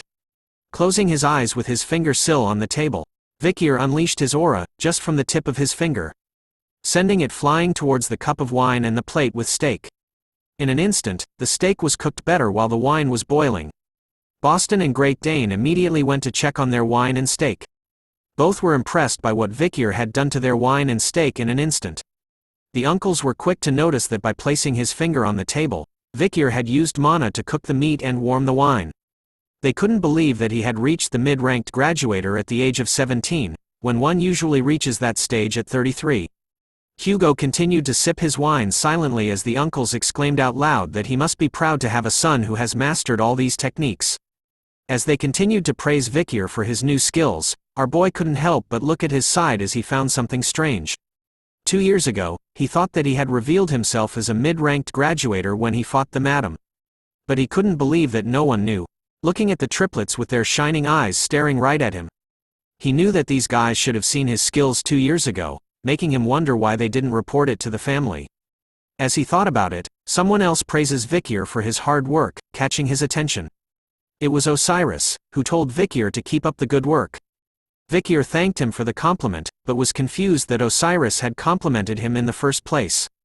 The first successor in line for the current Baskerville family, and the one who resembles Hugo the most, is now praising Vikir, which made him wonder if he was assessing him. Another person at the table spoke out loud that it was surprising to see the eldest brother complimenting his younger brother. It turns out to be Set. He explains to Vikir that this was the first time he witnessed Osiris praise someone, let alone smile so openly. Set could also see that Vikir shares the same poker face as Osiris, which made him wonder if he didn't recognize who he is. Vikir tells him that he does know.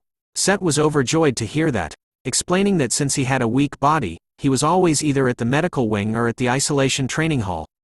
Set continues to say that the training hall was very close to Underdog City, where Vikir was the deputy consul. He had planned to visit him to learn about his experiences in the forest.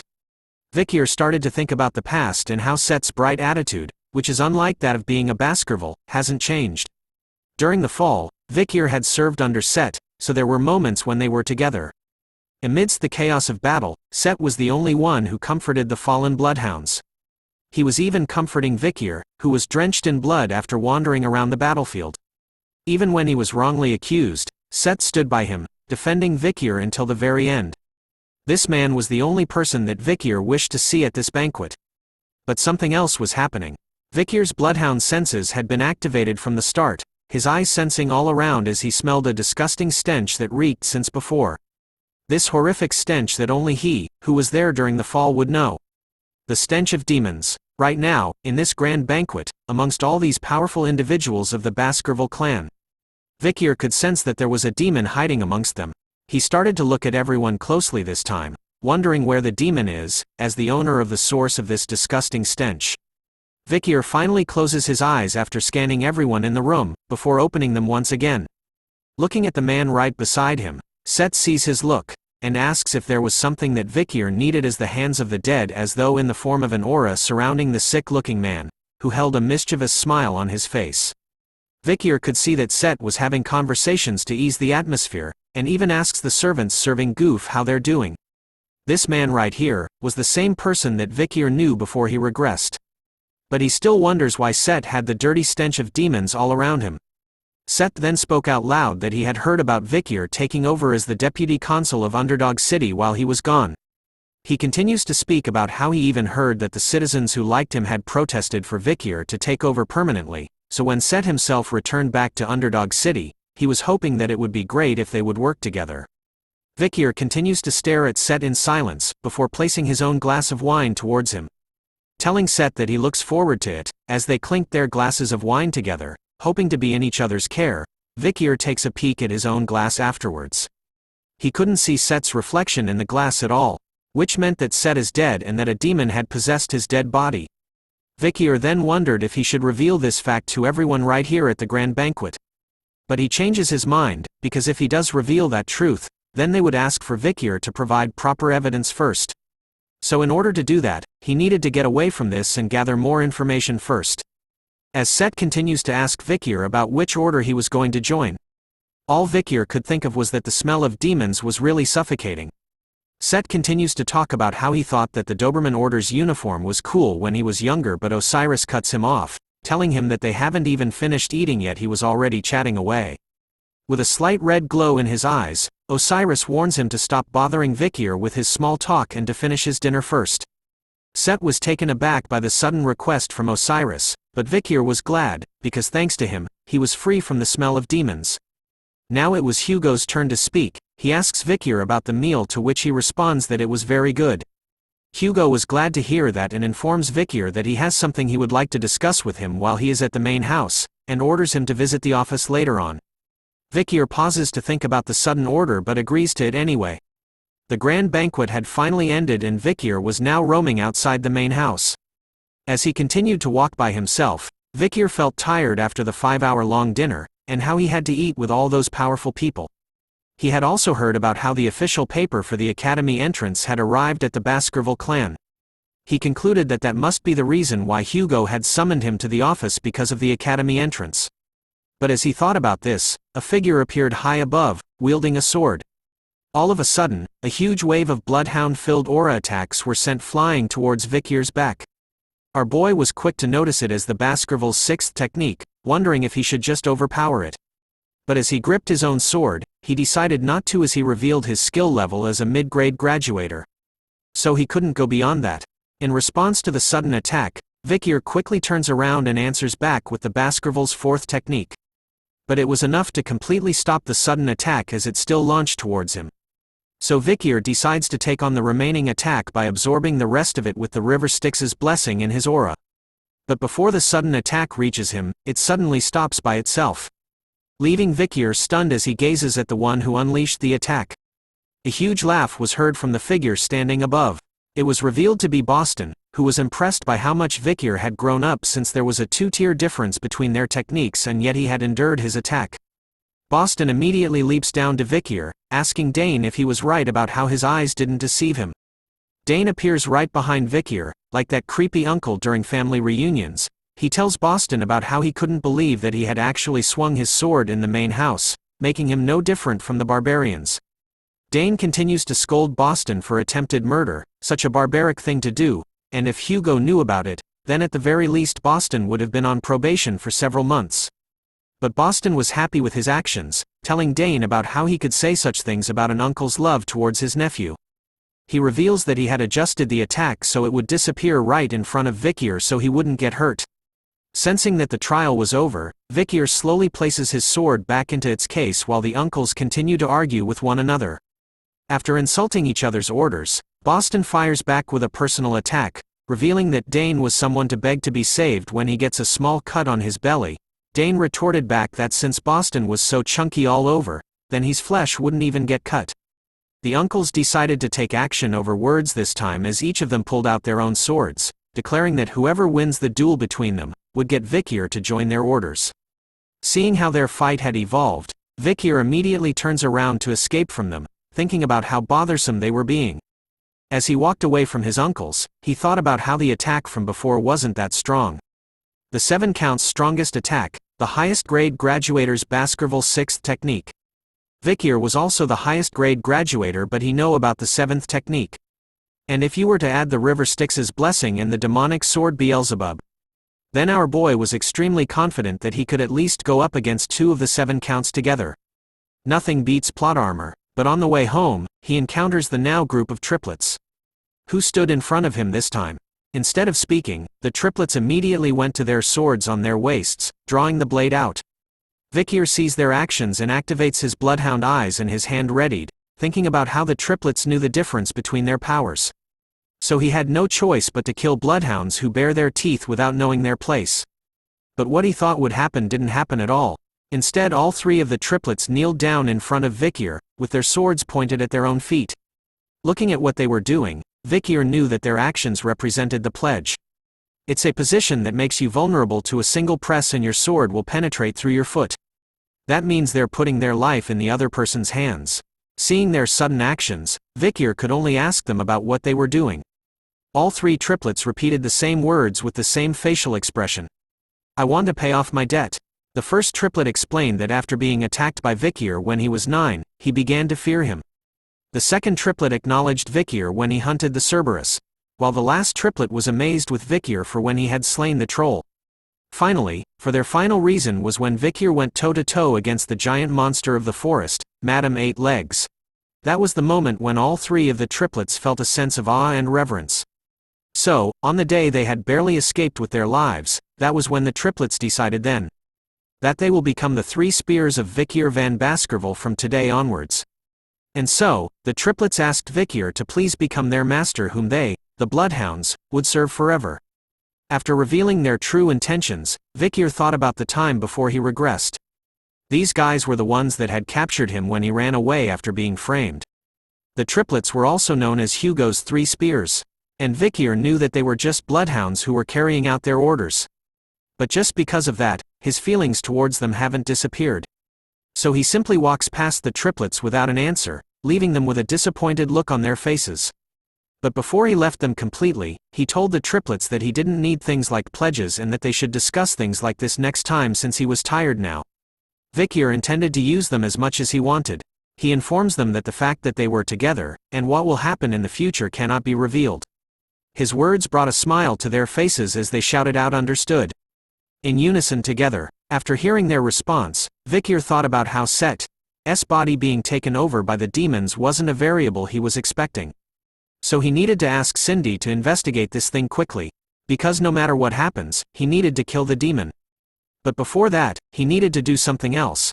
The scene changes to show Barrymore's face filled with fear as Hugo's loud voice echoes throughout the room, asking Vikir about what he was doing right now. With a darkened expression on his face, Hugo tells Vikir to repeat himself. And so Vikir did, by asking about Miss Roxana, the first wife of Hugo who had passed. And the daughter that was born from him and Miss Roxana. Vikir wanted to know about Miss Penelope, the daughter that was taken away from Hugo and who died in the forest. Veins, hatred and bloodlust started to pour out from every inch of Hugo's face as he questioned Vikir about how he knew about his daughter's name. But our boy's face remains unfazed even after facing such a horrifying aura. Because this is the opening act to which his revenge will begin. Begin this part with the view of the main building of the Baskerville clan where the patriarch and main family stay. Hugo passes on an envelope across the table, telling Vikir about how they have received a notice from the academy. He reminds Vikir about their past promise from before, that he would enter the academy when the time comes. Reading the letter inside the envelope, Vikir could see that it was a notice from Colossio, a notice for the students of Class 20. Looking at it, he was right in his thought, that this was the reason why Hugo had summoned him here. The largest educational institution that the Grand Empire Rock is facilitating, the academy called Colossio. If you manage to graduate from the academy, you would be able to start the elite course at the Imperial Palace or even a higher floor. Back in his past life, before the regression, Vikir had attended the academy as the triplets' server and was in charge of handling all of their tedious tasks for them. Since he entered the academy with numerous scars on his face and had a limp, Vikir was scorned by the nobles from the academy. But in his current life, those bad memories of the academy didn't bother him now. Hugo wanted to know if the triplets, whom Vikir had asked to go with, would be alright. He was also curious on whether there was anyone else beside them that he would like to take with him. Before answering Hugo's question, Vikir wanted to ask about something else. He recalled that 2 years ago, due to him going missing, Hugo had received a letter stating that he will obtain a huge benefit from the Morg family, and that Vikir would be given a reward. So he asked Hugo if he was right. Hugo replies that he has and wanted to know what that something was that Vikir wanted. Vikir tells him that he wanted Hugo to share a story as the reward, which got Hugo's attention. Seeing his reaction, Vikir takes it that he had permitted him to ask. So our boy, at point blank, asks Hugo about his dead wife and daughter, straight to his face. Vikir's question was horrifying enough to make Barrymore panic and tremble with fear as he heard what Vikir had requested from Hugo. Hugo, on the other hand, had taken a moment before asking Vikir about what he had just said to him. So our boy replies back, with no fear in his eyes. He asks Hugo about Ms. Roxana, the first wife who has passed, and the daughter that was born from Hugo and Ms. Roxana. Vikir wanted him to tell him about Miss Penelope as well. A whole mixture of emotions started to stir within the all-powerful Hugo, as his face was darkened, wondering how Vikir knew those names. He unleashed the bloodhound red fury eyes, scolding Vikir and wondering the reason behind his question. Hugo was going to be extremely furious if he found out that Vikir was asking out of petty curiosity. In a calm manner and with his hand across his heart, Vikir calmly tells Hugo that he needed to first hear his answer in order for him to reveal the reason behind the sudden questions. He assures Hugo, who was in an explosive angry state, that the questions were not due to mere curiosity. Hugo's thoughts about his first wife whom he met through an arranged marriage, and his eldest daughter who was kidnapped by the barbarians. That's all crucial information that Vikir needed in order to reveal Pomerian's existence to Hugo. There was also the hard-to-believe fairy tale that Barrymore had told Vikir about when he was much younger. The story about how Hugo was an affectionate family man who loved his first wife, Ms. Roxana, very much. But Vikir was sure that he couldn't let Hugo meet Pomerian based on that. This was something that he needed to check for himself. After hearing Vikir's reply to his question, Hugo continued to remain silent for some time. After some time had passed, he finally opened his mouth, gripping his chest tightly, and his face darkened to the point where you couldn't see his facial expression. The ice-cold bloodhound demon that everyone feared in the family started to tell Vikir about how Roxana was the only darling who he loved with all his heart, and that his precious daughter, Penelope, was his most precious treasure. This sincere and lovable answer was enough to stun Vikir to the point that the artist had to draw him in another art style. Vikir couldn't believe that the word darling had actually come out from Hugo's mouth. Hugo continues on about his story, telling Vikir honestly that Roxana and him were not in an arranged marriage. He revealed the fact that Roxana was a commoner who had nothing. He could still remember the day that they first met clearly. It was love at first sight. Wow, I didn't expect Hugo to have a K-drama moment. Hearing the story from Hugo, Vikir could sense that he was going to start from the first time he met her. Hugo continues on about his past love story, revealing that his love with Roxana was very difficult. She had tried to distance herself from him because of her humble background, so Hugo decided to abandon everything and went with her. Whoa, turns out that Hugo was a hopeless romantic and gigachad. Because for her, Hugo was willing to throw away everything, not only his physical body but his soul too. Vikir interrupted Hugo as he was telling his story. He was grateful for sharing that with him, but he wanted Hugo to go to the next point quickly. But Hugo interrupts Vikir, shouting at him with the word but. And continuing on with his love story, he tells Vikir that his love with Roxana was put to the test once again. In order to capture them, who were on the run, the Baskerville family had sent pursuers.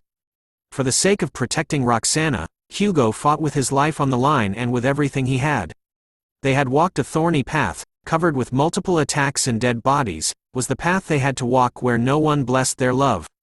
Hugo recalled that they had thought about giving up, but they persevered due to their love for each other. Akathut, that was only the start to their harsh beginning. Hugo and Roxana managed to break through to their disagreeing parents and had gotten married. Hearing the sweet tale of Hugo's love story was enough for Barrymore to shed some tears. I feel you, brother. And so, through Hugo's and Roxana's resolve, their precious daughter Penelope was born. His loving wife and daughter beside him, Hugo wanted to protect this happinesses that he obtained after through such much suffering and struggling. But this is where things start to get dark. After giving birth, Roxana's health started to deteriorate instantly. In the end, she left the world and left behind their young daughter Penelope. Thankfully, Penelope grew up to be a bright and charming child. She had inherited Hugo's strong mentality and Roxana's loving heart, and she had received love from all of the Baskervilles. Hugo was already happy enough to know that his Penelope was doing that well. But then a certain incident occurred. Just the mere mention of it was enough for him to unleash his bloodhound aura and crush the corner of his seat.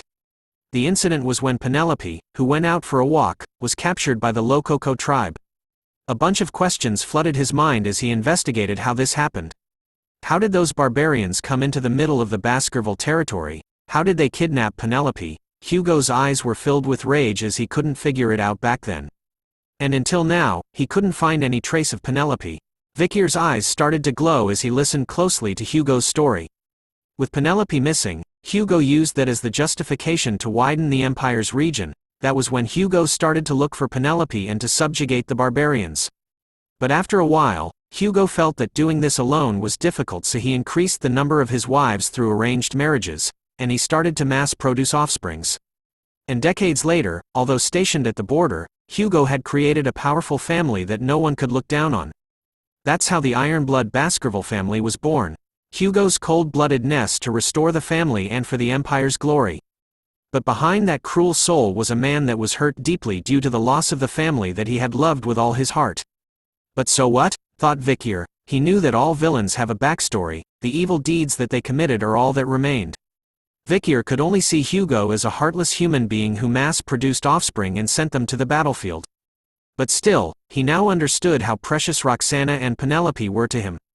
And so, Hugo was done with his story, with a mad expression on his face after recalling his painful past. He now wanted to know Vikir's reason behind why he had asked about his wife and daughter.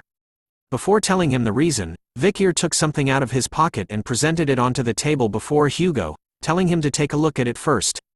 The moment he gazed at it, Hugo shouted out loud, recognizing what it was.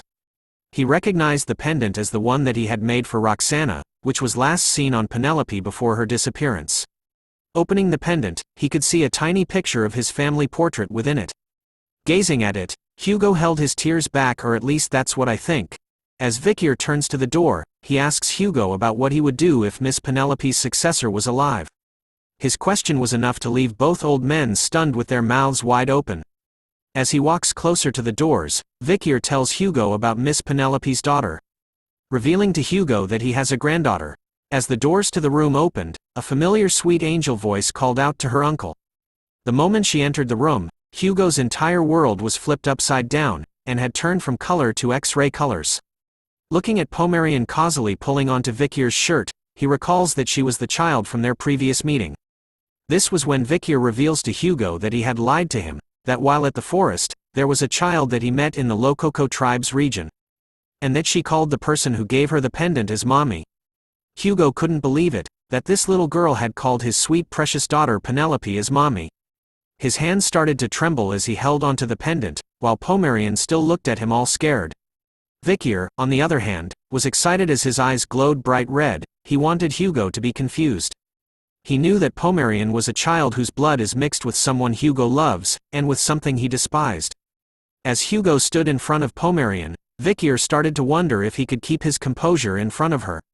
Looking closely at Pomerian this time, Hugo towers over her enough to cast a shadow onto the sweet little angel.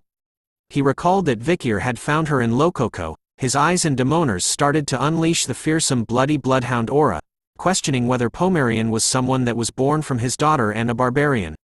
Vikir tells him that it was true. His eyes were focused on Hugo completely, as he watches his shake with rage and despair.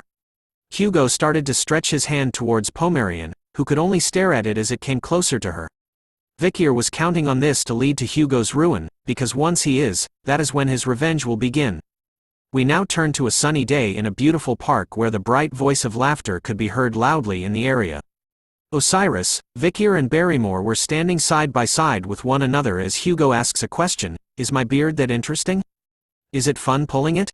He was asking these questions to Pomerian, who was playing with his beard. She even told him that Grandpapa's beard was dirty. The moment the word grandpa left her mouth, Hugo started to ask Pomerian if she had really called him grandpa. Osiris was the first to comment out loud that even though he hadn't lived for a long time, he had never been so surprised in his life. Barrymore, on the other hand, had lived for a long time, but still he agrees with what Osiris had said. Meanwhile, Vikir was silent. He continued to look at Hugo and Pomerian, wondering what was going on. The Hugo that he knew of right now, the image he had of him in his mind, had just been brutally shattered into a million pieces. As Hugo covered his face after being called a grandpa, tears started to flow out endlessly from his eyes, as he couldn't believe that the day he would be called a grandpa would come. Seeing Hugo's sudden reaction and crying face made Vikir stunned as he looked down. His world had started to flip as well, and he wonders why the cold-hearted bloodhound known as Hugo La Baskerville would have that kind of expression on his face. We now turn to when Vikir van Baskerville was 15 years old after regressing. As he stood in front of the all-powerful Hugo la Baskerville, Vikir suddenly wondered about a certain question. Can he assassinate Hugo? The first answer to that question was impossible. When one reaches the level of Swordmaster, they obtain an unwavering mind. Because of that, Vikir couldn't even find an opening during Hugo's daily life. So he gave up on the thought of assassinating Hugo, and after many years, he found Pomerian, the daughter of Penelope, whom Hugo truly loved. The wave of emotions that would be felt when meeting Pomerian could possibly affect the Swordmaster. With refined swordsmanship, Beelzebub and the Madam's poison, the possibility of assassinating Hugo increased as time passed. And today was supposed to be the cornerstone for Hugo's assassination. But as Vikir looks towards his target that he was planning to kill, he wonders why Hugo was laughing right now, as though he was happy. Seeing this side of Hugo, Vikir started to waver in his conviction to kill the man in front of him, while thinking why Hugo isn't confused. We return to the moment where Vikir introduced Pomerian as Penelope's daughter and Hugo's granddaughter. As the big man walked over to Pomerian, he wondered if she was truly his precious Penelope's daughter. As he stretched his hand towards Pomerian, his shadow could be seen within her eyes. Looking right at Hugo, she tells him that Penelope was her mommy's name, which causes Hugo to shudder for a moment as sweat drops appear on his face.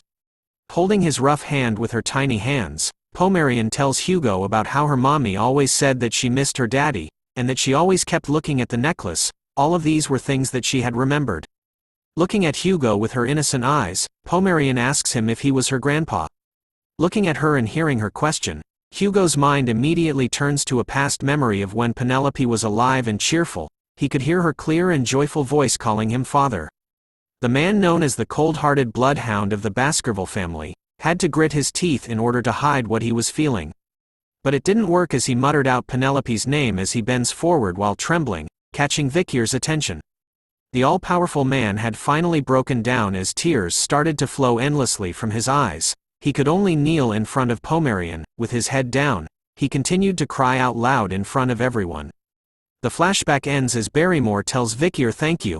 He couldn't believe that he would get to see the patriarch smiling like that right now, as it always seemed like a far-fetched dream of his. And it was all thanks to Vikir. Hearing that, Vikir was confused about how the situation happened because of him.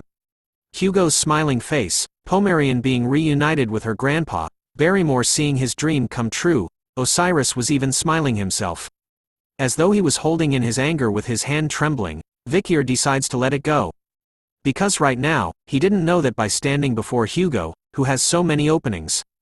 Vikir felt so helpless for some reason. The day soon turned to night as we returned to the place where Vikir was staying. He laid out flat on his bed, staring endlessly at the ceiling, pondering his thoughts about the events that had happened so far. Looking back, he started to think about the Hugo that he had remembered.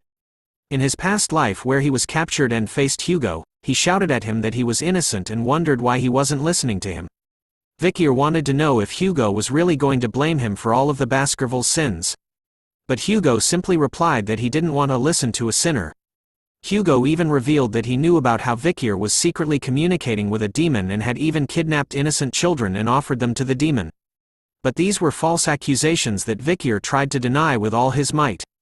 But before he could speak of his innocence, Hugo swung his sword in a single swing, cutting off Vikir's tongue as he didn't want to be called by such a filthy thing like Vikir.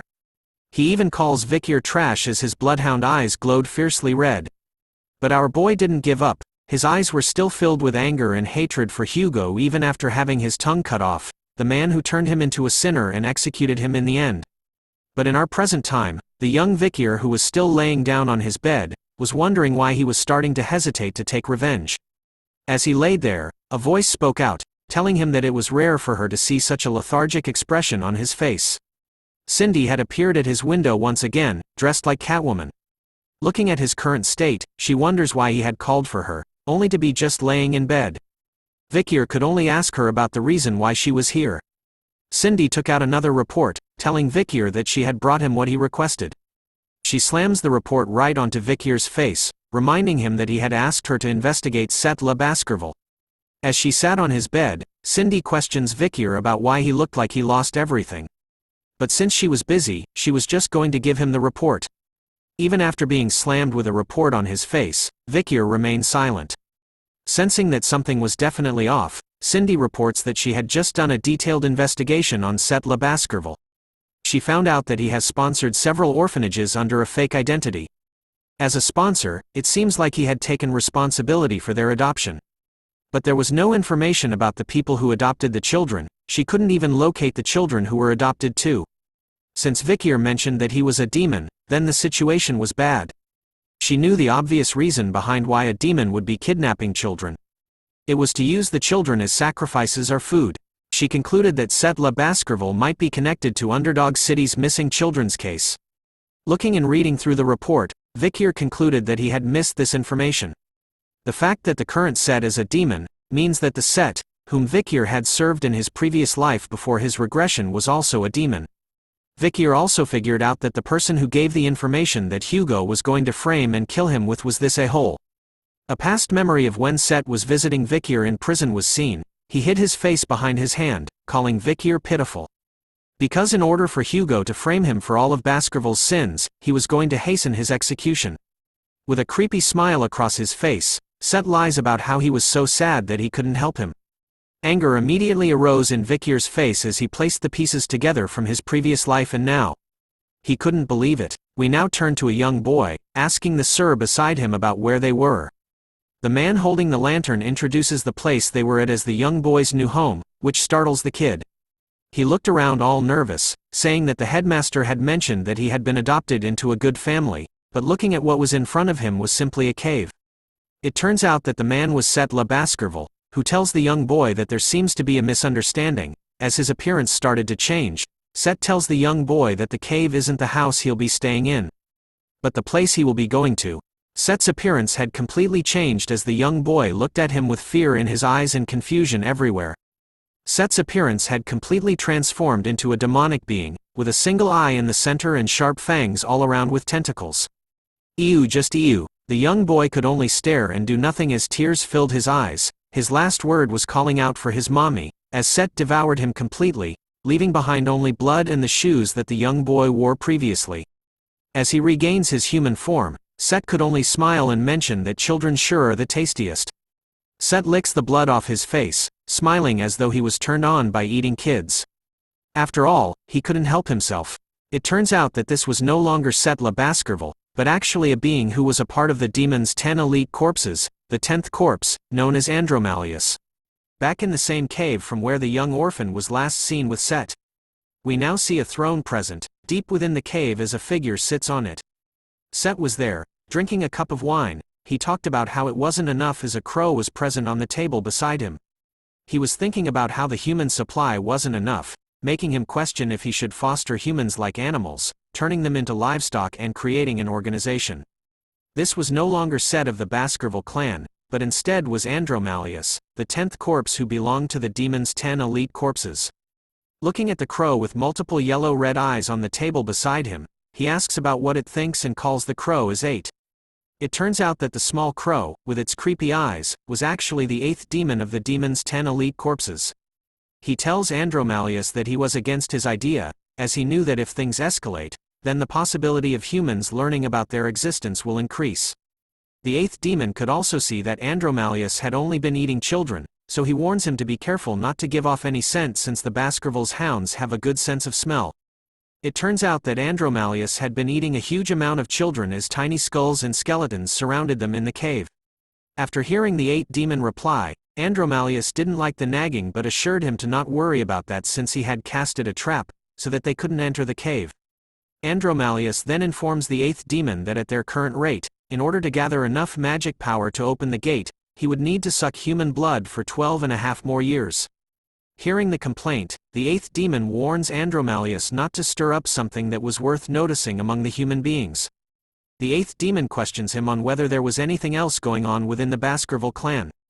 Andromalius paused for a moment before reporting with a no. He told the 8th demon that he was going fine and that he just needed to do the same with the Morg Clan. Hearing that there was nothing new, the 8th demon reminded Andromalius that as the 10 elite corpses, they just needed to focus on opening the gates that would lead to downfall. Since they were the links between the human and demonic realms after all. Before dissolving into a black liquid, the 8th demon left Andromalius with these last words. All of this is for the downfall of humans and the 10 elite corpses. Looking at the black liquid left behind, Andromalius took another sip of his drink made from human blood, revealing the fact that he couldn't report that Hugo had become an idiot for his granddaughter. And that in order for the demons to weaken the Baskervilles, who will pose a threat to their plans, they needed Hugo to maintain his coldness, ice in his veins style.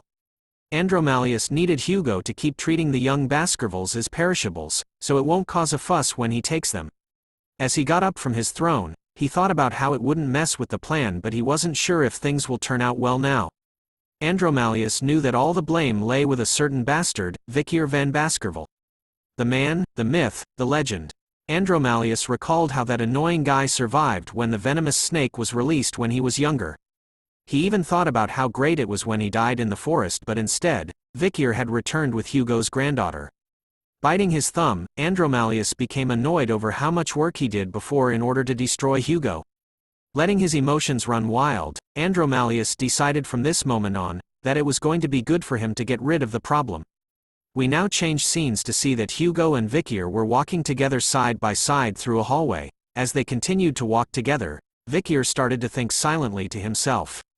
Taking a peek at Hugo, he recalled that he had summoned Vikir and that they've been walking in silence for the past 5 minutes, which prompts the questions, why did Hugo suddenly summon him?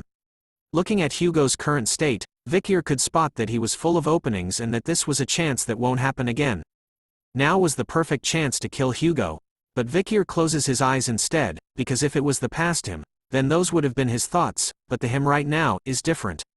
Hugo then spoke out loud, telling Vikir that honestly, he knew that he hated him, which surprised our boy.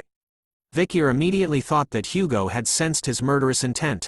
But then, Hugo explained that he was a father that referred to his sons as bloodhounds and had placed them all into dangerous situations, which made him think that his sons had always despised him. He also mentions the fact that he had been cruel to Vikir since he was young even though he did everything well, so he started to think that his hatred towards him was something he needed to bear as a father. Hugo continues to explain that all of this was due to his vengeance towards the barbarians. It was his carelessness to only know how to live by displaying hatred and anger all the time. Vikir continues to be shocked by what was going on. He knew that there was no way Hugo would talk badly about himself, and yet, here he was, confessing everything he felt, as though he was testing Vikir. "I'm sorry," said Hugo, to Vikir, whose eyes immediately lit up upon hearing those words from this man. With his head lowered and facing Vikir, Hugo tells him thank you so much. Hugo reveals that he had heard from Pomerian that his precious Penelope was happy till the end. Knowing that his precious daughter was happy during her final moments, Hugo's heavy heart was lifted a little. He felt like he had been saved as an image of his happy family crossed his mind. So Hugo bows to Vikir. For the first time in history, he thanks the boy for bringing Pomerian to him and wanted to give him anything he wanted in exchange. He wanted the reward not to be a bloodhound's reward but a gift of thanks. But as he mentions those words, Vikir's expression was dark. He started to think about how he had a vague suspicion ever since he regressed. He recalls the past memory from when he was younger and when Hugo encouraged him to do well in the interim evaluation, and how during the exam he had ordered for a stop just in case it was dangerous for Vikir. Even after receiving a wound, Hugo showed concern by telling Vikir to treat the injury as a lesson. Even now, he would call Vikir son, and believed in him. So the question, is the Hugo in front of me different from the Hugo I know? Popped into Vikir's mind as he figures out that the cold Hugo may not even exist anymore. Which was a strange thing that happened after he had regressed. But because of that, our boy was confused about his life. For the past 17 years, he had only thought about revenge, but now, he was able to forgive Hugo. The person who framed him might not have been Hugo, but the person who ordered his execution and didn't trust in him was definitely Hugo. Revenge and forgiveness, between these two choices, which one does Vikir choose, as he stares at the current Hugo? Before deciding on that, Vikir needed to do something else first, so he told the patriarch to lift his head. So he asks about what Hugo said about his reward being anything he wanted. Hugo looks up, and confirms it to be true. And so, Vikir decides on his reward, believing that after that, he would decide on what to do with Hugo. We now turn to the demon, tying Pomerian's hair in the courtyard.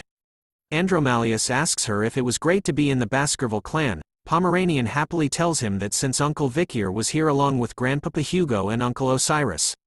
But then Andromalius asks her why she didn't mention his name and wanted to know if she knew his name, which made her think for a while. After a brief moment, Pomerian calls him Uncle Set. A servant appears behind them, reminding Set that he hasn't started his isolated training. He turns to the servant, explaining that he wanted to see his niece before he started. But the servant reminded him that the patriarch had ordered for no one to approach Pomerian. But Set ignored those orders, saying that he knew about it but wanted it to be a secret between him and Pomerian, who happily agreed to keep it as a secret between them. As he continued to touch Pomerian's hair, Set couldn't help but comment about how nice it was. He recalls how it reminds him of Sister Penelope, but this comment catches the attention of the servant. As she questions Set on how it was possible for him to meet Miss Penelope before, as she was sure that he wasn't even born back then. Her questions cause Set to stir for a moment. Realizing that he had made a mistake, Set reveals his true form as Andromalius, causing the back of his head to reveal the demonic side of him while he tells the nanny that his father was looking for her. The nanny could only stand in fear as her eyes began to tear up from facing the powerful demon. As she let out a shriek, Pomerian started to turn around as she heard it. But then she notices that the granny is gone. Andromalius was busy eating the nanny as Set explains to Pomerian that she had something urgent to do. He then asks Pomerian about whether she likes Grandpapa Hugo, to which she happily says yes. Set also knew that Hugo likes Pomerian very much, as he recalls with a sinister look on his face about how Pomerian truly looks like Hugo's dead wife and daughter. With his hands stretched out this time, forming a mouth with multiple sharp teeth in between, he reaches out to our sweet little angel. Wondering how much it would destroy Hugo, if he was to kill Pomerian right here and now. But before he could take a bite out of Pomerian, a voice calls out to Set. It was Osiris. Appearing at the right time, he questions Set about the whereabouts of the nanny and why he was here. Set was annoyed and quickly hid his demonic form. As Pomerian excitedly greets Osiris, Set explains that the nanny wasn't here when he came, so he decided to look after Pomerian, who was alone. Accepting his explanation, Osiris warns Set that Hugo will be enraged if he knew about this and that it would be best for them to keep this as a secret from him. He continues to tell him that he should head back to isolation training now. Set replies back with a smile on his face that he would start it again next week, but in his thoughts, he swears that one day, he was going to kill Osiris. Osiris stares at him for a while before placing his hand onto Set's arm, revealing that he was worried about the fact that he was pushing himself too much. And informs Set that if he needed help, he could come and find him anytime. But Set's attention was drawn towards Osiris's hand, which was on his arm. His face was instantly filled with annoyance about how Osiris mentioned that he was worried about him. He recalled that it was because of him, that he was being pressured by their father, Hugo, and that it was because he was being compared to Osiris, who was a genius. Set knew that if he didn't exist, then life would have been much kinder to him. Being immersed in his sadness, Osiris calls out to Set, which brings him back to reality. Andromalius started to panic as he hid his face with his hand. He immediately turned around to leave, stating that since Osiris was here now, he should go. But the truth was that he had mixed up his own memories with Set's remaining ones. Osiris could only stare at his younger brother as he left, before letting out a deep breath which caught Pomerian's attention. He reveals to her that this was the first time that he had told Set about how worried he was about him. As the vice patriarch, it was a given that Osiris had to be like Hugo. A cold-blooded man. That was how he was taught, so he grew up staring at his cold-hearted father's back. But then something happened. For the first time in his life, he saw that his father was able to express his emotions. Which begs the question in Osiris's mind, will he be able to live expressing these same awkward emotions that exist within himself? As he touches Pomerian's head, he thanks her. Because all these changes happened because she came back to the Baskerville clan. Back at the cave hideout, Set was stomping his foot on the ground rapidly. He bites his thumb once again, commenting out loud about how something was so annoying. After that day, meeting with Pomerian and Osiris, Hugo hasn't left her side at all. Because of how he was being smitten by his granddaughter, he couldn't kill Pomerian. His demonic side started to appear in his eyes, frustrated over the fact that he missed his chance because of Osiris' sudden appearance. With a quick snap of his neck, Andromalius regained his composure. He knew that there was still a lot of time before the gate opened, so there was no need to rush. So it might be more effective for him to kill Pomerian when she becomes even more valuable to Hugo. When that time came, Andromalius wondered how he was going to kill Pomerian. He wonders if he should poison her like she did with Hugo's wife Roxana, and make it look like she died from an illness, or should he use the barbarians like before, like he did with Penelope? His demonic side was coming out, as he smiled sinisterly, knowing that he was going to kill Pomerian in a more harsher way than those two previously. But as he was immersed in his thoughts, a familiar figure stood in front of the cave entrance with his trusty sword summoned. Vikir has arrived, and with his bloodhound eyes filled with bloodlust, he takes a massive swing with Beelzebub, destroying the barrier that was protecting the cave's entrance and catching Set's attention as he felt it shatter. Set immediately stood up from his throne. Grabbing his sword, he looked at the direction of the cave entrance, realizing that there was a crack in the trap. He couldn't believe that someone had actually come inside through the crack, making him wonder who it was exactly. And so, from out of the darkness of the night, Vikir makes his appearance. He shows up, reminding Set that as promised, he was here to visit him. Set was stunned to see Vikir being here, wondering how it was possible. Vikir reveals to him that he had followed him all the way here, but he didn't notice him at all because he was lost in thought. He said this while using his second slot skill, called Silent Heal, given by the ugly fish monster. Set was taken aback. He couldn't believe that a mere mid-grade graduator made a crack in his trap. But what was more important to him was, since Vikir had followed him, does it mean that he knew his true identity? As he scans the cave and spots the numerous skeletons scattered around, Vikir figures that his sudden visit must have caused Set many troubles, which made him question what he was doing in such a chaotic place like this. Vikir even tells Set that it looks like he was the demon behind the missing children's case in Underdog City. This statement made Set go from a dark expression to a creepy smile on his face. He reveals his demonic aura to Vikir, figuring out that he already knew everything, but he was curious about how Vikir figured it out. Matching the demonic aura with his own bloodhound aura, Vikir tells the demon, with his own version of a sinister smile, that it didn't seem like he plans to hide himself anymore. Set begins to walk up to Vikir, holding on his sword. He tells Vikir that there was no need to hide since there wasn't anyone else here either. Set wasn't sure where Vikir had gotten his confidence from to come here alone and empty-handed, but Set figured out that everything would be fine if he just killed Vikir. And so, the mad demon takes a swing at our boy with his demonic aura and sword.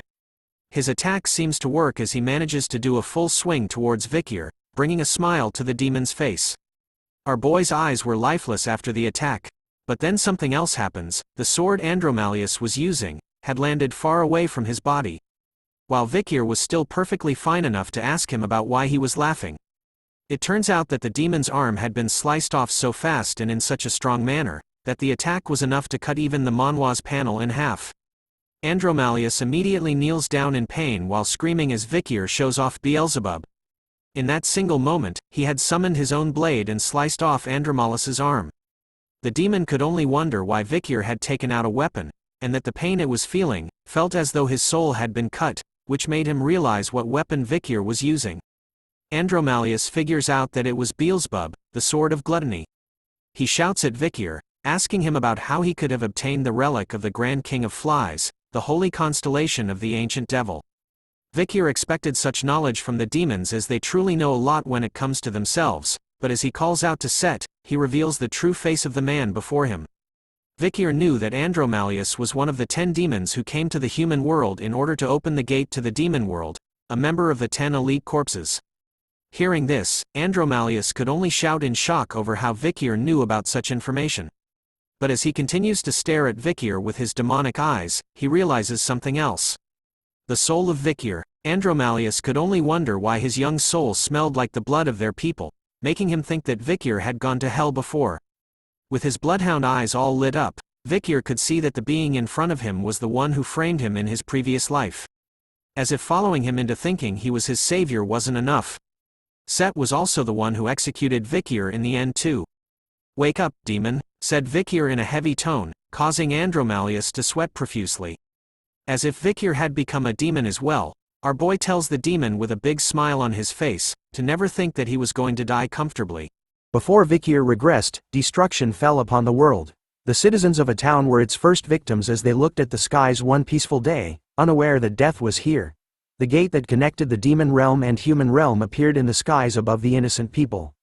When the demons began to invade, humanity called it the fall. The ones who opened the gate were the 10 high-ranked demons who first came to Earth. Known as the 10 elite corpses. During the long war against the demons, Vikir had the misfortune of meeting one of the 10 elite corpses on the battlefield. His first reaction upon facing the demonic creature was fear and shock. Because the outcome of his battle against it was simply miserable. Surrounded by his fallen comrades, Vikir could only cling onto his sword as he watched the one of the 10 elite corpses flex on top of the cliff. Out of the 671 people who joined the battle, 666 died. Out of the 5 survivors, 4 had lost their minds, so there was only one particular survivor. And the reason behind his survival was a simple one. According to the demons, they wanted the total number of humans they killed to match the number 666. What a flex. So the overwhelming power of the high-ranked demon of the 10 elite corpses was destruction itself. Back in the present, Vikir stares down at Andromalius, thinking that he couldn't believe that he was meeting one of those powerful 10 elite corpses right now. And approximately 10 years earlier. But something else was catching his attention. The endless amount of small skeletons, covered in blood, was everywhere in the cave. As he looks at them, Vikir wonders if Andromalius was devouring young children. But then the sudden laughter from Andromalius makes Vikir, whose bloodhound aura was running rampant, turn his attention back to the demon. Andromalius was snickering to himself as he could see how enraged Vikir was after seeing all the dead children's corpses. Using his hand, Andromalius shows off and reveals to Vikir that the children were still alive in his stomach. Which made him wonder if Vikir wanted him to bring them back to life. Using his hand to form the face of one of the dead children, Andromalius points it towards Vikir. Using the dead child's voice, Vikir could faintly hear the child asking him to save him and that he misses his mommy. Seeing this disgusting act enrages Vikir even more as his eyes glowed more reddish. With another swing of Beelzebub, Vikir had sliced off Andromalius's remaining arm, causing him to scream in pain as he kneeled before Vikir even more. Our boy then tells him to stop talking as he knew that there was no way the dead could come back to life.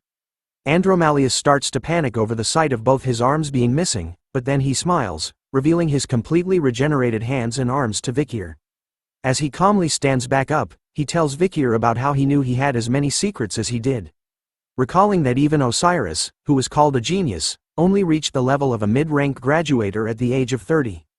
And yet, here stood Vikir, who had reached the very same rank but at just the age of 17, signs of being an irregular. Andromalius's arm started to change form as he continues to state some facts, such as how Vikir possesses the devil's holy constellation known as Beelzebub. Which meant that there was a possibility that there was a big variable in the future. Revealing a demonic blade made from his own arm, Andromalius decides and reveals to Vikir that he needed to kill him right here and now.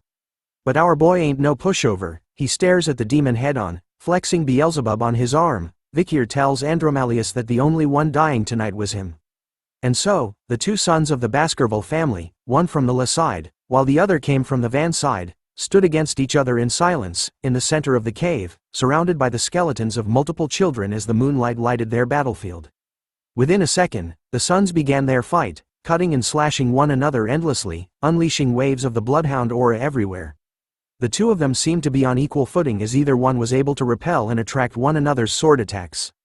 After exchanging multiple blows with one another in a mere few seconds, not a single blow has landed on either son.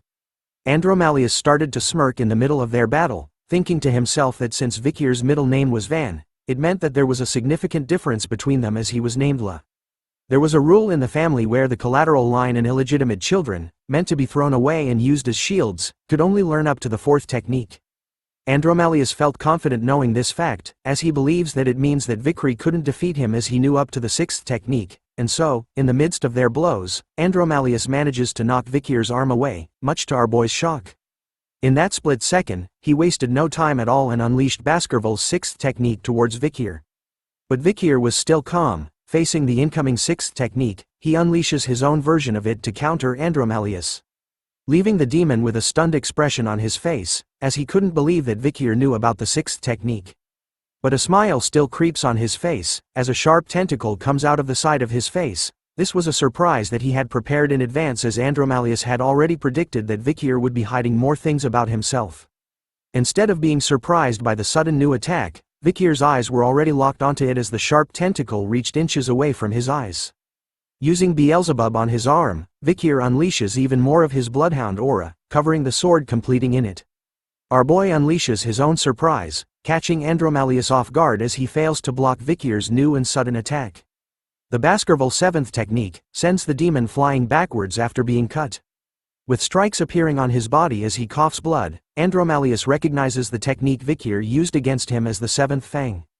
But as he wondered how it was possible for Vikir to know about the 7th technique when only the patriarch of the family is allowed to know, Vikir wasted no time at all and started to launch his other attack, with a fierce and deadly look in his eyes. This time, Vikir's attack lands successfully on the demon's body, destroying everything that was behind them. With Beelzebub plunged deep into Andromalius's chest, Vikir tells him about how demons always think that they were above humans and look down on them. But to Vikir, fooling such big-headed demons was a piece of cake. As Beelzebub is covered in the demon's blood, Vikir recalled that even the heroes who closed the gate and ended the fall couldn't find all the 10 elite corpses and punish them. But it's different right now. The fall hasn't yet started, and the 10 elite corpses lack power since they were all in hiding. So if it's now, then it might be possible. Using his riz, Vikir whispers the word hey into Andromalius's ear. He continues to whisper to the demon about how he knew that they were planning on connecting the human realm to the demon realm, and that by killing him right now along with his friends, it would eventually lead to their plan being ruined. Will I feel a little bit relieved? Asked Vikir with a murderous look and aura filling the cave as he stared right into Andromalius's face. For the first time in his demonic life, Andromalius started to experience a new dreadful feeling just as a question pops into his mind. A mere human is scaring me? Feeling anger over this fact, the demon bites hard, raging out and cursing at Vikir for making it experience such a thing. Soon enough, a shell made out of spikes and blood surrounds Andromalius, forcing Vikir to back off. Even after backing off, Vikir's eyes were still on the demon. Looking at the sudden change, he could see that Andromalius was inside something like a ball of thorns made out of blood. Ah, said the demon as the ball started to slowly disappear. Once it burst, instead of human feet appearing, a pair of animal-like hooves was shown instead. The demon couldn't believe that he, Andromalius, would show a mere human like Vikir his true form. Oh my word, Andromalius has completely shed Set's human form and revealed his real demonic side. Emitting a deadly purple aura now. Guess this guy never skips leg day, look at those thighs man. The demon continues to show off his new form, even telling Vikir that he acknowledges that the extent of his power was unexpected. Summoning snakes like Medusa, Andromalius ends the chit-chat with a sudden snack attack. Kind of reminds me of Orochimaru from Naruto. The snakes all locked onto their target, Vikir who simply stood still as they reached closer to him. Using a zigzag-like pattern, Vikir relentlessly cuts down the snakes that came close to him, but they were endless. Andromalius was enjoying this moment, telling Vikir to keep trying and slicing them. Vikir does as he says, leaping, doing backflips, in order to dodge the snakes while cutting and slicing them apart, making his way to Andromalius. But as he charges forward, Vikir is unaware of a single snake that manages to slip past his defenses. The snake manages to land a deep bite onto his shoulder, before Vikir slices off its head. Seeing this brought a smile to the demon's face, as he announced that with a single bite, it was all over for our boy. But Vikir simply looks at the bite marks on his jacket, telling Andromalius that he didn't know what he meant that it was over since he had just received a small injury. This time, a mouth with sharp fangs appears on Andromalius's palm within his hand. Endless blood absorption, said the demon as the blood from Vikir's body started to escape through the snake's bite from before. Andromalius was literally eating the blood inside of Vikir's body, controlling and pulling it to him using the mouth on his palm. He finally reveals his true ability, the ability to control blood. As long as he stood up against a living creature, Andromalius believes that his ability is undefeated. That is until he faced our main character, who is currently calmly looking at his blood leaving his blood at a fast rate. But still giving off chill vibes about it. Meanwhile, Andromalius was telling Vikir that if he loses all of his blood, then he was going to shrivel up and die. As he continues to take in Vikir's blood, Andromalius reveals that his ability, endless blood absorption, was the power of a half-immortal. As long as there are living organisms around him, who are injured, he will never die. Vikir was still calmly looking at his blood leaving his body. But then he starts to smile, before breaking into a laughter, angering Andromalius who shouts at Vikir about why he was laughing, wondering if he had lost his mind. Using his hand to hide his laughter, Vikir reveals that he finds it funny to see a demon enjoying himself when he doesn't even know what he was absorbing. It turns out to be true as the demon started to cough blood out all of a sudden. Andromalius kneels onto the ground in pain, wondering what was wrong with the blood after finding out that it wasn't ordinary. Seeing his reaction, Vikir asks the demon if he wants to see something cool. Using Beelzebub, Vikir makes a small cut across his wrist, letting it drip heavily onto the ground in front of Andromalius, who realizes that there was poison in Vikir's blood as it melts the ground the moment it touches it. But that wasn't the end to the magic show. Vikir shows off his fully regenerated wrist after he had cut himself. This sight leaves the demon stunned, as he couldn't believe that there was a human who has this level of regeneration of that level. Along with the poison that can harm demons, Andromalius only knew that the ones that possess such potent poisons are the cunning spider from the La Rouge et la Noire mountain, also known as Madame Eight Legs, and the nine-headed snake that lives in the land of the Titans, and finally, the huge jellyfish that lives at the bottom of the Black Sea. He still couldn't believe that a lowly human could possess such a potent poison. But still, the demon could only scream in pain while kneeling in front of that lowly human. Vikir continues to taunt Andromalius, who was busy screaming in pain, asking him if he wanted more of his blood. Curious about the taste, Vikir licks his finger with his blood on it. Believing that he was right about how the madam's poison would work on the 10 corpses. The madam inside Beelzebub started to growl, as it seemed like she was pissed about how Andromalius didn't die from her poison. But this interaction proves something to Vikir, with the Baskerville 7th technique and Beelzebub's abilities, who had also reached the rank of highest-ranking graduator, can definitely defeat the 10 elite corpses. Feeling that death was close after that last attack from Vikir, Andromalius realized that he was too strong to face him. Thinking about how the hell did a monster like Vikir become this strong? In his mind, the demon decided that his priority right now is to survive and tell the other corpses about Vikir. So he needed to recollect the mana he had dispersed all around. And so, the barrier that was preventing people from entering the cave disappeared. Vikir could sense the change as he turned back to look at the entrance, believing that Andromalius had released the barrier. But as he looked back, the demon started to smile again. "Let water turn into blood," it said. Soon enough, massive amounts of water started to pool together, forming a ball in the air behind Vikir. As they formed a ball, the water started to turn red, as blood. Vikir looks at what was happening, figuring out that Andromalius also had the ability to turn water into blood too. Even though he doesn't have all his power, he figured that a high-ranking demon is still a high-ranking demon. Making a quick decision, Vikir cuts his wrist once again, and pours his blood into the pool of water. Reminding Andromalius that it didn't matter what he does with the blood now, as he wouldn't be able to absorb it like before. But the demon had a different plan in mind, revealing to Vikir that infusing his blood into the water so that he couldn't absorb it was useless. Because he didn't turn the water into blood to absorb it. Instead of being absorbed, the blood water started to float in the air, forming balls all around Vikir. "Arise, my blood knights," solo leveling reference anyone? After saying those words, the blob of blood water started to melt and dripped onto the cave grounds. Emerging out from it was a monster made of blood. Soon, Vikir was surrounded by the Blood Knights in every direction. With the appearance of the Blood Knights, Andromalius reveals to Vikir that they could use the Baskerville 6th technique, which he learned himself. The demon was confident that even though Vikir could use the 7th technique, he was sure that he couldn't go up against all the Blood Knights, who can use the 6th technique. I guess this demon has never heard of plot armor. With murder in his eyes, Andromalius was going full demon mode, promising Vikir that he was going to kill him and then kill everyone he loves one by one. Leaving our boy with these final words as he silently remains surrounded by all the Blood Knights. Regret going against the 10 corpses. Hearing that the Blood Knights could use the 6th technique, Vikir figured that things were getting slightly dangerous for him, so he started to look for something in his pocket. After all, he didn't exactly prepare for this kind of situation. In a flashback to the time he was walking with Hugo, Vikir was asking Hugo about the reward which was given to him, which was anything he wanted. Our boy takes out a whistle in his hand and looks at it. As he shows the whistle off to Andromalius, who becomes frightened upon seeing it, Vikir asks the demon if he knew about this particular whistle since he had lived in the Baskerville clan. The demon started to sweat even more as he realized that Vikir was going to blow on that very whistle in his hand.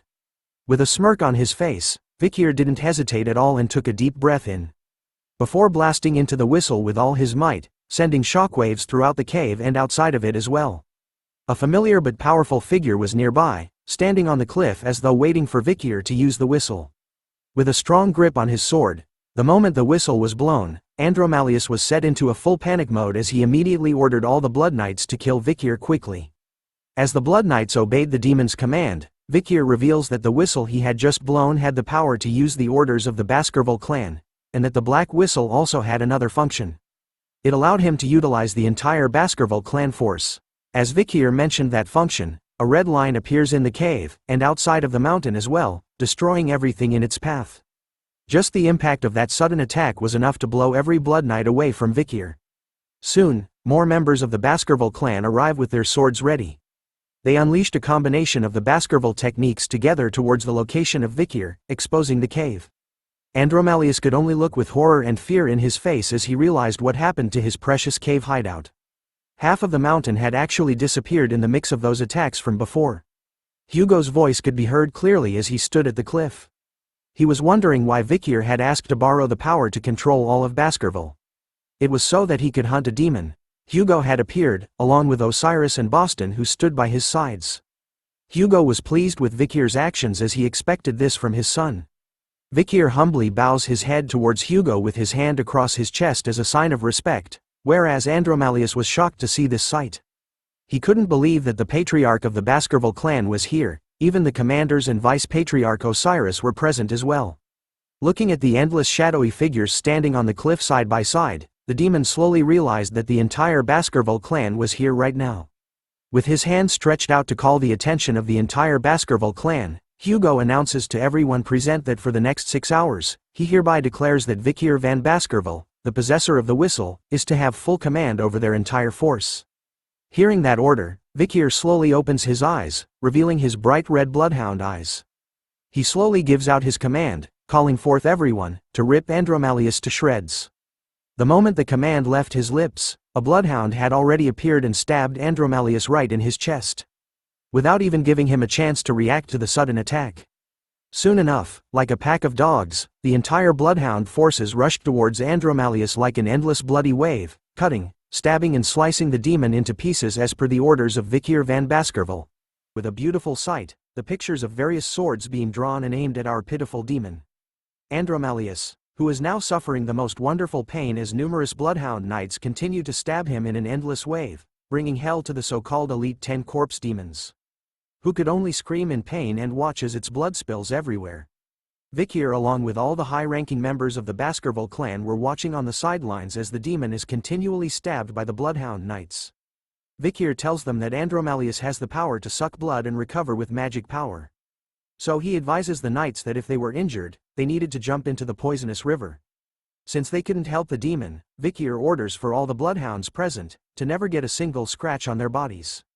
The bloodhound knights were filled with vigor as they responded to Vikir's commands over them. "As you command," shouted the knights as they carried out Vikir's orders without hesitation. Boston was proudly laughing over what Vikir had done, seeing how his nephew was able to raise the bloodhound knights' killing intent with a mere few words. Dane on other hand was impressed by how well Vikir was leading the bloodhound knights for the first time.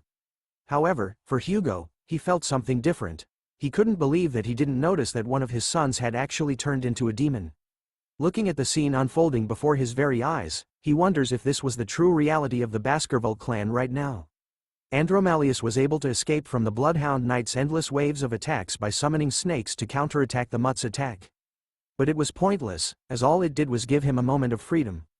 Facing against the snakes, the bloodhound knights were able to easily slice and dice them into pieces. Once again, their blades entered Andromalius, who could do nothing but be a punching bag for the bloodhound knights. As their blades entered every spot across his body, Andromalius started to panic. Despite knowing about his abilities, the knights were fearlessly and constantly attacking him. He couldn't imagine that the bloodhounds of the Baskerville were this powerful. Scanning the area, Andromalius knew that even if he regenerates, at the current rate he was going, it would only be wasting his magic power. He needed to find another way out of this situation. That's when he notices that Osiris was standing on the cliff alongside the others, watching everything from the start. Thinking that he could use his older brother as a way out, Andromalius shouts to the commanders and Vikir, "Let's negotiate," begged the mighty demon. On his knees with blades across his neck, Andromalius tells the Baskerville leaders and Vikir to let him live. In exchange he would leave Set's body right now, as he was sure that the Baskerville clan wouldn't abandon the second son that easily. Vikir was the first to respond to the demon's demands. With his bloodhound aura raging, and with murder in his eyes, Vikir asks Andromalius if he really thought that the Baskerville clan would agree to what he says that easily. But the demon expected such a reaction from Vikir, as he knew that such a deal wouldn't work on them. But all he needed was support from a single member, which was why the demon shouted out for Osiris. Andromalius started to bargain with the oldest son of the Baskerville clan, asking him if he was planning on letting the bloodhounds kill his younger brother who had followed him since young. Using past memories of Osiris's interaction with Set, Andromalius believed that he was the kindest person in the Baskerville clan. So he just needed to convince him in order to have a chance at leaving this place alive. Andromalius warns Osiris with a smile on his face that this was his last chance to save his dear younger brother, Set. But the elder brother didn't respond right away, instead he kept silent upon hearing the demon's words. Osiris decided to meet the demon face on and jumped down. As he walked past Vikir, our boy warned him to not fall for the demon's words as it was lying. But Osiris simply walks past everyone, without muttering a single word. His steps soon come to a stop. He was now in front of his so-called younger brother who had been possessed by the demon Andromalius. The bloodhounds beside the demon held onto its arms as Osiris stared at it. He then asked the demon a question, wondering if his younger brother's soul was truly still present, and if there was a way for it to save him. Hearing this brought a smile to Andromalius's face as he realizes that Osiris had fallen to its trap. Using its shape-shifting abilities, Andromalius changes his true form back to Set's face. Using his voice as well, he tells Osiris, "Dear brother, I'm still alive." He even apologizes to Osiris for selling his soul to the demon. Explaining to everyone present that he only did it because of the times when they were compared together and judged by their father, Hugo. Those times were hard for Set who was weak at the time. Using Set's voice, Andromalius continues to beg to Osiris, telling him that he truly regretted selling his soul to the demon, and that despite all of that, the chaos that occurred up to now was something that he was willing to take the blame for. With a painful expression on his face as tears run down his eyes, Set begs his older brother for a chance to atone for his sins. Despite hearing his younger brother's voice and painful expression on his face as he begs for forgiveness, Osiris simply answers back with a swing of his sword. The eldest child of the Baskerville clan had personally beheaded his own younger brother's head, the second son of the family, with his own hands. Osiris had done it out of kindness, telling his younger brother that this was the only thing that he could do for him, even though it would leave him with bitter feelings. But as Set's head rolled onto the ground, it started to move on its own as Osiris made his way back to the leaders of the Baskerville clan. As Osiris sheathed his sword, Vikir tells him to not blame himself, as Set's soul had already passed on and that all of this was just the acting of Andromalius. But Osiris still felt guilty, blaming himself for allowing the demon to approach Set with such intentions. He only regretted the fact that as the eldest son of the family, he should have looked after Set properly when they were younger. But looking at the endless amount of children's skeletons scattered on the ground, Osiris felt that it was too early for him to feel sorry about the corruption and death of their bloodline. Right now, he was saddened over the children who were to become the future of the Baskerville clan, were instead sacrificed to a demon as meals. As the vice-patriarch, Osiris could only feel embarrassed by not knowing about all of this, and that he had been dancing in the palm of the demons for so long. But as they were talking, one of the bloodhound knights spotted something happening with Set's head. It was flying in the air above them, trying to escape. Andromalius was happily laughing to himself, after transforming Set's head back into its true form along with wings and a tail this time. He continues to look down at the Baskerville clan, calling them idiots. He reveals to them that the opening of the gate had only been delayed, which couldn't be helped, but he was sure that his older brothers will do better. The demon couldn't help himself, and told the Baskerville clan that he was going to come back and kill them once his body recovers. Vikir and Osiris could do nothing but watch as Andromalius was too far up in the sky for any of their attacks to reach him. Too bad that the demon forgot about a really powerful somebody. Hugo takes over, reminding his two sons, Vikir and Osiris, about the lesson of how a swordsman should never show their back. Talking about shitting his pants, Andromalius started to experience a whole new level of fear as he looked at Hugo. The demon was confused about what he was feeling right now, as it was certain that Set had completely died, and yet, for some reason, he could still feel the same fear that Set felt towards Hugo, who right now is charging up his bloodhound powers.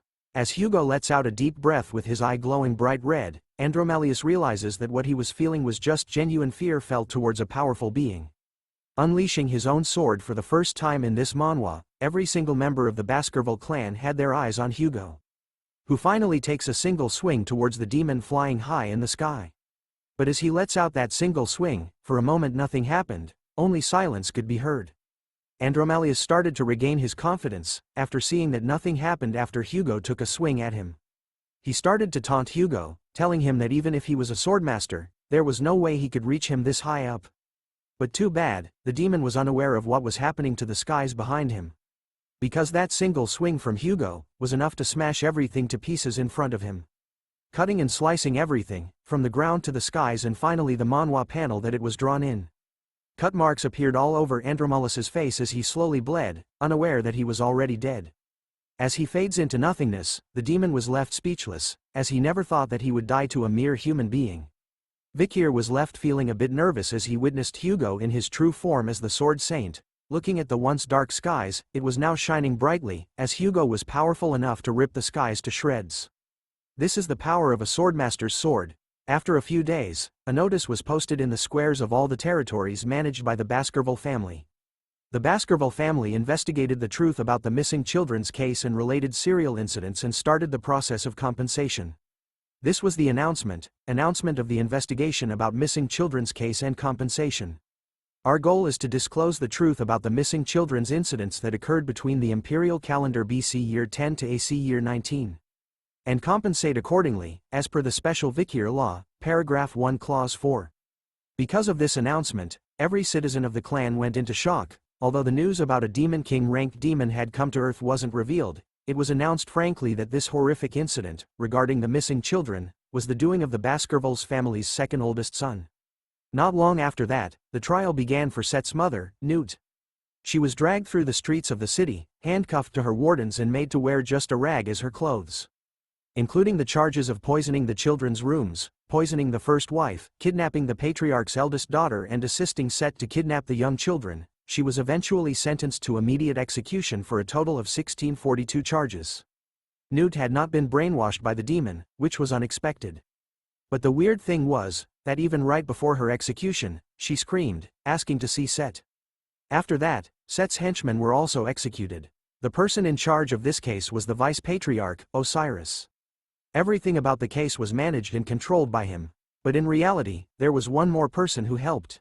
A person that Osiris had temporarily handed over his authority to. It's our boy, the man, the myth, the legend, Vikir van Baskerville. Rumors started to spread about him being the bridge between the war against the barbarians, and him being the greatest contributor from this incident. The public opinion was filled with discontent, however it started to decrease as they started to worship Vikir. It didn't even take a week for Osiris and Vikir to finish things up in the clan. The fact that a high-ranking person within the Baskerville clan was executed came as a great shock to many citizens. The Baskerville law was once again known to everyone, that even members of the Baskerville family were not exempt from them. After all the bloodshed and cleaning up, we returned to a peaceful moment with our sweet angel. Hugo had her sitting on his lap as he asked her about what had changed about Grandpa. Hearing his question, Pomerian couldn't help but think about it seriously. With her sharp eyes, she spotted what was different about Hugo this time. She shouted and pointed out that Grandpa's beard was gone. Hugo was happy to hear that, asking her what she thought about it. Pomerian couldn't help but giggle, saying his face looks so empty now. As Osiris and Vikir stood side by side near the doors, our boy couldn't help thinking about how chaotic it was in the Baskerville clan, but looking at Hugo and Pomerian now, it felt like nothing had ever happened. Well, since everyone and everything that's related to Set had almost been purged. Now the traces of the demon have vanished from the Baskerville territories. Vikir had also commissioned Cindy to get information about the other demons, so if he waited, he was sure to get results. But Cindy was kind of against finding the locations of the other Demon King-ranked demons, since she only had one life to live. As the brothers continued to stand side by side, Osiris thanks Vikir for a job well done. He also reminded Vikir about how it looks like his entrance to the academy had been delayed due to the incident with Set, so he tells him to prepare for it soon. But Vikir was against it as he knew that the family was still in chaos. Osiris assures Vikir that he didn't have to worry about the family, as this was Hugo's decision as well. Hearing that, piques Vikir's attention, as he couldn't believe that Hugo was sending him to the academy in this current situation. He believed that using him to clean up things would be more effective, so Vikir could only wonder what Hugo was planning on doing. Osiris started to smile, revealing to Vikir that Hugo was probably worried about how he would be swept up in the battle for power. Osiris continues to tell Vikir that recently, he had felt like he had gotten to know his father. And that Hugo was just bad at expressing himself, but he was worried about Vikir. Once again, as the person closest to their father, Osiris assures Vikir that what he said was true and that he could be trusted. Hearing that, Vikir didn't reply and instead turned to look at Hugo, who was now braiding Pomerian's hair under the guidance of Barrymore. As he was done with the braiding, Pomerian couldn't help but smile and giggle over how well it was. Seeing them so close together, Vikir slowly realized that he had been looking through the lens of the past again.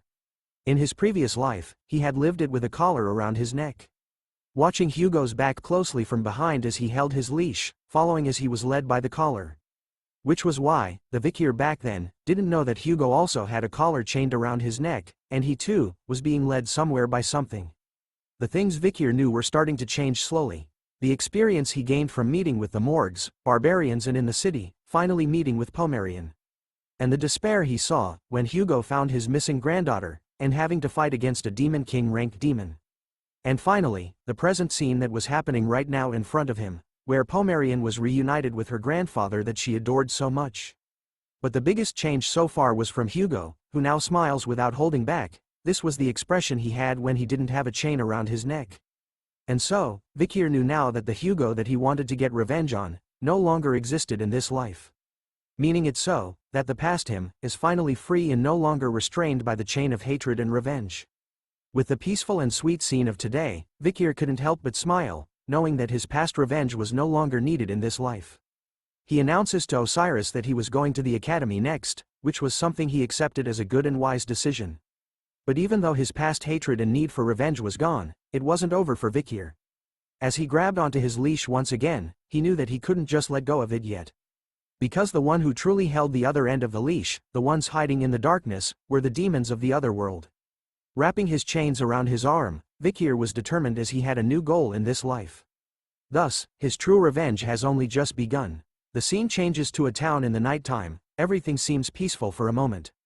Before the clock tower started to bang from the inside. Soon enough, a demonic human being smashes their way out of the clock tower, destroying it in the process, while chasing after a familiar hooded Assassin Creed figure. As they both landed safely onto a nearby rooftop, the demon was confused by what was going on as it welded its massive arms made out of hands, asking the masked figure about who he was. The demonic human was confused on how the stranger was able to figure out that he had made a deal with the demon. The demonic human then charged towards the masked figure, who simply stood still, summoning Beelzebub onto his arm. "Who am I?" asked the masked figure to the demonic human as he unleashes a mad wave of cuts onto it, removing his arms and hands from the demonic human's body. As it suffers in the air, the masked figure leaps high above it in the night sky, before stomping its life out of existence, ending the fight by smashing the head of the demonic being to pieces. It works as its hand trembles for the last time before giving out. Walking away from the dead demonic human, the masked figure introduces himself as the Night Hound. Removing his mask slowly, we can see that it's our boy Vikir van Baskerville, the Avenger of the Demons. We have now come to the end of chapter 74, which means the end of season 1. Thank you all for keeping up with this series. The author will be back with a new season in 3 months. To support the channel, watch the other series. We are back, boys. We are back with season 2 of Revenge of the Iron-Blooded Swordhound. We begin this season on the day when people flock to the city of water, Venesior. It is the capital city of the great empire, Rock. The day of Colossio Academy's entrance ceremony, the world's most prestigious university where our boy, Vikir, will be attending. As usual, the first day is buzzing with the Academy's club recruitments. Freshmen and seniors of the school are all mixed together. The seniors are seen talking to every freshman that walked by their club stall, trying their best to recruit them. Even asking for a moment to fill surveys, and revealing that all they needed was to stamp their fingerprint and register their seals to join their recruitment form. The seniors were already feeling the heat as the freshman recruitment was more competitive than last year. Another senior reveals that the reason behind that was because of this year's freshmen for both the Fire Corps and Ice Corps, which were no joke at all. In this prestigious school, there are 2 classes in the academy. The first one being the Ice Corps, who are the members that specialize in swords, bows, spears and more. Whereas, the Fire Corps were the members who specialize in magic. Comment below which side you would join if you were a part of the school. Me, personally, Ice Corps, because of our boy Vikir and the Fang techniques. Moving on, in their 4 years, besides specializing in those fields, the students also learn all sorts of general knowledge. The seniors had a list filled with the freshmen who were all gaining everyone's attention right now. The first target of the seniors was a blonde kid called Tudor, who comes from the Don Quixote family, who are famous for their spearmanship. The second target amongst the freshmen was a purple-haired girl called Bianca, who came from the Usher family, not our Usher who sang Somebody to Love with Justin Bieber, but from a family that is famous for their bowmanship. Tudor and Bianca were the freshmen who were tied in first place during the Ice Corps practical exam, and are the first on the most desired people list. After them, are our favorite triplets, taking 3rd, 4th and 5th place, or the Baskerville triplets from the Ironblood swordsman family. Since they were a part of the Baskerville family, the seniors knew that no further explanation was needed in introducing them. And finally, introducing another new character to the series, we have one person who has been gaining all the attention in the Fire Corps. An extremely talented freshman, by the name of Sinclair, who has ash-gray hair. She was ranked 1st in the practical test and 2nd in the theory test. Her outstanding grades were recorded. And lastly, the man we have been waiting for months, the person, whose name turns out to be the #1 student who came 1st in the theory exam. Vikir, who kind of looks like a nerd right now. We are now faced with a new look, Vikir with glasses. Comment below what you would rate his current look out of 10 right now. As our boy walked through the stalls of the school, he overhears the seniors talking about how there was no need to recruit the nerd that came in 1st during the theory exam, since they were confident that he would be the type of newbie that will ruin the club's atmosphere. Plus, there were also more than 10 other freshmen who had the same name as Vikir, which would make it troublesome for them to find him. After hearing the seniors speaking about him, Vikir had a nervous sweat drop dripping down the side of his face. In order not to draw attention in the academy, he had ditched the Baskerville surname and entered as a commoner, but he still didn't think it was possible that he would still draw so much attention. Vikir had heard that it's more difficult to enter the academy as a commoner, so it seems like doing well in the theory exam instead of the practical backfired on him. So now, he needed to do his best to avoid attention, in order to move around comfortably and to do the things he needed. But as he walked through the clubs, our boy was being closely followed by the triplet hounds, who were determined to protect their master. After walking for some time around the clubs, a loud commotion of students shouting for a senior to look at them catches his attention. A familiar blonde-hair student was being swarmed by everyone, shouting at her that they were huge fans, and some even claimed to have entered the school just to meet her. They couldn't believe the holiness that was coming out of her and that her beauty was something out of this world. It turns out to be Dolores Lune Quo Vadis, the priestess that Vikir had met during his Assassin's Creed days.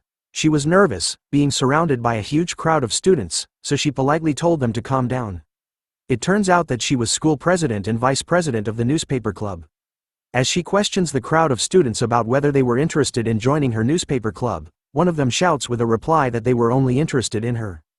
Vikir silently watches her from the back, slowly remembering that Dolores was the school president, and someone that he needed to avoid as much as possible. Even though he was hiding his presence, Dolores still somehow manages to sense our boy's aura, turning in the right direction, just in time to see him leaving the area silently. We now turn to see the academy's dorm rooms, where Vikir would be staying. He stands in front of a room's door, wondering if this was it. But as he thinks about it, another person approaches him, asking Vikir if the room he was standing outside of was his. The person was excited to finally meet his roommate, catching Vikir's attention. Vikir's roommate turns out to be a young-looking boy, with a bowl haircut, who introduces himself as PG. Vikir was stunned by the excitement coming out from PG, as our boy actually remembers him from his previous life. Before Vikir had regressed, PG was always a kind guy who helped him and gave him things, while he was here to support the triplets. But Vikir also remembered that PG was being bullied by his wicked roommate back then, which was the start of the numerous misfortunes that would eventually lead to his end. As they entered the room together, Vikir hoped silently, in his heart, that whatever happened back then, wouldn't come back to this lifetime. PG was excited, informing Vikir that he could choose any bunk bed that he wanted in the room. He even asks our boy if he was going to the freshman welcome party after dinner. Sensing that it was a stupid question, PG reveals that the party wasn't compulsory but all the freshmen would be going there, since if he couldn't get close with his peers or seniors, he expected that their 4 years in school would be difficult. But Vikir replies with a simple nope, I'm not going, which leaves PG in a completely shocked state. He tries his best to change Vikir's mind about not going, warning him that if he doesn't, the seniors will single him out, and that will eventually lead him to become a loner amongst his peers. He doesn't stop there, he even tells Vikir that a lot of their distinguished seniors were going to come to this orientation. Even the Saintess Dolores was coming too. He also mentions their peers, Tudor, the eldest son of Don Quixote, and Bianca, the eldest daughter of the Usher family, which Vikir should have heard about. But that's not all, he even mentions that the Baskerville's triplets were coming, who were all talented. Along with, somebody called Sancho from the North Mercenary Guild, who rejected the top spot at Varangian to come to their school instead. He finally mentions Sinclair, the student who passed the exam with the highest score at the Magic Tower, and who also came in first for the Fire Corps. Vikir couldn't help but be overwhelmed by the sudden information bomb that came from PG. In his mind, he recalls that PG was also great at collecting and analyzing information in his previous life too. After bombarding Vikir with all the knowledge in his tiny head, PG hopes that it changes his decision about not going. But our boy was cold as ice, replying back with the same old answer, a simple nope. Bringing horror and shock to PG's face as he wonders why Vikir still wouldn't go, even after knowing about what would happen to him. But our boy doesn't care, turning around to leave and explaining that he just didn't want to go. He waves PG goodbye and tells him to have fun, leaving him stunned but impressed, as PG vowed to be as cool as Vikir one day. Deep within the night as the moon shines brightly, a familiar figure stood high above on the roof of a building, basking in the moonlight. Down below where he stood, a small hint of light could be seen in the alleyways between the buildings.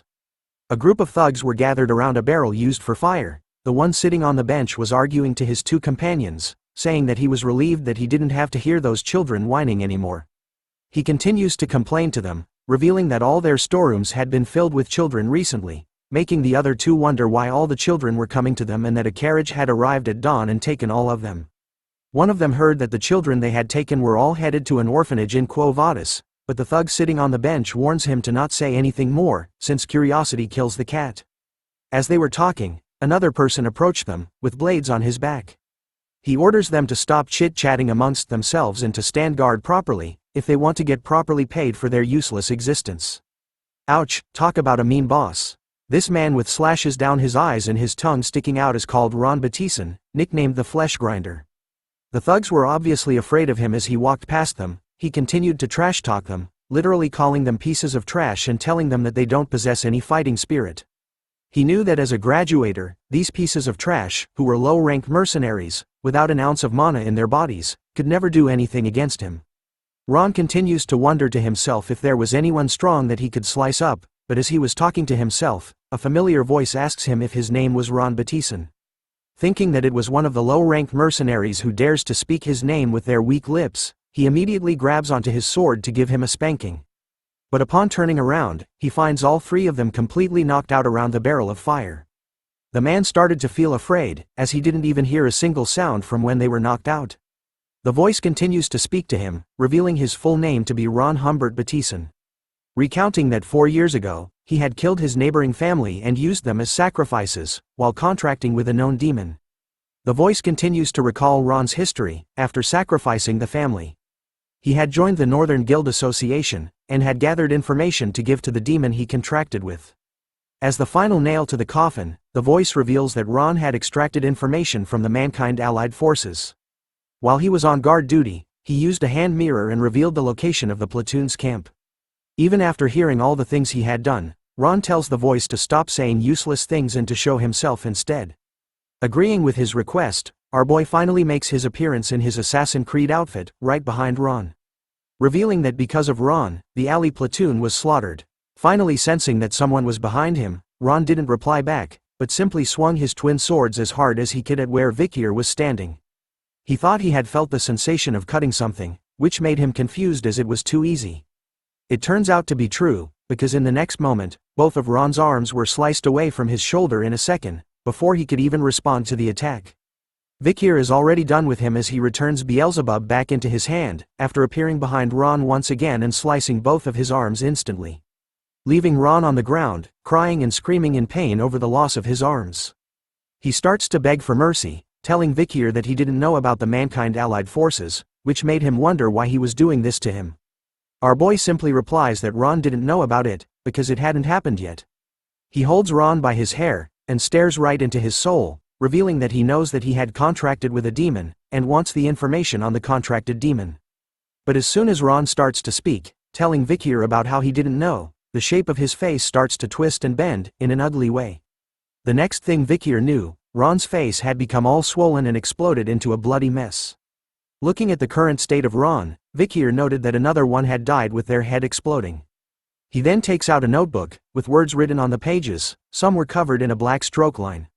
With a bloody finger, Vikir crosses out another name with the blood, noting that Ron makes the third in the row. It turns out that the book our boy is holding is called The Blacklist, This was something that was created with the memories of his past life and with the help of Cindy's investigation. The blacklist contains information about the demon worshippers who sided with the demons and betrayed mankind. Before the time of the fall, Vikir needed to kill them all. He recalled that the 3 demon worshippers he encountered so far had all died with their heads exploding before he could kill them. Thinking about it deeply, Vikir concluded that this was the demon's skill. Which means that the demon they contracted with was hiding within the capital. And that it was one of the 10 elite corpses who had done the contracting with the humans. As we continued into the night, the bell of a church started to ring. With each chime, the sounds of slashing were hidden. We turned to a random building in the town, where Vikir stood near the balcony. Behind him were endless amounts of bodies, each having a part of their body sliced off, their blood splattered everywhere, from the floors to the walls and to the ceilings. Absorbing Beelzebub back into his hand, Vikir wonders if the amount of demon worshippers he had slain so far had reached number 29. Based on everything so far, he concluded that they were either dead, or if they mentioned the demon they had a contract with, their heads would explode. Which makes it look like a condition of the demon contract. Crossing out the names in his blacklist with a pen this time, Vikir noted that he wasn't able to get any information about the elite corpse's location, which means that this was going to be a long and excruciating fight for him.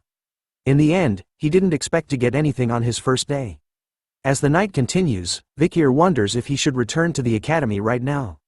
And so our boy leaps across the roofs of the town's buildings, eventually crossing over the walls of the academy. As he lands on the branch of a tree, he gazes into a well-lit room. Staring deep within, Vikir could see that the freshman welcome party was still ongoing. As he leaps down from the tree, and dusts the dirt off his pants, our boy wears his nerd disguise once again. Thinking that he should stop by at the party just in case. Inside the freshman welcome party, the students were happily talking to one another and eating the food from the buffet table. Even the triplets were enjoying themselves, chugging down huge cups of beer all at once, leaving everyone around them impressed. Dolores was once again surrounded by her fans, who screamed at her, proclaiming their love for her. Tudor was surrounded by the ladies while Bianca was pouring glasses of wine for her seniors as a sign of respect. Vikir stood alone in the back, analyzing the situation. He notices Tudor and Bianca in the party. He didn't know that they were in the same year as him.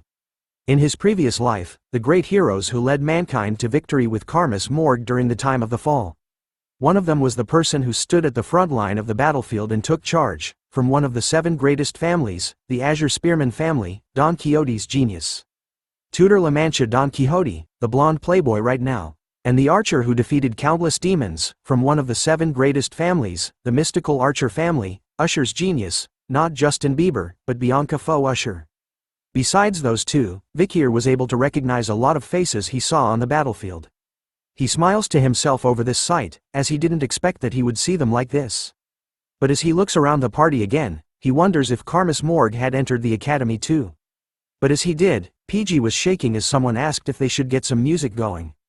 It turns out that PG was being bullied by a senior who was forcing him to sing right now.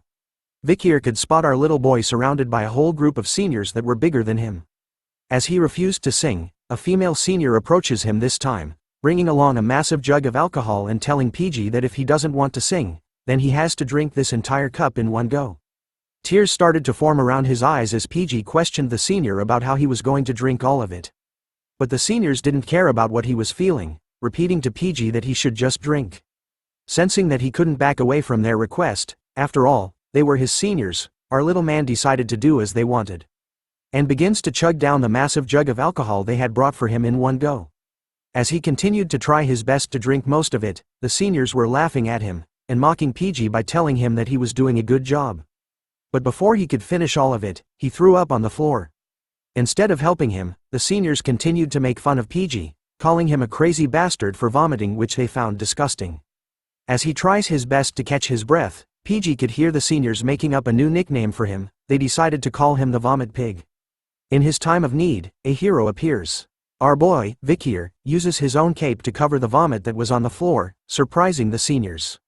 As they wondered who this nerdy boy was in front of them, Vikir looks over to PG, deep in thought. Thinking about him in his previous life, Vikir knew that PG had dropped out of school because he couldn't endure the bullying.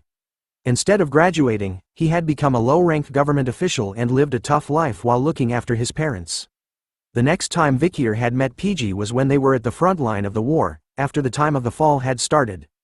PG was one of the few people who had the balls to volunteer to go to the front lines. With his amazing strategy and information analysis, he had saved multiple lives. One of those lives was our boy, Vikir. It turns out that this little man was one of the few people that Vikir had respected as a friend. Still stunned upon seeing Vikir, our boy tells him to return to the dorm room first, as he was going to take care of things here. Vikir couldn't just stand idly by while his friend gets humiliated. A senior places his hand onto Vikir's shoulder, asking him about what he was doing and if he was crazy for interrupting a senior when they were talking. The senior takes it a step further, slapping Vikir's face repeatedly till it turns red, asking our boy if he was PG's classmate from Ice Corps Class B, after seeing our boy arrogantly step in like he was confident. But this senior made a huge mistake, as the triplets of the Baskerville clan finally made their appearance once again. All three of them had their eyes lit up with bloodhound aura, fueled by anger, as they witnessed the senior slapping their master. Vikir was still calm and collected. As he pushed his glasses up, his own pair of bloodhound eyes started to light up as he stared at them. The triplets immediately calmed down after recalling the warning they had received from Vikir. He told them before that he was going as a commoner at the academy, and that he would kill them the moment they reveal his identity. A female senior joins in, telling her friend that they shouldn't be rough on the freshmen and instead, they should treat them nicely as their seniors. She then comes up with a nice idea, saying that it would do the trick for them. She offers Vikir a chance. The seniors were willing to let both of them go, if he could drink all of the alcohol that was in the jug in front of them.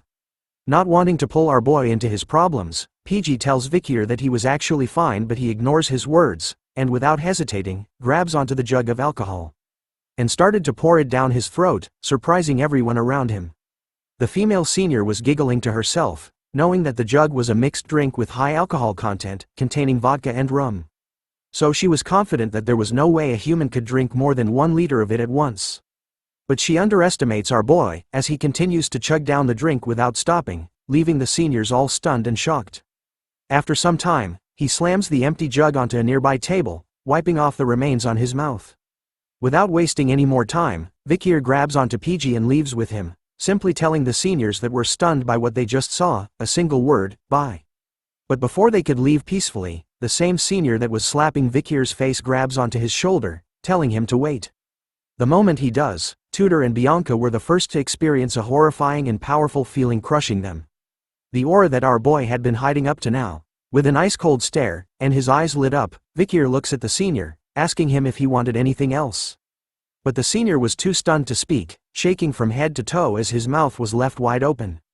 That's when Dolores makes her appearance, asking everyone present about why it was so chaotic over here. The seniors were quick to cover their tracks, telling her that a freshman had vomited and that they were going to take care of it. Dolores senses something was wrong, and warns them that they couldn't treat the freshmen cruelly as they needed to uphold the image of the academy. Seeing that she was taking care of things from here on, Vikir hurries away with PG in his arms. The triplets on the other hand were impressed by their master, after witnessing the things he had done, giving him 3 thumbs up and calling him cool. Tudor and Bianca were both staring in the same direction, and thinking that they were mistaken about what they felt earlier on.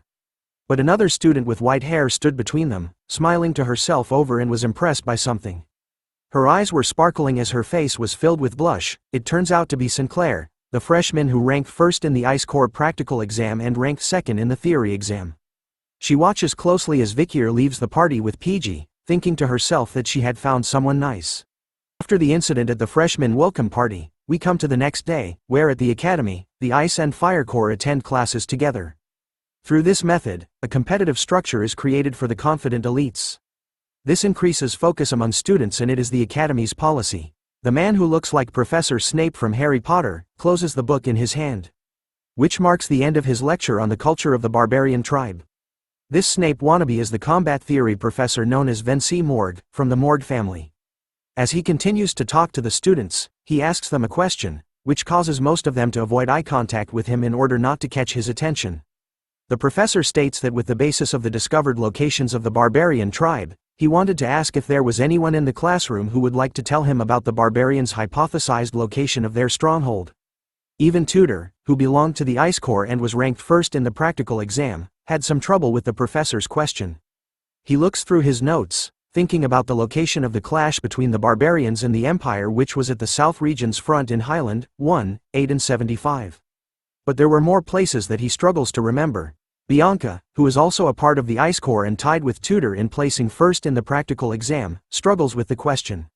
Thinking about it deeply, she knew that the areas where the Empire and the Balak tribe clashed were all in low-altitude locations, and considering that it was a trough, she concluded that the Barbarians' tribe's stronghold would be in a region with low altitude as well. But as the two people who ranked first in the practical exam struggled to come up with an answer, Sinclair bursts in. Raising her hand high in the air while radiating a bright aura all around her, catching everyone's attention as she screams at the top of her lungs that she was going to answer. Sinclair belongs to the Fire Corps, is currently ranked first in their practical exam, and ranked second in the theory exam. Looking at the student who happily raised her hand to answer, Professor Vinci concluded that she was Sinclair, ranked first of the Fire Corps, and told her to go ahead and reveal her answer to everyone in class. Sinclair spoke about how in the military, according to the published academia, the location of the close fight between the Barbarian tribe and the Empire were in Highlands 1, 4, 5, 7, 8, 30, 75, and 207. She also spoke about how excluding the 8th Highland, which is on a high mountain peak, all of the areas were in troughs. With all that information, as she continued on with her answer, Vikir was spotted, sitting one row behind her. But his eyes were closed as PG stared at him. Instead of sleeping, Vikir was deep in thought. Going through his mind were the events of last night. Yesterday marked the 29 times he had slain demon worshippers in the city. Something they had in common was that they all possessed a severe stench of demons, and before they died, their so-called faces exploded into a bloody mess each time. Face and explode. With these two facts, Vikir thought that if that was the skill of the elite corpse that was hiding in this capital city, then there was only place he could think of that it would be hiding itself in. He concluded that he needed to ask Cindy for her help in investigating the area around the place he had in mind, but as he was thinking, PG immediately calls out to Vikir, tapping onto his shoulder in order to grab his attention. Upon opening his eyes, our boy could see that everyone in the class had their eyes focused on him. Professor Snape was furious, stating that the Ice Corps weren't as good as the Fire Corps, as he couldn't believe that there was a student who would dare sleep in the first class of the semester. Flexing his glasses, Vikir responds back to the professor, telling him that he wasn't sleeping. His reply shocked PG. Upset over our boy's arrogant reply, the professor grew even more furious, asking Vikir to reveal his name to him. After knowing his name, the professor stated that everyone in the class saw that his eyes were closed. But our boy was quick with his reply, telling the professor that his eyes were closed, but it didn't mean that he was sleeping. Hearing that kind of reply, the professor eats a humble pie and tells Vikir that he was mistaken. Our boy said it was understandable, making the professor even more furious as he wondered what kind of psycho had entered the academy this time. Failing to break Vikir over his responses, the professor decides to move on. He tells the class that because of the answer that Fire Corps rank 1, Sinclair gave, the Fire Corps have gained 1 point out of 10 for behavior points.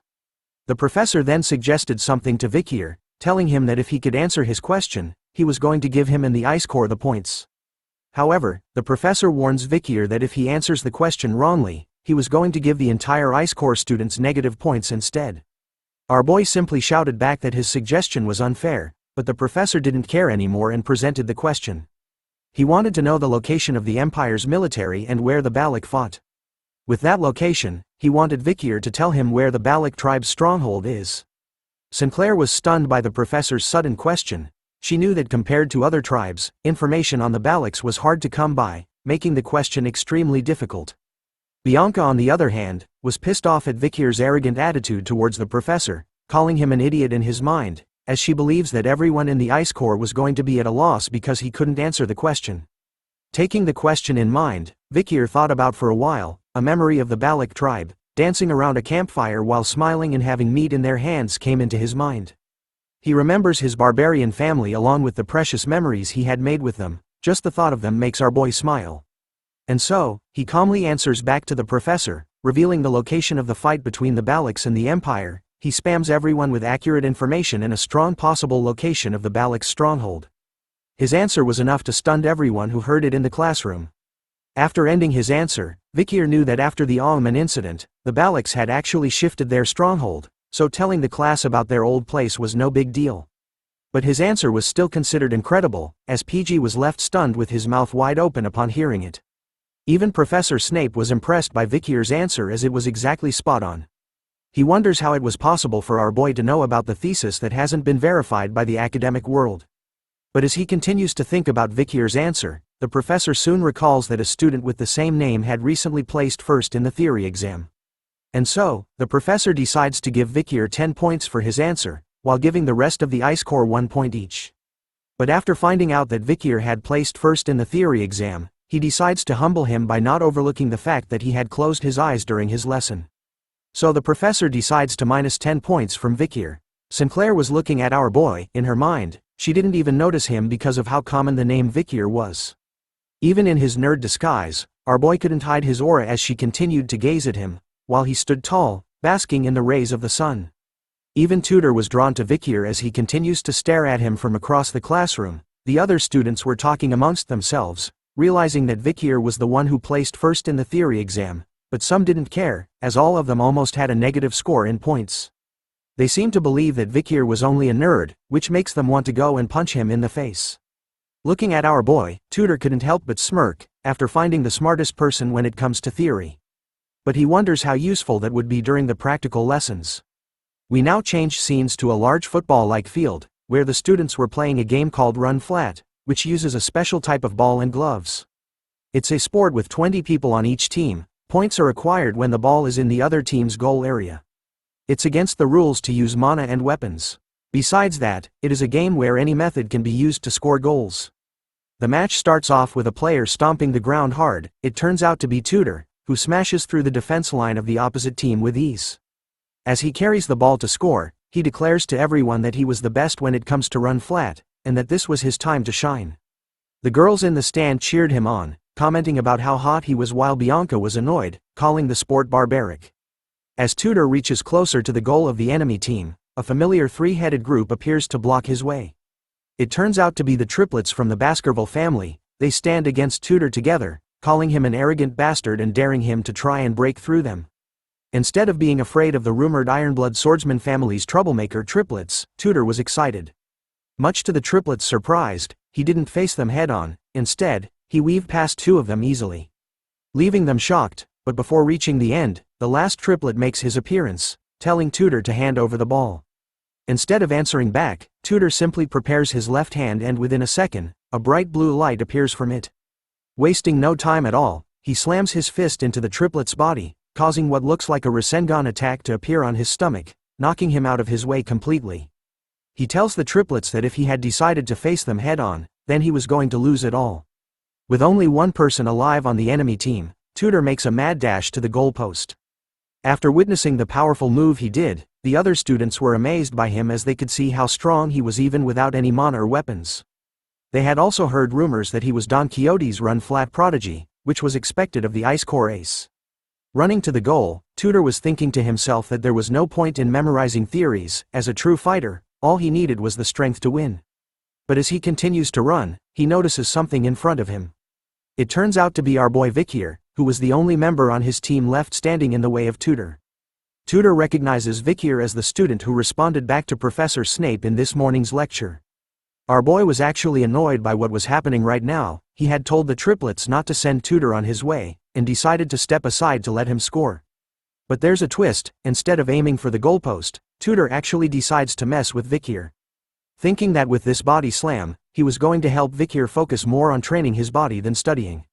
Unfazed by what was happening, Vikir showed no reaction at all to Tutor's sudden attack. Instead, he simply stood still, resulting in Tutor falling through the air after he crashed into Vikir. Like a car hitting a wall, it turns out that the impact from crashing into Vikir was enough to knock him out. His face was completely blurred, showing no signs of life. Even Bianca and Sinclair couldn't believe what was going on as they witnessed this sight from the stands. Vikir turns his head to look behind, only to see Tutor finally landing onto the ground with a heavy slam. Thinking about what had just happened, Vikir initially planned on dodging Tutor, but instead, he questions why this blonde kid would just run into him first. Before he could make sense of things, our boy simply fell to the ground as well, moaning loudly in pain because in his mind, he was going to pretend to be injured. The sleeping blonde prince laid on the field completely flat on his back after the incident with Vikir, his face covered in sweat. Moments later, his eyes suddenly opened wide. Tutor was surrounded by his fellow students, as he continued to lay on the ground, confused by what had happened to him. The voices of his classmates asking him if he was okay didn't even register with him, as he wondered what he was doing right now, whether he had fainted or actually fallen asleep during the match. He started to remember what he was doing before seeing the scene in front of him. Tudor had decided during the match to mess with Vikir, who ranked first in theory, for a bit. He was going to tease him by barging into his shoulder a little, but the moment they made contact, everything went black for him, so he couldn't remember exactly what happened. As he sat up, Tudor looked at Vikir, who was dusting off his body. He couldn't believe that a nerd like him could actually knock out the great Tudor Don Quixote. Seeing that there wasn't even a single scratch on our boy, Tudor was determined to test out what happened just now again. Once more, the game was about to begin with everyone getting into their positions at the start of the match. The ball was once again passed over to Tudor, who was thinking that something was wrong with the incident against Vikir, and so, he wanted to do it again to test his own theory. This time, the triplets of the Baskerville family immediately stood on guard against Tudor, while also acting like a shield for Vikir, who simply stood at the back of the field. But as soon as the match started, Bianca and Sinclair, who were watching from the stands, were confused by what was going on. Instead of going for the goal post, Tudor was aiming right for the triplets and Vikir, ignoring the words from his teammates as he charged towards them instead. Tudor confidently challenges the triplets and Vikir once more, which the triplets happily accept, replying to Tudor that he wasn't going to get past them this time round. Once again, the triplets failed at blocking and intercepting Tudor, who held the ball and got past them easily a second time. His eyes were completely focused on Vikir this round, charging towards our boy at full speed. Vikir watches closely as the blonde kid continues to run in his direction. He thinks about how he had ordered the triplets to keep Tudor away from him, but at the same time, he wonders why Tudor was so serious about coming towards him now. The genius spearman was revved up, his eyes were locked onto our boy, no longer seeing him as human but a target now. Tudor was serious, he knew that what happened to him was no mere coincidence. So he decides to use the Azure Spearman family's run-flat secret technique, Saint Spear Tackle. Yes, this powerful family actually created a killer move for a ballgame. An avatar of a knight with a powerful lance was summoned behind Tudor as his eyes turned completely blue, determined to smash into Vikir and send him flying in the air this time. Even though such a powerful force was coming straight to his face, Vikir was actually pretty calm, pretty demure. His glasses were showing no signs of fear at all. Soon enough, we cut to black once again. In the next moment, the same gray-hair scarred-faced student appears above Tudor, asking him if he was awake again. The blonde prince once again wakes up in his usual T-pose, completely wasted on the ground again. He immediately sat upright, questioning how it was possible for him to faint once more, but as he struggles to understand what was happening, the muscular guy beside him tells him to calm down. He reveals to Tudor that after he used his family's technique, which was hitting Vikir with a high-speed tackle, it simply resulted in him being bounced off our boy at that same high speed. Ladies and gentlemen, we have our next challenger. As the student who woke up Tudor tightens the headband on his head, he tells Tudor that he understands why he was so focused on Vikir, as our boy was clearly hiding something from them. This time, Sancho, the muscular student, was going to go against our boy. With the sun shining brightly on him, he heads over to the match. Telling Tudor that as a man and a friend, he couldn't just watch and do nothing after seeing him get beaten twice by Vikir. This is the transfer student who came from the Mercenary Guild Association in the north, Sancho Barataria. Due to his overwhelming physique, he is not considered eligible for his age group in his league, so he decided not to play run flat. Basically, this guy was too overpowered to play a ball game. But because of Vikir, he changes his mind. As he held onto the ball, Sancho talked about how in the frozen land of the north, newborns of the elderly who are on the verge of death, fight desperately. It means they're all warriors. It's round 3 for the triplets this time as they faced off against the giant. Determined and hyper-focused, the triplets weren't letting anyone pass them this round. Third time's the charm, right? Well, not in this world, because in the next second, instead of dodging and weaving past the triplets like Tudor did twice, Sancho just decides to do the wrestling move and clothesline all 3 of the hounds together. Sancho easily slams and flings the triplets into the air, pushing and making them fly away from Vikir, who simply stood his ground. As they flew past their master, our boy was pissed off this time. His eyes were glowing red behind his glasses, whispering to the triplets if they wanted to die. The triplets could only cry as they flew past their master once again, apologizing for their third failure in a row while in the air. Even after sending 3 people in the air, Sancho wasn't stopping his attack. He charges straight at Vikir like a bull. His face was filled with determination, just like how Tudor was from before, in order to reveal what Vikir was hiding from them.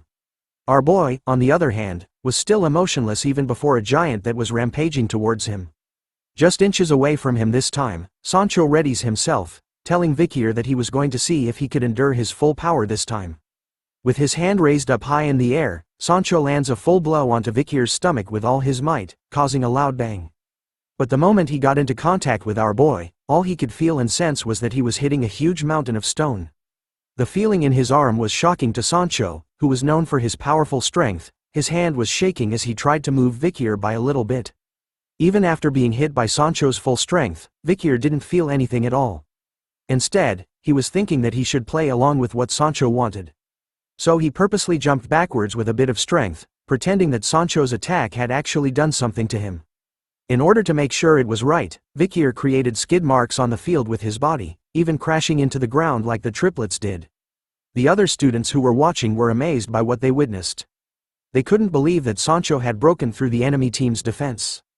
But some of them wondered if the guy he pushed was still alive. Unknown to the other students, Sancho, completely aware of what was really going on, couldn't help but stare at his shaking hand, wondering what that feeling was he just experienced and if Vikir was actually human. Distracted by the weird sensation that Vikir gave off, Sancho was unaware that one of the triplets had recovered from his attack and sneaked up to him. Within seconds, the triplet had stolen the ball from him and made a mad dash towards the goal. Before long, the referee blows the whistle, announcing the end of the game. It turns out that thanks to the triplets, Vikir's team had won the match. As the team continued to congratulate the triplets on their sneaky win tactic, Vikir finally got off the ground and started to dust himself off. But then someone pours a bottle of water onto his head. It turns out to be Sancho, who praises Vikir as he knew that he was the secret contributor to Class B's victory. Even Tutor was impressed by our boy, who retired because of their win. He reveals that he had initially planned on teaching Vikir a lesson during the practical lessons because he was jealous, but then came to a realization of how shameful that was, and apologies to our boy for his rude actions from before. Sancho was even more interested in Vikir, asking him about what exercises he did in order to have such a solid build. He even thought that Vikir had used mana during the match. Taking off his headgear, Vikir reveals that he was just a commoner, and didn't have an ounce of mana to use. Tutor was sad to hear that, calling it a shame. If he had received proper training, combined with his current blessed body, then he was sure that Vikir would have been an expert like him. As the three of them chat, Tutor's cheerleading squad arrives, calling out to them to use the towel they brought to wipe their sweat. Once again, the ladies' man was doing his business while Sancho hands Vikir a towel to use. The Azure Spearman family's hero, Tutor, and the mercenary guild's ace, Sancho. One day, they will become heroes who will save mankind by hunting an endless number of demons during the time of the fall. As he took off his glasses, Vikir couldn't help but smile to himself. After all, he found it strange to see that these two gentlemen had a past like this.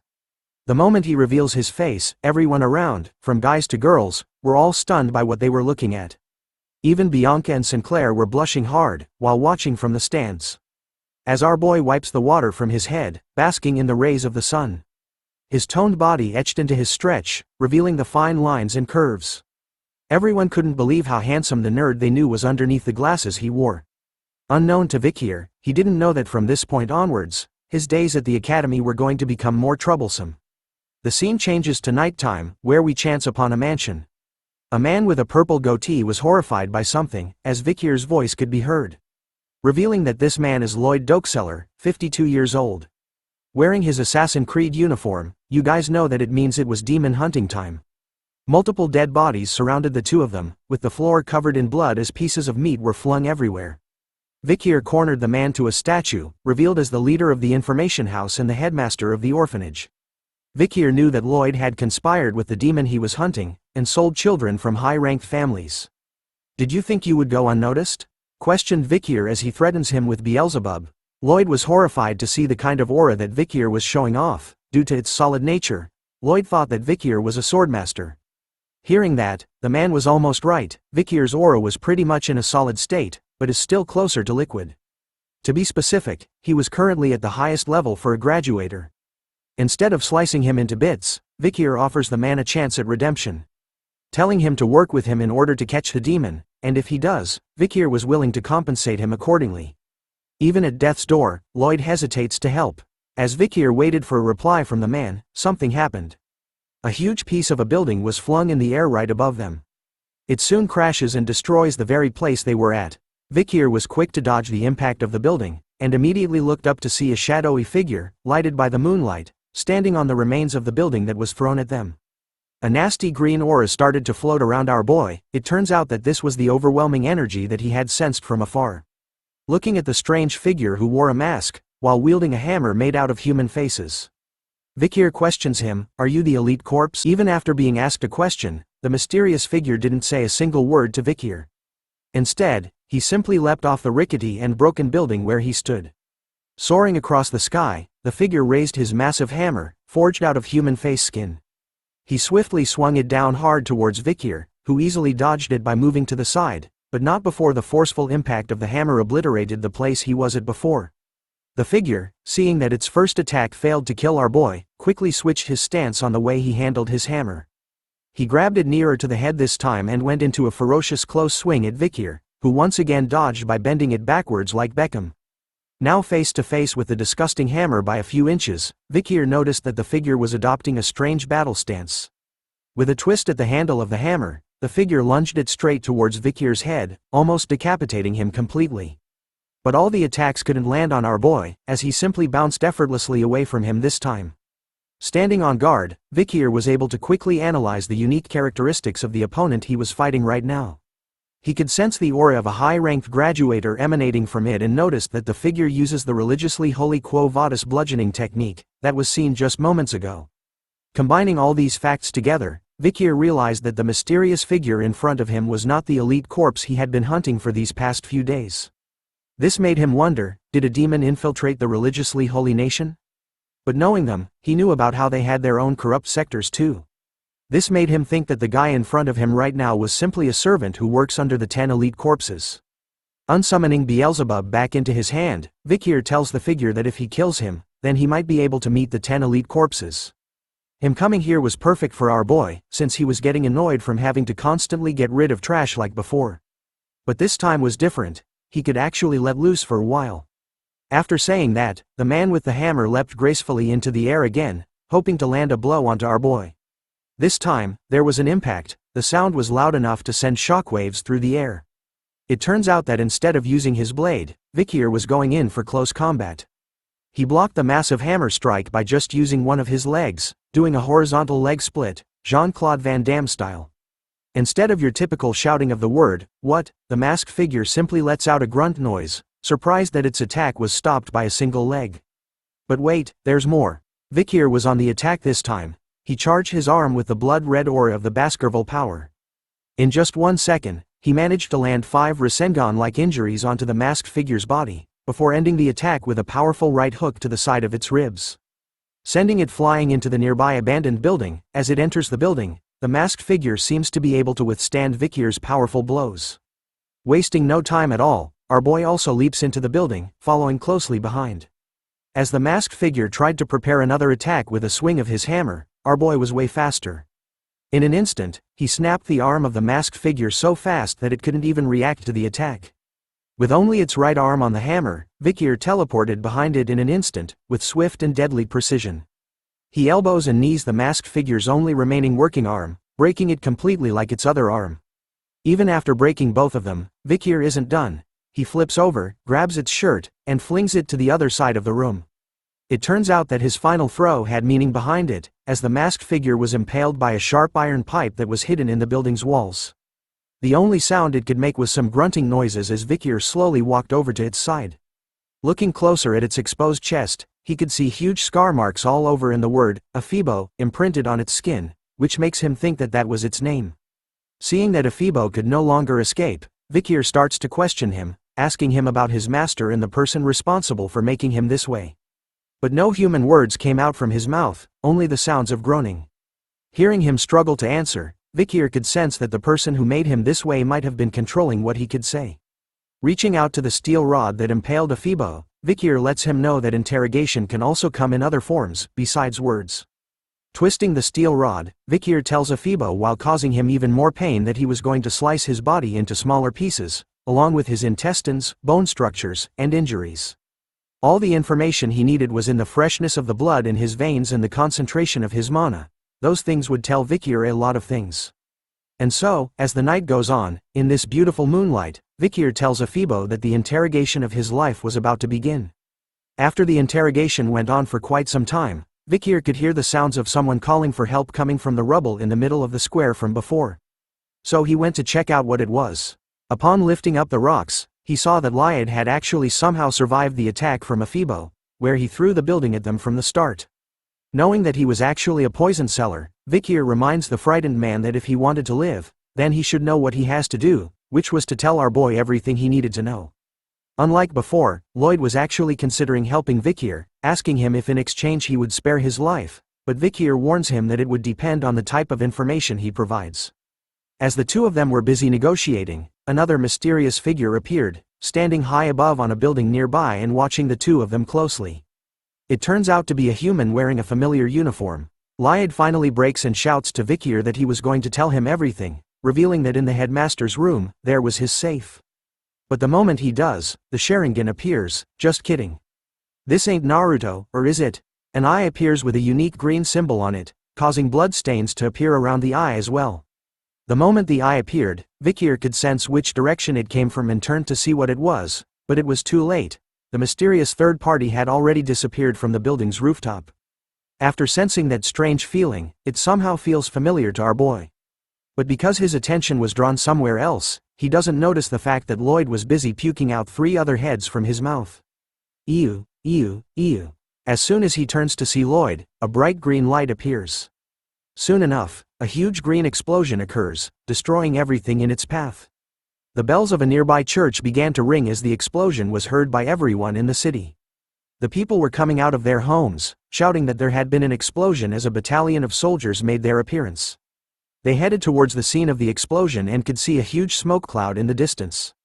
As the soldiers were watching the smoke, Dolores made her appearance, questioning them on what was going on and whether there were any casualties. One of the soldiers reports to her that they were still investigating the remnants of the explosion, but the issue is that there was almost no evidence due to the explosion from earlier on. In the aftermath of the explosion, the place where Vikir was is now covered by multiple people along with a huge crater in the middle of it. Dolores was meticulously exploring the area as well, seeing the explosion which can be seen as normal, the traces of the fight which were imparted on the orphanage building. As she looked around, she could only wonder what kind of evil was fought in this very place. As she continues to look around for clues, she notices something on the floor. It was a piece of our boy's mask. Part of it had been broken off. Upon seeing it, Dolores quickly kneels down to cover it with her skirt, hiding it from the nearby soldiers. One of them notices her strange actions and asks if she was feeling all right. Dolores, in her kneeling position, simply replies that she was feeling a bit sick. Continuing to cover Vikir's mask as the soldier reveals that there were no casualties and that she shouldn't push herself, Dolores was in a panic mode. After all, she was flustered and hid part of the mask because she knew that it belonged to the Night Bloodhound. We start off this part back with Professor Snape, who appears with an annoyed look on his face as usual. It turns out that we're back in the classroom, where a giant scorpion-like creature, the size of your mama, oh snap, lies on the table beside him. It turns out that the professor was finding out which student was responsible for writing a specific report that he was sent, and discovers it to be his least favorite student, our boy, Vikir. The report was apparently about the scorpion-like creature that lay dead on the table in the classroom. In the report, it was written that Vikir had written about how Venepians, the name of the creature, has an undiscovered second venomous fangs. This kind of information seemed like a false report to the professor, who regarded it as a joke with fake information, so he was going to deduct 10 points from everyone in the Ice Corps. As part of a punishment to the one who held the theory rank 1, Vikir. Hearing about this, our boy couldn't help but panicked a bit as he realized that he actually made a mistake. It turns out that the information he had written in the report hasn't been discovered in the period he was in right now. Anyways, the professor was quick. He grabs onto a scalpel and proceeds over to the Venopion, eager to cut it open to confirm if there really was a second venomous fang hidden in its abdominal exoskeleton, as written by Vikir in his report. If nothing came out of it, the entire Ice Corps was going to have their points deducted and Vikir would end up humiliated. Taking the sharp scalpel that glimmers in the light, the professor points it exactly in the center of the Venopion body. With just the tip, he makes a small incision, causing blood to flow out of it. The moment the scalpel made the cut, something quick and sharp shot out of the Venopion's body, right towards the professor's head, giving him a headshot. All the students in the classroom were shocked by what happened in that brief moment. None of them could have predicted this happening. For some reason, the sharp needle, covered in a purple-like poison liquid, stopped just barely inches away from the professor's face, who was feeling terrified. He loses his dignity as he falls to the ground, screaming like a little girl over the fact that he almost died. It turns out that Vikir had saved his life by using his book as a shield, blocking the second poisonous fang that he had written about in his report from reaching the professor's face. With a calm look on his face, Vikir questions the professor if he had enough proof right now to validate his report. The professor was busy processing all the information in his head. He couldn't believe that there really was a second venomous fang. He also couldn't believe that a student saw a Venopion and made a big discovery that could solve the cases of the mysterious deaths that had been happening for some time now. In order to regain his dignity, the professor decides to give all the members of the Ice Corps one additional point. He even tells Vikri to come visit him in his research lab after class, in order to provide a more detailed explanation about his report. Hearing that there was no punishment, Vikir agrees to the professor's request. As he headed back to his seat at the back of the classroom, the students around him started to talk about Vikir, calling him amazing for knowing about the second venomous fang. His actions today started to change their minds about how they used to think that sports was the only cool thing in school, but now, thanks to Vikir, being smart was slowly becoming cool. But other students chime in during the discussion, recalling that Vikir was also good at sports. After all, he went against Tudor and Sancho during the match from the other time. Finally reaching his seat, PG tells him that he had done a good job, while the students realized the most important thing about our boy. Which is the fact that behind the nerdy glasses, he was actually hiding his amazing-looking face and glowing hair. Ignoring the noise from his classmates, Vikir began to close his eyes once again, recalling the massive explosion from yesterday night, when he was out hunting the demons at the orphanage. He actually did take on massive damage. The explosion was strong enough to burn off his skin on his body, arms and face, revealing his raw muscles underneath. He even had his hand completely blown off. But luckily, thanks to his skills, he was able to recover from the damages almost instantly. But it still hurts like a ton. Right after the explosion, Afibo had hidden his tracks. The only thing Vikir had gotten out of that interaction was the ledger in the headmaster's safe. The ledge had the location of the children who were used as food for the demons. Vikir could see that as the locations had no connections, he can't completely negate the possibility of more than one elite corpse in the capital. But more importantly was the mysterious shadowy figure he saw in passing yesterday, the one acting cool by standing alone on top of a nearby building from where he was. Vikir had seen him smiling from ear to ear, even wearing the same school uniform as he did. Which made our boy realize a very crucial clue, that amongst his fellow classmates in this room, there might be one of the 10 elites in the academy. Comment below if you think that one of the 10 elites is one of the new characters that have been introduced to us in this new season. Moving on from the demons, in the academy, there is a famous newspaper that exists within the capital. This newspaper's influence is immense, and every day the newspaper is released, it sells out rapidly. This is all thanks to the academy's newspaper club called Lucian, and the glorious president in charge of this excellent club is someone we are all familiar with. Hint. She has blonde hair and a wing-like head accessory. Yes, it turns out to be third-year academy student president of Lucian, Dolores Lune Quo Vadis, who is excitedly welcoming the new members of her club. She knew that if they applied to Lucian, which is rumored to be difficult to enter, means that they were persistent to a certain level. So she excitedly orders for their introductions to begin. The first new member turns out to be first-year academy student, Tutor La Mancha Don Quixote, who tells everyone that he wishes to become an elite in both his class and in the club. The second new member turns out to be first-year academy student, Sancho Barataria, who tells everyone that he hates how people think he was just a big dumb brute, so he entered the club to become an intellectual. The third new member is first-year academy student, Sinclair, who tells everyone that money and information usually come hand in hand when it comes to power, but she ensures them that she entered the club because she thinks that information is more important. The fourth new member is first-year academy student, Bianca Faux Usher. Her introduction was simple, telling everyone that she simply chose the club with the clearest vision, and that she was going to do her best. The fifth member is our boy's boy, first-year academy student, PG, who stutters in his introduction, but nonetheless, he shouts out loud that he enjoys gathering and analyzing information, which made him think that the newspaper club was the best fit for him. The last member to join is our boy, first-year academy student, Vikir, who lacks excitement in his introduction, simply tells everyone that it was a school rule that everyone must join a club, so he simply followed PG. But in truth, he had a secret agenda. Lucian, the famous newspaper club of the academy, was a place where he could easily obtain information. But that there was a catch: the Saintess is here with him, making things slightly uncomfortable.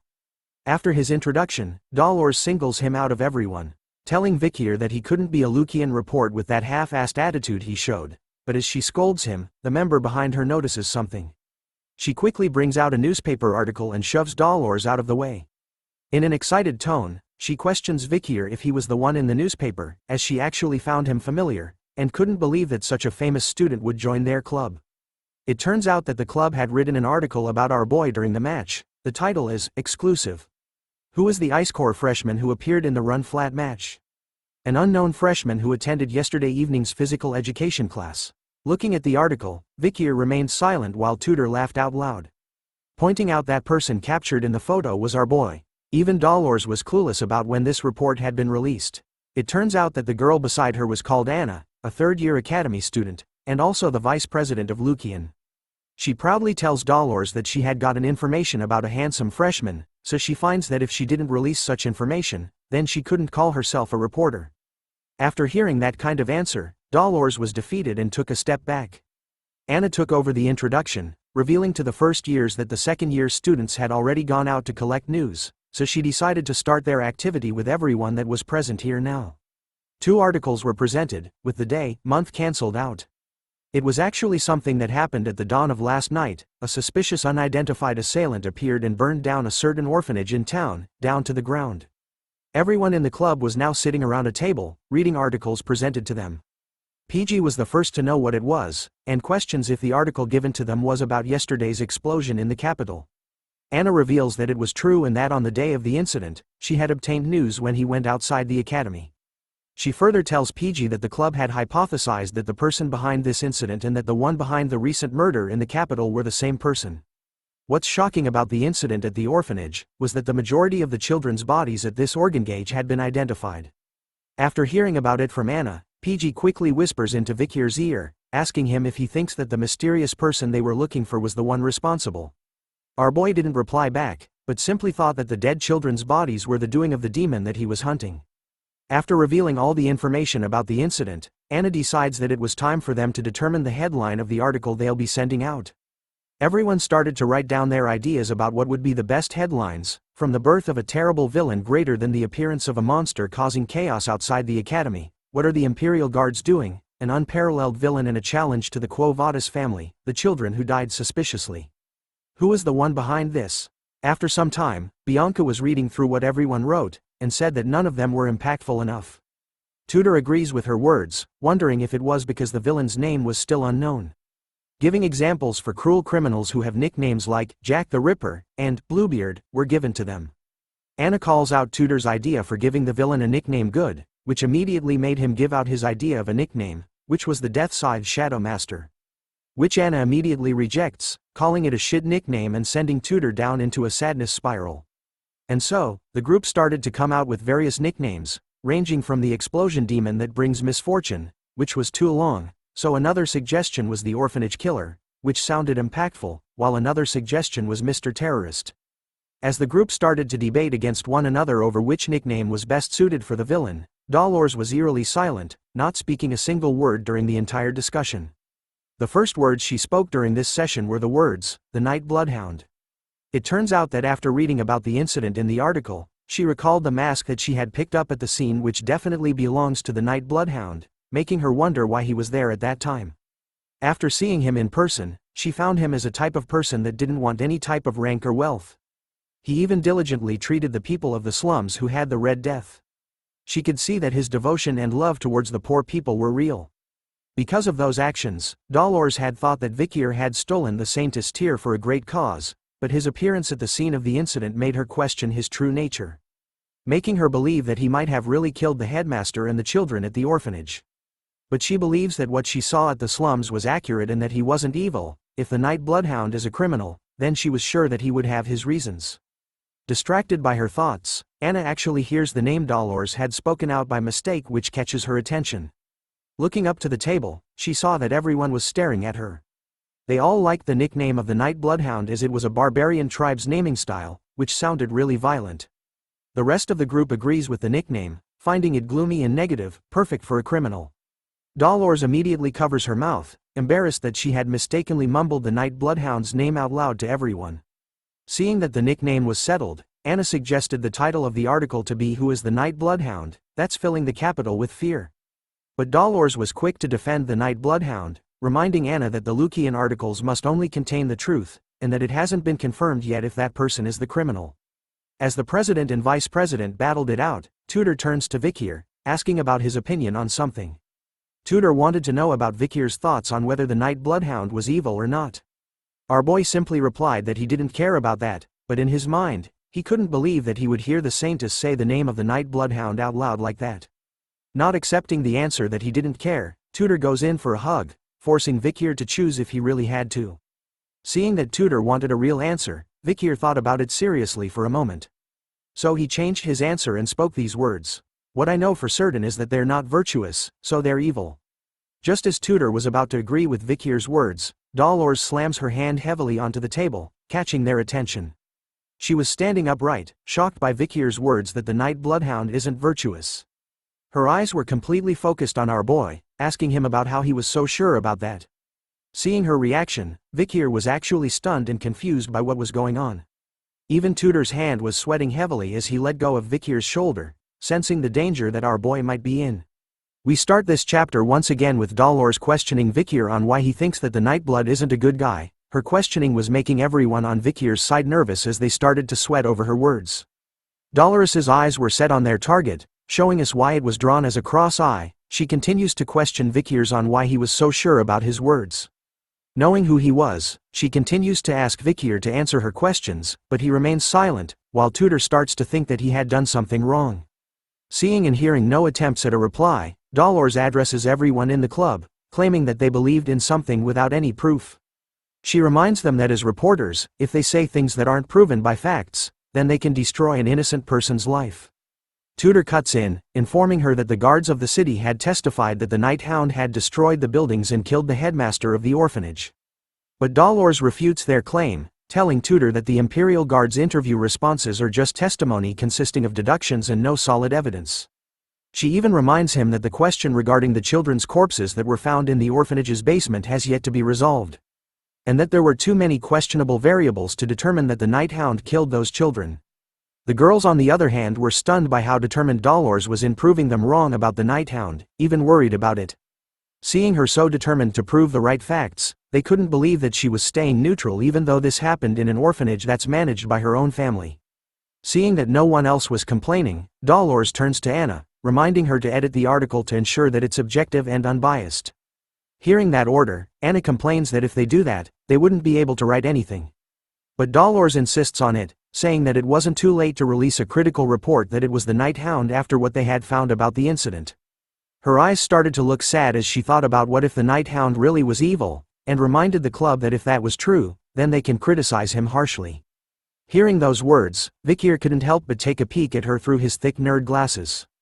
As the group starts to take in Dolores's words, another member of the club bursts into the room, shouting for the president's attention. The member reports to her that the club advisory was asking for her, stating that the reason was because he wanted her to re-edit the report and state that the Night Hound was a bad person.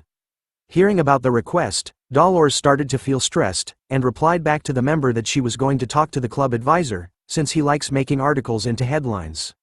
After settling things in the room, Dolores left with the member to seek out the club advisor and his request. As she left, Tudor was impressed by their president, calling her a girl boss. Hearing that, Vikir couldn't help but reply that Dolores had been that way since a long time ago, which confuses Tudor. In Vikir's mind, Dolores looked the same as when she led the Holy Knights on the front lines of the battlefield during the fall before he had regressed. She wore mighty armor and her holiness radiated in a bright light all over. She could be seen on the battlefield, ushering new commands to the Holy Knights, ordering them to push forward as she blesses them with her holy light. She would often complain about the troops, a sign that people these days have weak faith. She even scolds them when she finds them messing around their breaks, telling them to save lives instead. She reminded them that back in her days, if a demon had appeared, then they would just jump in to help. Recalling his past memories of her, Vikir started to smile to himself. He had thought that she would deem his actions as wicked, but to him right now, it doesn't feel bad because someone's trying to tell the truth about him. In his heart, he quietly thanks the Saintess for her help, as she argues with the club advisor over his request, who turns out to be Professor Snape. Moving on, in the earlier mornings, a siren started to blare loudly. As it continues to ring, PG awakens from his beauty sleep in a groggy state. The moment he raises his body upright, Vikir greets him with a good morning. Vikir was already up and ready, dressed in his school's exercise clothes and stretching, while PG was still rubbing his eyes, greeting good morning back to our boy. In this academy, everyone has to wake up at 6 a.m. When the alarm sounds, the stupidest head to the training area in front of the dorms. The students then participate in the exercises, following the instructor who stands at the front to wake themselves up. They start off their day with a light jog. After their morning exercises, the students will go their separate ways. Some would catch up on their sleep, some would go and take a bath, and some head straight to the cafeteria. PG could start to feel the strain on his body after the morning exercises. He complains to Vikir that his brain would be more active if he had slept through the morning exercises, but our boy refutes that claim, reminding PG that moving his body helps to activate his brain. But that wasn't what PG wanted to hear. He didn't want to be proven incorrect. Tutor cuts into their conversation, telling Vikir that he wasn't going to be popular with the girls if he didn't act so empathetic, and suggests that he practices it by being empathetic to PG. But hearing that suggestion, PG humbly declines the idea. Tutor then comes up with a new suggestion, asking if everyone is free this weekend, as they should have fun by going into the city. PG likes the idea behind it as there was actually a book he needed to buy. Even Sancho chimed into the conversation, saying there was a restaurant that he wanted to try in the city too. Hearing that it was okay with the rest, Tutor turns to ask Vikir. Pausing for a moment, our boy declined the invitation, saying that he needed to volunteer on the weekends. The group was stunned to hear that Vikir needed to do volunteering. PG reveals that our boy had received too many deductions. Hearing about that, Tutor realized that it was probably from Professor Snape, who would pick on Vikir all the time, even if he didn't do anything wrong. Hearing them talk about him, Vikir couldn't help but remain silent. So he moves on from the group, telling them to go to the city without him this time. But the moment he left them, the group started to chase after our boy, changing their plans because all of a sudden, they found volunteering fun. PG calls out to Vikir, telling him that his friends, they couldn't let him do it all alone. Sancho even reminds them that the more, the merrier. But as they followed behind Vikir closely, Tutor started to realize something unusual, drawing Sancho's attention as well as asking what it was. Tutor tells him that when Vikir is around, he naturally gravitates towards him. It was as though Vikir had the aura of an older brother. Hearing that, Sancho adds in, saying that even though Vikir was a quiet boy, he has that Sigma Riz about him that simply exudes charisma. Back when he was a mercenary, Sancho felt that such people were natural leaders. Even PG understood what the boys were saying about our boy. He couldn't help but smile to himself. After all, he found Vikir amazing. Amazing people like Tutor, from the physically great Don Quixote family, and Sancho, the transfer student from the Northern Mercenary Guild, approached him first. Vikir was also kind. He had helped PG at the entrance party when he was having a difficult time, and he was perfect in his studies and training. PG felt that as long as he was with Vikir, then he had a feeling that everything he does in life would be possible. But as they walked along the corridors, Vikir's bloodhound bloodthirst leaked out. He looked to the side, eyes red and unleashing his murderous aura.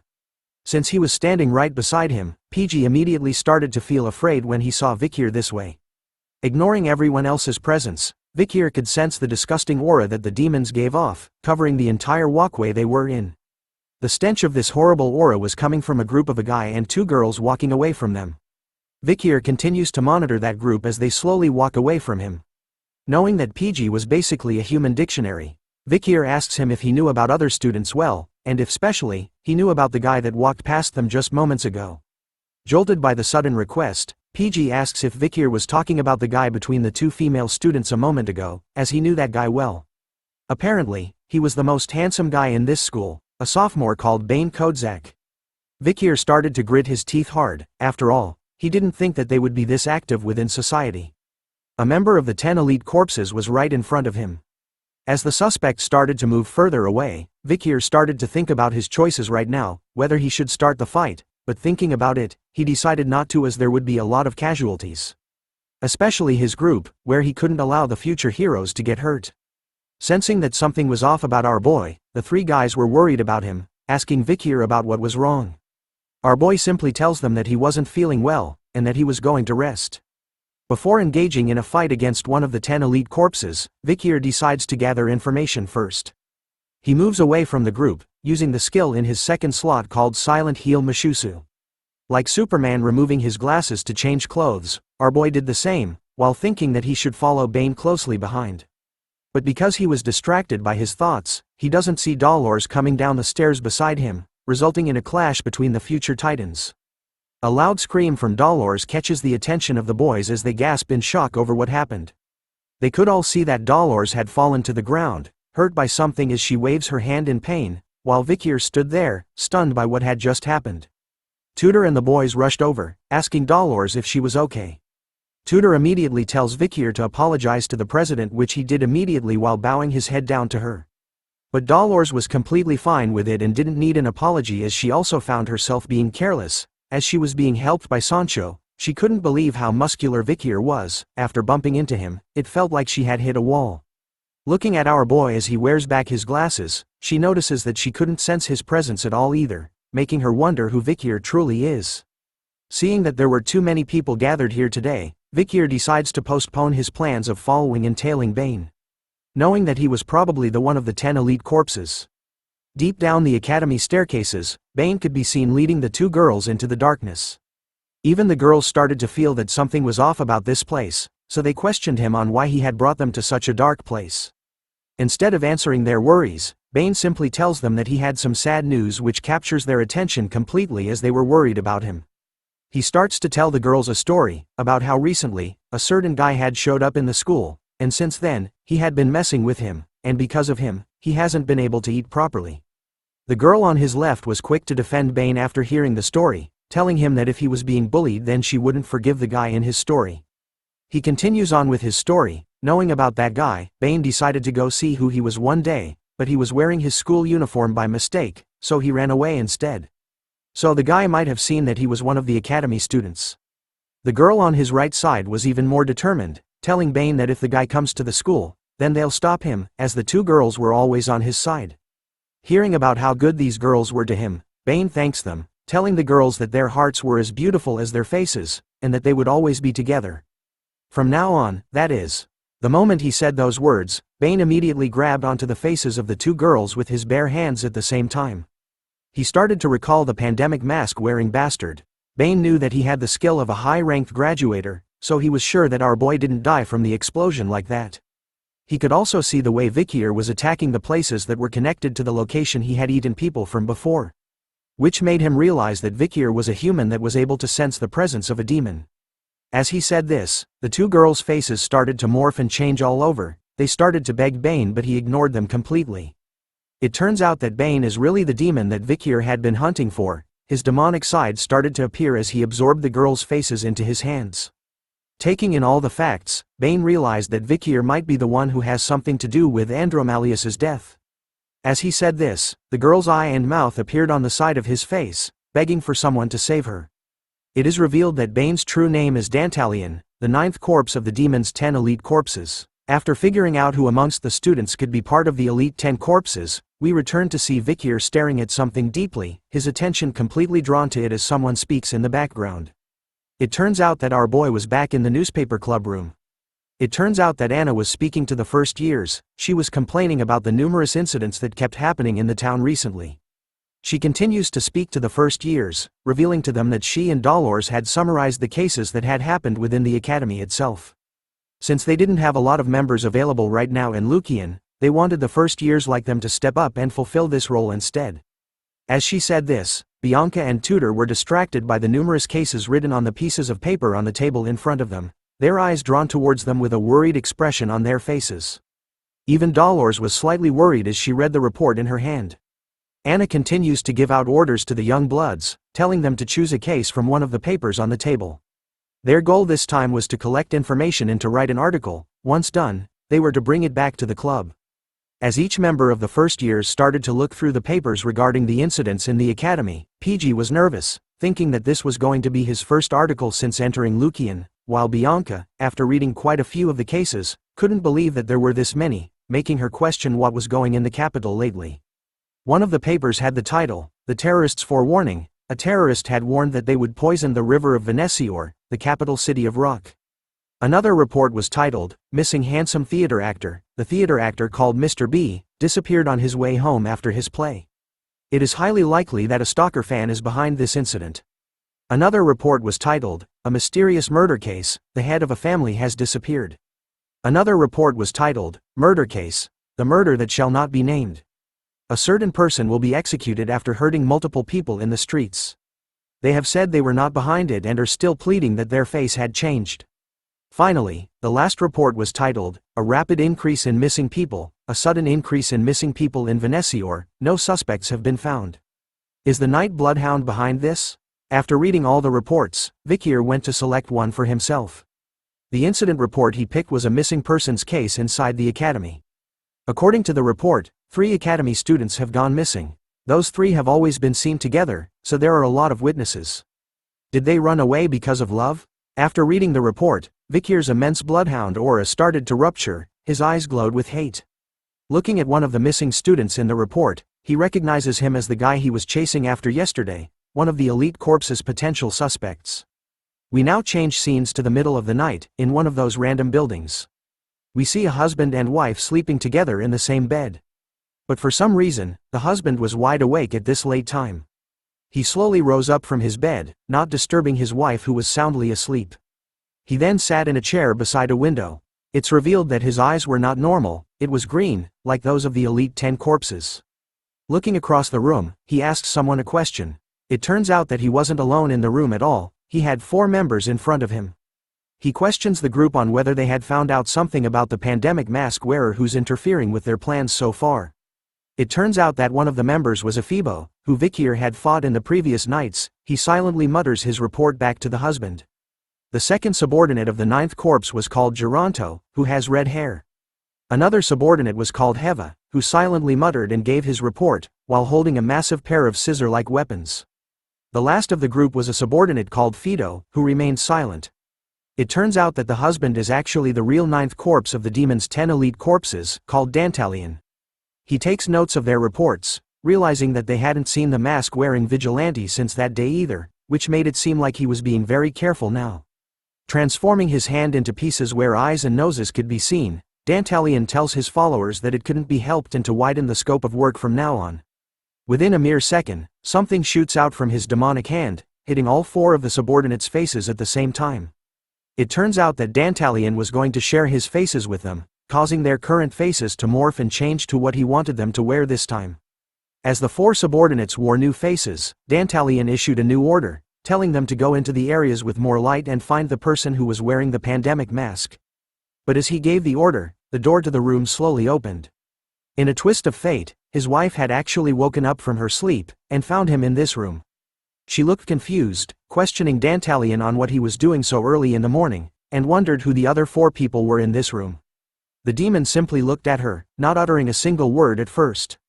As he closed his eyes, he talked about how he wanted to admire her face being alive for a little while longer, but seeing her and finding this out, left him with no choice. He orders Fido, who appeared right behind the wife in an instant, with a blade across her neck, to make sure her face remains untouched. The clueless wife could do nothing against them as she felt the cold stainless steel blade against her neck. After a single moment, the sound of flesh being cut could be heard as blood covered the floor.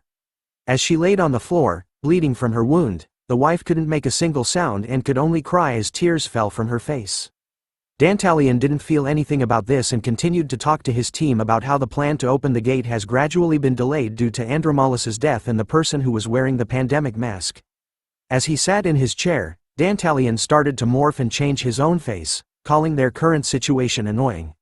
After his face changed, he ordered Fido to follow him, as they needed to see someone special. His face is finally revealed, as he scratches his chin, thinking that he should go and relieve his pent-up stress. The scene changes once again, this time, to a place with a slight holy feeling to it. Dantalion appears once again, this time, with a smile on his demonic face while wearing a cross on his neck and a priest outfit. Someone stood in front of him, asking him about why he was smiling. Dantalion replies that he simply couldn't help himself. After all, he had the beautiful saintess standing in front of him.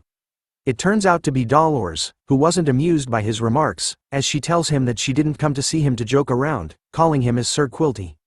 Brushing her remarks aside, Dantalion tells her that he was worried because her visits have become scarce lately. Dolores tells him that recently, there have been a lot of murders and missing people, which was why she has been busy, since she was covering them.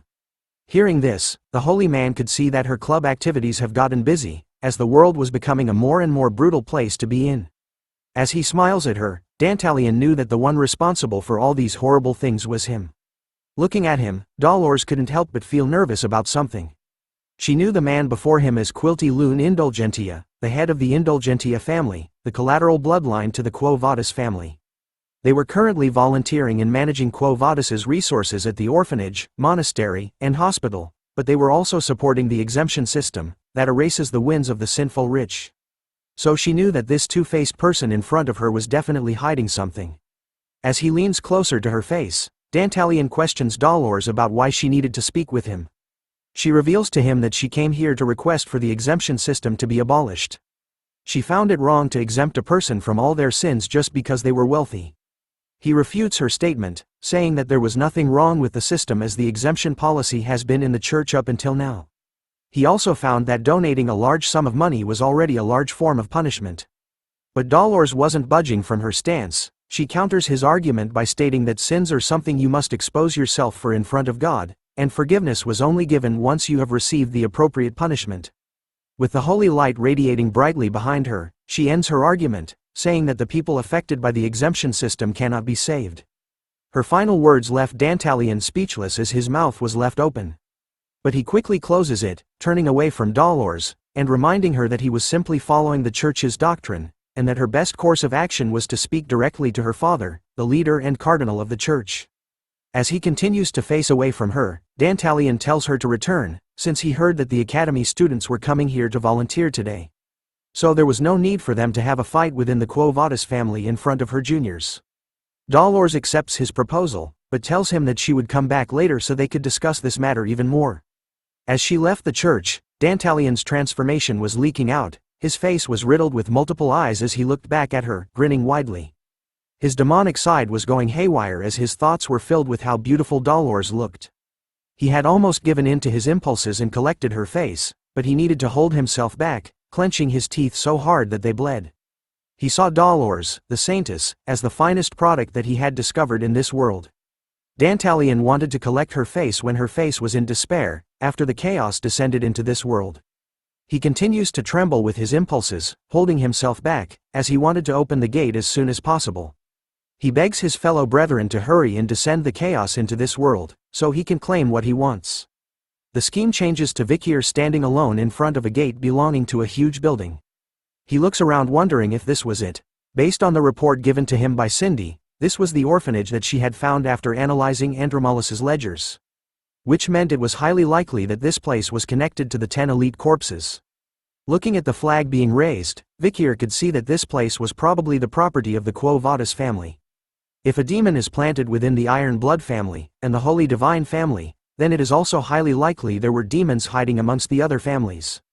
After the explosion, the Night Bloodhound had garnered attention, so Vikir wanted to use volunteering as an excuse to slowly investigate the students. Speaking of the students, some of those students appeared by his side. It turns out to be PG, Tudor and Sancho. Looking at the building in front of them, he wondered if this was the orphanage they were going to volunteer at. Tudor wraps his arm around Vikir, telling him how lucky he was to have friends that were willing to volunteer with him, but our boy didn't want this, telling them that he didn't ask for them to follow him. Letting out a deep sigh as a nervous sweat drop drips down his face. With the presence of these three dudes, our boy could feel that things were going to get annoying.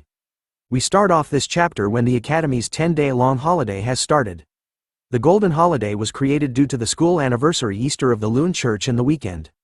The students either visit the imperial capital together or visit their families and have a great time. However, not all students enjoy this holiday. We returned to the boys when they entered the place to volunteer at. Tudor's voice could be heard loudly as he told Vikir that he was lucky his friends came with him and refused to take a break like the other students. It turns out that the boys needed to fill up their volunteering hours too. Sancho thought that it wasn't a bad idea to get it over with right now, while PG honestly just likes to volunteer. But their involvement in volunteering this time with Vikir was a burden to him right now. Looking around the place, Tudor guesses that the place they were at was the Indulgentia orphanage. He was impressed by it, as it was on a different scale since it's the largest orphanage in the imperial capital. PG adds on, telling the group that the headmaster here is the founder of the Foundation for the Orphans and is also an external lecturer at the academy. Sancho was surprised to learn that and wondered who it was. PG then pointed to a painting nearby them. The headmaster was called Quilty Loon Indulgentia. PG continues to tell us more about him, that he was the head of the Indulgentia family, a family from the maternal side of the Quo Vadis family. He was a popular man, and it seems like he's quite influential within the Loon Church. Speaking about the Loon Church, it was also a well-known fact that there is conflict between him and the Saintess Dolores due to their differences in religious views. As they listened closely to the story, Tudor complained and was bothered by it. After all, he didn't want to get caught up in a fight between the families. Vikir was chilling at the back as usual, thinking about what PG said, and about the popular headmaster of the orphanage. He decided that he was going to find out what this man was like once he got to know him. After wandering around, the group found themselves with the church people. A nun stood in front of the student volunteers, as the orphanage children hid behind her. As she stood there, she told the students that she would like it if the volunteers could be teachers to the children for the next 10 days, the same duration as the Golden Holiday. With a bright smile on her face, she tells the students that if they looked after the children well, then they would never forget their kindness in this lifetime. But as she tells them to treat the children with the heart of a parent, the boys are distracted by something as they all nervously stare in the same direction. Tudor points out the issue, asking why Bianca and Sinclair were here with them as they appeared by their side. Bianca immediately took offense to Tudor's question, responding with a disgusted grunting noise. Bianca justifies their presence in the orphanage, telling Tudor that they were here to volunteer, and that she should be the one asking them what they were doing here. But our boy simply replies to her that a hero doesn't need a reason to do good deeds. His reply irks Bianca as she couldn't stand the hero thing, which was expected of a Don Quixote. While Tudor and Bianca were fighting with their words, another person was sure that their meeting here by coincidence must be fate. PG and Vikir stare at a familiar gray-haired girl in front of them. Sinclair appears, with a joyous smile on her face and a bright aura radiating from her body. She looks at Vikir all happy to see him here. She nervously approaches him, offering her hand as a greeting. She stutters in her words, saying that it was a shame that they haven't been able to talk much but hope that they will get along in the next 10 days. Vikir hesitates at first, but shakes her hand, hoping for the same thing. The moment they held hands, Sinclair rejoiced, vowing never to wash her hand over again. As she basks in her new treasure, PG whispers to Vikir, telling him that he had a piece of information for him. He reveals that he had seen Sinclair seek out the person in charge of assigning volunteers and make a request. She even inquired where Vikir was going to volunteer and asked to be assigned in the same place as him. Which could only mean one thing. Vikir thought about what PG had told him, making him think that Sinclair had approached him under the pretense of it being a coincidence, so right now he needed to be wary of her. After dealing with Sinclair, Vikir turns his head to look around. His eyes were scanning the area, which made him notice that the headmaster of the orphanage wasn't here in attendance, which made it suspicious. But as he was wondering where the headmaster was, the nun announced that it was time for the children to choose their teacher. Upon hearing those words, the children became super active and rushed forward with great energy. Tudor immediately held 2 kids in his arms, overjoyed by how outgoing the kids were. Sancho was already giving some of the kids piggyback rides, while Bianca couldn't believe how cute the kids were. Even Sinclair was surrounded by children as she read them a funny story from a book. Our boy, Vikir, on the other hand, was giving off that Ohio skibbity riz, as he questioned 3 kids on what their names were. Hearing that from him and seeing him, the kids could only have tears in their eyes and fear in their throats. Soon enough, they immediately turn right and run towards PG instead. As he comforts the children, PG tells Vikir to smile a little as a piece of advice. Thinking about it, Vikir was stunned by his interaction with the kids. After all, he didn't know because Pomerian, our sweet little angel, listened to him pretty well, but now, talking to children was pretty difficult. But as he thought about how to interact with the kids, a little kid with blonde hair catches Vikir's attention as he spots her. But then he notices that she had actually run out of the venue. It turns out that the little kid was chilling by herself at a nearby pillar. She wore a sad and depressed expression on her face, as though she was bothered by something. Vikir suddenly appears by her side. His sudden appearance shocks the little girl. He tells her that he too gets stuffy after being in a place filled with lots of people. He continues to tell her that if he isn't careful, then people might think negatively of him, so he questions the little girl on why she left the place by herself. Instead of answering our boy, the little girl simply turns her head away, making Vikir realize that his plan on talking to her had failed. As he thought about it, he remembered Ayan, who told him that if he asks questions like he usually does, then the child won't reply, so instead, he should ask while smiling. Looking closely at her name tag this time, Vikir kneels down in front of the child, calling her by her name, and with a gentle smile on his face this time, he asks her if Perry is her name. Seeing this side of Vikir, the little girl's eyes opened wide as she blushed hard. But once again, instead of replying to him, she ran away from him this time. Seeing her reaction, Vikir could only wonder if he looked bad while smiling, but another person appears beside him, telling him that the little girl didn't run away because she hates him. It turns out to be the Saintess Dolores, who had seen everything. She tells Vikir that she didn't know that he had such a kind side to him, even though he was pretty gruff this entire time. Dolores reveals to him that Perry's heart had been hurt before, so she closed it this time. As a result, she had developed aphasia, a disorder that affects the way you speak, and hence, she lost her voice. Vikir could only ask what had happened to her, but Dolores didn't know the exact details. All she knew was that Perry was born in the orphanage, and in the past 13 years, she has met countless volunteers who have passed through the orphanage. At first, everyone approached Perry in a friendly manner, but after one day, they stopped coming due to their busy schedules. So Dolores figured that Perry had gotten tired from getting attached to someone in a short amount of time and then grieving their disappearance for a long period of time. But as he thought about Perry's story, the appearance of a third party coming out of the shadow made our boy panic for the first time, as he felt something shiver down his spine. Sweat started to drip down his face as he stared at what it was, while Dolores was going to ask Vikir to take care of Perry based on the way she reacted with him. But he instantly covers her mouth in a single move. The next thing we know, the two of them had disappeared from the hallway as two other men appeared. The guy in green was complaining to Quilty that it has been ages since they last saw each other. Quilty gives the excuse that there has been a sudden increase in people who have requested face-to-face talks with him, in order to confess their recent sins. The big bad boss had appeared, with a Fedo by his side. The man in green continued to talk, telling Quilty that he wanted to buy the exemption. Hearing that request, he replies back with, "How long do you need it for, brother?" The man replies that he wanted to buy 1 billion gold's worth, as he had resented killing a barbarian slave that he had bought not long ago, who ran away. After capturing the barbarian slave, he had accidentally killed it while disciplining it. Quilty was curious that a man like him was buying 1 billion gold's worth of exemption just for killing one slave. But the man further reveals that after killing the slave, on his way back to him, he had gotten so angry to the point that he had burned a whole village of slash and burn farmers. It turns out that Vikir and Dolores were hiding from them. As he covers her mouth, our boy gently tells her to be quiet while Dolores wonders why he was doing this all of a sudden. Activating his bloodhound sense, Vikir stares and could recognize the scent that he was smiling in the moment. Looking at Quilty and the man beside him, Vikir recognizes the smell as the same one he had smelt back at the academy. The two men remained unaware of Vikir's presence, talking about how 500 million was enough to justify his actions, while the man in the green assures Quilty that the other half was a top that he wanted to give to the god that was pardoning him for his sins. Looking closely at Quilty this time, Vikir could definitely smell and see the scent of an elite corpse coming from him. As Quilty tells the man that as long as he gives generous offerings, then God will forgive him for his wrongdoings, Dolores was feeling uncomfortable with Vikir's sudden action.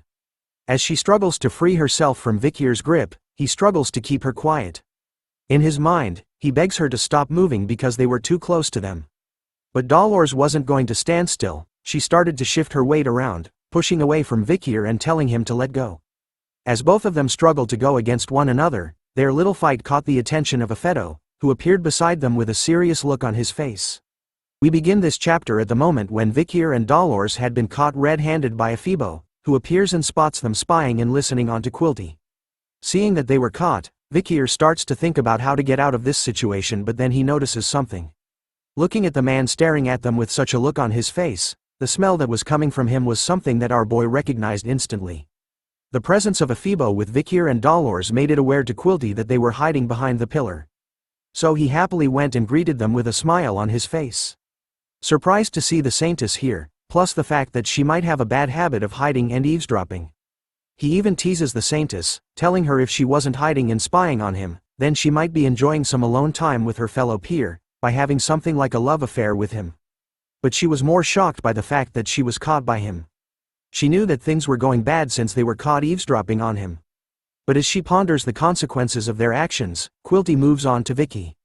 Judging from his school uniform, he could see that our boy was one of the volunteers at their orphanage. His demonic green glow started to appear in his eyes as he looked closer at Vikir. At first, because of his glasses, Quilty couldn't see it because his glasses were covering it, but now that he looks at him even closer, he could see that Vikir has a really handsome face. In his mind, the elite demon wanted to capture Vikir's face in order to add it to his collection as part of his high-grade category. This is the face that he really wants. But as he thought about how badly he wanted Vikir's handsome face to be a part of his collection, Quilty was interrupted by his so-called brother, who was coughing repeatedly to catch his attention as he was waiting for too long. Seeing that he had something to handle first, Quilty leaves, bidding the Saintess and Vikir farewell as their group heads out. As they left, Vikir remained silent, but his eyes were focused on Ephibo.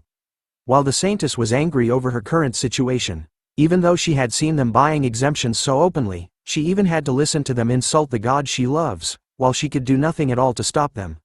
In a mixture of her feelings, she immediately shouts at Vikir, questioning him on why he had forced them to hide behind the pillar, making it look like they were listening to Quilty and his brother.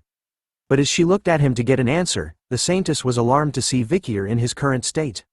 In a calm demeanor, Vikir simply apologizes to her for his sudden actions which surprised her. He even assures the Saintess that he was going to be more careful from now on. He then turns to leave first, telling her that he had spent too much time here and needed to go back to volunteering. But to the Saintess, she was left stunned as she watched him leave, because for the first time, she had seen Vikir reveal his angry side to her. According to the research and spying that Vikir had done on Quilty Loon Indulgentia, he has confirmed that the man stays at the orphanage every day for 2 hours. His work usually consists of selling exemptions to nobles and merchants. Sometimes, he sends reports on investments and ledgers on sold exemptions to the Quo Vadis family by letter. After confirming the letters, it will be received by the head of the Quo Vadis family, Cardinal Humbert, whose full name is Humbert Loon Quo Vadis, Dolores the Saintess's father. In addition to that, Quilty is always with an escort guard during foreign affairs. Vikir had confirmed that the escort guards consist of 3 men and 1 woman who are constantly rotating themselves on duty. Seeing the 4 guards and after doing the research, Vikir was sure that one of the guards was the masked man he had met during the explosion at the orphanage. He has confirmed this theory that they were the same person as Ephibo based on the smell that they were giving off. Based on all the facts so far, Vikir would assume that the other 3 guards were the same as Ephibo and are at least as powerful as high-ranking graduators. This information was critical. As to Vikir right now, it was dangerous for him to go against an elite corps and 4 high-ranking graduators at the same time. As a result, in order to get rid of Quilty, Vikir needed to take care of the 4 guards before then. This marks the end of Vikir's investigation and future plans. We now turn back to our trio, who were confused by what they were seeing as they quietly whispered Vikir's name, in a concerned manner. They stood afar, watching our boy who was quietly cleaning a huge pile of laundry all by himself and by hand only. No washing machine here. They questioned him on whether he had been working too hard lately. Seeing how hard Vikir has been working all along, Sancho felt embarrassed of himself because he was going to take it easy and just use up his volunteering hours to get some points. Tudor on the other hand, couldn't believe how hard Vikir was working for the children. Seeing him this way sparks a fire within the blonde-haired kid, as he vows to work even harder to become a true hero like Vikir. All 3 of the boys punched their fists high into the air, shouting out, "Everyone follow Vikir." In unison, looking at them, Vikir wipes the sweat dripping down his face, thinking to himself that he had been caught up by his own thoughts. Since it was difficult for him to move around during the day anyway, he needed to wait until it was night time to execute his plan. So since he had a lot of time to spare, he decided to give it his best during the day, doing all the tasks the orphanage needed to be done. Fast forward a few hours, the kids of the orphanage were now playing with the same ball that Vikir and the other students had played in class before, the game called Run Flat. While the other kids were excitedly playing in their teams, a single girl was sitting by herself, observing them from afar. It turns out to be Perry, who was alone right now while the kids were having fun. But then, her eyes started to shift to the side, looking at something as the sound of a ball hitting the ground was heard right beside her. There was another person sitting where she was. This time, a black ball was seen bouncing up and down repeatedly where the stranger sat. That stranger turns out to be Vikir, who was smiling to himself as he played with the black ball, catching Perry's complete attention. He knew that this trick would work. After all, even the Balak children liked playing with the ball in his hand. It turns out that the black ball was the madam's egg, which was showing no signs of hatching. Even the grip on it doesn't feel too bad. Vikir had kept it on himself just in case of certain situations but didn't expect to use it like this. He then continues on to bounce the madam's egg in front of Perry, who was completely entranced by it at this point. Soon enough, she found herself playing with the madam's egg. A bright smile was seen on her face as she did. She happily plays with the madam's egg while Vikir watches her closely. Happy over the fact that Perry had fallen for his trap. But as he watched Perry, Sinclair was watching him too from behind. She calls out to him, talking about how kind he was. Sinclair has made her appearance to him once again, mentioning to Vikir that at first, she saw him as a no-nonsense kind of guy. As she slowly approaches him, Vikir questions the lady on whether she needed something from him. She happily leans in closer to Vikir, telling him that she wanted to be closer with him, and although she was a year younger than him, she wanted to know if it's alright for her to speak to him more casually. Despite giving her the bombastic side eye, our boy eventually caves in to her request, telling her to do what she wanted, bringing a joyous smile across Sinclair's face as she got what she wanted from him. Seeing that being causal was now allowed, Sinclair prompts to call Vikir brother, but then he tells her that he finds it a bit uncomfortable to be called that. Instead of being sad over the rejection, Sinclair simply giggles, telling Vikir that she was going to think of another way to call him until the next time they meet. Which our boy simply agrees to. As the two students were busy talking to one another, Perry was still playing with the madam's egg, which moved by itself all of a sudden, causing Perry to lose control over it as it bounces away from her. In a turn of bad events, the madam's egg somehow manages to bounce its way to freedom, but escapes through a hole in the fence before bouncing into the dark and murky waters. Vikir and Sinclair were able to spot what had just happened. They made their way towards Perry, who could only stare at where the madam's egg had gone. Her mouth was left wide open over the shock of losing it. Sinclair looks at where the ball had fallen in, and tells Perry that they couldn't get it since it fell into the estuary. With tears in her eyes, she looks over to Vikir in a panic. Seeing her reaction, our boy assures her that it was fine and not to worry about the ball. But seeing the sad state that Perry was in left our boy conflicted, as the little girl tried her best to keep her tears in. Seeing what she was going through, Vikir started to unbuckle his uniform. After all, he has no choice now after seeing Perry that way. We now turn to Dolores, who was sighing deeply as she still felt bothered by what had happened before. In her mind, she was thinking about Vikir. At first, she didn't have a good first impression of him because he was judging the night bloodhound as someone with prejudice. Moreover, she knew how bad his behavior was because he had received enough minus points to the point where he needed to do volunteer work. But then meeting with others started to change her perspective of him. The first was Tudor, who happily tells her that since the kitchen needed more help, Vikir was the first one to volunteer to help. Sancho appears in a cook uniform, telling Dolores that until just now, Vikir had been distributing food. Since the hot water wasn't coming out, he also went out to check on the pipes. He even wasn't able to eat because he was giving out food. The next one was PG, who tells Dolores that he believes Vikir went on to help with the laundry, adding on, that not too long ago, Vikir was able to fix the pipes, so they were able to boil the laundry now. Even Bianca appears, telling Dolores that Vikir was with her, hanging clothes till now. But then the children asked him to play, so he went to prepare the gym for the kids. After meeting everyone, Dolores was confused since everyone thinks of Vikir as a good person. She had thought of her judgment of our boy as being inaccurate, but after hearing about him from everyone else, she realized that she was just flat out wrong about him. It turns out that she was the one that had her own prejudices about him. A lot of people were aware of the fact that Quilty and her were on bad terms. She starts to think that Vikir was just being considerate by hiding her with him because he noticed that Quilty was approaching them. So now, her goal was to look for Vikir and apologize to him over her misguided view of him.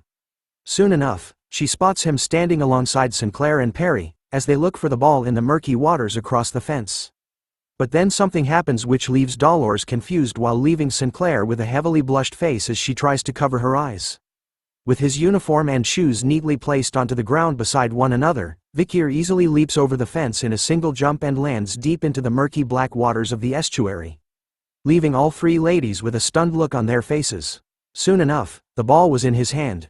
Vikir, covered in the dirty black water, had finally found the ball that tried to escape from Perry's hand.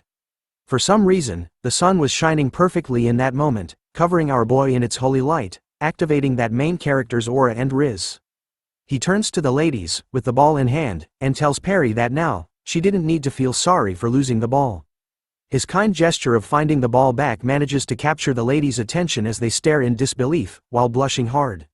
But to the little angel known as Perry, she was captivated by Vikir's actions, her eyes totally focused on him as the sound of her heartbeat started to beat once more. Ending this chapter with a ba-dump, we begin this chapter with our boys playing with the kids in the open field, passing around a ball as though they were playing football. After spending so much time having fun with the kids, the boys were all sweaty and tired. Tutor wipes the sweat off his forehead, smiling as he couldn't believe that this was the last day of their volunteering. Sancho agrees, saying that time sure flies when you're having fun. Seeing that this was the last day they had with the kids, the three of them decided to go all out, meaning that they were going to play until they didn't have any energy left. As the three of them pumped themselves up, Vikir was seen sitting at the same tree, alongside Perry who was beside him. As she sat beside Vikir, her face was flushed. She even takes a peek at him, holding onto what looks like flowers in her hand. She continues to gaze at Vikir, who was mindlessly staring at nothing. Picking up the courage, she goes over to his side and lightly tosses a crown made up of flowers onto Vikir's head, which surprises him. He takes a peek at it, wondering if it was really a flower crown that she had given him, but Perry starts to shake her arms in the air the moment he says it. This time, she took one of his hands and pulled it closer to her. Instead of speaking, Perry started to write onto Vikir's hand, telling him that what she had given him was a sign of gratitude. She continues on, writing on his palm in order to speak to him. Perry thanks Vikir for always being with her during his time as a volunteer, and for finding the ball she had mistakenly dropped into the estuary from the time before. Feeling the message behind the words she wrote on his palm, Vikir tells her that his actions were nothing, and that he simply liked sitting here with her. Before she continued to write, Perry paused for a moment. Thinking about her next message, she continues to write, this time lightly. With a curious and shy look on her face this time, she looks up to Vikir, writing on his palm, the words, "Can we meet again?" Upon feeling the message on his palm, Vikir started to recall the memory with Dolores, who tells him about Perry's history, where everyone who had gotten close to her would one day stop visiting her due to their busy schedules. This resulted in Perry being tired from getting attached to people in such a short time, making her silent the way she was now. Looking at her, Vikir knew that while he was out hunting the demons, he would need to prepare himself for death all the time, so he couldn't promise her that he would come back, as death was always near him. But even though he knew that, seeing this precious child, our boy told her that they would meet again. Hearing those words, Perry's eyes started to light up with joy once again. Vikir, sincerely, promises her that he would come here if there's a tomorrow for him. Perry started to smile the widest she had ever done upon hearing those words from him. And so, she writes on his palm for the final time, that she would wait for her older brother. Feeling the message for the last time, Vikir corrects Perry, telling her to call him uncle instead of older brother. The scene then changes to the Indulgentia Orphanage Great Hall. Quilty was speaking to everyone, who turned out to be crying, telling them that the children who have been separated from their parents and are now living here, the time they had spent with them was nothing short of priceless. Through this experience, they were able to feel what it was like having a parent, and were able to fill the void in their hearts. He continues to give his speech, telling the volunteers that if the children grow up to be great people, then it would all be thanks to them. Ending off the speech, he tells them about the love that they were able to receive from the children these past 10 days, and hopes that they would share them with children. As he ended the speech, another member of the orphanage brought out a huge donation box on wheels. PG started to wail loudly as Vikir could see that Quilty had actually shown up on the last day of their volunteering. As he listened to his speech, our boy couldn't believe that he was talking about kindness with that demonic mouth of his. Quilty was skillfully triggering the feelings of respect and debt that they feel towards their parents, and asking for cash donations from these young volunteers. Vikir could also spot that he had brought all 4 of his bodyguards, which made ambushing him a bit of an annoying task. With his eyes glowing slightly red, even with the added difficulty of the bodyguards, Vikir couldn't let the demon do as he pleases anymore. After all preparations were done. As planned, he was going to hunt the elite corpse today. Soon enough, massive amounts of gold coins were given. The volunteers were queuing up behind one another, donating as much gold as they could. While they waited in line, Vikir stood out alone as Sinclair walked towards him.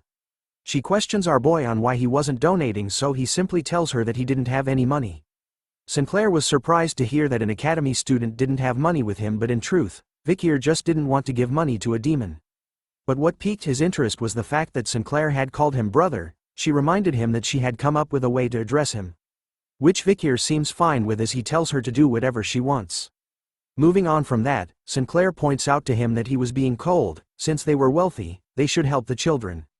But Vikir replies back that parents are ultimately unnecessary. He continues to tell her that children may need help from their parents during their childhood, but it is up to one's personal strength in how they will tackle the world, leaving Sinclair speechless as she stares at him. In response to his depressing words, Sinclair holds onto his hand, telling him that his life must have been hard. So she offers Vikir a chance to come over to her house and play, and even eat with her family during the break or public holiday. After giving him those choices, Sinclair leaves our boy behind, telling him that she was going to the children and to free up some time once they were done volunteering. As soon as she left, Vikir looked at his hand, thinking about how strange she was as a person. According to his knowledge, Sinclair was the identity she submitted to the academy as a disguise. Before his regression, she was the most extraordinary out of the Ice Corps and always placed first in both theory and practicals for 4 years straight. But then, she disappeared after graduation and never showed herself again. And so, Quilty announces after the donation that now is the time for the children of the orphanage to give thanks to their parents for the past 10 days. Tudor cried as he hugged the kid he took care of, promising the little one that until he became a great hero, he was going to come here every week, even after he became a great hero. Sancho was on his knees, telling the kid that in the north, the children are considered most precious, as they are the future. Reminding the little boy that the empire's future was on his shoulders and that he should do well in life. PG started to wail once again, telling the children that had gathered around him that he was definitely coming back, and that he would also bring lots of yummy food for them. Even Bianca couldn't help but cry a bit as she held the little girl's head. She felt that these past 10 days were both long and short at the same time, and couldn't believe that she herself had gotten attached to the kids this much. As the volunteers started to be with their kids, Vikir stood alone at the back, silently watching everyone. He turns to his right to check and then his left. Even Dolores was there, comforting the children by rubbing their heads. Vikir sneaks up behind her and calls out her name, startling the Saintess. As she turns to look at him, her face becomes flushed with red. As she keeps seeing the memory of him being shirtless and covered in dirty water after rescuing the ball from the murky waters of the estuary from which it fell in, she wonders why she keeps thinking of that day as Vikir tells her that he had a question for her. It was about Perry. He wondered if she had seen her around lately. Thinking about it, Dolores looks around, realizing that she hasn't seen Perry here yet but was sure that the last time she saw her was this morning. Hearing that bit of information, a sudden feeling of dread overcame Vikir as he realized something. Wasting no time at all, he turns to leave as Dolores chases after him. Thinking about that sweet girl not being here, Vikir's bloodhound senses started to activate.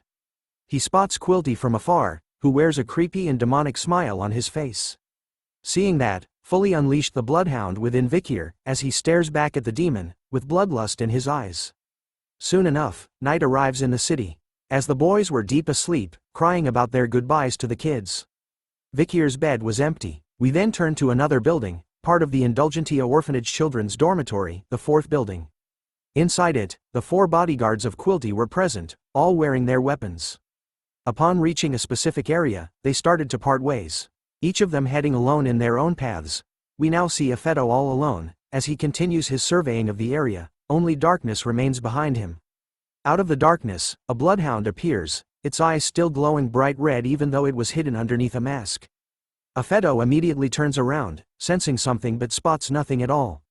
As he continues to stare at the empty hallway, a voice appears in front of him, telling him that he had a question. The bloodhound appears right in front of Affetto without him even realizing it. Vikir questions the demon on where the children who were locked up for the purpose of being the elite demon's food supply were kept hidden, but Affetto didn't even respond with words but took action instead. He immediately swung his massive mace weapon to our boy. But before the attack could land on him, Vikir manages to separate his head from his body within a split second. Holding onto Affetto's head, Vikir found it funny that he asked a question to someone who can't talk. Unleashing his own demonic sword, Beelzebub, Vikir reveals that this time, there was no time for him to play with these demons as it was hunting time for the bloodhound.